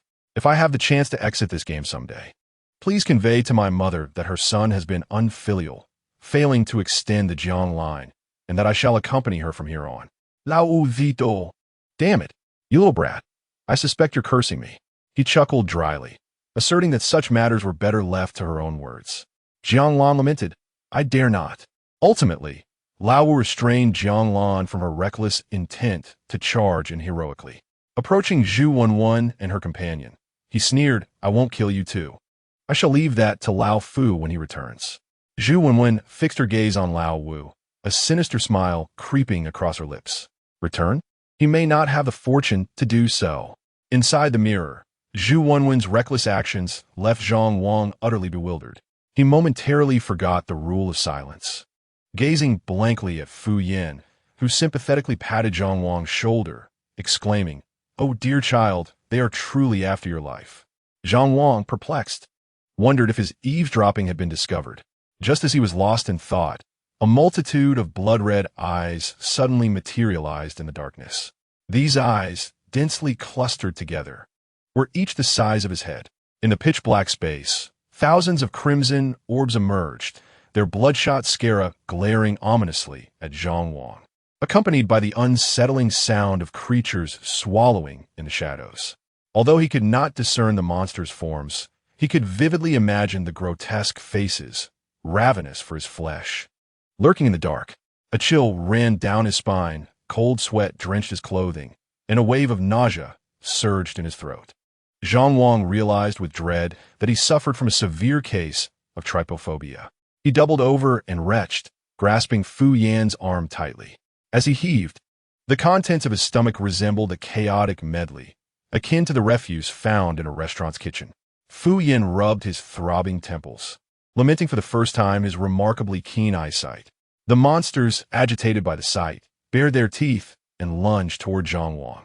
As the monstrous eyes approached, he could already detect the rancid breath emanating from their mouths. The stench was overwhelming, almost intoxicating, threatening to overwhelm him once more. Turning his head away, he held his breath and clutched Fu Yan's arm, his tone grave. "Brother, if all goes as expected, we are about to face a calamity. Is there anything you wish to convey to me? You should wash your hands after wiping your mouth," Fu Yan retorted. At that moment, the monsters were nearly upon them, their jaws snapping menacingly at Zhang Wang's head. Just as their sharp fangs were about to make contact, Fu Yan raised his hand and delivered a decisive blow to the creature's head. "Always thinking about eating. Haven't you had enough from this afternoon? Do you dare to indulge further? You foolish creatures, so forgetful of the pain you've endured." Fu Yan scolded the monsters with a tone sharp and biting, akin to chastising a wayward grandchild. The creatures bowed their heads, meekly enduring his rebuke, not daring to make a sound. A few timid ones even teared up, murmuring soft apologies under their breath. Zhang Wang stood there, utterly astonished, his shock evident. What an extraordinary world this was. After reprimanding the creatures, Fu Yan confidently led Zhang Wang out of the mirror. The monsters, smacking their lips, returned to their previous slumber. Zhu Wenwen, witnessing Fu Yan emerge unscathed from the mirror, wore an expression of disbelief. How could this be? How was it possible that he had not perished? With so many monsters within the mirror, how could he have escaped alive? Her boyfriend beside her shared her astonishment. Fu Yan had truly survived. Would he seek vengeance upon them, considering they had awakened those monsters? At this moment, Old Wu lit the oil lamp. He was merely jesting. He was not genuinely concerned. He had witnessed the pitiable state of that group of monsters, how they wailed and cried in despair. Otherwise, how could this group of individuals have passed through the mirror unscathed?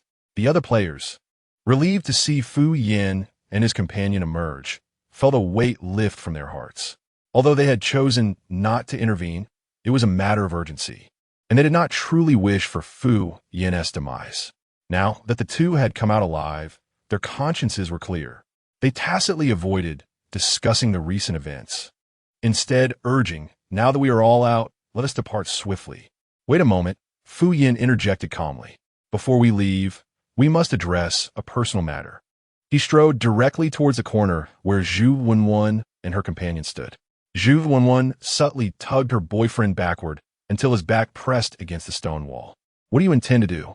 Fu Yan smiled at the pair, remaining silent. The man, cornered, desperately tried to hide behind Zhu Wenwen, attempting to use her petite frame as a shield against Fu Yan's imposing presence. For some reason, he found Fu Yan more intimidating at this moment than when he had lost his teeth.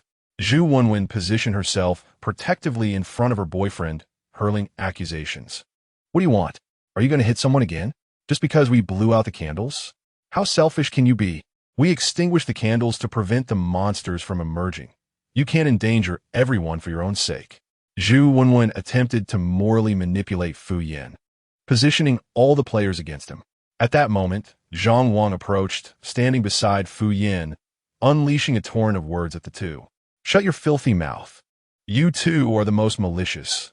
It was you who screamed in the mirror, awakening the monsters, and now you pretend to be the good ones. You are both foolish and vile." Upon hearing this, the crowd's gaze towards Zhu Wenwen shifted significantly. So it was they who had intentionally awakened the monsters.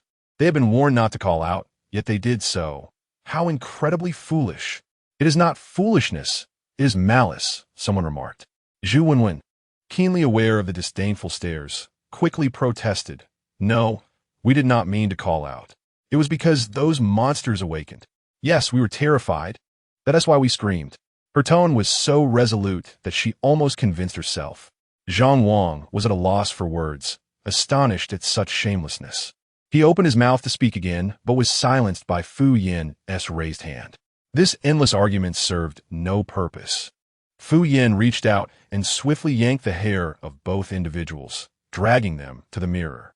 The man, terrified by Fu Yin's actions, instinctively covered his face, emitting cries akin to a slaughtered pig. Zhu Wenwen stumbled as she was pulled, frantically beating at Fu Yin's arm.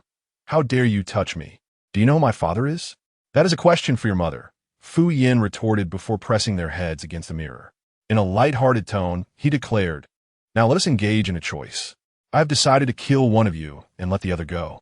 He grasped the back of the man's head, forcing him to lift his gaze, and smiled. Whom shall I kill? Whom shall I spare? The choice lies with you.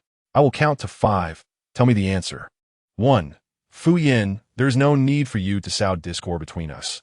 We must live together and die together. Zhu Wenwen screamed in anger as she struggled beneath Fu Yin's grip. Fu Yin paid her no heed and continued counting. 2.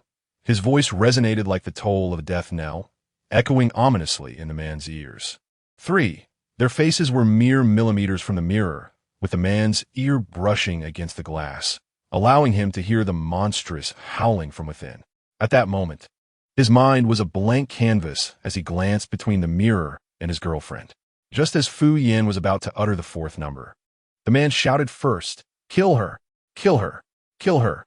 Take her life and set me free. Fu Yin scoffed, thinking he would not endure until the final count. Zhu Wenwen, upon hearing this, looked at her boyfriend in disbelief. What did you say? She could hardly believe her ears. It must have been a mistake. How could her boyfriend, who loved her so dearly, wish for her demise? Zhu Wenwen struggled to accept this grim reality. Yet Fu Yin cruelly repeated in her ear, He would sacrifice you for his own survival. Chapter 62. The Horrors of the Castle. 10. No, it cannot be. Without allowing Zhu Wenwen to lament her fate, Fu Yin unceremoniously thrust her into the mirror. The monsters within immediately recognized the woman who had awakened them, causing them further trauma, and they writhed with excitement. Zhu Wenwen, confronted by these grotesque creatures, emitted a harrowing scream. Before her stood towering figures, entirely shrouded in darkness, with a single eye the size of a human head and a gaping maw that extended to the back of their ears. As she screamed and attempted to flee, calling for help, I don't want to die. Save me. After the anguished cries, her warm blood splattered against the mirror surface, quickly licked clean by the monsters, leaving no trace behind. The man, who had witnessed this entire horrifying scene, felt warmth spreading in his pants as a liquid trickled down his leg.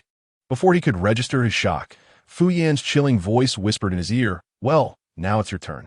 The man, filled with dread, looked at Fu Yan and exclaimed, Didn't T.U. say that if she died, you would let me go? That was a ruse. Who knew you would actually believe it? Fu Yan smiled at the man, urging him onward. Hurry up, or your girlfriend will be digested. As the man was pushed toward the mirror, the only sound resonating in his mind was Fu Yan's maniacal laughter. Make sure to convey my regards to your girlfriend. Fu Yan did not particularly relish killing. Usually, he merely stood by and did nothing. Strictly speaking, these two could be considered his first and second victims. He felt a sense of honor for having dealt with them. After disposing of the pair, Fu Yan turned to the remaining players and stated coolly, My limited sense of morality has restrained me from tossing you into the abyss for the monsters, so do not attempt to provoke me. How splendid. Fu Yan nodded in satisfaction, walked to the back of the mirror, and shattered it with a kick. Ding! Horror value, 5,000. The delayed notification soothed all the wounds within Fu Yan's heart. He felt at ease. Regrettably, he cannot vanquish the monster within the mirror. Otherwise, a staggering amount of horror points would be amassed in an instant. With a hint of disappointment, Fu Yan led the group out of the basement. Upon opening the door, they collided with a throng of mirror beings, all bearing an uncanny resemblance to themselves, except for Fu Yan and his two companions. The other players wore expressions of utter bewilderment. Fu Yin paid them no mind, nor did Old Wu or Jianglan bother to acknowledge the confused players. The onlookers could only turn their gazes toward Zhang Wang, who had a relatively amicable rapport with Fu Yin. Zhang Wang shrugged, suggesting they could always review the recording later. In the next moment, Fu Yin, amidst the players' puzzled stares, calmly exited the basement and emphatically slammed the door behind him. To the onlookers, Fu Yan's silhouette exuded a poignant sense of tragedy. Yet, in Fu Yan's eyes, they were merely a glimmering source of horror points. He stretched his neck and with a swift motion, plunged into the horde of monsters. With his dexterous maneuvers, he wreaked havoc, Dragon Claw, Lotus Float, Scorpion Palm, Kangaroo Leap, and a flurry of strikes ensued, leaving chaos in his wake. Ding. Horror points. 300 ding. Horror points. 300 ding. Horror points. 300. A total of 7,500 horror points were credited. The air was thick with the scent of terror. Was the intermediate stage truly this enticing? After dispatching the mirror beings, Fu Yin departed the basement with Old Wu, Jiang Lan, and Zhang Wang. The quartet arrived in Old Wu's bedroom on the second floor. Upon entering, Fu Yin immediately spotted a note resting on the table. It was the blood-stained note Old Wu had discovered in the mirror world. Before leaving, he had specifically instructed Old Wu to place it before the mirror. Indeed, whatever existed in the mirror world was also present here. Fu Yin unfolded the note. Shock was etched on the faces of Old Wu and the others. How could this be? The note remained the same, yet the words had vanished, replaced by sinister crimson symbols. Fu Yin held the note up to the mirror, pointing at it as he declared, "Look, the words are here." Lo and behold, the note in the mirror bore 5 blood-red characters. "Do not look into the mirror." Why is the note here transformed into a reflection? Zhang Wang inquired, perplexed. Do we not just emerge from the mirror world? Fu Yin replied, "We did not exit the mirror world. Rather, we have traversed into the mirror world of the mirror world. From the moment we entered that fog-laden forest, we were led by those puppets into the mirror world. The distance players travel to reach the castle, and the sights they encounter depend entirely on the puppets' placement of mirrors.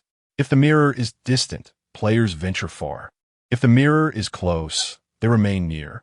This explains why some players can reach the castle without taking a single step, while others must journey for what feels like an eternity." Zhang Wang pondered this. So, when we first met, we were already within the mirror world. Upon entering the basement and encountering that mirror, we then entered the mirror world's mirror world.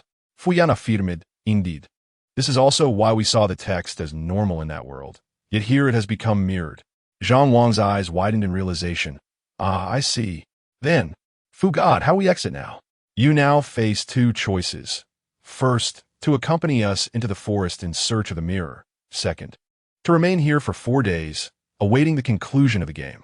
Without hesitation, I opted for the former, as who would wish to linger in such a wretched place? The remaining players followed Fu Yin and the others to the second floor, where they stood at the doorway, eavesdropping on a conversation.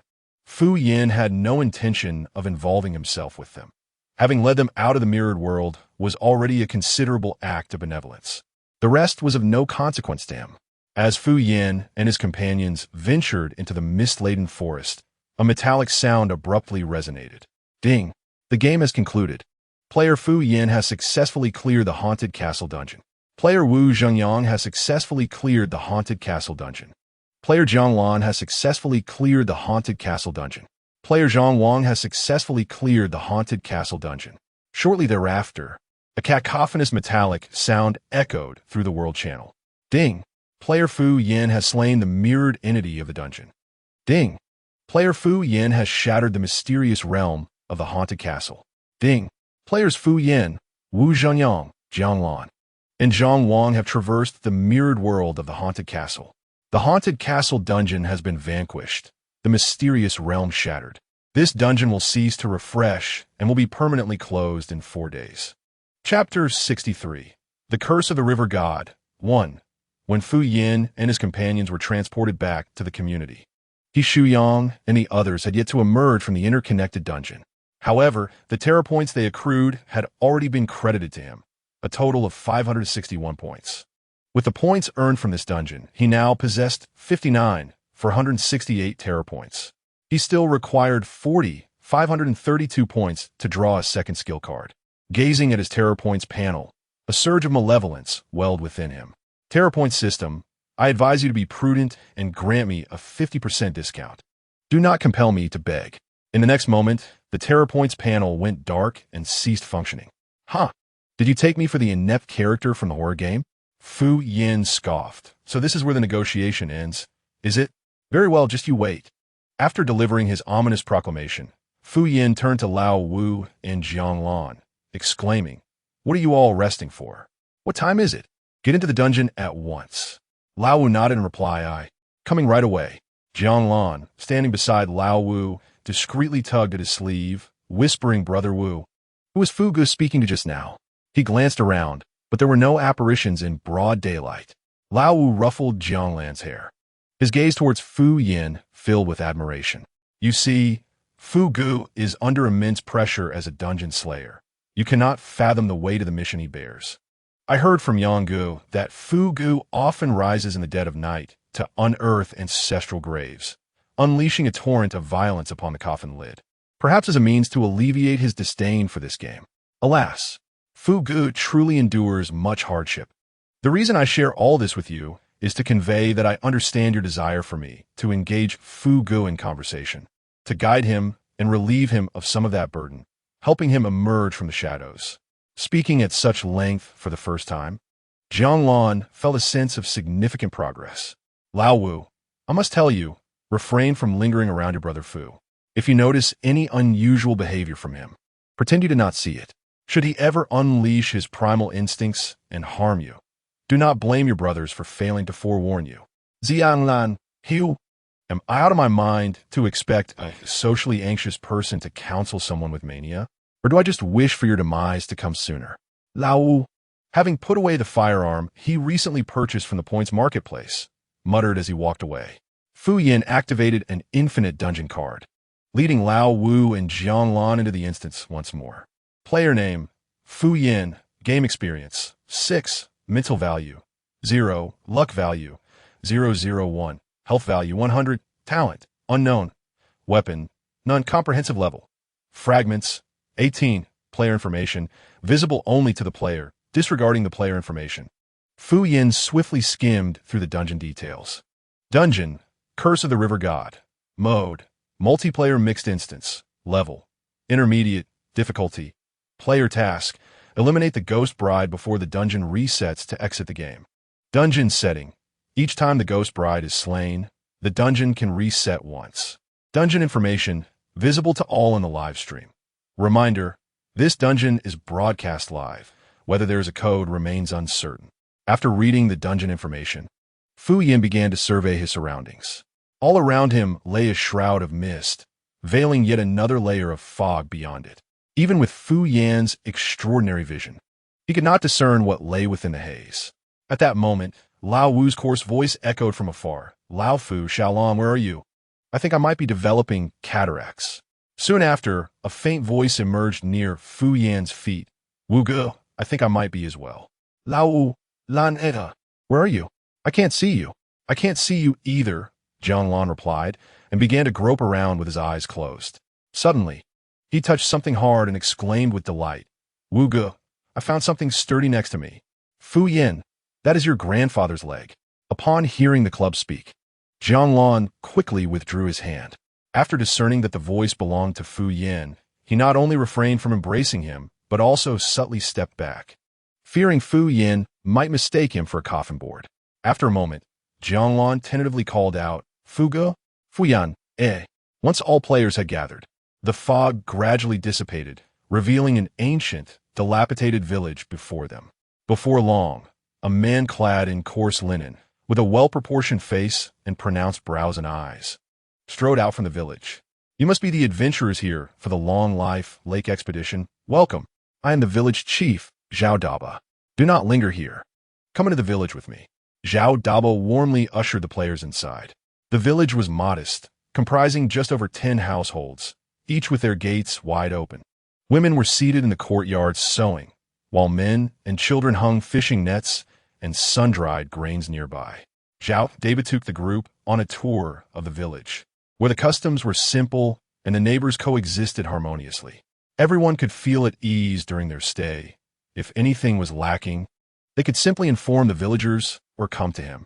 After this, Zhao Dabeat proceeded to arrange their accommodations, allowing everyone the freedom to explore thereafter. He assigned the players to various villagers' homes. Fu Yin and her companions found themselves housed in the village chief's residence, alongside two women who appeared to be mother and daughter. Although the village chief had not intended to accommodate Fu Yin and her friends, he could not resist her earnest insistence. The reason Fu Yin wished to stay in the village chief's home was straightforward. It was clean. Upon entering the yard, the village chief's wife greeted them with enthusiasm. "Oh my, these are the new guests. How handsome you are." Her gaze, however, remained fixed on the daughter of the mother-daughter duo. The young girl, feeling apprehensive, instinctively moved closer to her mother, who shielded her from the village chief's wife Esther and coldly inquired, "Where will we be staying?" The village chief's wife averted her gaze, chuckling awkwardly. Come, I will show you." She then called out loudly to the house, "Xiaobao, come out. We have guests." Before long, a boy of 7 or 8 appeared, and the village chief's wife introduced him, saying, "This is my son, Zhao Xiaobao. Xiaobao, please take this lady and sister to the south room. It is good sunlight." After instructing her son, she turned to Fu Yin and her companions, saying, "You three will follow me to the north room." With that, she led them directly to the northern house. Fu Yin observed the village chief's wife's retreating figure. Deep in thought, noticing her expression, Old Wu hurriedly leaned in to whisper, "What is the matter? Does this woman raise any suspicions?" Fu Yan nodded, affirming, "There is definitely something amiss. For a strikingly handsome man like me to appear before her, and she barely glances my way, it's simply not normal. She is certainly not normal." Chapter 64. The Curse of the River God 2. Wow. Fu Shun is live streaming again. I must pay close attention this time. The last dungeon ended before I even realized what had happened. Indeed, I only saw players wandering around the castle, and then the screen went black, abruptly ending. Really, I hadn't even finished unbuttoning my pants when it was over. A friend of my boyfriend's girlfriend entered that dungeon, and it was said to be quite perilous, with players everywhere. What do you mean by everywhere? Please clarify, the previous commenter. It's all. Darn it. The System 1T allow me to say more, but everyone should be cautious when entering the dungeon. If the System 1T allow that, could you elaborate on your boyfriend's girlfriend situation? A friend of mine is curious. Inside the dungeon, Fu Yin and her companions entered the northern room. This room faced the sea and was rather untidy. As soon as they opened the window, a foul stench assaulted them. Far worse than the smell of the stinky tofu pancakes made by the old man on the second floor. "Close it quickly," Fu Yin exclaimed, covering her nose in distaste. After a flurry of activity, the three of them finally settled down to chat in a more relaxed manner. "Fu Yin, having reviewed the information from the dungeon, let us now engage in a brief quiz to assess your psychological condition." Lao Wu and Jiang Lan sat upright, bracing themselves. "Fu Yin, the first question is, do you find me handsome?" Lao Wu, Jiang Lan, this is indeed unexpected. Both were momentarily taken aback before nodding promptly. "Fu Yin, you hesitated. Your hesitation is evident." Just as Lao Wu and Jiang Lan were about to clarify, Fu Yin continued. "The second question is, what are your thoughts on the player tasks?" Jiang Lan, you may respond. Player task. Players must eliminate the ghost bride before the dungeon resets in order to exit the game. Jiang Lan, called upon, straightened his back instantly, placing his hands on his knees in a manner reminiscent of a dutiful student. "I believe this task implies that only players who defeat the ghost bride can leave the game, meaning only one player may exit." Fu Yan nodded, pleased. "Excellent. Lao Wu, do you have anything to add?" Influenced by Jiang Lan, Lao Wu also sat up straight. "I think this should be viewed in context. The preceding text indicates this is a multiplayer dungeon. The following text suggests that for every time the ghost bride is slain, the dungeon resets. Thus, the timing of the dungeon's refresh is uncertain. If a player manages to kill the ghost bride on the first day, subsequent players entering the dungeon may encounter the previous group. Therefore, It is highly probable that former players still inhabit this village. Upon hearing this, Fu Yin promptly raised his hands to applaud the two. Well done. You grasp the intentions of the questioner, demonstrating that your psyche has become quite perverse. I am very satisfied. As long as you become his followers, you will be able to enter the dungeon and earn him terror points. However, a question arises. What if no one is able to kill the ghost bride? Would that not mean the dungeon cannot reset? Lao Wu pondered momentarily before adding. Fu Yin nodded, affirming that at some specific juncture, someone will inevitably reveal to us how to slay the ghost bride. Lao Wu, when is this specific time? Fu Yin, how should I know? I'm not a pervert. Lao Wu, Zianlan. Are you not? With the quiz concluded, the three began to loudly scheme about their next travel destination, whether it be the foul drain behind the house or the widow across the street. At that moment, a knock resounded at the door. Lao Wu opened it to find the village chief, Zhao Daba, standing before him. Zhao Daba carried a tray with 3 bowls of steaming meat soup. He entered cheerfully, greeting Fu Yin and the others. You 3 are all here. My wife just prepared some meat soup, so I brought it over to warm you up. The sea breeze is strong here, and if you've been outside all day, it's easy to catch a chill without something warm. Fu Yin smiled as he accepted the tray from Zhao Daba, leaning down to inhale the aroma, praising, "This soup smells delightful. Your wife is truly skilled in the kitchen." Zhao Daba, you are indeed fortunate. Fu Yan's sincere expression left Lao Wu and Jianglan speechless. Just moments ago, they had deemed him abnormal, yet now he was even referring to Zhao Daba's wife with such familiarity. What a testament to the degradation of morals, or perhaps the distortion of humanity. Zhao Dabeos was also moved by Fu Yan's sincere expression. He rubbed his hands together, nodded with a simple smile, and said, "If it's delicious, then drink more. There's plenty more if you need it." Fu Yan placed the tray on the table in the room and picked up a bowl of meat soup, bringing it to his lips as Zhao Dabeos eagerly watched. Just as the bowl was about to touch his lips, Fu Yan suddenly looked up and asked, "Hey, Brother Zhao, what about those 2 ladies over there? They've been outside all day too." Huh? Zhao Dabeos was momentarily taken aback, quickly concealing his disappointment with a smile. "Oh, yes. My wife has already sent some to them." "Ah, that's good." Fu Yan nodded with a smile and lifted the soup bowl again. Zhao Dabeos held his breath, fixated on Fu Yan's movements, his lips tightly pressed together, his entire mouth straining in anticipation. Fu Yan brought the bowl in front of his eyes, leaned down to blow away the oil floating on the surface of the meat soup, and just as he was about to take a sip, he seemed to remember something and lifted his head again. "Brother Zhao, this soup smells so fragrant. It must have been simmered with freshly killed pork bones, right?" Zhao Dabeos sighed heavily, thinking so close, just a hair away. After several attempts, his patience was wearing thin, and he had no desire to listen to Fu Yan prattle on. He shrugged dismissively, "Yes, freshly killed, very fresh. Now drink up before it gets cold." Upon hearing this, Fu Yan reluctantly set the soup bowl down, wearing a look of regret. "Brother Zhao, you may not know, but the 3 of us are all Muslims. We cannot eat pork. Damn it, are you messing with us? If you can't eat it, why waste my time?" Zhao Dabeos nearly drew his knife, but Fu Yan, with a sincere expression, said, "It's all right, Brother Zhao. Don't feel guilty. Ignorance is no crime. It's just a pity for the soup.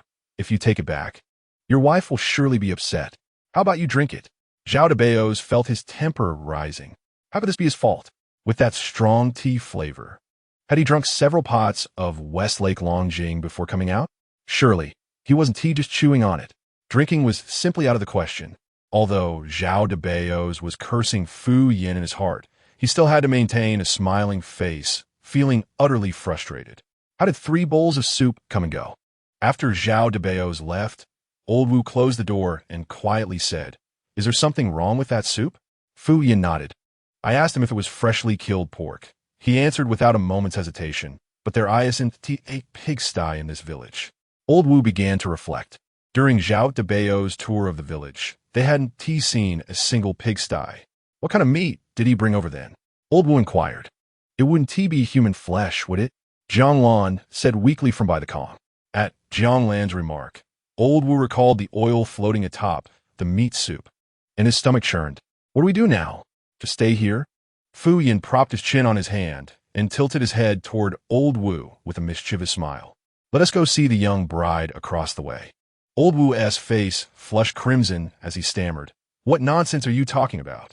You were just sneaking glances at her, and now you pretend to be serious? You're not going, right? Fine. After Fu Yin finished speaking, he stood up and opened the door, saying, Come on, Xiao Jiang, let's go. Jiang Lan glanced at Old Wu, grinning to reveal a set of small white teeth, and replied, Hee hee, I'm coming. Old Wu exclaimed, Damn it. You're useless at everything except for watching the show. Don't get too excited. I can see your teeth. As he scolded, Old Wu patted his backside and stood up, calling out, Hey, you two, wait for me. The trio made their way to the room in the south. Fu Yin stood at the front and knocked on the door. Who is it? A wary female voice inquired. Fu Yin responded, Sister, we're from across the hall and have something to discuss with you. As soon as he finished speaking, the sound of chairs and tables moving could be heard from inside. Shortly after, the door opened. A woman, appearing to be around 37 or 38, with well-defined features and an air of elegance, stood at the threshold. She coldly asked, What do you want to say?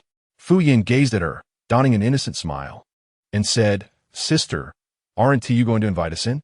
The woman glanced back at the girl huddled in the corner and, seeing no sign of resistance, stepped aside to allow them entry.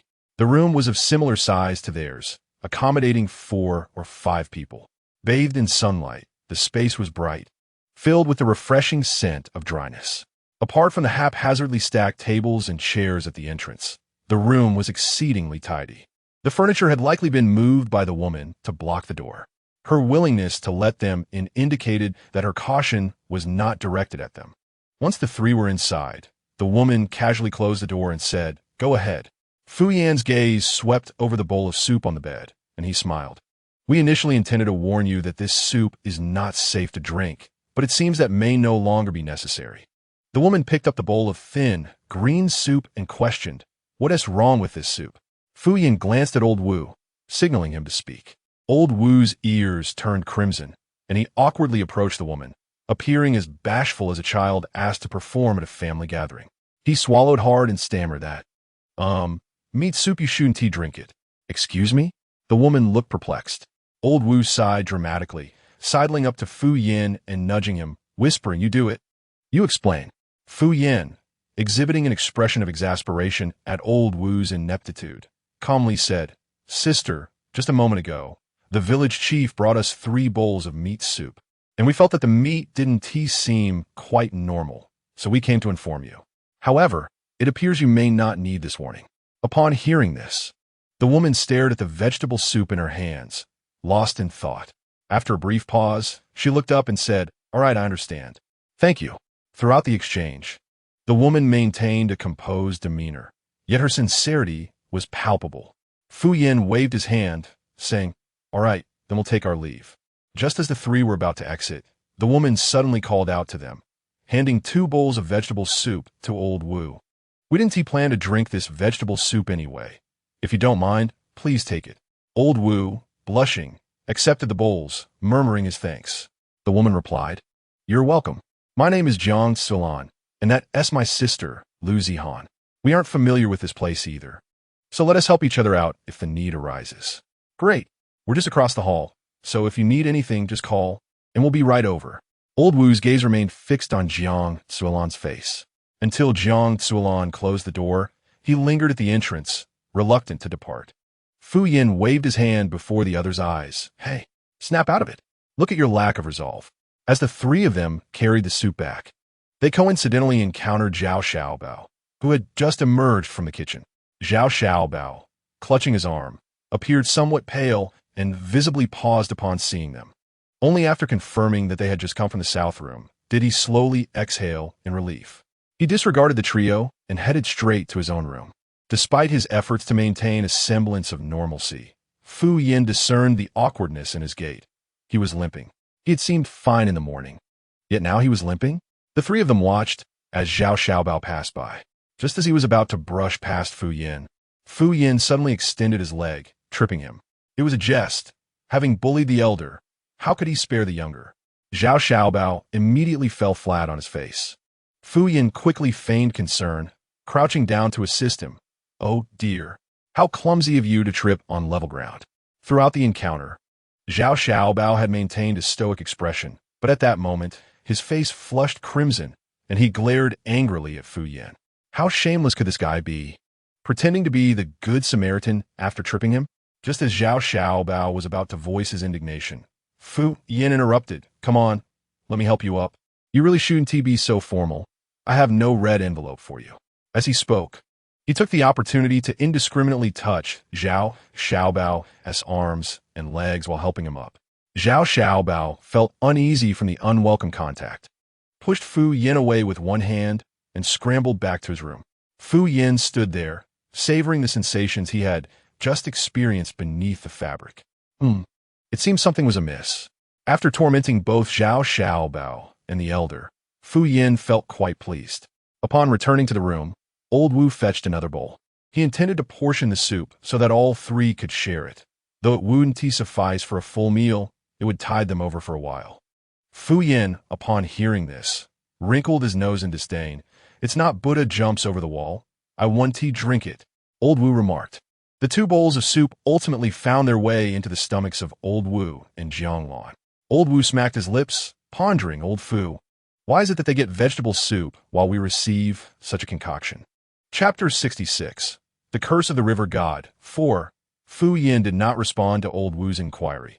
Instead, he posed a question of his own. What do you think I just fell on that child? What? Bone. Isn't that obvious? Isn't it normal? Old Wu promptly swallowed the words that had nearly escaped his lips and pointed to his own arm. Isn't all this flesh wrapped around bones? Fu Yan, however, shook his head. It was bone without flesh. His left forearm and right ankle were devoid of meat. Only bone remained. Weren't you paying attention? When he walked, his right foot seemed to lack strength, yet he appeared perfectly fine when he came out to greet people in the morning. So, the flesh on his ankle must have disappeared after greeting people? Old Wu, upon finishing his sentence, immediately recalled the bowl of greasy meat soup that Zhao Daba brought. No way. He audaciously used his son's flesh to brew soup for us. How revolting. Lao Wu retched, then continued. I find myself at a loss as to whether to commend his audacity or to denounce his depravity. That lad's flesh on his arm. Fu Yan interjected, digner. Now, let us return to your earlier inquiry. Why do the women drink vegetable broth while we consume human flesh soup? Lao Wu asked why. Fu Yan replied, because there must be a fatal triggering condition at play here, and I suspect that those who partake of the villagers' flesh shall meet their demise. In the afternoon, Fu Yan and his companions, under Zhao Dabo's guidance, ventured to the ancestral hall situated to the east of the village. The walls of the hall were constructed of cement, exuding a rustic charm. Fu Yan inquired, Brother Zhao, this ancestral hall must have quite a history, I presume? Zhao Dabo gently pushed open the wooden door of the hall and sighed. Indeed, our ancestral hall has a history exceeding 400 years. Fu Yan nodded in agreement. That is quite a long time. It has been here since your ancestors' generation, hasn't it?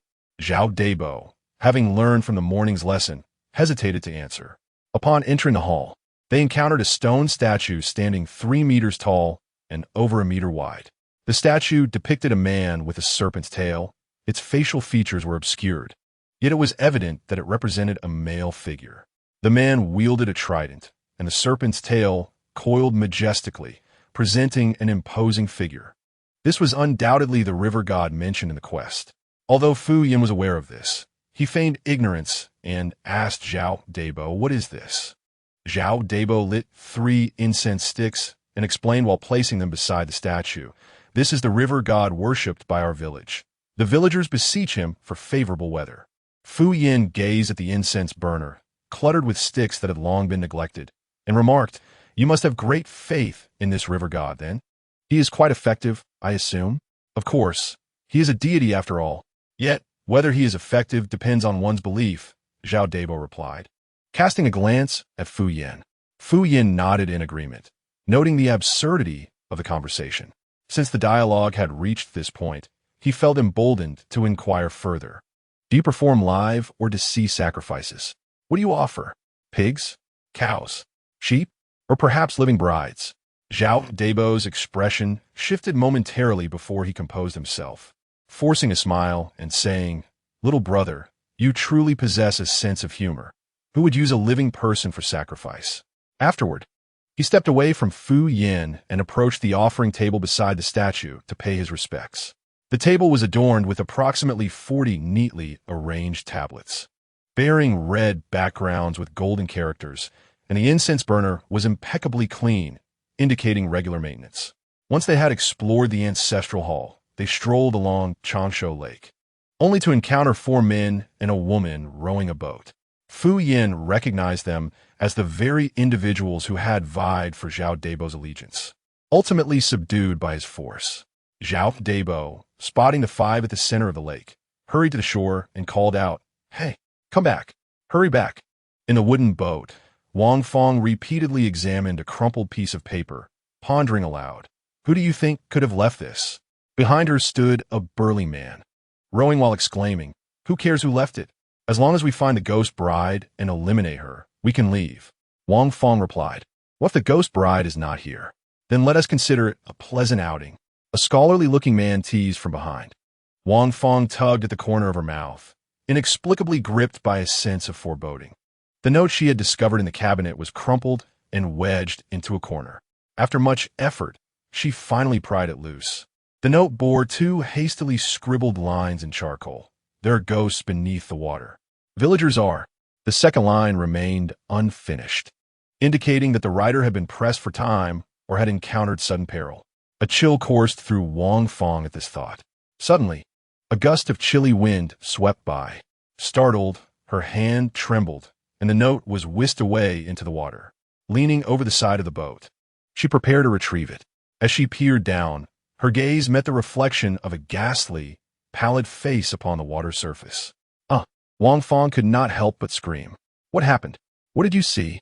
Her companions rushed to inquire. Trembling, Wang Fong pointed at the water's surface, stammering, "Ghosts. There are ghosts beneath the water."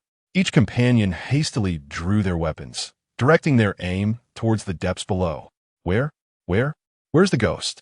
I don't see anything." A man dressed as a Taoist priest pulled out a compass, but its needle remained utterly still. At that moment, the burly man retrieved a white handkerchief and a tattered cloth from the water, exclaiming, "Look what I found to frighten you."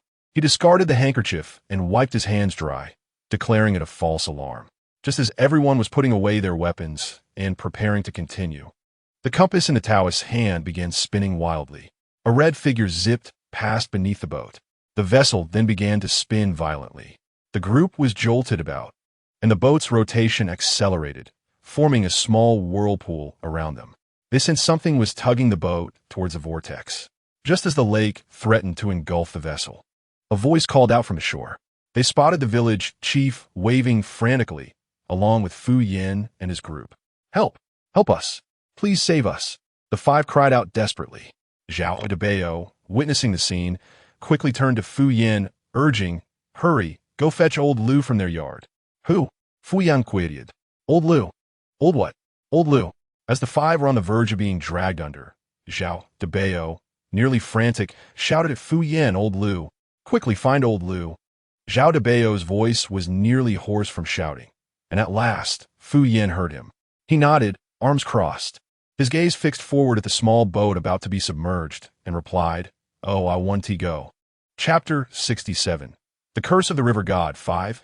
Fu Yin nodded, arms crossed, his eyes unwaveringly focused on the small boat on the brink of immersion, and reiterated, "Oh, I want to go." His nonchalant demeanor left Zhao Debao momentarily unable to discern who truly cared. He glanced at the 5 struggling desperately on the boat, then back at the indifferent Fu Yin. With a determined grit, Fu Yin stepped into the lake. Although he appeared indifferent to the fate of the 5 individuals, in reality, his demeanor was one of genuine apathy. On the surface, he feigned interest in the small boat, yet his peripheral vision was fixed intently on Zhao Daba. What was it about Zhao Daba that made him so concerned for the lives of these players? Fu Yin recalled the mention of old Lu. He was a villager and the owner of the house where the 5 resided. Their boat had become ensnared in the depths of the lake, and even if old Lu were to rush over now, he would be unable to render aid, unless, of course, he possessed the ability to fly or some extraordinary means of rescue. If old Lu had the capability to save them, Perhaps Zhao Daba did as well. When Zhao Daba suggested he seek help, it could merely have been a ruse to divert Fu Yan's attention. Fu Yan's act of feigning ignorance was a strategy to buy time, compelling Zhao Daba to intervene. Naturally, this was all mere conjecture on Fu Yan's part. Should he be mistaken, it would simply mean that misfortune had befallen those players. However, if Zhao Daba could indeed provide assistance, risking exposure in the process, it would suggest that these players held significant importance to the villagers. They could not allow the players to perish, at least not at this moment. With a stroke of good fortune, Fu Yan might even ascertain the conditions of their demise. Good fortune? With this thought, Fu Yan subtly inched closer to Jianglan. Jianglan. It takes but a single warning from a coffin lid to transform social anxiety into sheer terror. Once Zhao Daba waded into the water, Fu Yan ceased his pretense. Transitioning from spectator at a distance of 1 meter to standing right beside him, he became an eager witness to the unfolding scene. Standing at the water's edge, arms crossed and head tilted, Fu Yan's gaze unabashedly followed Zhao Daba's every movement. When Zhao Daba glanced back, Fu Yan offered him an encouraging smile. Zhao Daba, now in a dilemma, caught between a rock and a hard place. To save or not to save? Behind him lurked an individual with hawk-like vigilance. Yet, to refrain from acting while standing in the water would be quite the loss of face. Gritting his teeth, Zhao Daba resolved to act. He bent down, searching the water, and discovered several sharp-edged stones. Gathering them in his arms, he raised one high, then hurled it forcefully towards a small boat. The stone, roughly the size of a fist, executed a flawless somersault, completing 28.5 rotations before plunging into the water with a graceful arc, creating a splash that was nothing short of stunning. So serene, it could have earned a perfect score at the Tokyo Olympics. Yet, regarding the distance, observing the stone's entry into the water just 2 meters in front of Zhao Daba, old Wu fell into contemplation, noting that even his own attempts at skipping stones seemed to surpass this. Even Jianglan, typically reticent, found herself at a loss for words. Unperturbed by the scrutiny, Zhao Daba continued to hurl stones, shouting loudly, "Come back! Hurry back!" Just as Zhao Daba threw the third-to-last stone, he suddenly released his grip, letting the stone crash into the water with a resounding splash, while he frantically sprinted toward the shore. Simultaneously, the small boat in the center of the lake ceased its spinning, and a ripple surged from beneath it, racing swiftly toward the bank. Until they reached the point where the stones plunged into the water, they vanished from sight. The 5 individuals in the center of the lake, upon witnessing this, hurriedly paddled towards the nearest shore. By the time they made landfall, their appearances were utterly disheveled. They leaned on one another as they approached Zhao Daba. Having wiped the blood from his hand caused by the jagged stones, wore a concerned expression and moved to greet them, exuding a warmth akin to that of a family reunited. Having observed the commotion with interest, Fu Yan had no intention of lingering any longer and was preparing to depart alongside Lao Wu and Jianglan. Suddenly, a male voice called out to him, "Hey, why didn't you come to our rescue?" The speaker was the most refined-looking man among the 5, whose talent lay in his acute sense of hearing. Despite the earlier chaos, he had absorbed every word exchanged between Zhao Daba and Fu Yan, realizing that not only did Fu Yan neglect to assist them, but he had also deliberately delayed, hindering their chances of salvation. Such malice was unforgivable. Upon being addressed, Fu Yan hesitated, retracting his foot before stepping forward. With his hands tucked into his pockets, he elegantly turned to face the gentleman, coolly retorting, "Firstly, I do not respond to hey." "What?" The man felt an unsettling familiarity with the words, but was momentarily at a loss to comprehend Fu Yan's line of thought. "Secondly, you are the one who is truly contemptible." With his hands still in his pockets, Fu Yan strode forth, his long legs carrying him effortlessly to confront the man. The latter, dwarfed by Fu Yan's towering stature, was compelled to look up at him. "What do you intend to do?" A smirk graced Fu Yan's lips as he raised his leg high and delivered a swift kick to the man's abdomen, sending him crashing into the depths of the lake. The man, unable to swim, flailed helplessly on the surface, shouting, "Help! Help! I can't swim!"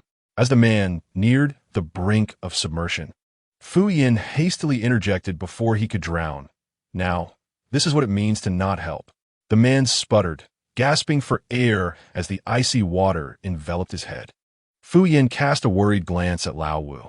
Did you hear that? What? Lao Wu, caught off guard, failed to respond. Fu Yin continued to mutter to himself. You should have heard it. ISNT had said that a person can still hear sounds for 30 seconds after death. With a self-assured nod, he affirmed his own words. Lao Wu, who had been an uninvolved observer throughout, remarked, as long as you're happy, it's fine with us, truly. Eventually, the man was rescued by his teammates. Once assured of his safety, Wang Fong approached Fu Yin, her expression one of fury, her ears flushed with indignation. How can you behave like this? This is murder. Fu Yin cast her a sidelong glance, replying nonchalantly, Oh, then why don't you call the police? Wang Fong was momentarily speechless, taken aback by Fu Yin's audacity. I'm trying to reason with you. What if he couldn't swim and had drowned? With a dismissive gesture, Fu Yin regarded the flustered girl, who stammered as she attempted to assert herself, and proclaimed loudly, That's of no concern to me. Wang Fong trembled at his words. She was startled by Fu Yan's suddenly amplified voice, her eyes immediately brimming with tears, yet she stubbornly lifted her gaze to meet his, accusing him in a voice tinged with a sob. You are utterly unreasonable. Fu Yin retorted, What does it matter to you? We are both ancient foxes. What kind of ghost stories are you trying to play with me? You've already reached the intermediate level, yet you still pretend to be a pure and innocent flower. How juvenile. The thrill of exposing others was truly exhilarating, cackling with delight. Chapter 68. The Curse of the River God. 6. In the evening. Zhao Dabiat brought food to Fu Yin and the others. This time, he had learned to be clever, first inquiring about any dietary restrictions to avoid any tricks from the group. Once he received their assurances, he felt at ease to depart. Zhao Dabiat was consumed with thoughts of how to thoroughly exhaust Fu Yin and his companions, his lips curling into an uncontainable smile as he knocked on their door. As usual, Fu Yin greeted him with a smile and gestured for Old Wu to close the door. Zhao Dabiat, blissfully unaware of the impending danger, cheerfully invited Fu Yin and his companions to eat, urging them to try his sister-in-law's cooking. This time it's not pork, it's our local specialty, fish. He placed a small basin of meat in the center of the table. Indeed, it was merely a basin of meat, devoid of even a bowl of rice. As if he feared they would overindulge. The meat looked somewhat dark, evidently fried before being stewed. At first glance, its origin was indiscernible. Fu Yin sat at the table, picking through the basin with his chopsticks until he unearthed a few pieces with skin. He scraped away the sauce, revealing the blackened skin beneath. Although the skin had lost its original hue, the distinctive quadrilateral patterns reminiscent of a honeycomb were still faintly visible. Fu Yin lightly tapped the skin with his chopsticks, casually remarking, This skin doesn't seem like fish skin. It resembles snake skin. Zhao Dabiat's expression momentarily stiffened before he grinned broadly. Ah, this is our local specialty. Snakehead fish. Its skin may resemble that of a snake, but the flavor is exquisite. Is that so? Fu Yin inquired with a smile. Zhao Dabiat nodded enthusiastically. In that case, you should eat first, Fu Yin said, casting a glance at Old Wu. Old Wu promptly advanced, restraining Zhao Dabiat's hands behind him, pressing his upper body onto the table. With the other hand, he seized a piece of fish and shoved it towards Zhao Dabiat's mouth. Zhao Dabiat, with his mouth closed, ducked and dodged across the table. Just as he turned his head, Fu Yin seized his hair. Fu Yan's cold voice echoed above him. If you don't want to eat, then answer truthfully. Zhao Dabiat hesitated for a moment, contemplating a performance of agony and struggle, but ultimately yielded to the pressure, only to be met with another piece of fish thrust down his throat by Old Wu. Damn it! Why ISNT this following the script? Zhao Dabiat exclaimed, realizing that he was dealing with someone who had clearly never encountered the methods of coercion he employed. Old Wu pressed Zhao Dabiat down, a menacing expression on his face. Zhao Dabiat exclaimed, Damn it! I only cursed you in my heart, yet you had the audacity to voice it. And which of your eyes saw me being strong? Even traitors yield when captured. You think I can hold out much longer? Although these thoughts raced through Zhao Debao's mind, he dared not delay his words. I say. Unexpectedly, Zhao Debao capitulated swiftly, while Fu Yin was still keen to observe old Wu's interrogation techniques. Fu Yin clicked his tongue in disappointment and cut to the chase, asking, "Who is the ghost bride?" Zhao Debao was taken aback, not anticipating that they would inquire about this. He had feared they had uncovered the secret of the human flesh. Swallowing hard, he twisted his body under old Wu's grip, signaling discomfort and requesting old Wu to release him. Old Wu glanced at Fu Yin, who nodded in response. Only then did old Wu loosen his grip. Zhao Debao sat up, wiped his mouth that had been stuffed with greasy fried dough, and finally began, "Actually, this matter is quite lengthy." Just as he was about to adopt a more authoritative tone, Fu Yin shot him a look that silenced him. Embarrassed, he awkwardly tugged at the corner of his mouth and begrudgingly said, "I'll try to keep it brief. You saw during the day. It was indeed the ghost bride who ensnared that boat. Our village once had a river deity, the very one you saw in the ancestral hall. We held great reverence for this river god, offering incense and sacrifices during festivals, praying for favorable weather and bountiful harvests. The ghost bride was once a maiden from our village, chosen by the river god for her beauty to be his bride. On the day of their wedding, a crimson rain began to fall, and the river god transformed into a handsome youth to claim his bride. Being a deity, he was immortal, while the maiden was merely immortal. In a desperate bid to remain together forever, the river god extracted his own heart. They exchanged hearts, granting the maiden the heart of a deity, while his chest now housed the heart of a mortal. Everything seemed perfect until, as the river god prepared to take the maiden beneath the waves, she suddenly pierced his body with a peachwood sword from behind, shattering the mortal heart within him. The river god perished on their wedding day, and the maiden was transformed into an immortal being. We believe the tale concluded there, but 7 days later, on a night of torrential rain, the river god returned, consumed by wrath. Unlike his previous divine self, he was now shrouded in darkness, his visage grotesque. He approached the maiden's dwelling, gouged out her eyes, severed her tongue, adorned her in bridal attire, and dragged her into the depths. Overwhelmed by resentment, the maiden morphed into the ghost bride, emerging nightly to wreak havoc. The deity, thereafter, vanished without a trace. The ghost bride, birthed from the deity, slaughtered the villagers indiscriminately, leading us to cease our offerings. Fu Yin inquired, "What can kill the ghost bride?" The player's mission was to slay the ghost bride in order to escape the dungeon. Zhao Debao took a deep breath and replied, "There's a hole in the back of the statue in the ancestral hall, containing the mortal heart that the ghost bride gave to the river god. A peachwood sword is embedded in the heart. If one can locate the true form of the ghost bride and thrust the sword into her heart, she can be slain." Zhao Debao initially wished to prevent Fu Yin from departing, but given the current circumstances, perhaps allowing this living incarnation of Yama to leave would be the wisest course of action. Thus, he divulged everything. Fu Yin nodded in acknowledgement and inquired, "Do you know the residence of the ghost bride during her life?" Zhao Debao was unsure of his intent behind this question, yet instinctively nodded. Chapter 69. The Curse of the River God 7. After Zhao Debao detailed the ghost bride's dwelling, Fu Yin permitted him to leave, reminding him to take the bowl of fish and meat with him. Zhao Debao, feeling a mix of anger and resignation, hurried to the restroom to expel his stomach contents. Once Zhao Debao departed, old Wu closed the door, and the three of them gathered around the table. Old Wu queried, "Can we trust Zhao Debao's words?" Fu Yin pondered briefly, concluding that a portion of it was indeed credible. Old Wu pressed, "Which part?" Fu Yin rested his chin on his hand. Seriousness etched on his face. From the tale he just recounted, we can glean that this river god. Old Wu listened intently. "What about him?" Fu Yin continued. "He certainly had an affair with the ghost bride." Old Wu interjected, "No, they have 4 legs between them." Jiang Lan added, "If evolution has gone awry, it might just be 2 legs and a tail." Fu Yin shifted the topic. "Did you notice anything peculiar at the ancestral hall this afternoon?" Old Wu contemplated for a moment. "I saw the incense burner for the river god was in disarray, while that of the ancestral tablets was immaculate. It seems Zhao Debao was not lying. They have indeed ceased to honor this river god for quite some time." Fu Yan nodded in agreement with Old Wu's observation, but added, "There's something you overlooked." "What is it?" Old Wu asked, puzzled. Fu Yan replied, "The number of ancestral tablets. I estimated that there were only about 40 tablets on the offering table," he continued.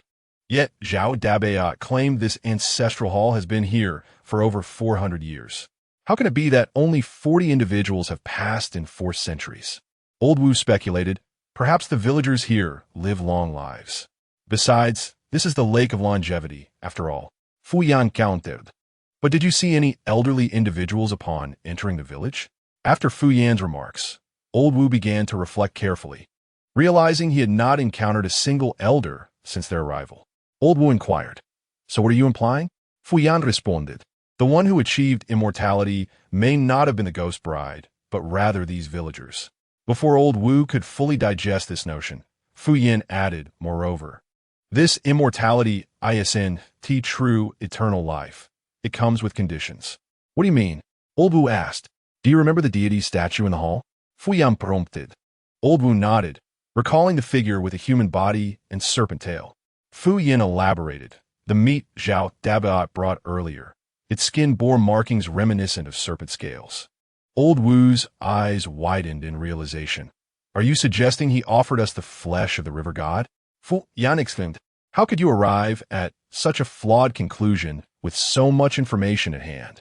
What kind of meat could withstand 2 or 3 centuries of decay and still be edible? What were you thinking? In the morning, it was mentioned that it was his son's flesh. Lao Wu questioned how his son could possibly grow snake skin if he was perfectly fine. Fu Yan suggested, "What if they consumed the flesh of the river deity?" Lao Wu, with a twitch at the corner of his mouth, looked at Fu Yan incredulously and asked, "Are you implying that the villagers ate the river deity's flesh, thus achieving immortality, albeit with snake skin growing on their bodies?" Fu Yan replied, "Indeed. And then they would cut off the snake skin flesh to offer it to us." "But why would they do that?" Fu Yan continued. "Do you recall the incident at Changsho Lake during the day? I saw Zhao Dabeo deliberately cut his finger while tossing the last stone, smearing his blood onto it. The moment that bloodied stone touched the water, the ghostly bride swiftly emerged from beneath the boat, while Zhao Dabeo desperately raced towards the shore, clearly aware that the ghostly bride was interested in his blood.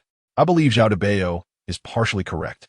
The ghostly bride emerges at night to claim the lives of those who have consumed the river deity's flesh. The villagers are likely offering us that flesh so that we might die in their stead." Lao Wu pondered this logic, realizing that Zhao Dabeo's frantic efforts to save the players on the boat were intended to ensure they would take the villagers' place in death that night. "No," Fu Yan clarified. Zhao Dabeo's concern was solely for the woman on the boat. "The man I kicked into the water was nearly drowning, yet he showed no urgency to rescue him." Lao Wu exclaimed, as if a realization struck him. "So you kicked him in to see if Zhao Dabeo would save him? I thought you genuinely intended to kill him." Fu Yan, with an expression of disbelief at such a thought, replied nonchalantly, "No, I truly wanted to see him perish." After Fu Yan spoke, he rested his chin on his hand, gazing thoughtfully out the window. The current situation was becoming increasingly clear. The villagers aimed to use the ghostly bride to eliminate the players. However, one question lingered in his mind. If each snakeskin that grew was cut off and fed to the players, how would the villagers achieve immortality? Meanwhile, Jiang Lan, who had smoothly navigated the waters yet was guaranteed a spot, turned to follow Fu Yan's gaze out the window in an attempt to prove his presence. "Fujie, what are you contemplating now?" Fu Yan replied, "Look at this window. It faces the lakeside and has no curtains." Jiang Lan nodded, unsure of the implications but agreeing nonetheless. "If someone were to peep at me while I sleep tonight, wouldn't that be dangerous?" Jiang Lan gapet, "Oha? Surely you are not in danger. But the other party may well be." In the dead of night, a refined young man lay in bed, unable to find slumber. The events of the day weighed heavily on his mind, particularly the humiliation he felt when that person named Fu disrespected him in front of Wang Fong. He was determined to find an opportunity to settle the score. Thinking of Wang Fong, he recalled her displeasure upon returning from the lakeside, undoubtedly provoked by that rascal Fu Yan. Resting his head on his arm, he contemplated how to appease her the following day. As he pondered, his eyelids grew heavier. Just as they were about to meet, a sudden thud echoed against the window, startling him upright. Another thud followed, reverberating as if it were right beside him. He instinctively turned his head. Beneath the moonlight, a shadow of deep crimson gradually emerged from the dark surface of the lake. The cultured man thought he was merely hallucinating, so he rubbed his eyes vigorously. Upon reopening them, the figure had indeed vanished. Just as he was about to lie back down and resume his slumber, a ghastly, pallid face suddenly pressed against the window before him. The female specter, clad in a crimson garment, had her long, damp hair clinging to her face, her lips an inky black, and her eye sockets devoid of eyeballs. The ghostly figure was separated from him by a mere sheet of glass, causing his heart to constrict in terror. He feigned ignorance and gazed outside, while his hands, hidden behind his back, desperately tugged at his companion. Before long, his companion awoke, sitting up with his head leaning toward the cultured man. Just as the cultured man opened his mouth to alert his companion to the apparition outside, the ghost had abruptly vanished. Upon witnessing the specter's disappearance, he exhaled a heavy sigh of relief. He was just about to turn and speak to his companion when he felt a sudden chill at his neck. A droplet of water landed on his shoulder. Mechanically, he turned his head, only to find the very ghost that had been outside, now standing beside him. The specter, dripping with water, had a pale, grotesque visage that silently leaned against his shoulder as two streams of blood tears flowed from her hollow eye sockets. Chapter 70. The Curse of the River God. 8. Wang Fong was awakened by a piercing, anguished scream. She opened her eyes to find the sky still shrouded in darkness. Turning over, she intended to continue her slumber, dismissing the scream entirely. Having reached the intermediate level of her training, her survival instinct was not driven by curiosity, but rather by an innate indifference. Knock, knock, knock. A series of knocks echoed at her door. Wang Fong glanced toward the entrance, neither intending to open it nor to respond. "Are you asleep, little girl?" In an instant, she recognized the voice. It belonged to old Lu's wife. What could bring her here at such a late hour? Wang Fong cast a wary glance at the door, remaining silent. "I know you're awake. Open the door quickly." Old Lu's wife continued to hammer at the door, her voice growing increasingly sharp and desperate. "Open the door. I command you to open it." The wooden door shuddered violently under her incessant pounding. Wang Fong huddled under her blanket in the corner of the bed, the moonlight filtering through the window, illuminating her frail silhouette. Her mind raced. Such a commotion. Why was there no sound from the people across the hall? Had something happened to them? The thought sent a shiver down her spine. She sat on her bed with her knees drawn up, her eyes fixated on the shadow cast upon the bed, contemplating various escape strategies. Suddenly, a dark figure brandishing a scythe-like object appeared alongside her shadow. Startled, Wang Fong turned to look. To her astonishment, it was old Lu's son, around 8 or 9 years old, standing outside her window with a hoe raised high. He gazed at Wang Fong with a smile that lacked any trace of childish innocence, instead revealing the cunning and craftiness of an adult. However, what terrified Wang Fong the most was not just his expression, but the exposed skin of his face. The flesh on one side of the boy's face had entirely vanished, revealing the stark whiteness of his skull, adorned only by a few strands of sinew. A gaping wound marred his throat, through which Wang Fong could discern the desolate moonlight filtering from behind him. The boy tilted his head, fixating on Wang Fong, his lips curling into an unsettling smile. He raised the hoe in his hand and swung it down. With a sharp crack, the glass shattered, and the room was immediately filled with the heart-wrenching scream of a woman. The following day, Fu Yin, accompanied by Old Wu and Jiang Lan, awoke early, eager to witness the unfolding spectacle at the courtyard entrance. Before long, 5 bodies draped in white cloth were carried out from Old Lu's home by the villagers. The other players observed, their expressions grave as they regarded the 5 covered corpses. Death had commenced. Fu Yin pushed through the crowd, swaggering towards the bodies. He crouched down and methodically lifted the cloth from each corpse. The 5 men lay pale and lifeless, their mouths agape, faces contorted in agony, having met their end through gouged eyes and severed tongues.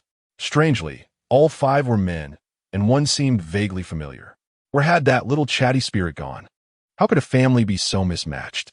Fu Yin stepped over the 5 corpses and made his way directly to old Lu's courtyard. Before he could enter the house, he was intercepted by old Lu and his wife. As they began to urge him to leave, Fu Yin swiftly knocked them to the ground with a kick. He rummaged through the house, then strode towards the southern room. Since old Lu S and Zhao Daba as houses were aligned, Wang Feng must also reside in the southern dwelling. Fu Yin kicked open the door, met with a sight drenched in crimson. The room was devoid of life. Yet everywhere, on the bed, walls, floor, and even the canopy, there were splatters of dried blood. Upon this sight, Fu Yin felt a sense of understanding. Realizing that the little chatty spirit had endured a dreadful night, he felt a sense of relief. He casually closed the door behind him and, nearing the exit, noticed that old Lu and his wife remained seated on the ground. Old Wu stood before them, menacingly aiming his gun at their heads. Fu Yan quickly approached, gently pushing old Wu's gun aside, chiding him, "Look at you, why so fierce? You frightened the villagers." After speaking, he personally helped the fallen couple to their feet. "Oh dear, why are you still sitting on the ground? It's so cold down there." The couple retorted, "If you were a decent person, you wouldn't behave in such an inhumane manner." After witnessing the commotion, Fu Yin, along with old Wu and Jiang Lan, proceeded to the residence of the ghostly bride during her lifetime. This location was upstream from the lake, a considerable distance from the village. Upon arriving, they fortuitously encountered their neighbor, Sister Lan, who greeted them politely. Jiang Zuolan also exchanged pleasantries with the trio. Old Wu had shown some progress. Though his ears were still slightly flushed, he no longer stared intently at her. Everyone tacitly refrained from inquiring how they had found this place. Fu Yin and old Wu took the lead in searching the house. Jiang Zuolan took Lu Zihan by the hand, guiding her to the wall and instructing her to wait there. Lu Zihan obediently nodded. Standing at the door, she gazed down at the tips of her shoes. Jiang Lan stood beside her, and despite their silence, an inexplicable sense of kinship lingered between them. Fu Yin, old Wu, and Jiang Zuolan rummaged through the ghost bride's dwelling, uncovering several pieces of men's cloth garments and a wedding attire within the cabinet. Jiang Zuolan compared the wedding attire with the cloth garments and found their sizes comparable. Old Wu also discovered an unfinished red veil on the bed. Unfamiliar with such items, he blushed as he handed it to Jiang Zuolan. She examined the veil alongside the embroidery on the wedding attire, discerning that both originated from the same artisan. Jiang Zuolan pointed to the stitching on the wedding attire and the veil, noting that anyone capable of embroidering mandarin ducks so poorly could hardly be another individual. Old Wu, standing beside her, nodded and, blushing, remarked, "You can really tell. You are truly impressive." Jiang Zuolan was momentarily uncertain whether he was complimenting her, but politely nodded and expressed her gratitude. Old Wu inquired, "Were you previously involved in this craft?" Jiang Zuolan responded, "Are you asking about my profession?" Old Wu instinctively nodded, but, feeling it somewhat abrupt, quickly shook his head. "I am a butcher, and I also work part-time as a veterinarian. If anyone has a headache or fever, they can come to me," she concluded, producing a glistening butcher's knife from her waist. Chapter 71. The Curse of the River God. 9. Fu Yin wandered around the room, sensing an absence of something essential. He looked out the window, where the lake shimmered a brilliant blue under the sunlight, its surface dancing with glimmers. Then it struck him. There was no mirror in the room. He shared his revelation with the others. Old Wu quickly responded, "I know. This ghost bride must either be exceedingly unattractive or disfigured, which is why she refrains from having a mirror in her dwelling." Fu Yin clapped in admiration at old Wu's insight, asking, "How did you deduce that?" Old Wu chuckled. "It's how they portray it in dramas." Fu Yin retorted, "What dramas are you watching? You ought to stop." Old Wu's delight waned for a moment, huh? Fu Yin continued, "Didn't Zhao Dabo mention yesterday that the ghost bride was the most beautiful girl in the village?"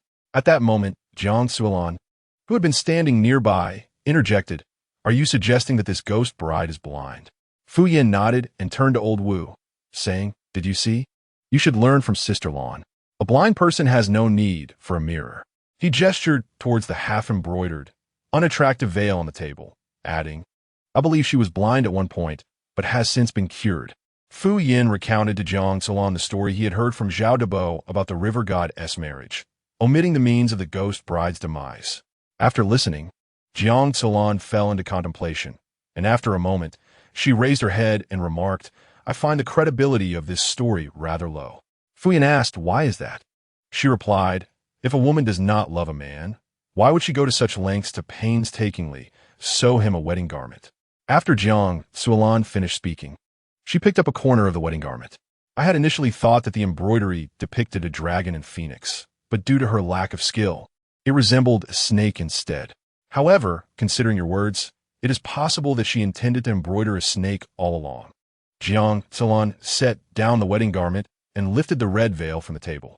If she truly had no expectations for this wedding and was merely seeking to deceive the river god for his heart, then there would be no reason for her to craft a veil for herself. Thus, it is evident that the ghost bride must have harbored feelings for the river god. Fuyan found Jiang Tsulan's reasoning quite compelling. Indeed, it is often women who understand other women best. Fuyan added, "Moreover, this veil remains unfinished, and the river god has yet to don this wedding attire, suggesting they may have met their demise prior to the nuptials. Or perhaps it was the bride who faced tragedy first." Jiang Tsulan nodded, noting that the size of this wedding garment closely resembled that of the men's clothing in the cupboard, leading me to believe that the ghost bride and the river god must have known each other previously. Fu Yin observed that apart from these few men's garments, there were no other signs of habitation in this room.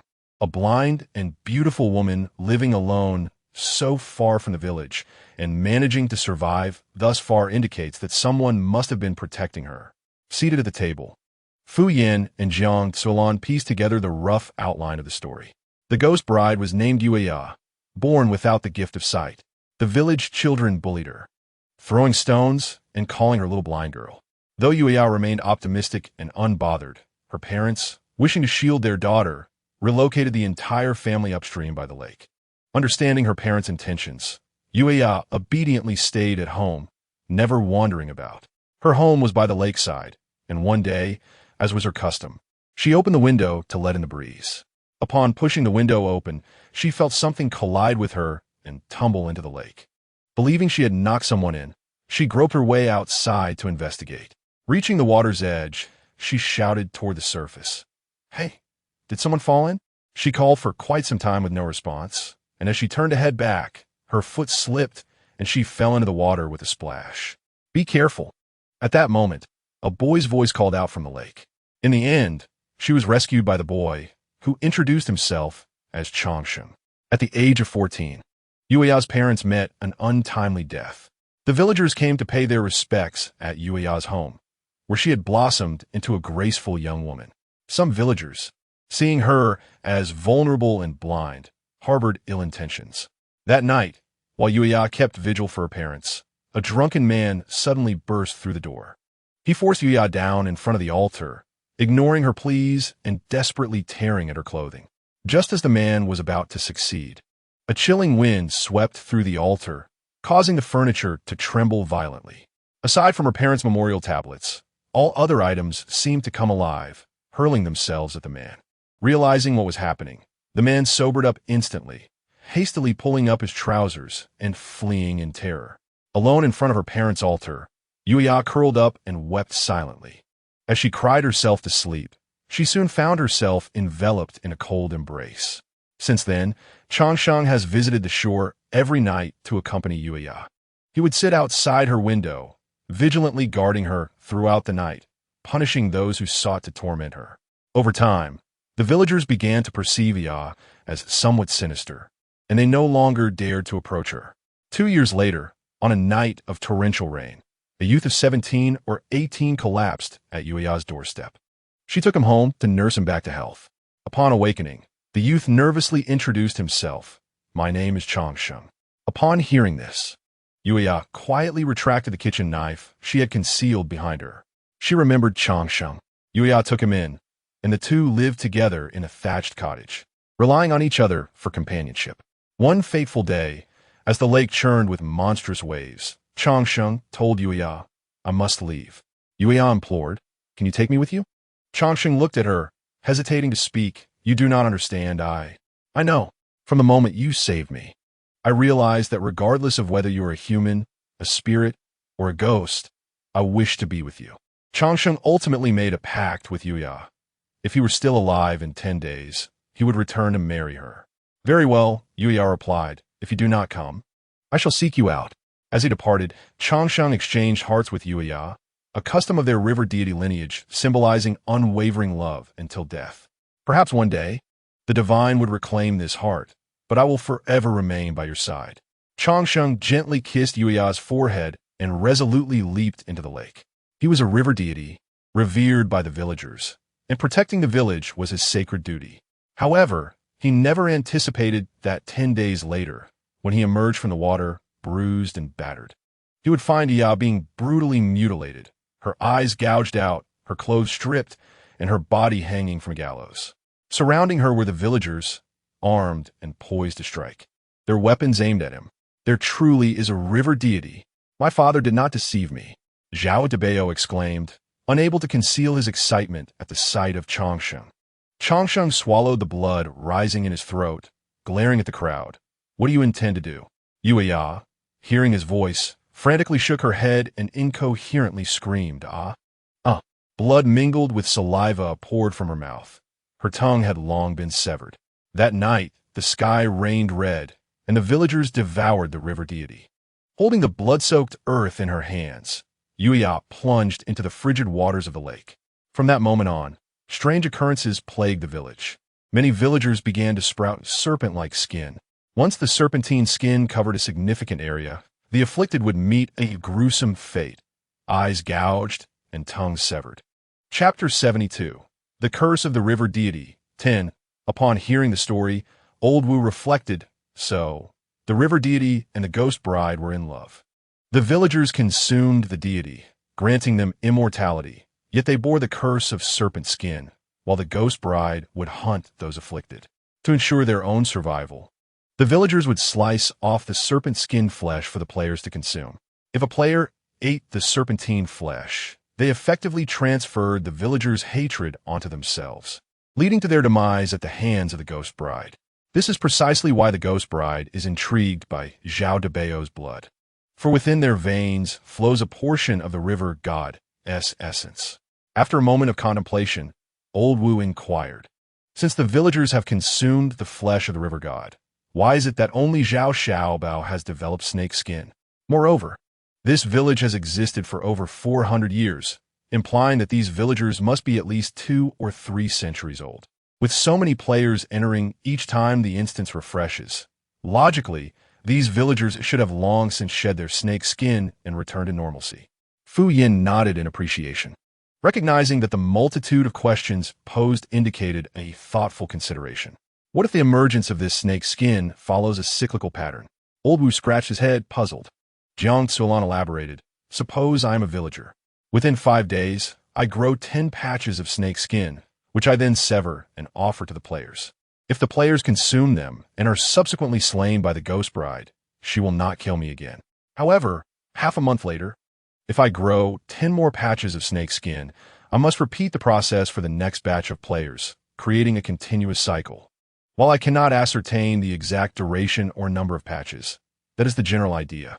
Upon hearing this, Old Wu experienced a moment of clarity, his ears flushing slightly as he exclaimed, oh, so that's what it means. You are quite remarkable. Fu Yin chuckled. Look at that demeanor of yours, so unremarkable. Jiang Tsuan interjected, but I have a question. If this continues indefinitely, wouldn't the villagers eventually become mere skeletons? Fu Yin understood her concern. It had been a matter he pondered the previous night. How do the villagers achieve immortality? After visiting Old Lu's courtyard today, where he witnessed Old Lu's son vanish alongside Xiao Liaozhai, he formed a tentative hypothesis. Turning to Old Wu, Fu Yin asked, do you remember the corpses we saw this morning? Old Wu nodded. One of those 5 bodies belonged to the last batch of players.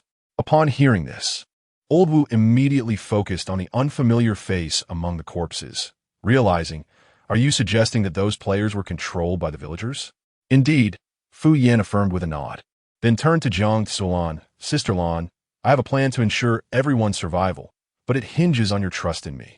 Despite the friendly demeanor exhibited by Fu Yin and his companions, within the instance, Even 1's teammates could not always be trusted, let alone an outsider.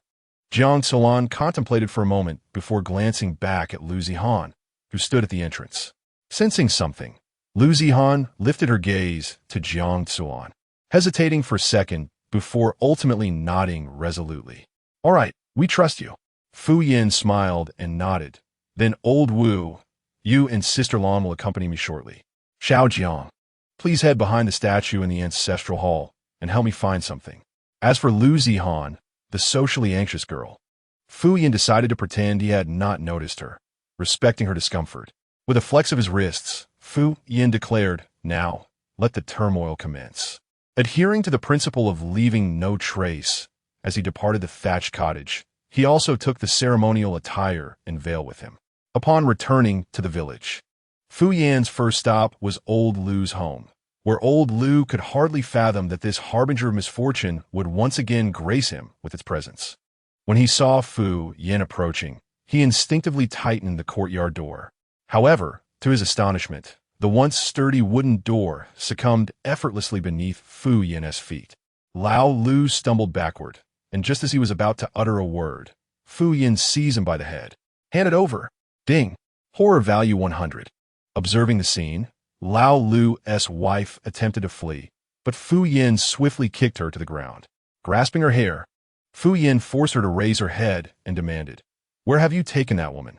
Lao Lu's wife glared at Fu Yin with resentment. "You can't make me."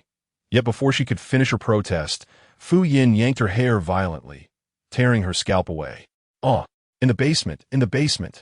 After divulging the location of the basement, Fu Yin mercilessly snapped her neck. Ding. Horror value 100. Following the directions given by Lao Lu's wife, Fu Yin located the basement beneath their son's room. As he lifted the iron door, a foul stench assaulted his senses. Inside the dimly lit basement crouched 3 men and 1 woman, 4 players in total. The 3 men appeared pale and unfamiliar, likely remnants from the previous batch of players. The woman was none other than Wang Fong, who had been drenched in blood earlier. Upon hearing the door creak open, they anxiously glanced towards the entrance. Only when they recognized that the newcomers were not Lao Lu and his wife did they gradually exhale in relief. Fu Yin descended the stairs into the basement with measured steps. Casting a glance at the 3 men, he said indifferently, "If you're not dead, then go back upstairs. Are you waiting for me to collect your corpses?" The men exchanged glances, scrambling up the stairs in a frantic rush. Fu Yin then approached Wang Fong.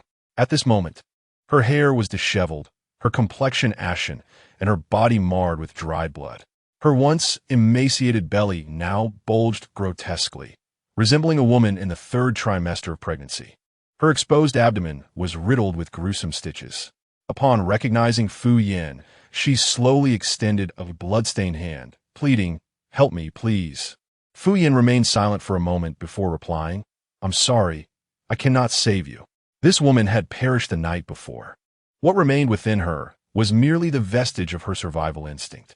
Shaking his head, Fu Yin then stabbed his hand into Wang Fong's abdomen, extracting what lay curled within, none other than Lao Lu's son, a boy of 8 or 9 years. He was contorted in a bizarre position within Wang Fong's belly, his bony form enveloped in a thin, reddish membrane. Muscle tissue was undergoing an agonizingly slow process of regeneration. These villagers were indeed reshaping flesh within the woman's womb, pursuing immortality. As Fu Yin pulled the boy out, his facial flesh had already fully regenerated. Due to its recent growth, it bore a slightly pink hue, contrasting with the other side of his face. The gaping hole in his throat had not yet healed completely, but a translucent membrane had begun to form. The remaining exposed bones were also covered with the fleshy membrane, as blood and tissue slowly developed over them. As he was forcefully pulled away by Fu Yin, his nails incessantly clawed at Fu Yan's arm with a fervor akin to that of frantic louse.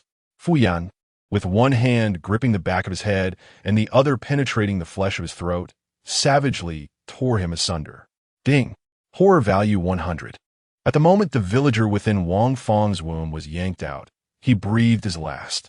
Her pupils dilated, eyes wide open, her expression grotesque, and her pallid face was awash with terror. Fu Yin raised his hand and gently closed her unblinking eyes. He laid Wang Fang's corpse flat, preparing to incinerate it. Suddenly, he felt a notably protruding bone along her back. Fu Yin flipped the body over and lifted Wang Fang's clothing, only to discover a faintly golden spine adorning her back. This spine was twice the width of a normal spine, clearly not hers. It was evident that this spine had been crudely stitched onto Wang Fang's back, while her original spine had been excised long ago. It seemed this little tale was far more tragic than he had anticipated. Just then, Fu Yan's rule, I reacted unexpectedly. Name, Remains of the River God. Rule, through the maternal medium, one may flesh the white bones. Collecting a complete set of white bones may perhaps summon a ghostly bride. Fu Yan thought, in that case, I shall not hold back. The community was indeed in need of a ghostly marriage. With the remains of the river god slung over his left shoulder and 3 bloodied heads in his right hand, Fu Yin strode out of old Lu's house with an air of indifference, his demeanor brimming with arrogance. Old Wu and Jiang Zuolan followed closely behind, one on each side. Jiang Zuolan, her long hair elegantly coiled, chin slightly elevated, wielded a butcher's knife, exuding a formidable presence that promised annihilation to any adversary. Old Wu, with a stick clenched in his mouth and a newly acquired 92 model handgun slung over his shoulder, gave the impression of carrying a short gun that felt akin to a rocket launcher. The trio moved with the swiftness of the wind, their intimidating presence causing limbs to flail and heads to roll in their wake. Ding. Horror value 100. Ding. Horror value 100. Ding. Horror value 100. Fu Yin soon realized that each household possessed a basement. Within these basements were the players who had entered prior, each emaciated and appearing on the brink of death. As Fu Yin plundered from house to house, upon opening one basement, he chanced upon a villager in his 40s with flesh-pink skin, tearing open a female player's abdomen and crawling out from within.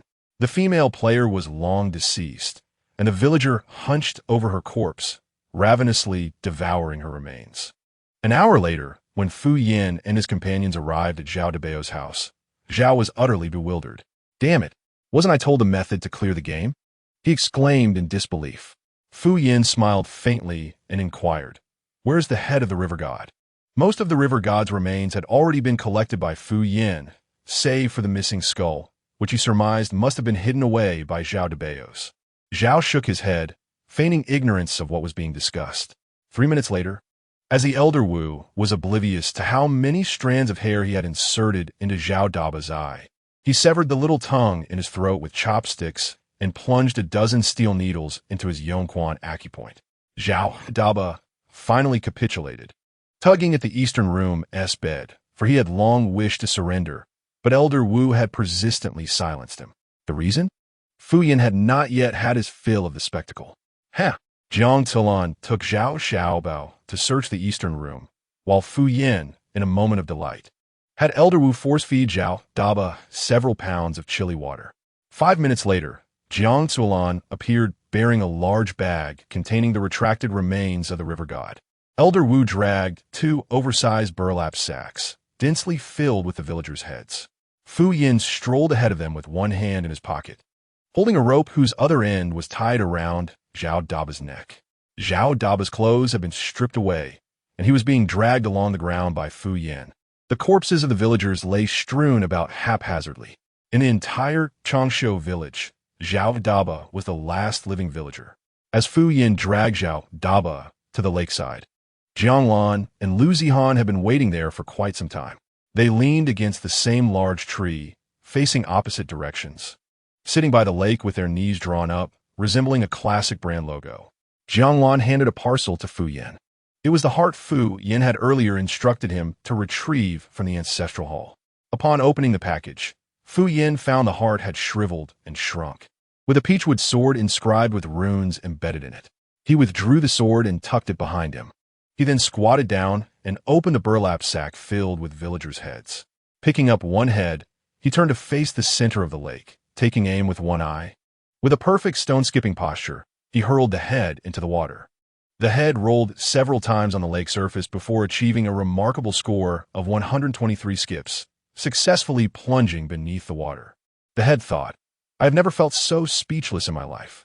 It floated momentarily before plummeting into the depths with a series of splashes. Fu Yin then produced another head, tossing it into the water in the same manner, but from a different angle. The two heads landed far apart. The moment the second head entered the water, a ripple swiftly spread from the spot where the first head had sunk. By the time Fu Yin finished tossing all the heads, whatever was lurking beneath the water had been thoroughly disoriented. After discarding the heads, Fu Yin dragged Zhao Daba to the lakeside. Zhao Daba, face contorted in terror, exclaimed, "What do you intend to do?" Fu Yin looked at him with an expression that conveyed sheer foolishness, replying, "Of course, to end you." As Zhao Daba screamed and struggled, Fu Yin knelt on his back, forcefully pressing his head and neck into the water. Lacking a knife, Fu Yin could only use his fingers to gradually tear open Zhao Daba's neck. He meticulously controlled his strength, fearful of applying too much force and killing him outright. Zhao Daba writhed incessantly under Fu Yin's grip, resembling a turtle being bled out. Chapter 74. The Curse of the River God. 12. Before long, a ripple coursed through the blood that had been spilled. As the wave approached, Fu Yan swiftly lifted Cao Dabao. In the next moment, a shadow emerged from beneath the water surface. Clad in red, her long hair, dark as ink, spread out in the water, while her pallid face floated silently beneath the surface, her eyes reduced to two pitch-black holes of blood. Standing on the shore, Fu Yin bent down to observe the ghostly bride beneath the water. Fortunately, it was daytime and numerous eyes were upon them. Had this been at midnight, in such a position, even diving into the Yellow River would not cleanse the suspicion. Gazing at the female specter in the water, Fu Yin remarked lightly, "Are you not coming up?" The ghostly bride, realizing she had failed to intimidate Fu Yin, suddenly opened her gaping maw beneath the water, baring her teeth as though she intended to devour him whole. Fu Yin, arms crossed and deep in thought, could not resist adding, "Has no one ever informed you that drinking cold water in the morning can lead to excessive dampness, resulting in indigestion and, consequently, diarrhea?" Upon finishing his statement, he pointed at the ghostly figure in the water and turned to Old Wu and Jiang Lan, declaring, "The foul smell from the drainage in the backyard makes me suspect it is her doing." Jiang Lan and Old Wu exchanged bewildered glances. The ghostly bride, exasperated, thought, "Is this truly the time for such discussions?" Undeterred by the bemused expressions of Jiang Lan and Old Wu, Fu Yin continued addressing the ghost. "Moreover, your posture is entirely incorrect. Have you not seen the iconic scene from the early 2000s? Back then, the character Yin did not merely linger there. Such a stance is far from terrifying. Do you even comprehend your identity? You are a ghost, a female ghost. Even if you do not emerge from the well, you ought to present yourself appropriately. At the very least, reveal your face. Hiding at the bottom of the water will not frighten anyone. You are wasting your own potential." Fu Yin rambled on, and were it not for the murky water, he would have gladly exchanged places with the ghost to demonstrate his points.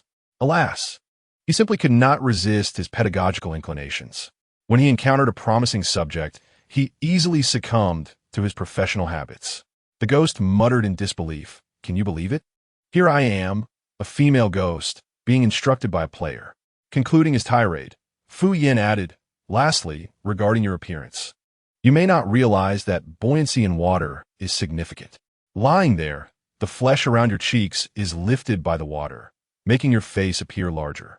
Of course, this cannot be entirely blamed on you, given your blindness."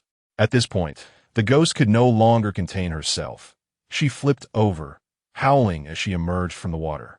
Her grayish-white hands, veins bulging, sported sharp, black claws that glimmered with a chilling light. With a grotesque visage, she lunged towards Fu Yin, shrieking.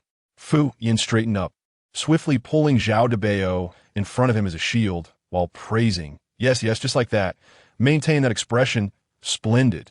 He then thrust Zhao Dabao into the embrace of the ghostly bride. A scream erupted from Zhao Dabao. The ghost immediately recognized that voice. With her mouth agape, she let out a pained, piercing howl before pouncing on Zhao Dabao, voraciously tearing into his flesh, until the bones lay bare. Zhao Dabao's breathed his last in a fit of rage. The brutality of the act compelled Fu Yin to exclaim, Why not join me? After feasting upon Zhao de Beos, the ghostly bride had no intentions of sparing Fu Yin and his companions. Just as she prepared to pounce on Fu Yin, he revealed the skeletal remains of the river god, wrapped in a ceremonial garment, along with the mortal heart hidden behind the idol. The ghostly bride seemed to sense something. Trembling, she reached out to the river god's bones and held them tightly to her chest, weeping inconsolably as blood tears streamed down her cheeks. Gradually, as she embraced the bones, she transformed back into her former self, a strikingly beautiful woman. Fu Yin observed in astonishment. Ah, it appears you possess more than one countenance. The ghostly bride, overwhelmed with sorrow, wept bitterly over the remains. Fu Yin, sensing the urgency of the situation, interrupted, advising her to express any last words swiftly. From many awaited, the ghostly bride stammered through her tears. My name is Yuya. I once belonged to this village. Stop. Fu Yin raised a hand to halt her lengthy discourse. Turning to the assembly behind him, is there anyone among you who wishes to listen? Jiang Zuolan shrugged nonchalantly. Old Wu shook his head, and even Lu Zihan lowered her gaze, dismissing the notion. As for Jiang Lan, Fu Yin simply overlooked him. Turning back to the ghostly bride, he raised his hands in exasperation. You see, they are not inclined to listen. Jiang Lan, however, was indeed curious. The ghostly bride faltered, realizing her tale had been cut short before it began. Very well. Do you have any final words? I shall send you off to reunite with your husband afterward. Fu Yin hastily continued with the proceedings. The ghostly bride remarked, this place was born of my resentment. With each death, my bitterness has intensified. Today, you have avenged me and gathered my husband's remains. Thus my attachment has dissipated. This place will soon disintegrate along with me, and you'll be free to depart. After speaking, her gaze returned to Fu Yin. Moments later, her fingers morphed into claws as she plunged her hand into her own heart. Fu Yin exclaimed, there is no need for such drastic measures just because you glanced at him a moment longer. He was bewildered yet profoundly moved. Before long, the ghostly bride extracted a radiant crystal orb from her chest. I offer you this as a token of gratitude. I have a premonition that you will find it useful in the future. Fu Yin quickly masked his earlier nonchalance with enthusiasm. Oh, my dear, you needn't have brought a gift. Just your presence is enough. Next time, refrain from such gestures. The ghostly bride smiled, and as Fu Yin secured the crystal, he drew forth the peachwood sword he had tucked at his waist. On our first encounter, I had nothing to offer, so take this peachwood sword as a talisman against misfortune. I thank you, she replied, yet she did not accept the peachwood sword. Instead, she cradled the river god's remains and slowly sank into the lake. In a fleeting moment, it seemed as if onlookers beheld a figure clad in ceremonial attire accompanying her. Ding! Horror value 5,000. What a spectacle! In addition to this batch of players, Fu Yin inadvertently rescued several from the previous group. Once they regained their strength, they approached Fu Yin in droves to express their gratitude. With a grand gesture, Fu Yin openly declared that the debt of gratitude was insignificant, suggesting instead that they engage in something more tangible. Chapter 75, Bounty. After receiving the player's heartfelt thanks, a familiar metallic sound resonated. Ding! Game over. Player Fu Yin has successfully completed the River God's Curse Dungeon. Player Wu Zhengyang has successfully completed the River God's Curse Dungeon. Player Jiang Solan has successfully completed the River God's Curse Dungeon. Subsequently, a line of small black text began to scroll across the world channel. The system, having lost interest in broadcasting information regarding this individual, had little left to lose. Ding! Player Fu Yin has slain a villager within the dungeon. Ding! Player Fu Yin has lifted the bride ghost's resentment within the dungeon. The River God's Curse dungeon has vanished. The villagers have been slain, and the dungeon will cease to refresh, closing permanently.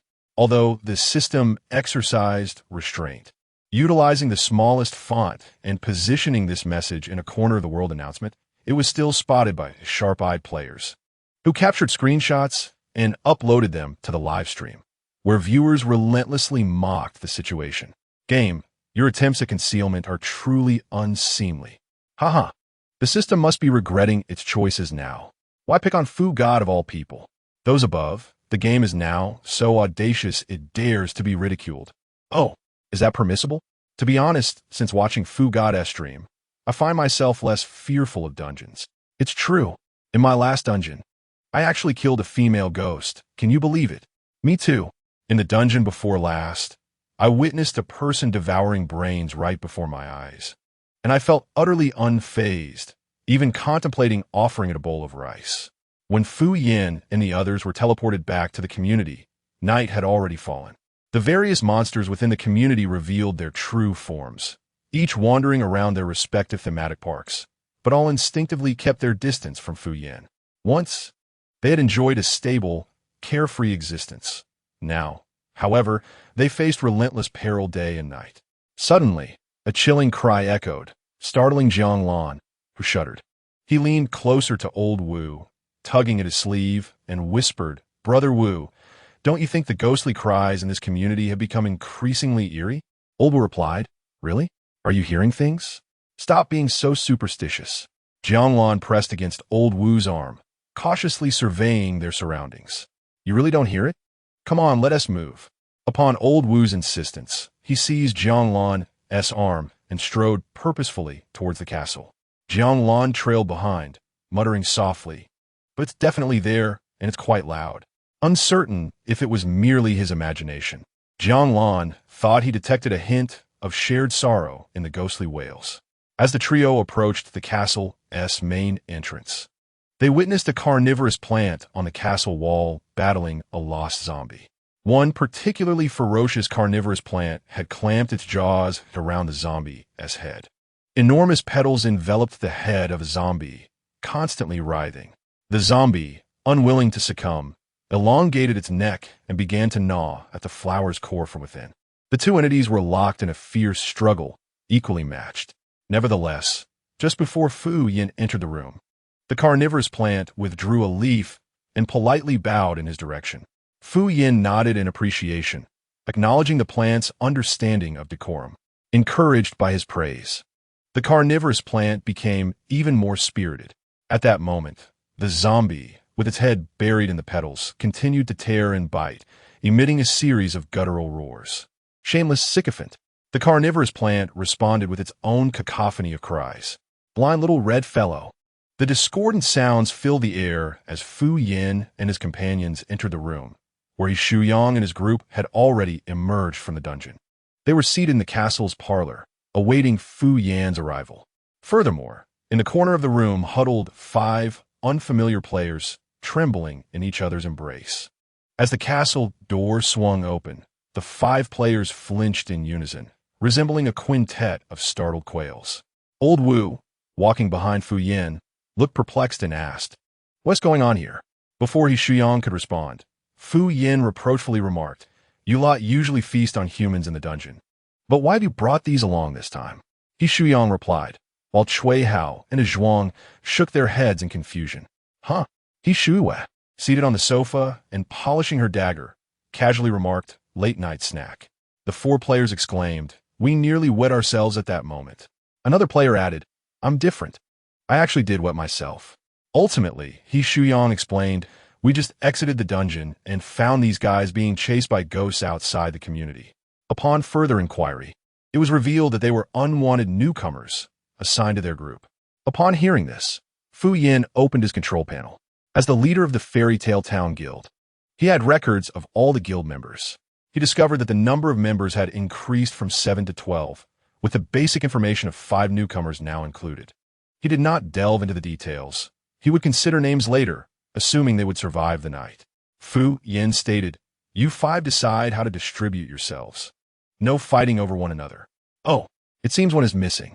Just as he was about to suggest who might be left out, Jiang Lan timidly spoke up. "Can I opt out?" Fu Yin nodded and decisively declared, "Xiao Yu, you can pass. You already have a room full of wax figures to entertain you." Recalling the fragile figures in her room, Shui grimaced, "But those useless things can't take a hit." Cui Hao quickly interjected, "Xiao Yu, I'll give you mine."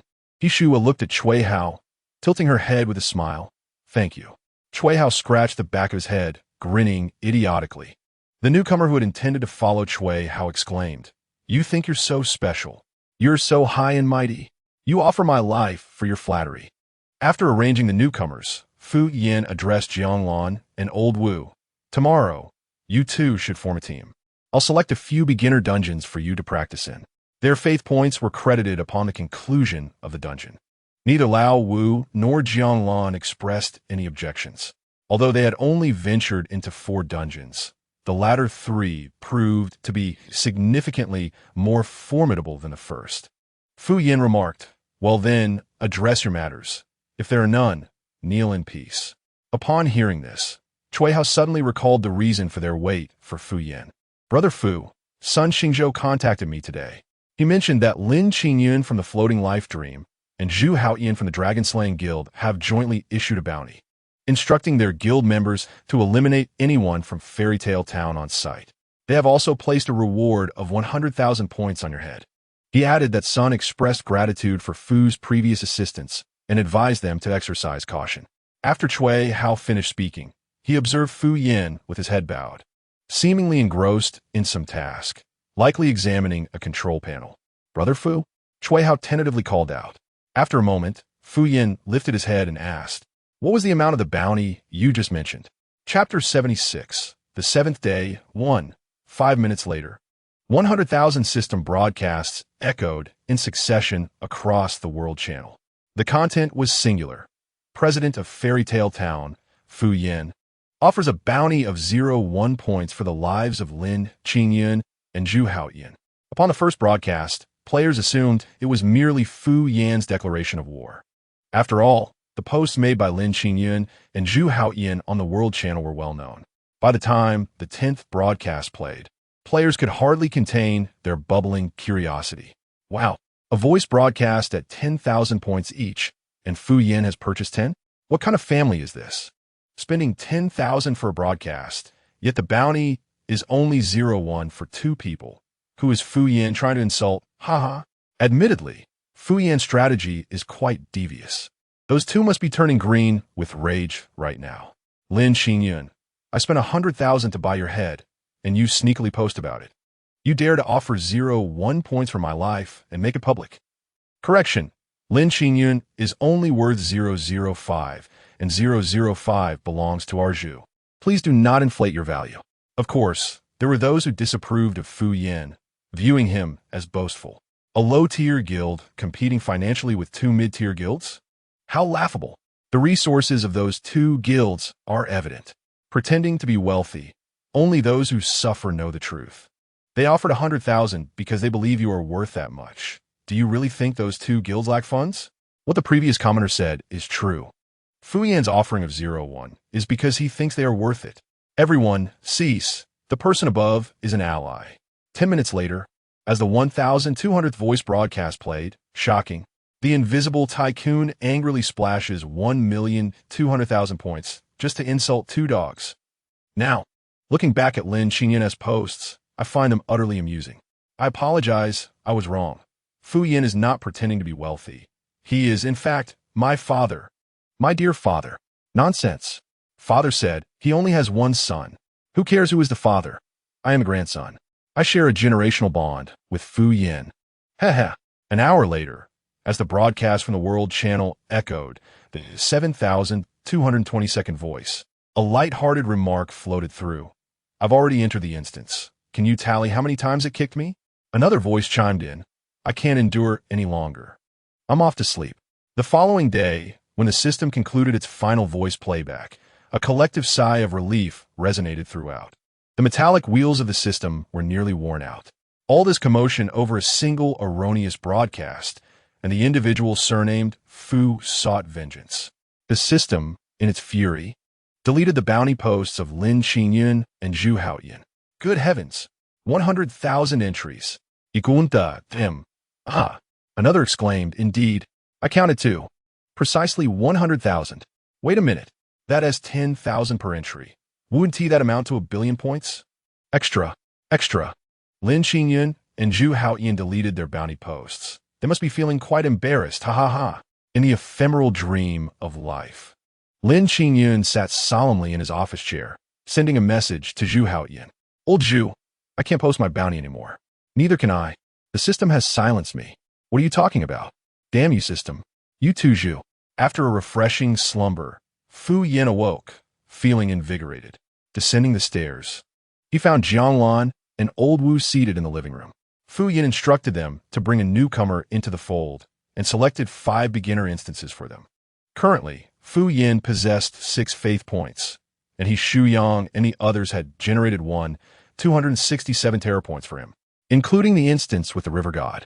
He now held a total of 835 terror points. He inquired about the progress of his Shu Yang and the others. Cui Hao was currently at the highest level, and Fu Yin directed him to take his Shou Yue and a newcomer into a mid-level instance, while his Shu Yang continued to grind through the beginner instance with the Zhuan. Fu Yin had but one demand from them: eliminate. After orchestrating the arrangements, Fu Yin advised the remaining 3 newcomers in the community to keep watch. The newcomers responded with trepidation. Guard, the flowers outside this castle could easily overpower us. Everyone dutifully took on their roles, and Fu Yin once again retrieved his formidable weapon for instance grinding. Player name, Fu Yin. Game experience, 7. Mental value, 0. Luck value, 0. 1. Health value, 100. Talent, unknown. Weapon, none. Overall level. Fragments, 20. Player information, visible only to the player. Fu Yin flipped to the instance information. Instance, the first 7 days. Mode, multiplayer. Level, intermediate. Difficulty, player task, unknown. Instance information, visible to the entire live stream. Friendly reminder, this instance is live streamed throughout. The instance details were becoming increasingly sparse. After reviewing the information, Fu Yin began to survey his surroundings. The instance was enshrouded in darkness, with a thick, murky fog enveloping the environment. Only a narrow path ahead was discernible, the haze thinning to reveal faint glimmers of light. Observing the scene, it appeared he was expected to walk over on his own. Fu Yin casually strolled along the winding path, hands tucked into his pockets. The narrow path meandered through an enveloping darkness, with shadows of trees dancing ominously around him. The sky, devoid of stars, loomed above like a heavy black shroud. As Fu Yin ventured forth alone, a figure clad in white materialized ahead. She kept her head bowed, her black hair cascading over her face, obscuring her features. Upon noticing Fu Yan's approach, she slowly raised her hand, the pallid, emaciated back of her hand wavering in greeting. According to legend, only the deceased beckon with the back of their hand. Could it be? Fu Yin cautiously approached until he stood directly before the woman. She gradually lifted her gaze, revealing a colorless visage, her grayish eyes possessing pupils no larger than grains of rice. As she regarded Fu Yin, a peculiar smile began to form at the corners of her mouth. "Do you find me beautiful?" she inquired. After a moment of contemplation, Fu Yin responded, "In terms of biodiversity, you certainly embody a most unique existence." The female specter tilted her head, a large question mark emerging on her face. Half a minute later, the ghost raised both arms high, the backs of her hands facing one another, positioned against her dark-ringed eyes, reluctantly nodding while shaking her hands in a peculiar manner. Meanwhile, Fu Yin stood a meter away, capturing the moment on his phone, music playing in the background. "If you could relive your life, would you love me again?" He sang along. "Yes, just like that, keep with the rhythm." "Well done, my friend. Your hand movements are quite nimble." The ghost responded with a curt "shut up." Chapter 77. The Seventh Night, 2. Fu Yin bid farewell to the female specter and continued along the path, occasionally glancing back to ensure she wasn't slacking off. The ghost watched him depart, her expression vacant as she waved her hands, humming an off-key accompaniment to his song, "If you could relive your life." She appeared utterly devoid of soul. Fu Yin ambled forward, soon encountering a mischievous spirit lurking beneath the ground, attempting to trip him. Suddenly, a pitch-black, ghostly hand emerged from the shadows of the narrow path. Fortunately, Fu Yin's keen eyesight prevented him from missing it. As he approached, the ghostly hand sprang forth from the earth, claws poised to grasp his trousers. Without hesitation, Fu Yin stomped down on the phantom's claw. A pitiful wail echoed from beneath the ground. Fu Yin, standing atop the ghostly hand, glanced around, wondering who had made that noise. His shoe heel twisted upon the ghostly appendage, eliciting a grimace from the little spirit below. By the time Fu Yin stepped away, the ghost's claw had melded into the mud, rendered immovable. The wild ghosts ahead, witnessing their companion's dismal fate, quickly retreated in fear. Fu Yin proceeded unimpeded to the marked location of the quest. Before him stood an ancient residence, characterized by its green-tiled roof and gray brick facade, exuding an air of grandeur. A wooden plaque adorned the house, inscribed with two prominent characters, Zhou Fu. The entrance, crafted from peach wood and coated in black paint, appeared both rustic and substantial. A pair of brass rings in the shape of beast heads adorned the door, hinting at its age. Flanking the entrance were two lanterns, their white surfaces etched with black characters, prominently displaying the word offering. The flickering flame within the lantern cast an ominous greenish hue. At this moment, the door was firmly shut, and through the narrow crevice of the wooden door, a profound darkness was discernible within. Fu Yin raised his hand and pushed against the door, but did not budge. Was it locked? He glanced at the rusted door knocker and ultimately chose to lift his foot. With a resounding thud, the wooden door was forcefully kicked open by Fu Yin, shattering the wooden bolt that had barred it. As the door swung wide, the ancient residence was suddenly illuminated. Countless pale lanterns sprang to life, bathing the entire dwelling in light. At that moment, Fu Yin beheld the entirety of the abode. It was a three-courtyard house. Directly opposite the entrance lay a courtyard, behind which stood the grand hall of the ancient residence. The hall was presently adorned as a mourning chamber, with 14 coffins prominently positioned at its center. Fu Yin stepped into the hall, approaching the coffins one by one to inspect their contents. Among the 14 coffins lay 13 unfamiliar faces, the only one he recognized being his own. Fu Shun has entered the instance again. Even the donkeys of the production team aren't this exhausted. I recall this instance was previously banned. Why is it live now? Perhaps they wish to leave a posthumous portrait. Haha. I counted broadcasts all night last night. Just as I was about to catch up on sleep, I received a reminder for Fu Shun's live stream. I'm barely holding on with 2 matchsticks. Isn't the instance supposed to occur twice a month? How has Fu Shun entered so soon again? This all stems from an infinite instance experience card. Fu Shun's approach to the instance resembles that of a high-level guild's inner circle. It's a relentless grind. By the way, is Fu Shun nearing a level up? Alas, as a novice player, I fear I shall soon be unable to watch Fu Shun streams, boo-hoo. In the evening, the sky darkened unusually quickly. Zhou Yufeng calculated the date. Today marked the return of that peculiar group. He could not recall when it began, but periodically, his home would be infiltrated by a bizarre assembly of individuals. Strangely, apart from him, it seemed that no one else could perceive them. Initially, Zhou Yufeng presumed they were merely wandering spirits. However, he soon realized they possessed the essence of the living. He attempted to relocate, yet they clung to him as if he were their anchor. On one occasion, he returned late from a thorough cleaning, only to find them infiltrating his school. Ashes and paper offerings filled the air, and coffins lay haphazardly scattered throughout his classroom. He had to feign ignorance, navigating around the coffins, a process both arduous and indescribable. Since then, whenever these entities appeared, he opted to take leave and remain indoors, avoiding the outside world. As he calculated the days, he knew that the peculiar gathering would return tonight. After school, Zhou Yufeng shouldered his backpack and hurried home. The teacher had extended class time today, compelling him to quicken his pace, hoping that the group would not cause any disturbances. His route home inevitably led him through a darkened path.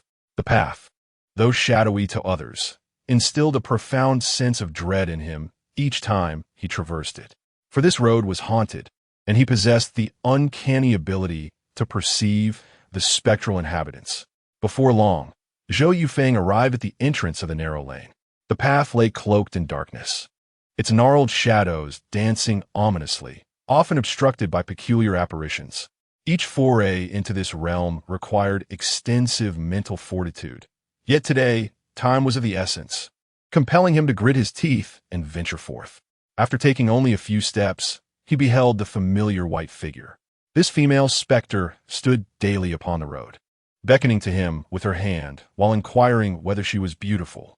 Regardless of whether he answered in the affirmative, denied her allure, or feigned ignorance and fled, The ghost would reveal her ghastly visage, complete with menacing fangs, and relentlessly pursue him until blood was drawn. Today, pressed for time, Zhou Yufeng resolved to bare his arm, inviting the ghost to take a bite.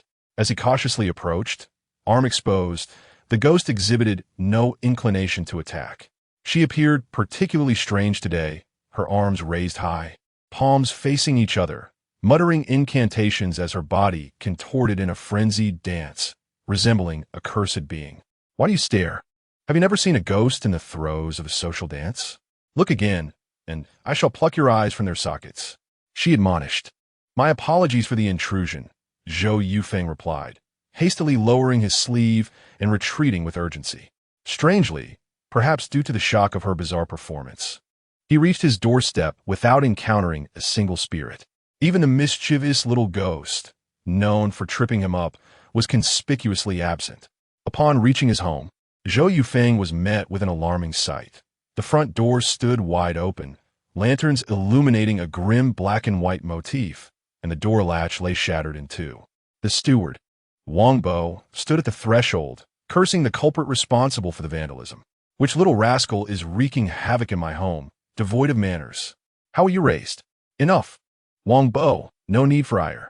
Calm yourself, Zhou Yufeng interjected, aware that this was no child's prank, but rather the work of malevolent entities.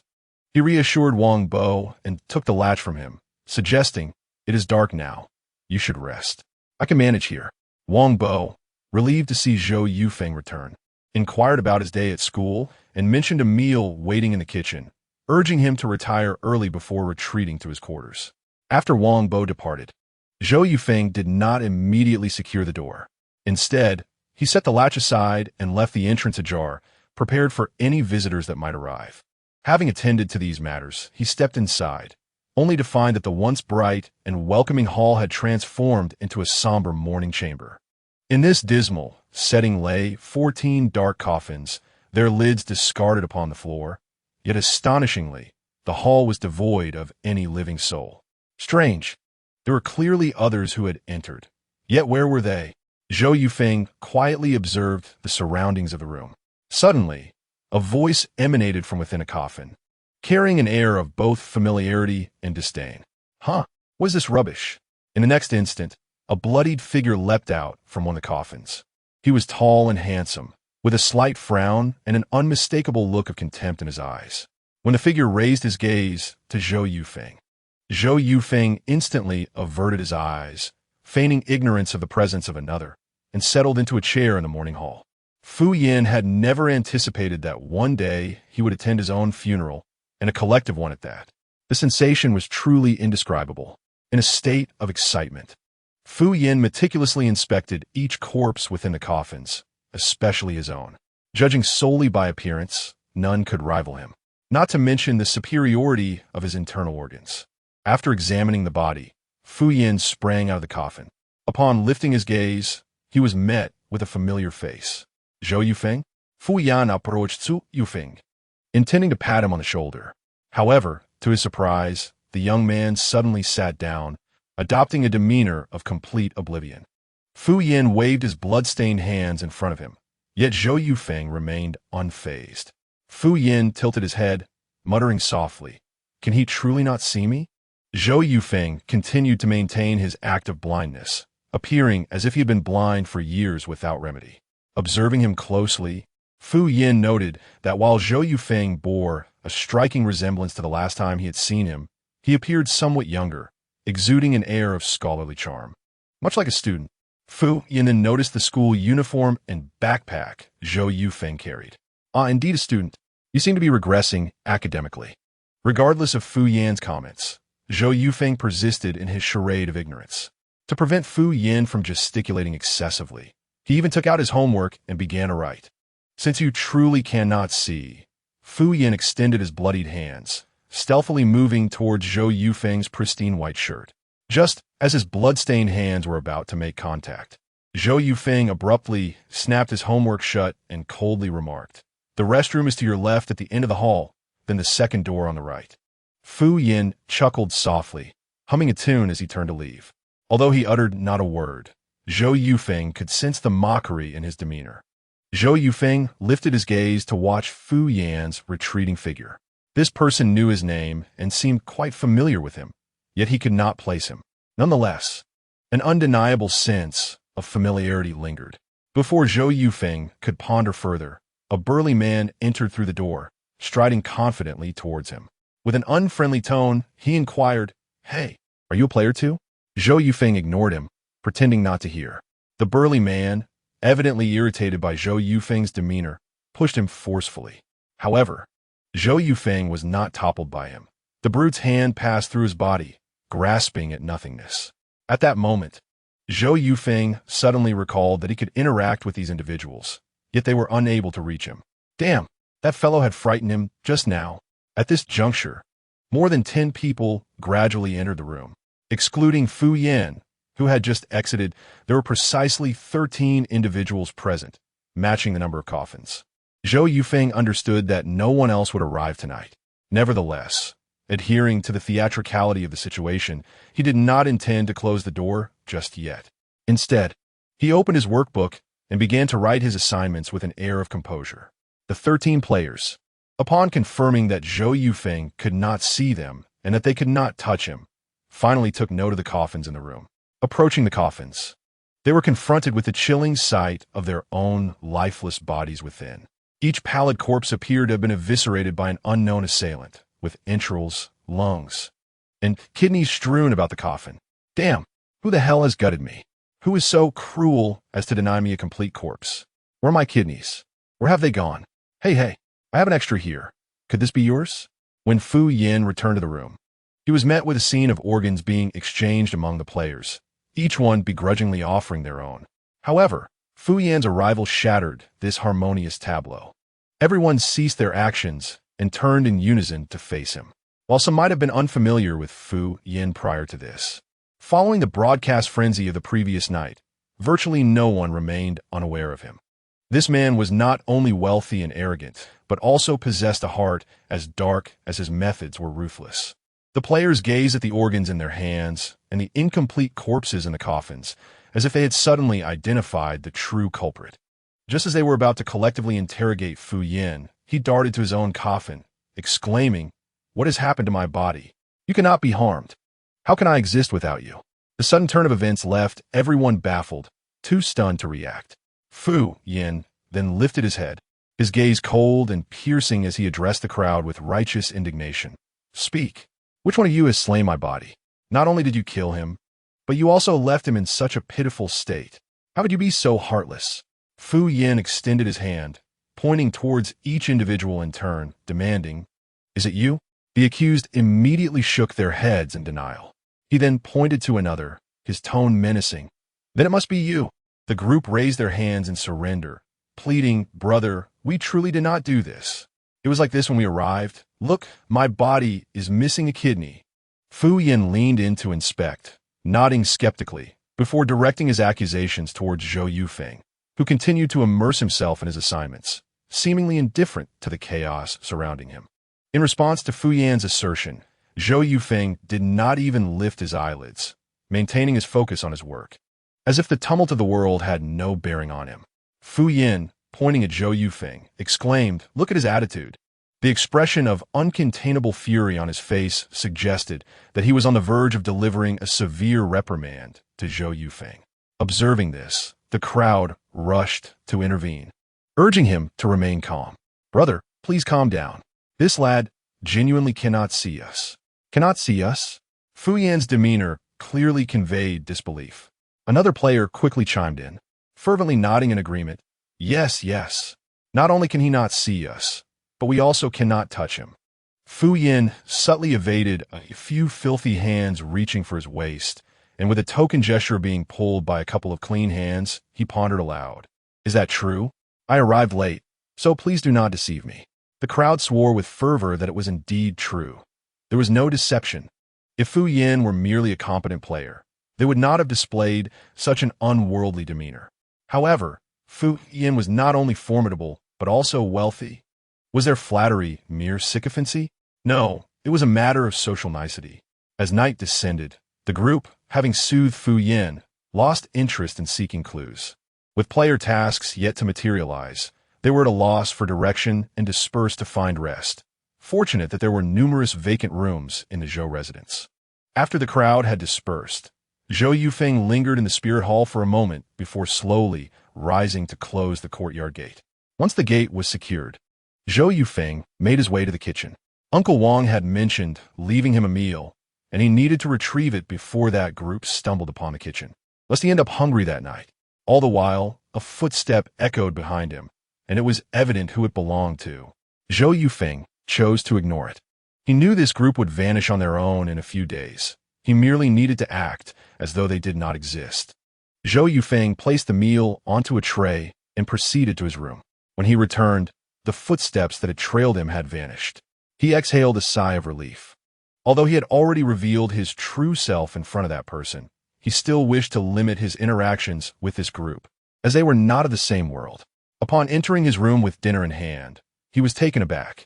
How is this person so persistent? Fu Yin sat at the round wooden table in Zhou Yufeng's room, resting his head on his hand and tilting his head to gaze at Zhou Yufeng. You walk so slowly. The food must be cold by now. With that, he rose to take the tray from Zhou Yufeng's hands.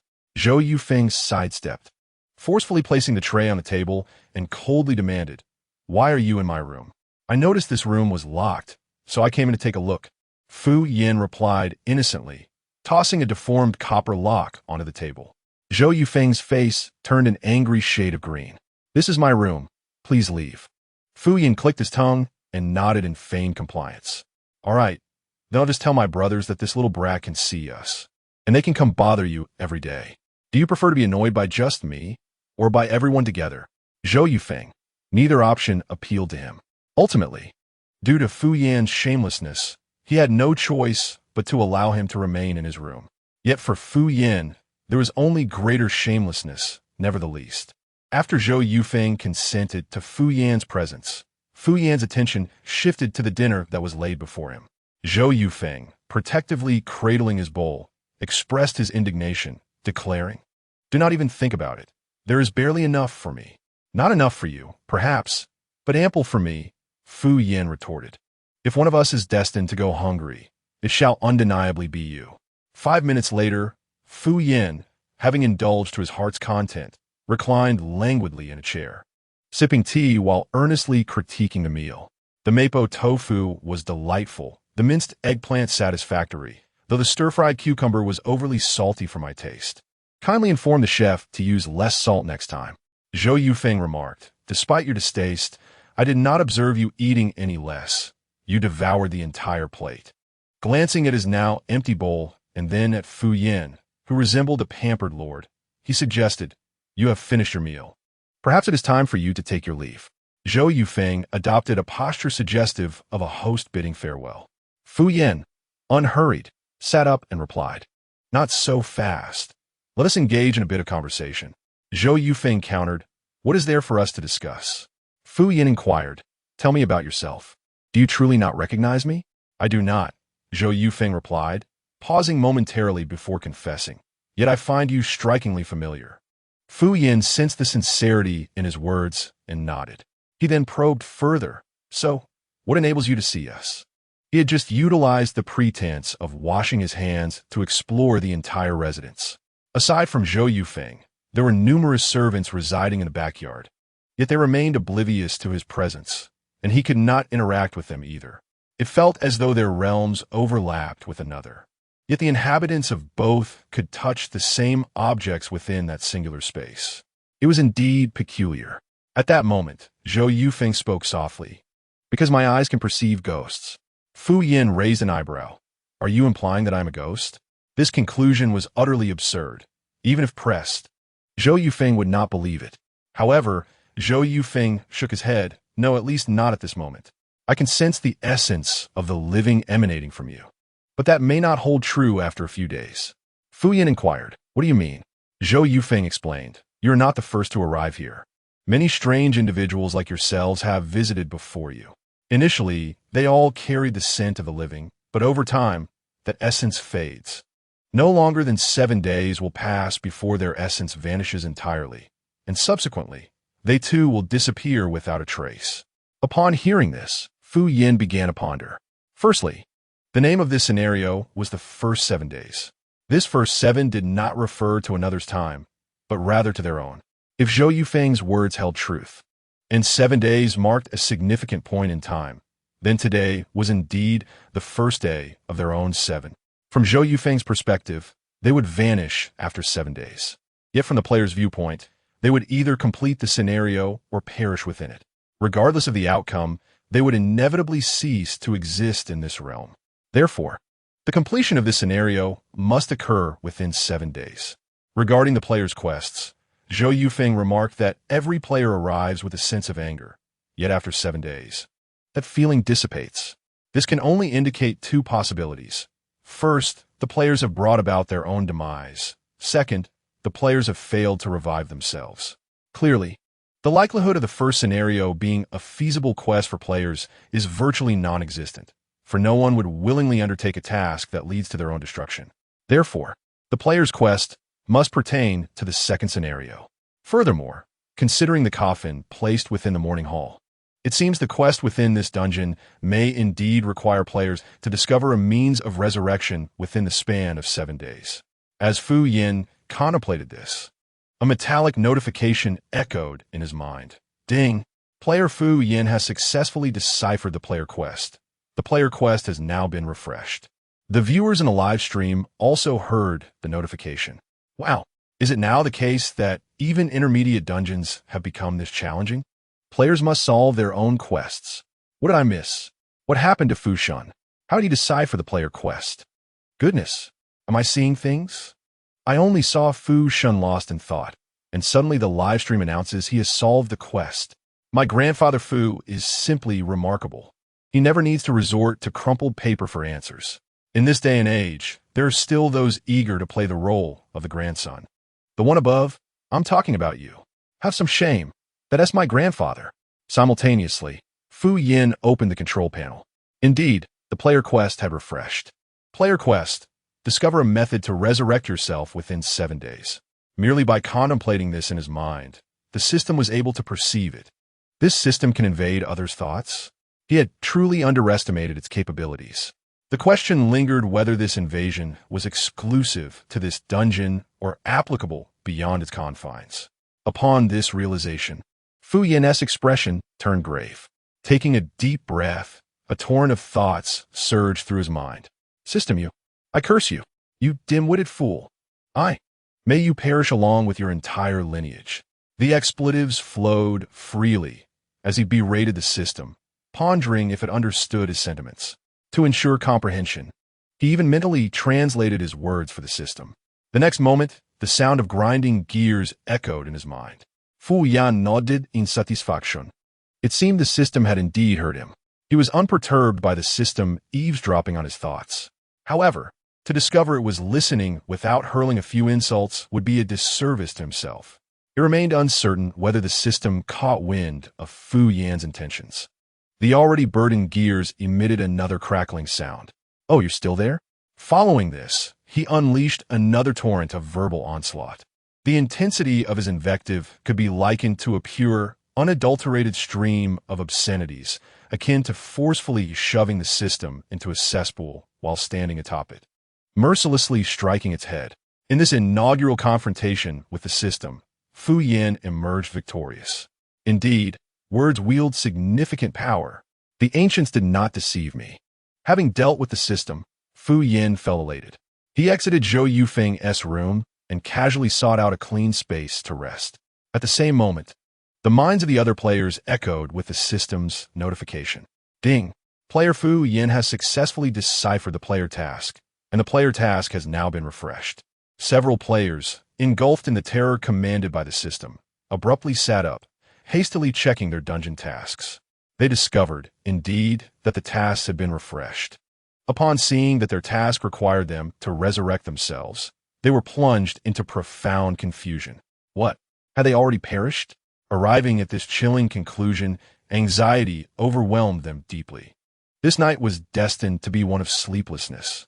Of course, a few nonchalant players, upon hearing that Fu Yin had cracked the player task, merely had time to exclaim, "Impressive," before sinking back into a deep slumber. In the dead of night, Fu Yin slept soundly in his room. Suddenly, a creaking sound echoed. The rocking chair in the corner of the room began to sway slowly. Moonlight streamed through the window, revealing a ghostly figure, a long-haired woman, clad in red, sitting in the rocking chair, gently rocking back and forth. Her body swayed rhythmically with the chair, initially making only slight movements. However, as Fu Yin remained undisturbed, she began to exert more force, rocking vigorously. The chair creaked violently, and her body bent at a right angle, swaying back and forth, her silky hair whipping about as though on a roller coaster. The jarring creaking intensified in the stillness of the room. Fu Yan's ears twitched slightly, and he gradually opened his eyes, only to find a ghostly woman seated in the rocking chair, seemingly playing with him. He glanced at her and then buried his head under the covers. How annoying! Upon seeing Fu Yin awake, the ghost appeared utterly exhilarated. Mistaking his retreat under the covers as a reaction to her fright, she instantly teleported in front of him.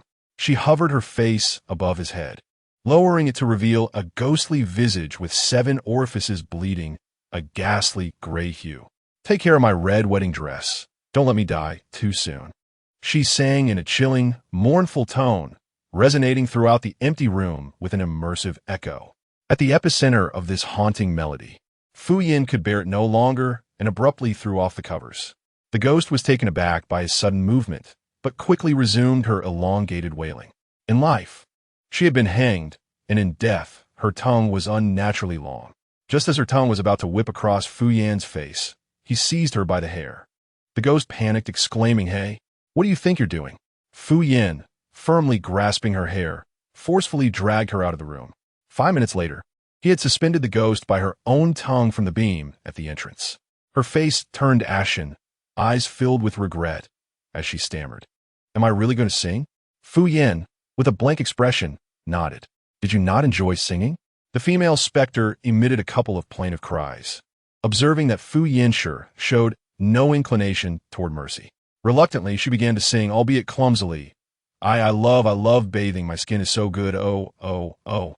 In that moment, the visage of the female ghost was utterly lost, her sobs echoing softly. Yet, this was merely the beginning.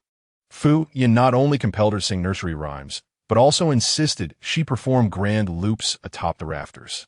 As the first rays of morning sunlight were about to touch her, Fu Yin finally emerged from the room and allowed her to descend. Her tongue had been ground to a bloody pulp against the beams, rendered rigid like a piece of chewing gum. At that moment, a door creaked open next door.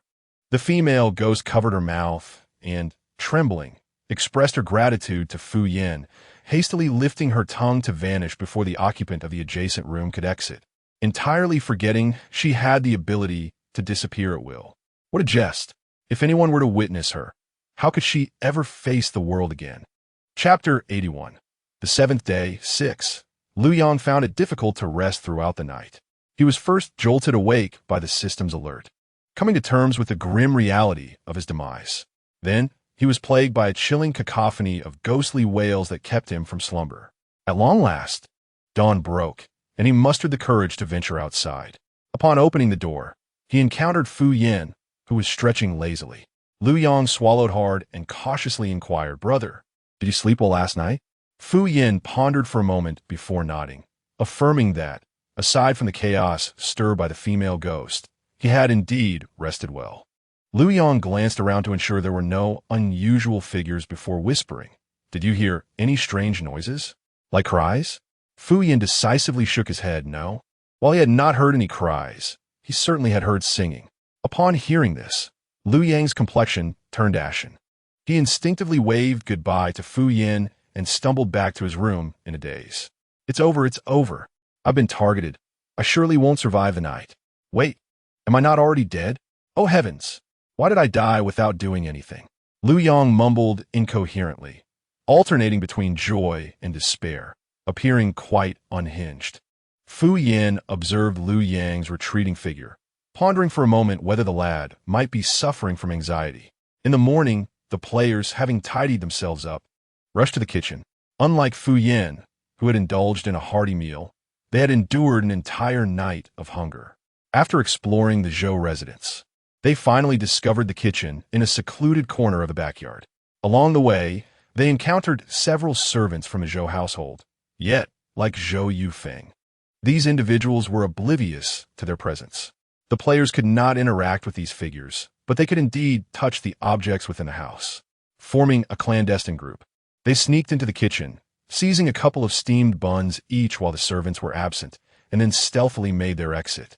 Fu Yin trailed behind this band of players, but he refrained from taking any buns. He found their furtive thievery perplexing. After all, these people could not see them. Was there truly a need for such secrecy?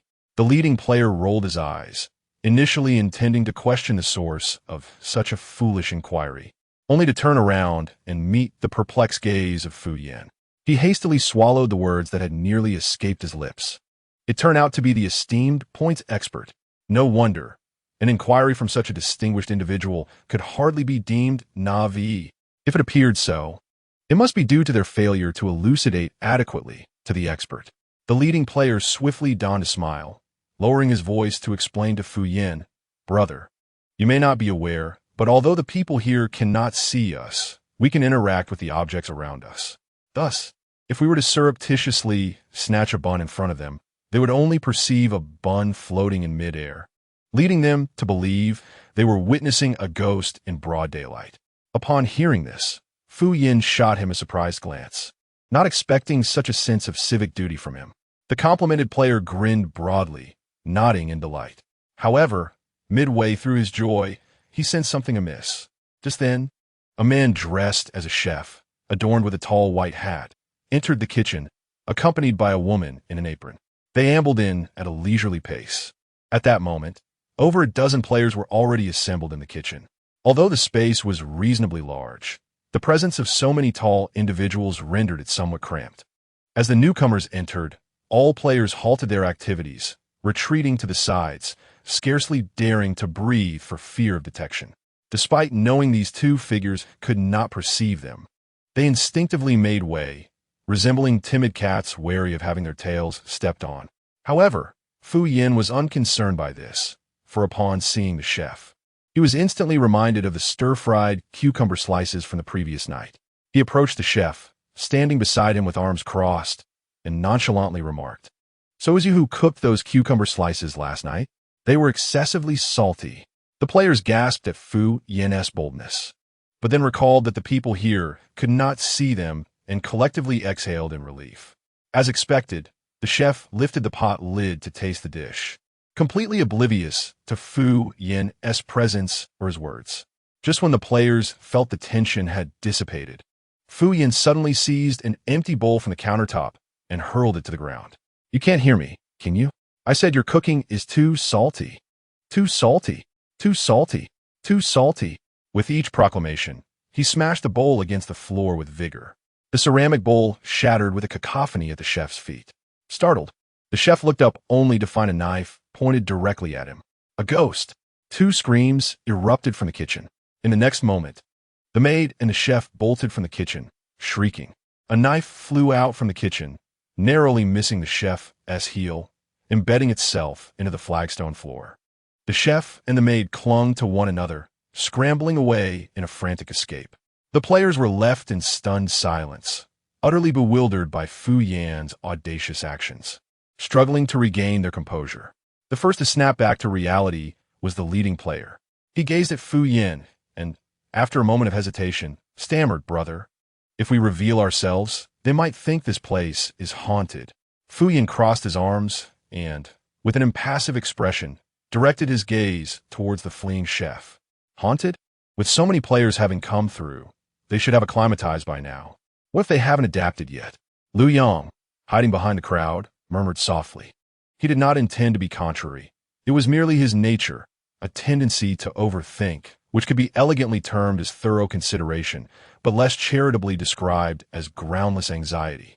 "Then let them take their time to adapt," Fu Yin replied, turning to the stove where the dishes lay, casually picking up a pair of chopsticks, and graciously declared, "Since you're not hungry, I shall eat first."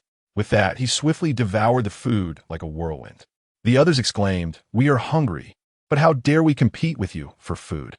After satisfying his hunger, Fu Yin sauntered out of the kitchen. The group had initially only intended to grab a couple of buns, returning to quench their thirst with water. However, Fu Yan's words ignited a profound contemplation among them. Indeed, this dungeon had welcomed numerous players. They should have long since grown accustomed to the spectral presence. If they hadn't, it must be a fault of their own. They were merely a group of famished souls yearning for sustenance. What wrong could they have committed? With this thought, they discarded their hesitations and eagerly picked up their chopsticks to indulge. How delightful! Chapter 82.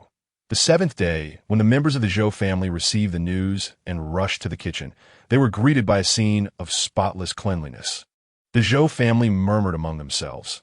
Butler Wang pulled Zhou Yufeng aside mysteriously and whispered, "Little Feng, has that group returned?" Zhou Yufeng, an orphan, had been raised by Wang, who treated him like kin. Thus, he was aware of Zhou Yufeng's ability to see spirits. At that moment, the kitchen was devoid of players, leaving only Fu Yan, who stood nearby, eavesdropping on their conversation. Zhou Yufeng discreetly cast a glance at Fu Yan before nodding at Wang. "Have they left now?" Wang scanned his surroundings as if to confirm the absence of anything peculiar. Meanwhile, Fu Yan leaned towards Wang, tilting his head to stare at him. Zhou Yufeng took Wang's hand and stepped aside, calmly stating, "They have gone." It wasn't a matter of distrust towards Wang. He simply wished to spare him from being frightened by that entity. Upon hearing Zhou Yufeng's words, Wang let out a sigh of relief and whispered, "That's good. That's good. Why are those entities so fierce this time?" Wang's mutterings did not escape Fu Yan's ears. Standing beside Wang, he pointed at the back of Wang's head and remarked to Zhou Yufeng, "This old fellow is speaking ill of me." Zhou Yufeng, after Wang finished his rambling, suddenly seemed to recall something. He leaned closer to Zhou Yufeng and whispered, "Those entities are unaware of your abilities." Wang did not articulate it outright, but gestured with his hand. However, before Zhou Yufeng could respond, Fu Yan interjected nonchalantly, "I already know. Zhou Yufeng, excellent. Come. You take the floor. Speak." In an effort to alleviate Wang Bo's concerns, Zhou Yufeng decisively shook his head. Shortly thereafter, he received an assessment from Fu Yan, remarking on the boy's excessive dishonesty. Zhou Yufeng mused, "He has exhausted his speechlessness in this lifetime today." Following Fu Yan's morning teachings, the players now displayed an utter lack of discretion, brazenly weaving among the Zhou family members. They entered through unlocked doors, pilfering whatever they fancied. One player even audaciously swiped the reading glasses from Wang Bo's nose. My neighbor, the elderly gentleman, had his glasses shattered during the last dungeon run. I noticed they cost several hundred points in the marketplace, and this ready-made pair is perfect to take back as a gift for him. By the way, I just spotted a stunning dress in my room. I was contemplating whether to take it back for my girlfriend. Go ahead. No need for formality. We are all comrades here, so take what you wish. Standing nearby, Liu Yang timidly interjected, "Isn't this inappropriate?" A fellow player patted his arm and earnestly replied, "Did the game seek your consent when it dragged you into this mess?" Liu Yang shook his head. The player continued, gesturing towards the coffin in the morning hall. "Did it ask for your opinion when it took your life?" Liu Yang shook his head again. "When it slaughtered your friends and family, did it care about your feelings?" With red-rimmed eyes, Liu Yang continued to shake his head. "So why reason with bandits? If you regard them as human, then you have truly lost your humanity. To speak plainly, my father perished in the dungeon while trying to protect me, which is why I harbor a deep-seated vendetta against them. You think we are merely taking items? No, this is our courageous stand against the darkness." Liu Yang felt his blood boil at these words. He clenched his fists and declared, "He's right. Even if I die today, I will take their possessions before I do. This is not stealing. This is a fight for justice." "What? Then I must hurry and show off another 2 bowls of rice." With that, the player scurried off towards the kitchen. Liu Yang, still brimming with fervor, found another player approaching him, who patted him on the shoulder. Liu Yang, fist still clenched, nodded vigorously, understanding without words. "We fight for justice. I just wanted to tell you, don't listen to old Wang's nonsense. Last time he claimed his parents were both deceased." Upon Fu Yan's return to the morning hall, he was greeted by a scene cluttered with large and small bundles. 2 players were in the process of hauling tables and chairs into the hall. They greeted Fu Yan with enthusiasm, recognizing him as their esteemed mentor.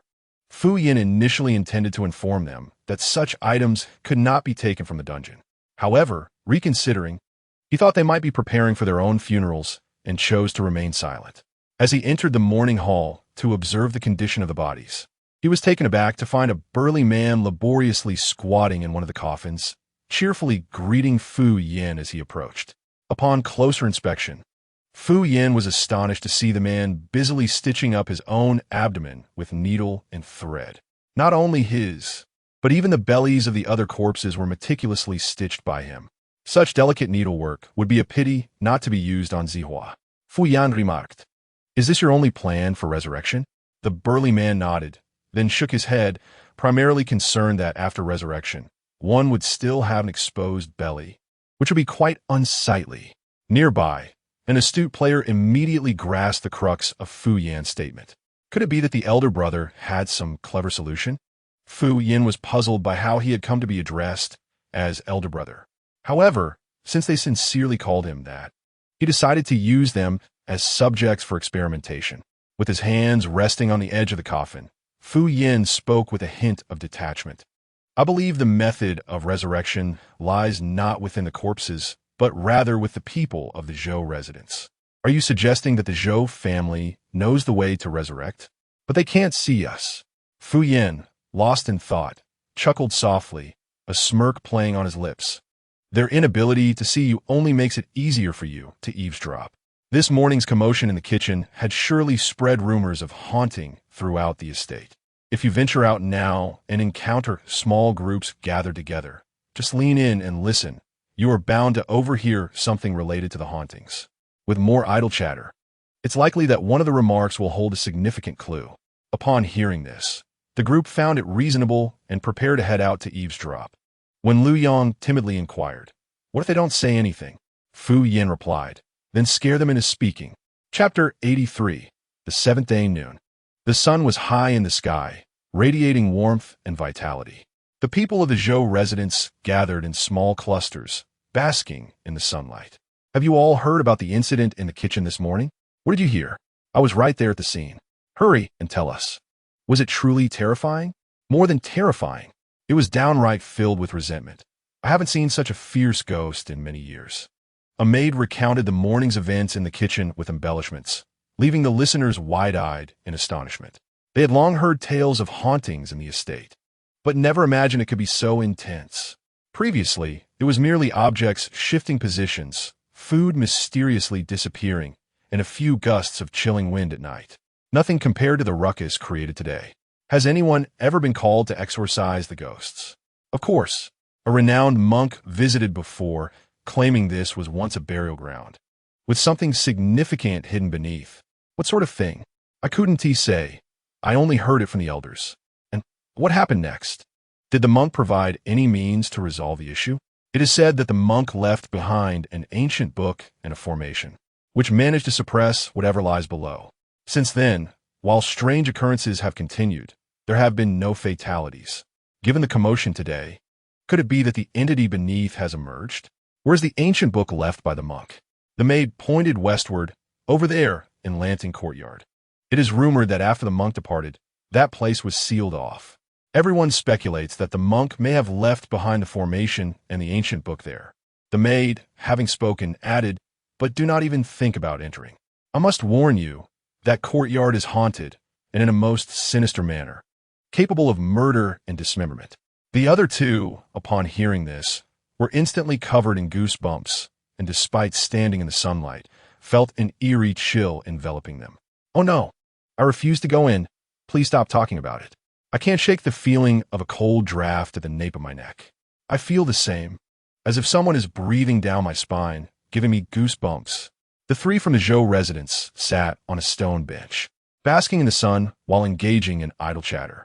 Behind them, however, stood over 10 players, forming a semicircle, arms crossed behind their backs, their icy gazes fixated on them, with a hint of detached smiles gracing their lips. Upon hearing the mention of ghosts, the players instinctively bowed their heads and blew towards the necks of the three, enhancing their user experience. "Hiss, who had garlic for lunch?" the maid suddenly inquired, pinching her nose. The two from the residence exchanged puzzled glances and shook their heads. Not me. I had scallions, one replied. After speaking, they seemed to catch a whiff of the pungent garlic scent lingering in the air. Oh, it truly is a strong garlic odor. Once confirming that no one had consumed garlic, the maid disdainfully remarked, "It must be the two of you with bad breath." Ugh, I shan't converse with you any longer. I have work to attend to. With that, she rose, brushed off her trousers, and departed, leaving the two behind to exhale into their hands. It doesn't smell bad, said one. Yours doesn't either. It must be hers. Meanwhile, Fu Yin sought out Zhou Yufeng, who, at that moment, was about to head to the kitchen for lunch. As he opened the door, he encountered Fu Yin, who was poised to knock. Zhou Yufeng observed Fu Yan's raised hand, a sardonic smile curling his lips. Have you learned to knock? Don't you usually barge in unannounced? Zhou Yufeng felt a surge of satisfaction, relishing the opportunity to mock. Well then, since you have such a request, I shall indulge you. With that, Fu Yin kicked open the ajar door and strode in confidently, turning back to instruct, "Aren't you going to get your meal? Hurry up." Zhou Yufeng sighed, "Fine." He acquiesced once more. 10 minutes later, Fu Yin and Zhou Yufeng sat together at the dining table. Sharing a meal with someone from an entirely different world felt remarkably strange to Zhou Yufeng, due to his ability to see ghosts. His teachers and classmates often shunned him. Even when they crossed paths, they would feign ignorance. Aside from Uncle Wang, he had never shared a meal in such a manner with anyone else. Fu Yin, however, was unperturbed by such sentiments and eagerly picked up his chopsticks to eat. The moment the food touched his palate, Fu Yin nodded in satisfaction and remarked, "Did you tell them to reduce the salt?" Zhou Yufeng shot him a curious glance. "No," Fu Yin replied. "Then it must be that the morning's conversation was heated. He is indeed teachable." Mention of the morning reignited Zhou Yufeng's anger. "I do not know what you all intend to do, but please refrain from frightening my family, especially Uncle Wang, who is of an advanced age and cannot withstand such scares." Upon hearing this, Fu Yin let out a derisive laugh. "You consider them family. What do you suppose they think of you?" Zhou Yufeng inquired, "What do you mean?" Fu Yin did not respond to his question, but merely placed a piece of fatty meat into Zhou Yufeng's bowl. "Here, eat more meat to nourish your brain." After finishing his meal, Fu Yin stood up and left, showing no intention of helping to clear the dishes. During this time, he learned from Zhou Yufeng that there was a haunted courtyard to the west of the Zhou residence, which Uncle Wang forbade him from visiting out of concern for ghostly entanglements. Beyond that, no other useful information was provided. As night fell, clouds obscured the moon, casting shifting shadows of trees. The players stealthily slipped out of their rooms and gathered in the morning hall. "Where is the elder brother? Why hasn't he come?" One player whispered. "I don't know. He isn't in the room," responded Liu Yang, who lived next door to Fu Yin. He had knocked on Fu Yan's door earlier, but there was no answer. "Never mind. Let us proceed," the players concluded, deciding to scout ahead. For reasons unknown, all 13 individuals retrieved handkerchiefs, expertly masking their faces before stealthily making their way to the west side of the Zhou residence. Following the dilapidated wall, they discovered the abandoned courtyard mentioned by the maid. The courtyard was secured with a rusted copper lock, and years of erosion had rendered the keyhole blocked. Unable to open it, they resolved to scale the wall instead.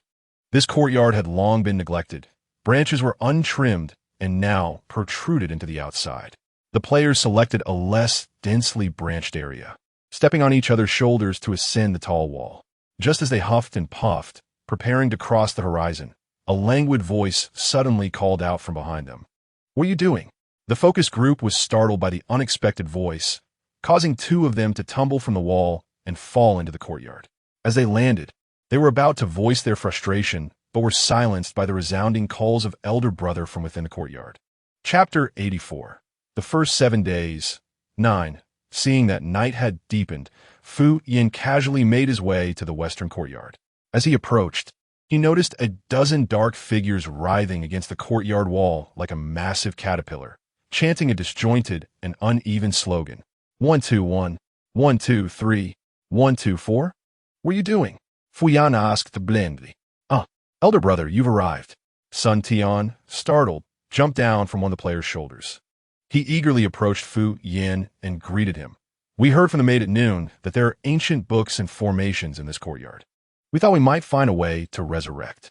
Fearing Fu Yin would misunderstand their actions for excluding him, Sun Tian hastily added, "We didn't see you in the afternoon. When we went to look for you, you weren't in your room." Fu Yin replied, "Then why didn't you come during the day?" The group paused momentarily, realizing the absurdity of their situation. Indeed, if the people of the Zhou residence could not see them, why not come by day?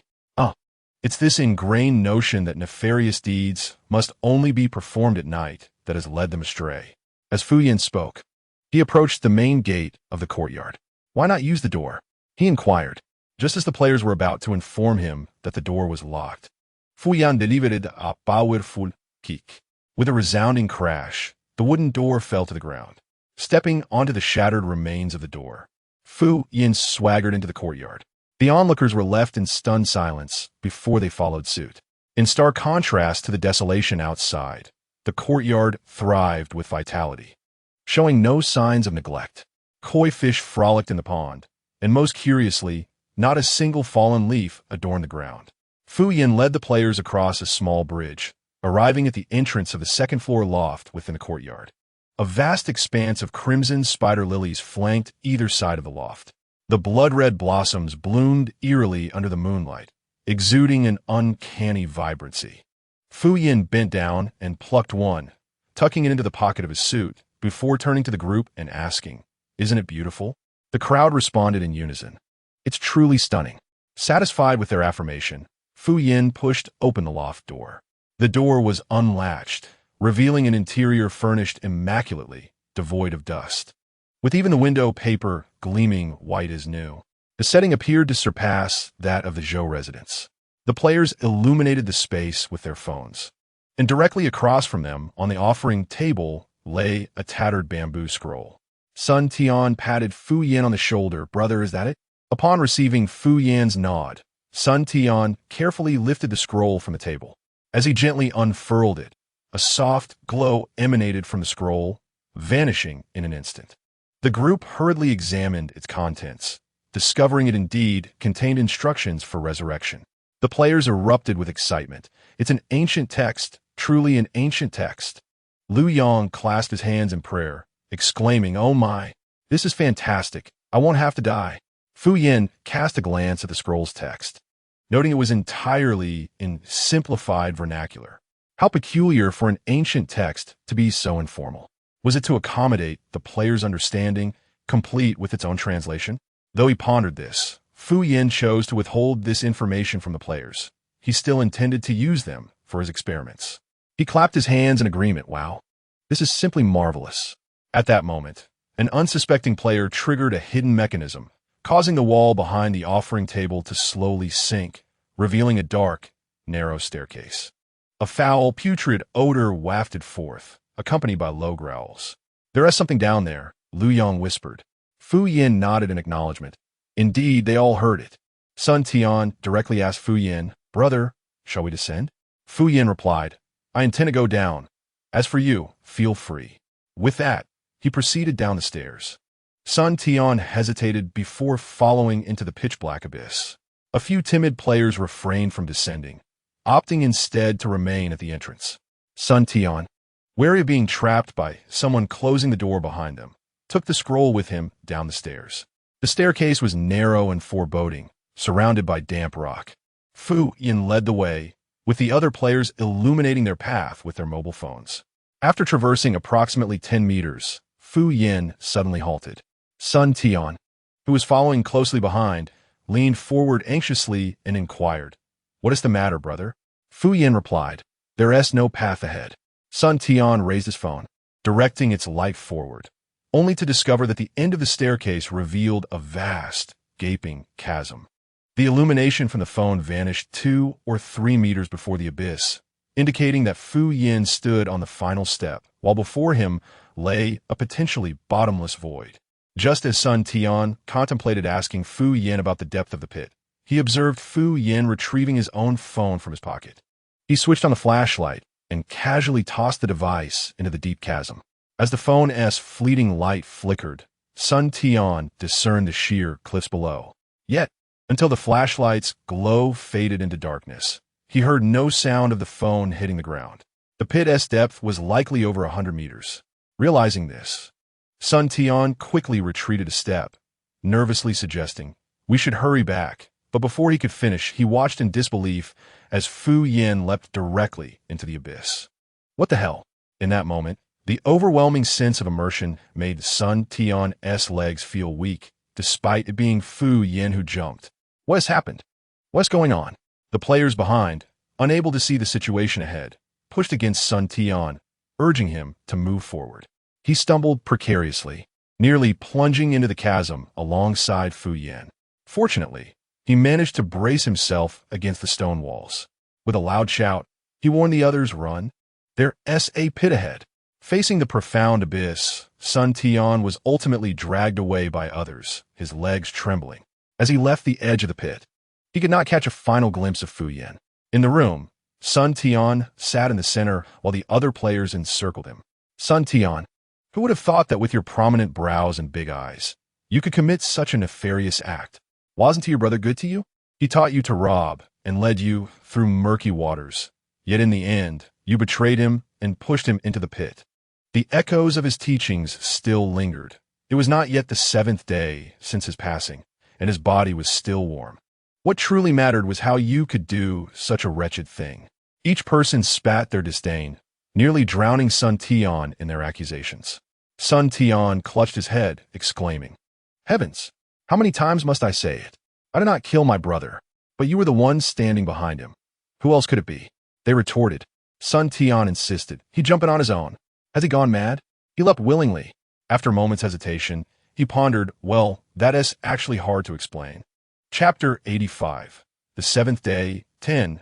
The howling wind whistled past Fu Yin's ears, mingled with a foul odor. This abyss stretched thousands of meters deep, enveloped in utter darkness, with steep stone walls surrounding him. Fu Yin fell for what felt like an eternity before landing on hard ground. The stench at the pit's bottom became increasingly overwhelming, and a chilling howl reverberated through the depths. The sound seemed to emanate from beneath his feet. As Fu Yin surveyed his surroundings, he noticed a faint glimmer of light emanating from a certain spot at the pit's bottom. The mobile phone he had just discarded now lay quietly on the ground. Fu Yin approached and picked it up. Despite the game's lackluster design, the phone itself was remarkably durable. He wrapped it in a handkerchief and tucked it into his pocket. The depths of the pit revealed nothing but endless darkness. Although this game might not be particularly clever, Fu Yin doubted it would be foolish enough to dig a deep hole just for the sake of waiting for someone to jump in. He circled the steep walls of the pit slowly, and at a certain point, he felt a faint draft stirring. Upon closer inspection, he discovered that the stone wall concealed a hidden door. Knowing the door was here, he surmised that the mechanism must be nearby.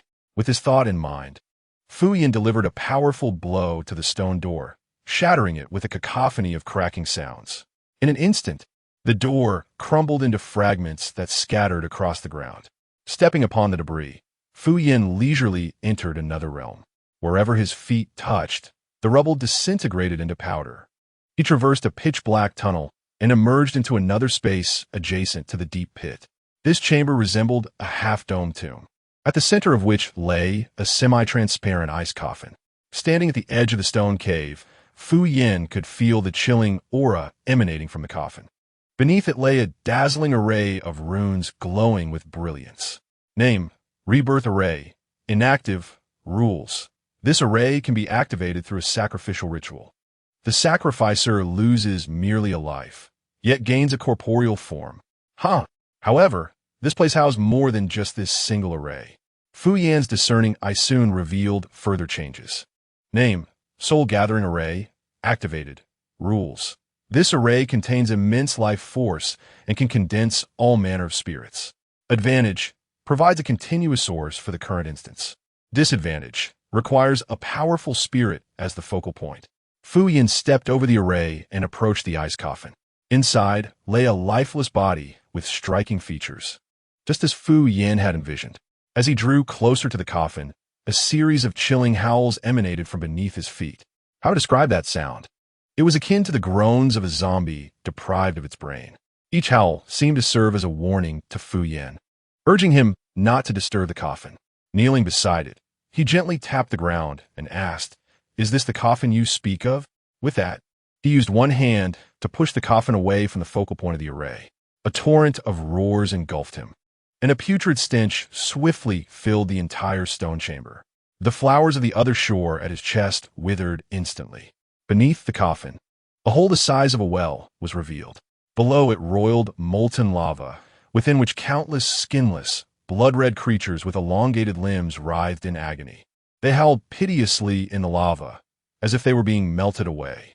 If one were to liken these creatures to food, Fu Yan thought they resembled peeled tomatoes submerged in curry soup. The very idea was almost appetizing. Fu Yan reached down and effortlessly retrieved a half-bodied creature from the molten lava. The searing heat of the lava inflicted no harm upon him. The creature's feeble attempts to claw and bite at him seemed as ineffectual as a chick pecking at grains. He yanked the creature out and tossed it onto the ground.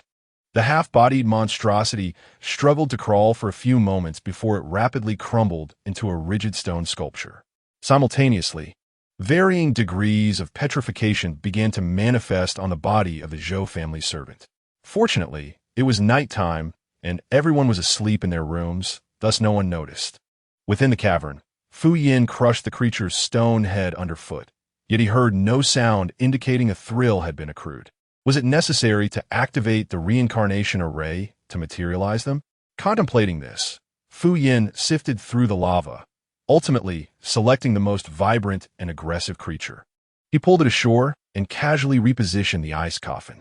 In the next instant, the ghostly wails ceased, and the flower of the other shore on Fu Yan's chest revived. The creature he had brought to shore quickly grew its limbs. It howled and lunged at Fu Yan.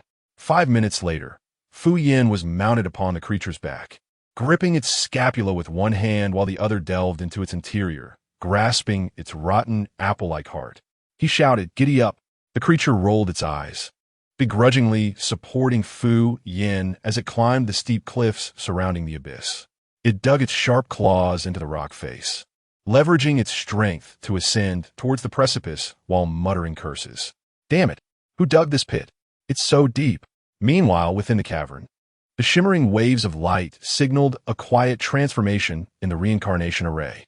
The players expressed profound sorrow for Fu Yan's sacrifice. After Sun Tian swore and proposed reviewing the playback after exiting, the players temporarily absolved him. Although their elder brother had perished, life must continue. After a brief moment of mourning, the players eagerly began preparations for resurrection. Before leaving, they shouted up the staircase, "Elder brother, rest in peace. Do not worry about us. We will live well with your teachings. During the festivals, we will not return to see you, nor should you think of us. Farewell." With that, they lovingly closed the hidden door behind the offering table. "Look how grand our elder brother's tomb is. It even slides open." Upon returning to the morning hall, Sun Tian followed the instructions on the bamboo slip to draw a peculiar rune on the back of his corpse and dripped a drop of blood into its mouth. He then returned to his room, using his blood to inscribe a 5-element formation the size of a meditation mat on the floor. Once the formation was complete, he lit a white candle at each of the 5 corners as per the bamboo slip's guidance. With everything prepared, he was the only one left in the room. He sat cross-legged on the ground, palms pressed together, and closed his eyes to silently recite the incantation from the bamboo slip. Those previously incomprehensible incantations now flowed from his lips as if he possessed an innate understanding. With his eyes shut, the speed of his utterance quickened. Within the confines of the room, the flames danced erratically, while a chilling wind howled outside. The dimly lit candle within the lantern flickered ominously, casting a ghostly green hue. Chapter 86. The Seventh Night, 11. After the ritual, Sun Tian's complexion was ashen, his lips devoid of color, leaving him with an overwhelming sense of emptiness. Staggering, he pushed open the door and stepped out unsteadily. The players stationed outside rushed to support him. "Brother, it's difficult not to overthink when you appear this way," they remarked. They assisted Sun Tian as they prepared to join those awaiting them in the morning hall. Just as they reached the entrance, Liu Yang burst out of the hall in a flurry of excitement. "He's alive! He's alive, Lu Yang exclaimed, pointing at the coffin within. The group helped Sun Tian enter the morning hall. Lu Yang succinctly recounted the events that had unfolded moments earlier. Shortly after Sun Tian returned to his room, a sinister wind swept through the hall, scattering yellow paper everywhere and causing the candles to emit an eerie green flame. In an instant, the flames extinguished, plunging the room into darkness. As the players stood bewildered, a faint sound of breathing emerged from the coffin. Though barely audible, it captured the attention of everyone present. Moments later, the candles flickered back to life, revealing the players gathered around Sun Tian's coffin. To their astonishment, they noticed that Sun Tian's lifeless body was indeed rising and falling, indicating that he was breathing. Sun Tian, overwhelmed with emotion, hurried to his coffin. Just as Lu Yang had described, his corpse was indeed exhibiting signs of life. Moreover, his complexion had regained a healthy hue. The players conducted a thorough examination of Sun Tian's body, discovering that aside from the absence of a heartbeat, all other vital signs appeared normal. With breathing restored, a heartbeat cannot be far behind. Perhaps a good night's sleep will bring it back, they speculated. Sun Tian, still feeling weak, could only watch as others tended to his body. A peculiar sensation lingered within him, an inexplicable feeling that something was amiss. At that moment, Lu Yang approached Sun Tian, quietly inquiring about his condition. "Brother Sun, how are you feeling now? Is there anything uncomfortable?" Sun Tian's thoughts were interrupted by Lu Yang's concern. He stretched his shoulders and assessed his physical state. "I just feel a bit fatigued, devoid of energy, as if my body does not belong to me. Perhaps the ritual took too much out of me." Lu Yang pondered this, seeking to understand more thoroughly. "Aside from that, are there any other side effects?" Sun Tian contemplated for a moment, then suddenly appeared on the verge of tears. Lu Yang, startled by his expression, feared that he was on the brink of collapse. Just as he was about to call for help, Sun Tian exclaimed with a mix of despair and indignation, "If I truly come back to life, I shall have to live with a belly full of scars. Damn it, I must review the footage to find out who had the audacity to carve me open." Lu Yang, recognizing the universal desire for beauty, understood that one should not judge Sun Tian solely based on his robust appearance. Liu Yang gently patted Sun Tian, assuring him that cosmetic procedures could be performed. After everyone inspected both Sun Tian and his lifeless body, they found no issues and returned to their rooms, seeking comfortable positions to commence the ritual. The reason Sun Tian became a test subject can be traced back to his deranged elder brother. Throughout the night, a chilling wind swept through the Zhou residence, the white candles flickering ominously. Powerful incantations resonated from the players' chambers. In the morning hall, paper money fluttered through the air, while the rhythmic sound of breathing filled the otherwise silent room. Suddenly, Sun Tian's eyes shot open within the coffin. A pale, sharp hand slowly grasped the edge of the casket. In the dead of night, an odd dragging sound echoed. Sun Tian, still groggy, opened his eyes to see a shadow standing at the foot of his bed. Startled, he quickly turned on the bedside lamp.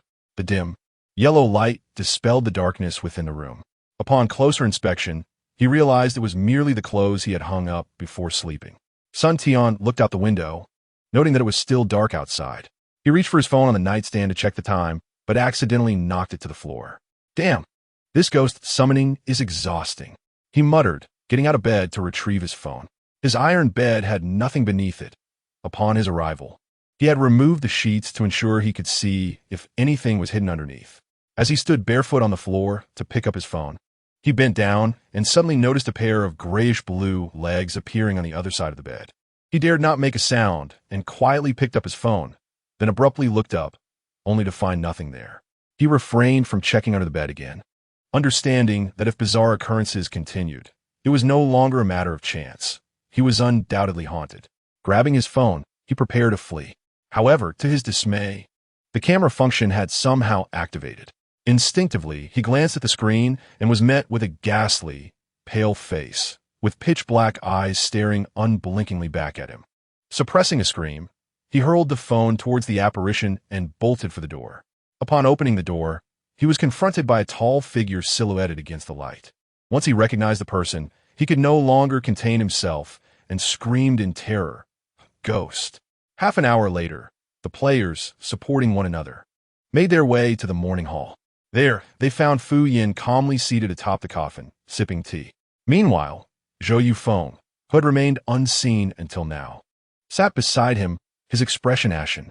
What struck them with dread was the sight of their own heads scattered across the floor, specifically the heads of their corpses. Oh, except for Sun Tian. At that moment, Sun Tian was locked in a stare with his own living corpse. Sun Tian, you're alive? Big brother, are you alive? The players inquired tentatively. Who could explain what was happening? Sun Tian, abandoning all rational thought, approached Fu Yin and exclaimed to the group, of course, he is alive. Brother, please tell them how you descended, lest they regard me as a suspect. Sun Tianhu, exuding an air of false authority, stood beside Fu Yin, looking arrogantly at the players across from them. Upon hearing this, Fu Yin replied nonchalantly, "Oh, it was he who pushed me down." Sun Tian's face lit up with pride. "See, I told you so. What do you say, brother?" At this moment, Zhou Yufeng, who had been sitting nearby, suddenly rose to his feet. He gazed at Fu Yin, coldly stating, "Enough. I tire of your theatrics. Speak plainly, what do you intend to do?" The players, witnessing this exchange, appeared utterly bewildered. "Wait, aren't you supposed to be unable to see us?" Zhou Yufeng paid no heed to the others, his focus solely on Fu Yin. Fu Yin took a sip of tea and leisurely remarked, "Have you ever considered that your ability to see ghosts does not stem from possessing yin-yang eyes, but rather because you are a ghost yourself?" Chapter 87. The seventh day, Zhou Yufeng scoffed disdainfully at this assertion. He found it utterly absurd, a group of dead individuals coming to his home, claiming he had perished. The very notion was laughable. After Fu Yin spoke, he ignored Zhou Yufeng and clarified to the group, "In truth, we are not ghosts at all. The real specters are the people of the Zhou residence. Therefore, we have not truly died." Sun Tian exclaimed in astonishment. "No wonder I always felt something was amiss." Fu Yin nodded, adding, "And those from the Zhou residence. They have been able to see us all along. They have been performing for us." Fu Yin then turned to Zhou Yufeng. "Of course, that includes you." Zhou Yufeng's expression was one of disbelief, considering its sheer nonsense. Fu Yin, adhering to his principle of being unaccountable once the heart was pierced, continued addressing the players. "Although they have feigned ignorance of our presence, after this morning's farce, their disguise has been shattered." The group collectively recalled the scene from earlier, where Fu Yin had been shouting about the food being too salty while banging on objects near the chef's ear. It was a hard image to forget. Zhou Yufeng also recalled the dish served at noon, which, in comparison to before, had indeed been less salty. He had never instructed the chef to reduce the salt. Could it be that the chef truly could see them? The players, feeling increasingly unsteady, kicked away the head of a corpse and slumped onto the ground, gazing upwards at Fu Yin atop the coffin. "Then why are they performing for us?" Fu Yin tossed the bamboo slip to the ground, stating matter-of-factly, "Because they seek to entice you into initiating a ritual. In the depths of the western courtyard lies a pit filled with monsters, at the bottom of which are two formations. The first is the Gathering Souls formation, which has already been activated, summoning forth the monsters from the pit. The second is the Rebirth formation, which, through a special sacrificial ritual, can grant the monsters new life." When I departed, the second formation had yet to be activated. Observing the pallor of the players' faces, Fu Yin continued, "However, I suspect that the second formation has now been set into motion." Concerned for their own lives, the players reacted quickly, realizing that the bamboo slip did not describe a method for resurrection, but rather the ritual to activate the formation. Have we sacrificed our lives through the ritual, thereby resurrecting these monsters? As the player finished speaking, a wave of darkness washed over the crowd. Had the circumstances permitted, they would have surely fainted on the spot. Some players immediately opened their control panels, exclaiming, "Goodness, I have only 5 health points left." "Oh, me too." "What? You all have 5? Why do I only have 3? Upon hearing this, the players felt somewhat comforted. It mattered not who had the most. As long as they weren't at the bottom, they were content. Their survival through to the mid-level dungeon was solely due to their resilient mindset. The players continued to boast about their remaining health points. Fu Yin signaled to Sun Tian to bring over the corpse bound in the corner. At this moment, it was the only living corpse left in the room. Upon learning that this was not his own body, but rather one prepared for the monsters, Sun Tian found it utterly perplexing. It bore no resemblance to his own handsomeness, not even a fraction. He pushed the corpse over to Fu Yan's side. Fu Yin then, before the gathered crowd, tore open the monster's chest cavity. Inside lay a heart that resembled a rotten apple, riddled with holes and devoid of any signs of life. Fu Yin wiped the blood from his hands onto the monster's clothing and calmly stated, "Everyone here, including the player missions assigned by the dungeon, is designed to mislead players into believing they are dead. This is all part of a ritual to sacrifice their lives and resurrect the monsters. These monsters will revive within the pre-prepared corpses and extract the players' hearts.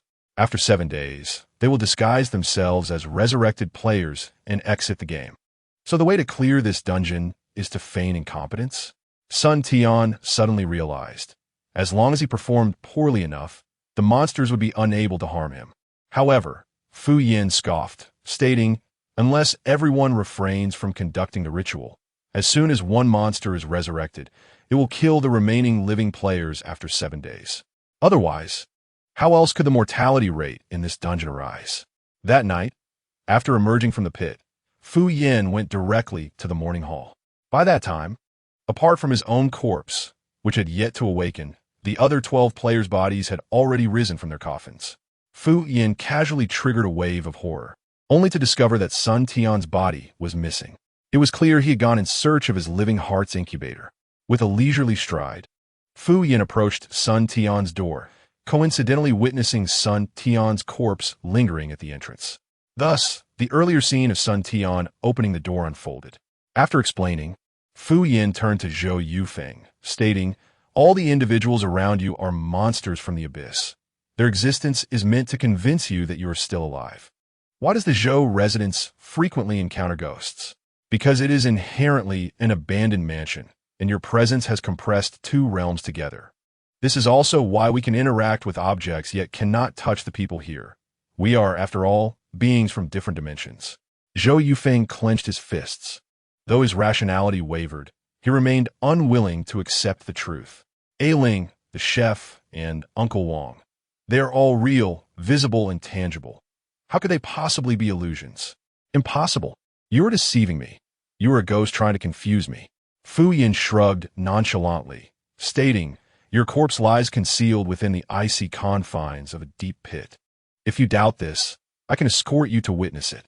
The existence of this instance relies upon the power of Zhou Yufeng's spiritual form. Only when Zhou Yufeng truly comprehends that this world is but a fabrication will this instance cease to exist entirely. Otherwise, Fu Yin would have already struck him with a single blow rather than engage in futile conversation. Do you recall how long you have resided here? Aside from the people of the Zhou household, has anyone else exhibited any peculiar behavior regarding your presence?" Following Fu Yan's inquiry, Zhou Yufeng began to reminisce about his time here. Yet, the more he pondered, the more his memories grew hazy, fragments of his past life seeming to be forcibly implanted in his mind by another. As for others, Zhou Yufeng recalled the teacher who never posed questions to him during class, and the classmates who would feign ignorance upon encountering him. Were they not repulsed by him due to his ability to see ghosts, but rather because they genuinely could not perceive him? Zhou Yufeng's thoughts became increasingly disordered, as his understanding began to unravel. In the next moment, the objects within the spirit hall gradually shattered into motes of light, drifting into the air alongside Zhou Yufeng's tumultuous musings. The chairs and benches within the Zhou residence, along with the red bricks and green tiles, began to fade. In the blink of an eye, the entire Zhou household appeared dilapidated and forlorn. Chapter 88. The 7th day, 13. Zhou Yufeng stood transfixed before the unfolding scene. At that moment, Sun Tian's corpse, bound like a rice dumpling, stood rigidly beside Fu Yin. As the creature within the corpse had a filthy mouth, Fu Yin had sealed it upon capturing him, and it was evident that Fu Yin had no intention of granting him a chance to speak now. Seated upon the coffin, Fu Yin delivered a single blow to the corpse's shoulder. In the next instant, the corpse shattered the ground beneath it, propelled by Fu Yan's force into the depths below. leaving only its head exposed. The corpse's eyes stared intently at Fu Yin. If its gaze were that of a 3D printer, the room would surely be filled with expletives. Fu Yin was thoroughly satisfied with the corpse's fierce glare. Jumping down from the coffin, he approached the head of the corpse and gently flexed his ankle before executing a perfect kicking stance, sending the corpse's head soaring. In the moment of decapitation, the corpse's eyes remained defiant, striving to complicate the examination. The rounded head traced a flawless arc through the air before ultimately zipping out through the doorway. Score. Fu Yin mockingly saluted the direction where the head had vanished, fingers pressed to his forehead. Ding. Horror value. 500. In this instance, he had vanquished a total of 13 monsters, earning himself 500 points of horror value. Fu Yin leaned against his coffin, gazing at the still form inside that bore an uncanny resemblance to himself, pondering his predicament. I truly wish to revive you, yet I possess no blood to offer. That would require 500 horror points. Such a waste. With that thought, Fu Yin slowly turned his head, directing his gaze towards the player slumped on the ground. For the first time, the players present swiftly grasped Fu Yin's intentions. They waved their hands in terror, exclaiming, "No, big brother, we have only 5 health points left. We truly cannot afford to lose any more." Fu Yin pondered for a moment before shifting his gaze to the dazed Zhou Yufeng. A chill ran down Zhou Yufeng's spine, and he instinctively blurted out, "Don't look at me, I'm dead." Just moments ago, Zhou Yufeng found the situation absurd, but he instantly accepted it. All right. Fu Yin sighed in resignation, raising his hands in a gesture of surrender before turning back to sit on the coffin lid. He regarded Zhou Yufeng and said nonchalantly, "Well, you've seen enough of the commotion. It's time for you to depart. Given our acquaintance over 2 rounds, will you walk away on your own? Or shall I assist you?" Zhou Yufeng replied, "I'll die by myself. No need for assistance. Thank you." In the next moment, Zhou Yufeng's body gradually became transparent, transforming into specks of light before vanishing from the instance. Simultaneously, the corpse in the ice coffin rapidly decayed and crumbled into a fine powder. The monsters below, restrained by the ice, were also obliterated by the surging magma. Ding. Horror value 10,000. This feels delightful. Fu Yin sat cross-legged atop the coffin lid, counting his horror points. While awaiting the conclusion of the instance, the players, emboldened, began to pose questions to Fu Yin. "Big brother, when did you realize we were not ghosts?" Fu Yin replied casually, "Oh, I knew right from the start." His nonchalant tone struck the others like a clap of thunder. "How did you know?" Fu Yin patted the coffin lid beneath him, stating, "You'd know if you dissected the corpse. How could someone as exceptional as I be contained within such a wretched body?" "So, the corpse's abdomen was dissected by you?" Fu Yin nodded with an air of indifference, saying, "Didn't I tell you all?" The crowd exclaimed, "Since you knew we weren't dead, why did you make us perform the ritual?" Fu Yin responded, "Oh, I merely wished to see if the corpse would revive, so I used you all as a little experiment." He added, "You don't mind, do you?" The players retorted, "We considered you our big brother, and yet you used us as guinea pigs. Is this something a person can do?" Their former admiration for Fu Yin morphed into indignation, compelling them to heed their inner voices and condemn him with fervent moral outrage. "Ahaha, not all. We truly don't mind. It's perfectly fine, really. Big brother is truly remarkable." Meanwhile, a familiar metallic voice resonated. Ding. Game over. Player Fu Yin successfully cleared the first 7 instances. Player Sun Tian successfully cleared the first 7 instances. Player Liu Yang successfully cleared the first 7 instances. Ding. Player Fu Yin has defeated all the resurrected entities in the instance. Ding. Player Fu Yin has unraveled the compressed space, transcending the instance's energy entity. The energy entity of the first 7 instances has vanished. The resurrected entities have been eliminated, and this instance will cease refreshing, permanently closing. In total, 14 players entered and exited the instance in the same manner. Not only did the game system toil in vain, but it also suffered the loss of a mid-level instance. It vowed never to allow Fu Yin to enter the game with foolish players again. Before departing the game, Fu Yin instructed these individuals to seek him out in Fairy Tale Town, promising each of them a potion of restoration. This system of exchanging points for favors created a delightful sense of obligation. The remaining players, upon hearing this, could hardly contain their laughter. Truly, the elder brother lived up to his title. A potion worth 10,000 points, offered so readily. Thus, what harm is there in being a sycophant? As long as one licks the right boots, one shall ultimately gain everything, chuckling all the while. Upon his return to the community, Fu Yan found He Shuiwei and Shui Hao already present. They had not only returned, but also brought along 2 individuals, securely bound. Observing the castle, Fu Yan inquired with curiosity, "What is this? Have more people voluntarily joined our wealthy guild?" Hu Yao, upon seeing Fu Yan, appeared as though he had found a parental figure to rely upon, hurriedly reporting, "These 2 little rascals are from Lin Qingyun and Zhu Haoyin's guild. We matched with a dungeon, but just before exiting, they attempted to ambush us, nearly leading us to be devoured by a female ghost." Fu Yan, concerned, quickly asked, "Is the female ghost unharmed?" Shui Hao, shyly shaking his head, replied, "The ghost was dispatched by Xiaoya. She saved me once again. She truly has feelings for me." Hearing that the ghost had perished, Fu Yan felt a wave of relief wash over him. He kicked the 2 individuals on the ground, bound like giant crabs, and asked, "Where did you acquire them?" Shui Hao recounted, "After our return, the more we thought about it, the angrier we became. Xiaoya led me into their guild, and we simply took them. When Xiaoya held a gun to the cowardly leader's head, he didn't dare utter a single word." Fu Yan stroked his chin, a benevolent smile gracing his face. "In that case, let us drag them into the dungeon and eliminate them." Upon hearing this, the 2 bound individuals writhed desperately on the ground, their necks shaking like rattles. They emitted muffled sounds of protest as Fu Yan leaned down before them, asking, "Do you have something to say?" The bound individuals nodded fervently. Fu Yan lifted one of them, tearing away the tape from his mouth, and kindly said, "Speak." Seeing Fu Yan's amiable demeanor, the individual immediately fell to his knees, pleading, "Brother, please spare me. I beg you, it was all Lin Qingyun's coercion. I realize my mistake. I am not human. I shall never dare again." Fu Yan gently patted his face, remarking, "Look at how you phrase it. One might think I intend to kill you."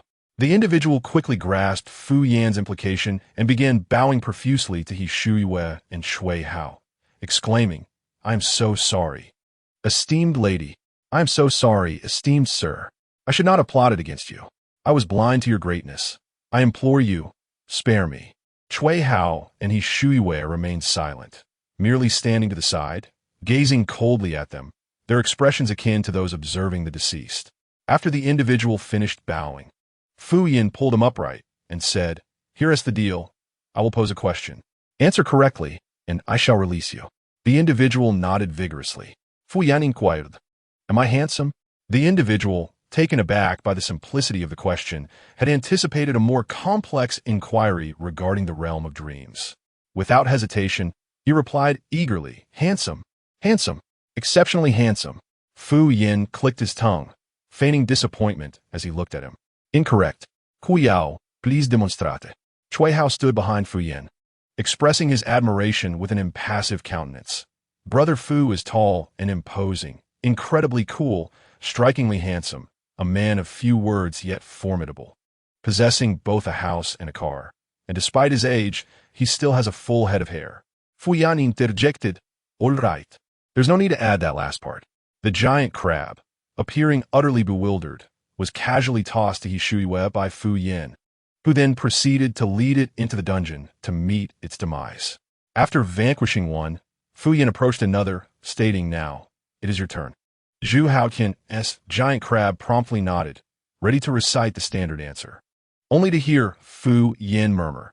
Xiao Wang went to the supermarket and bought 2 pieces of candy, spending a total of 20 multiplied by 10 plus the square root of 3 multiplied by 10 multiplied by 70 minus twice 40. Therefore, may I inquire which supermarket Xiao Wang visited? Giant crab number 2, upon hearing the initial question, attempted to struggle, but upon hearing the latter, he could only think, "What on earth is this?" Not knowing the answer, he looked at Fu Yan with a helpless expression. Fu Yan smiled at him, then turned to He Shuiwei and instructed, "Eliminate him." Giant crab number 2 pleaded, "No, I was wrong. I truly realize my mistake. I should not have plotted against you. Please, do not kill me.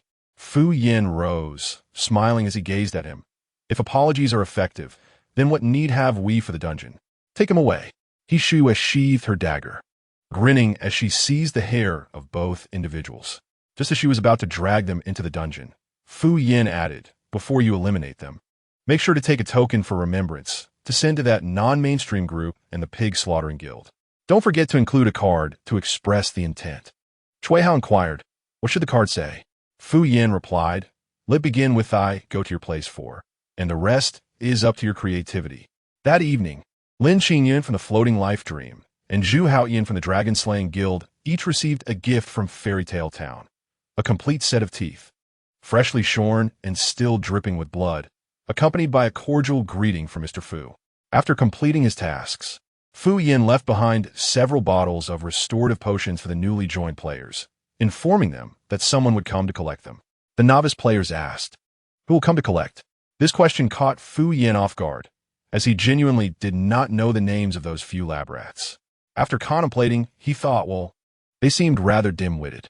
Observing that the sky was still bright, Fu Yin finished his instructions and re-entered the dungeon.